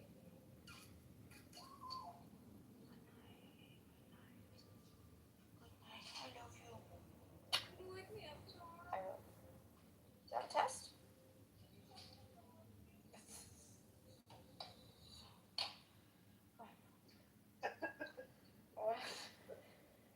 You wake me up tomorrow. Never wakes up. I like that. I don't trust someone who doesn't wake me up. Hallelujah. God, how's the balding been going for you? How's that been panning out? Oh, you're one to talk, Cheddar Cheesehead? I've seen your photo. I have a full head of hair. So, Not so much hair. Well, Daniel, the great thing about being bald. What was that song? Okay, questions about chicken and egg. Chicken and egg. Which one come first? But now I'm going to ask you about the west and the east. Which one come first? East or west? East. East. Okay. All right now. Okay. Now you see there above there's a link. How one language unites 70,000 islands. And that one language is in a way, if we want to look at the mirror of Arabic, this one language is happening on the east. So that one language, 70,000. Seriously, because any foreigners that comes into our country just to stay about maybe a month or so, they can speak the language. How amazing is that? Because of the frequent the melody of the language. That one single language, because it's so amazing that the other 700 language will learn and into that one single language. And imagine 17,000 islands have different dialects, still having that common one language. How amazing that can be really happening in one archipelago. You know, that 7,000 islands. That really make it. There's the soul in the language, something like that. Because everybody are comparing, you know, all the Eastern language, the Tagalog, the Vietnamese, all that. But this one single language just strike. Farsi is the original of all languages. Like the real, It's a real language. I was going to say, I mean, I've been living Arab for 7 years and I still don't understand or speak Arab. So it's not that easy, trust me. Arabic. It's Arabic. Yeah, that's what I'm saying. I said I've been married to an Arab for 7 years and I still don't understand Arabic. You don't speak Arab? No, I don't speak Arabic, man. It's a hard language to speak. Do you cook? I cook Arabic food. What kind of Arabic food do you cook nowadays? Bloody hell. I mean, I think it's mainly a Middle Eastern dish, so I think it's known, the dishes are all known over the Middle East, but I cook, do you know, I bet Narjas will know, okra. You know, the okra soup, Narjas. I do. Yeah, I'm not an Arab, I'm a Persian. What are you talking about? Like, how could you ever be a hairy Arab? Oh, like I don't know, I think Arab. We're not cool friends with Arabs. In fact, we're not friends with Arabs. The cutest thing about, like, Persian women is that little 13-year-old boy's mustache. It's a mustache. It's so cute. Like, you know a Persian woman by her little tiny mustache. It's soft. It's not bristly. John, you know that about that, having young boys, right? John? You know all too well. That's all projection. You're Catholic, right? Yeah. Well, yeah, that's all projection. Let me hit my projection bell here. I know it. Earlier, Narjas was projecting onto me when she was saying that I'm highly conditioned and, you know, other things, which were all projections. I just don't understand Narjas. Like, how are you a Persian, but you're celebrating and supporting a a Mohammedan, meaning like a desert person who claimed to be the messenger. Like, it's a movie. You know, how can you project onto me my conditioning to reject what I consider to be an ill-gotten faith, a scam? Because I could start a cult, no problem. I'm working on it. And there's been lots of successful cults out there. And I don't understand why you don't see Islam as just being another one. Hello? It is. It is another cult. John. Yeah, perhaps it is another cult. That's what religion is after all. Cult means what? Culture. Religion gives you the freaking organized, structural culture, which is nothing but conditioning. But however, historians don't freaking put someone in a horrid light or in a good light. They say it as it is. Whatever I've read from Joshua Little, from Nikolai Sinai, and from what was the name, Patricia? What was the name? I read a paper. Can you give me the name, Daniel? Patricia. Anyway, she's a critical historian. It basically outlined the same, huh? Patricia Crone. Crone. But she's kind of like, she's not really, she looked as like an Orientalist. She's been kind of a little bit. Yeah. Yeah, she went a little bit. Too far. No, she went a little bit, yeah. Too critical. Yeah. Yeah, like mythicist levels of like, she's like Mecca didn't exist. Yeah. It was Petra. It was not Mecca. Like, yeah. Yeah, I don't mind. Like, there's nothing lost. There's no like loyalty to a community or a name or a badge, right? But from what I know, they don't like look down upon the archetype or the personality. Neither do they rise them up, right? They say it as it is. Actually, Daniel has shared some really good material that I'm yet to read. Daniel, I want you to read. I'm going to share with you Jonathan Brown's Slavery. I think this would also sort of extend out to slavery and Christianity. Bro, he's freaking made the system look like so okay. Even though like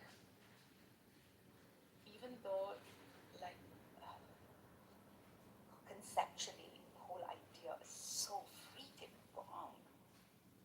I know. I have the same weird, yeah. I understand.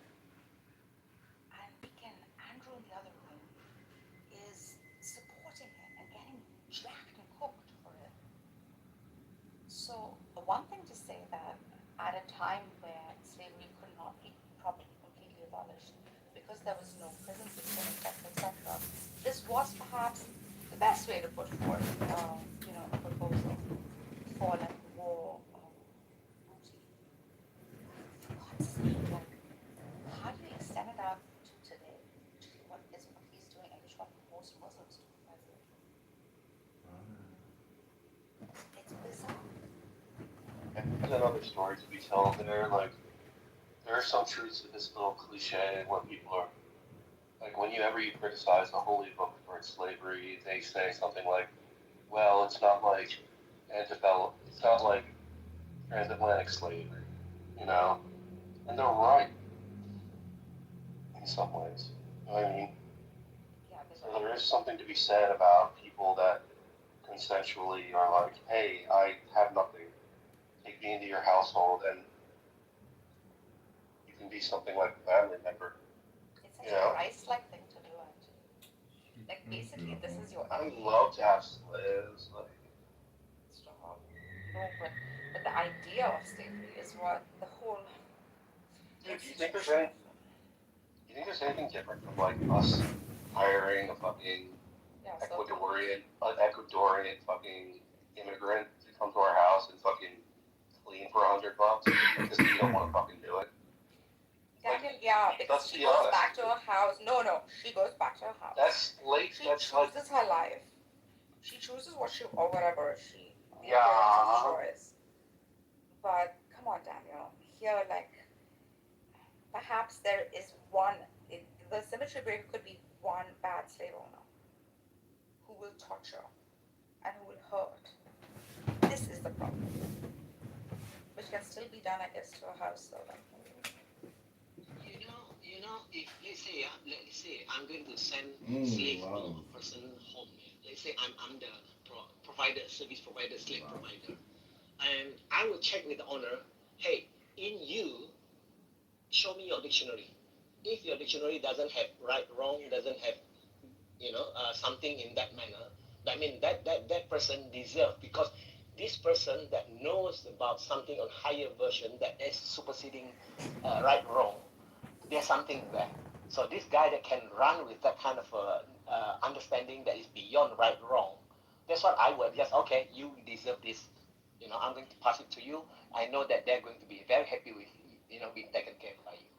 That is what, when you look at that kind of vibes, that kind of frequency, it happens regardless of religion. And that is what I'm listening to the clubhouse. I see those vibes, that individual that has that kind of frequency. And why? Because God said, I created you with a frequency that resonates with me. Can you understand what is that love beyond human love? Maybe along that. Wisdom checkpoint. so basically, these slaves could like stay with the family, be a part of the family. Children could play with children. Right? She's not sent to prison, although she's like the victim, okay, of war, right? After all, she is the victim of war. Um, and it so goes for the boys and the men too, right? They've come to a brand new society. But I think like, so Christianity has a good 6-year provision, which is I think a good time period. Maybe to go a bit lesser. You see, nowadays, when we look at, let's say I say slave, SLAVE, if we use our mind to think about it, imagine that that's merely a slave, but can we make it more higher concentration? Just the word slave alone. That I listen to the value behind the slave, that words. So you see, when I say I slave my desire, I slave my manager, I slave my officer, my CEO, me of oneself, slaving the other two. No, So we don't do it for humans. We don't do it for humans. No, I mean slaving. Slaving means I slave my own. I'm talking about manager oneself, officer oneself. I'm not talking a context about external. It's myself having 3 components of me, which is the CEO, the manager, officer. Yeah, I suffer when I slave for myself. But when I slave for like God, for example, yeah, that is a understandable relationship. Okay, now wisdom checkpoint. Now you see, God slaving dependent upon that God. Sure. Now, yeah, what I'm trying to say, if you pick up these vibes here, you see, when I am human being created, I have three elements, which is the soul, the mind, the body. The soul, the mind and the body has to be following the soul. That means there is this hierarchy of movement. That means that's what I mean by slaving. So God slaving me, and then me slaving the other two, or the mind and the body, so that it abide with the wisdom. Then the mind will be, hey, you do wisdomly think. I don't do thinking, but wisdomly think. You see the whole vibe. That's why we call about the nerves, which is the lowest end nerves, which is the manager and officer, has to be being managed by.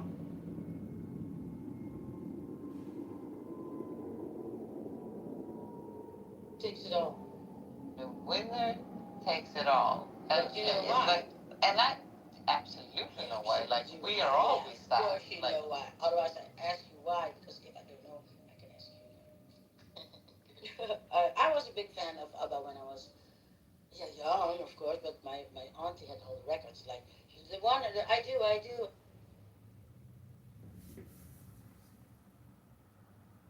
That's exactly how it came up. I was telling her I was a waiter. I was a good waiter because I would always like the cigarettes with my customers. For her, that's like a weird thing. Yeah, it's like smoking in a restaurant, right? And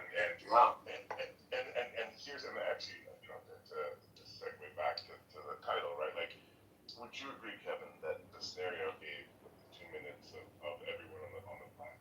Because you said even if you have that hallucination, and that's why I went further and said no, I would just think I'm fucking crazy. But in my scenario that I gave, would you agree that would be enough for you to be like, okay, yeah, no, Jesus. You wouldn't think aliens, you wouldn't think, yeah, Jesus. Can you repeat the scenario one more time, though? Or so I'll repeat the scenario, and I'll want to answer honestly the yeah. So for me, me, the question was like, as an agnostic, what would it take for you to No, you believe didn't. Christian Jesus? Yeah. And I said, this would be the scenario, and I'm not giving you one that you recreated with, repeatable experiments like science. Right. Yeah, this is the one that I would give. I went to sleep, and I had a dream, the most vivid, and I remembered every bit of it, and I saw Jesus, and I asked Jesus all the questions I wanted. Every answer he gave me was just like the best answer in the world, because he's Jesus. And I woke up and I was like, I remembered everything. And then I turned on the TV, turned on social media, and every single person waking up was like, I had that exact same experience, and I believe in Jesus. Okay. Say, yeah. Sure. I would have to. Well, I mean, I'm such a fucking skeptic. I would believe something miraculous as fuck happened with like either hyper advanced super technology or like a supernatural being that's like made of pure energy or something. Like something super crazy is going on. You can't flash mob the whole planet, right? Not everyone's in on it. And so I would immediately be skeptical of it just being Jesus at first. I would think that whoever's trying to fool the planet is just going that route. Okay, good. So that's exactly what I said. So I said that for you it would be 50-50.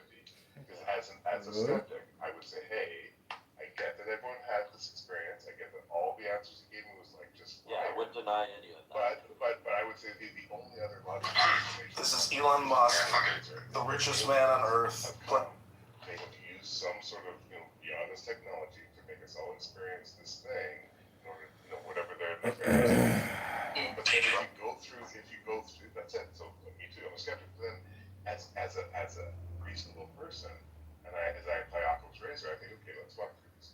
Likelihood of aliens coming here, likelihood of Abraham and Jesus. Okay, I'm on the alien side. Let's take it a step further. Likelihood that aliens come here and deploy a technology on a foreign biological being that allows them to insert dreams into our sleeping bodies. Just as somebody else. There was a God, and the king was below him, and so forth.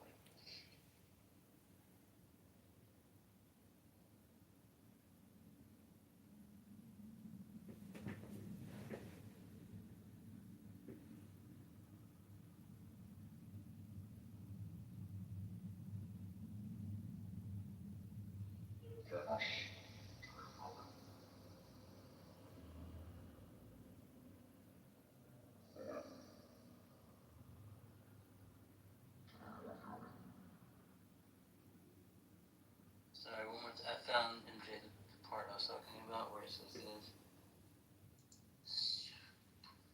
Several case studies show that household affiliation was not always permanent and inflexible. We should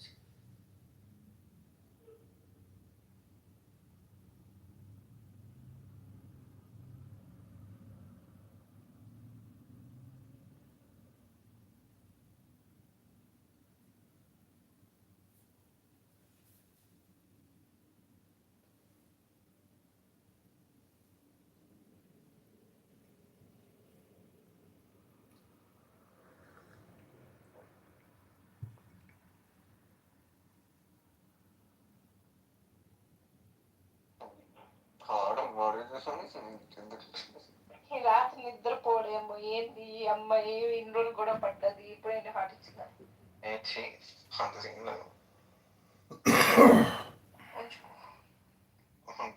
DP తుడుచుకునే chance ఉంటే బాగుండు తుడుచుకున్నట్టు నీ పట్టేసి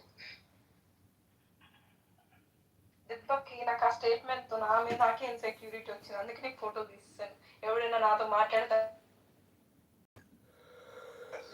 I'm just not blocking you, man. That's what we can do.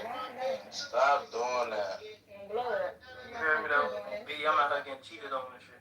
Good. Oh, what? Good. Good. I think that girl love you too much, bro. She ain't doing that. I hope he getting cheated on.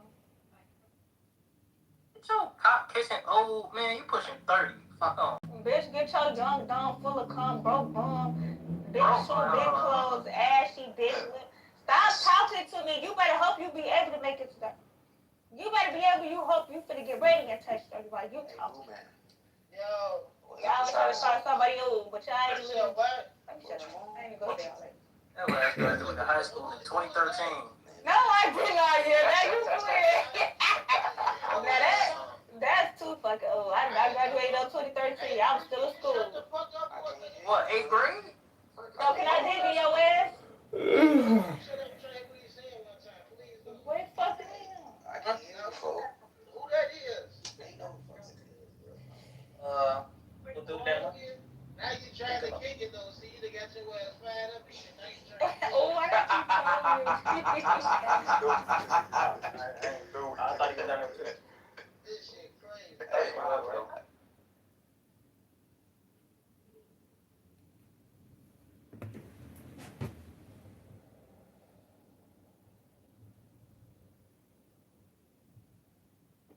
Well, however you describe it. Well. Well, the concept still remains is the ownership of another human, which is bizarre, absurd. You know why slavery actually ended? Is because it went out of fashion. Because the truth is, nobody wants to actually care for humans like they're cattle. And so that's actually why it went away. Not because of the Civil War, not because of intelligence, but just because managing other humans turns out to be very problematic. The powers of a true Catholic warrior. I know exactly where the fuck you live, dude. So, Oh no. I can come pay you a visit, man. Uh-oh, is that a threat? Yeah. No, I would never do anything to hurt you. I fucking love you. Whoa. Well, if you love me so much, send me a toupee. Bro, you know you don't need it, but I'll get you one anyway. How about I get one for your asshole? Have you found a good way to actually trim the hairs in your ass crack? Have you ever put a mustache on your ball sack before? What side? Stem and stern. Yeah, we side. Upside your fucking head. But that's why I love you. Oh man, John Kitover is quite a character. Is he? John Kitover. With that election. This is why I miss you lot. I miss Megatron's room because everyone just curses in here. And the room that I'm sitting in, they don't like cursing, so I have to maintain my mouth. Fuck. God, Saxon. Get you, Saxon. Look, we're gonna have to get you reacquainted. If you're telling. I need to curse some more. Oh, action. Fuck. Shit. I can be myself around Megatron. That's the thing. That's why I like him so much because you don't judge him for cursing. Yeah. Every fuck I get curses. Last time. Think about slavery.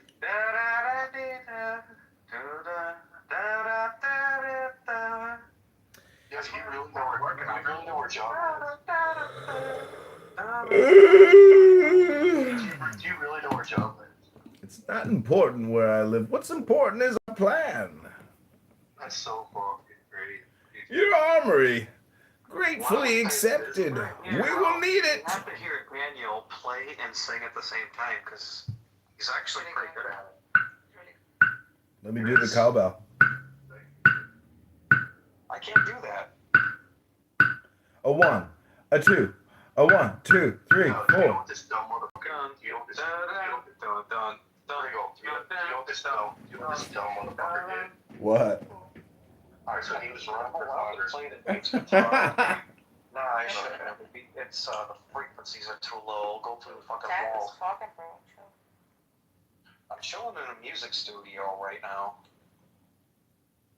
What do I do with it? Hello? Hello? Hello? I'm in the music studio at this time of the hour. It's a perfect time for music. We were making beautiful music earlier in August, if you happen to know. Do you know how much Keanu Reeves gets paid per word? You know, Nargis, you need to start minding your own business. Nudge, nudge, wink, wink. Don't worry about what I'm doing. Worry about what you're doing. It's a good point.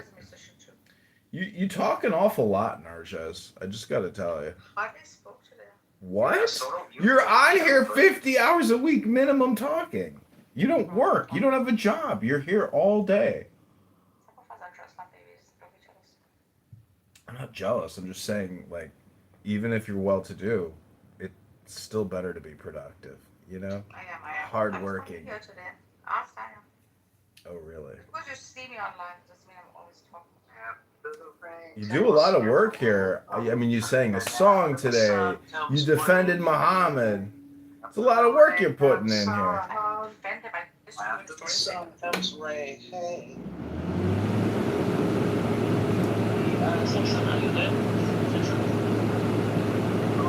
Yeah, I'm here. Okay, now, you said something about 14 weeks, and, okay, you said about your having your pregnancy at 14 weeks, okay. There's something, you know how to make, right? Whether it was with you. Okay, now, this is something that I kind of looking at this. Maybe you can take that opportunity because it will be coming down, okay, coming reaching you. Okay, but now, 1 5 that is 10. Okay, that is already a sin. I'm talking about the small sins that you can now. Relying on yourself instead of relying on narcos to keep you going. You know, having that sex, you know, when Answer my question. You ever heard of soul ability? I don't. It's needing narcos to make me pay attention to your soul. You're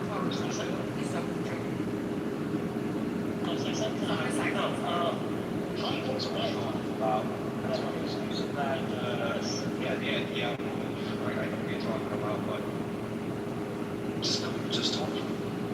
Okay, now, what I'm going to share with you, what is meant for you? So what is that?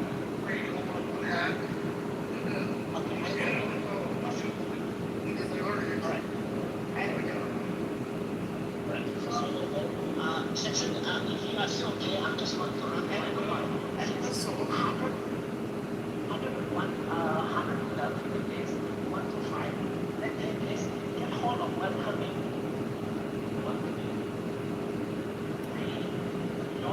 Your baby soul coming into your penis. What you mean? Or her. Wow. That's right, the rainbow sunshine when I'm gone. I was gonna say. No sunshine when she's gone. I was gonna ask actually, people, biblically, when does a child's soul go into the fetus? What stage is it? It won't be now, right? Till 14 weeks, I think the second trimester. It's actually a soul part has been soul that goes into the fetus, and then when it sparks, it's a brand new life that's divergent from you. Yeah, so when is that then? It's the sperm cell hits the egg, and then the swimmy part breaks off, and then it plants its DNA in the egg, and it turns into a zygote. That's what we love. I'm 14 weeks now, so my baby definitely has never soul. Okay. Yeah, it's not directly breath. It's directly. That's not true because they say. Actually, in Islam, right, people, in Islam, you can actually terminate a pregnancy because they deem that it has no soul before 4 months. Yes. No 4 months. Yes. Yeah, but in Islam, sperm doesn't come out of your spinal column. But I know how hard you're pumping for the fucking chump in when you're, long dicking it. Well, I do know that in the Bible, the baby has a soul. Pretty much really quick. As soon as the sperm hits the egg, there's a spark in there of life.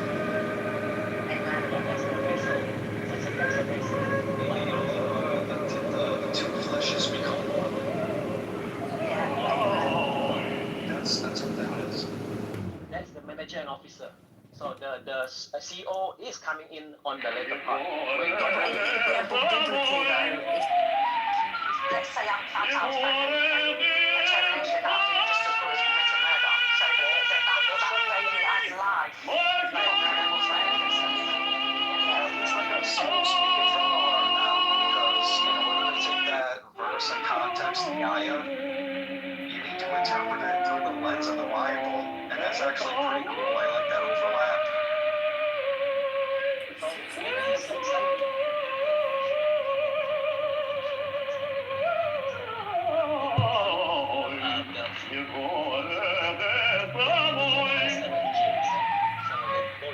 I see why this is a really protective book, yeah. And that's where the test comes in that if I test 5 units on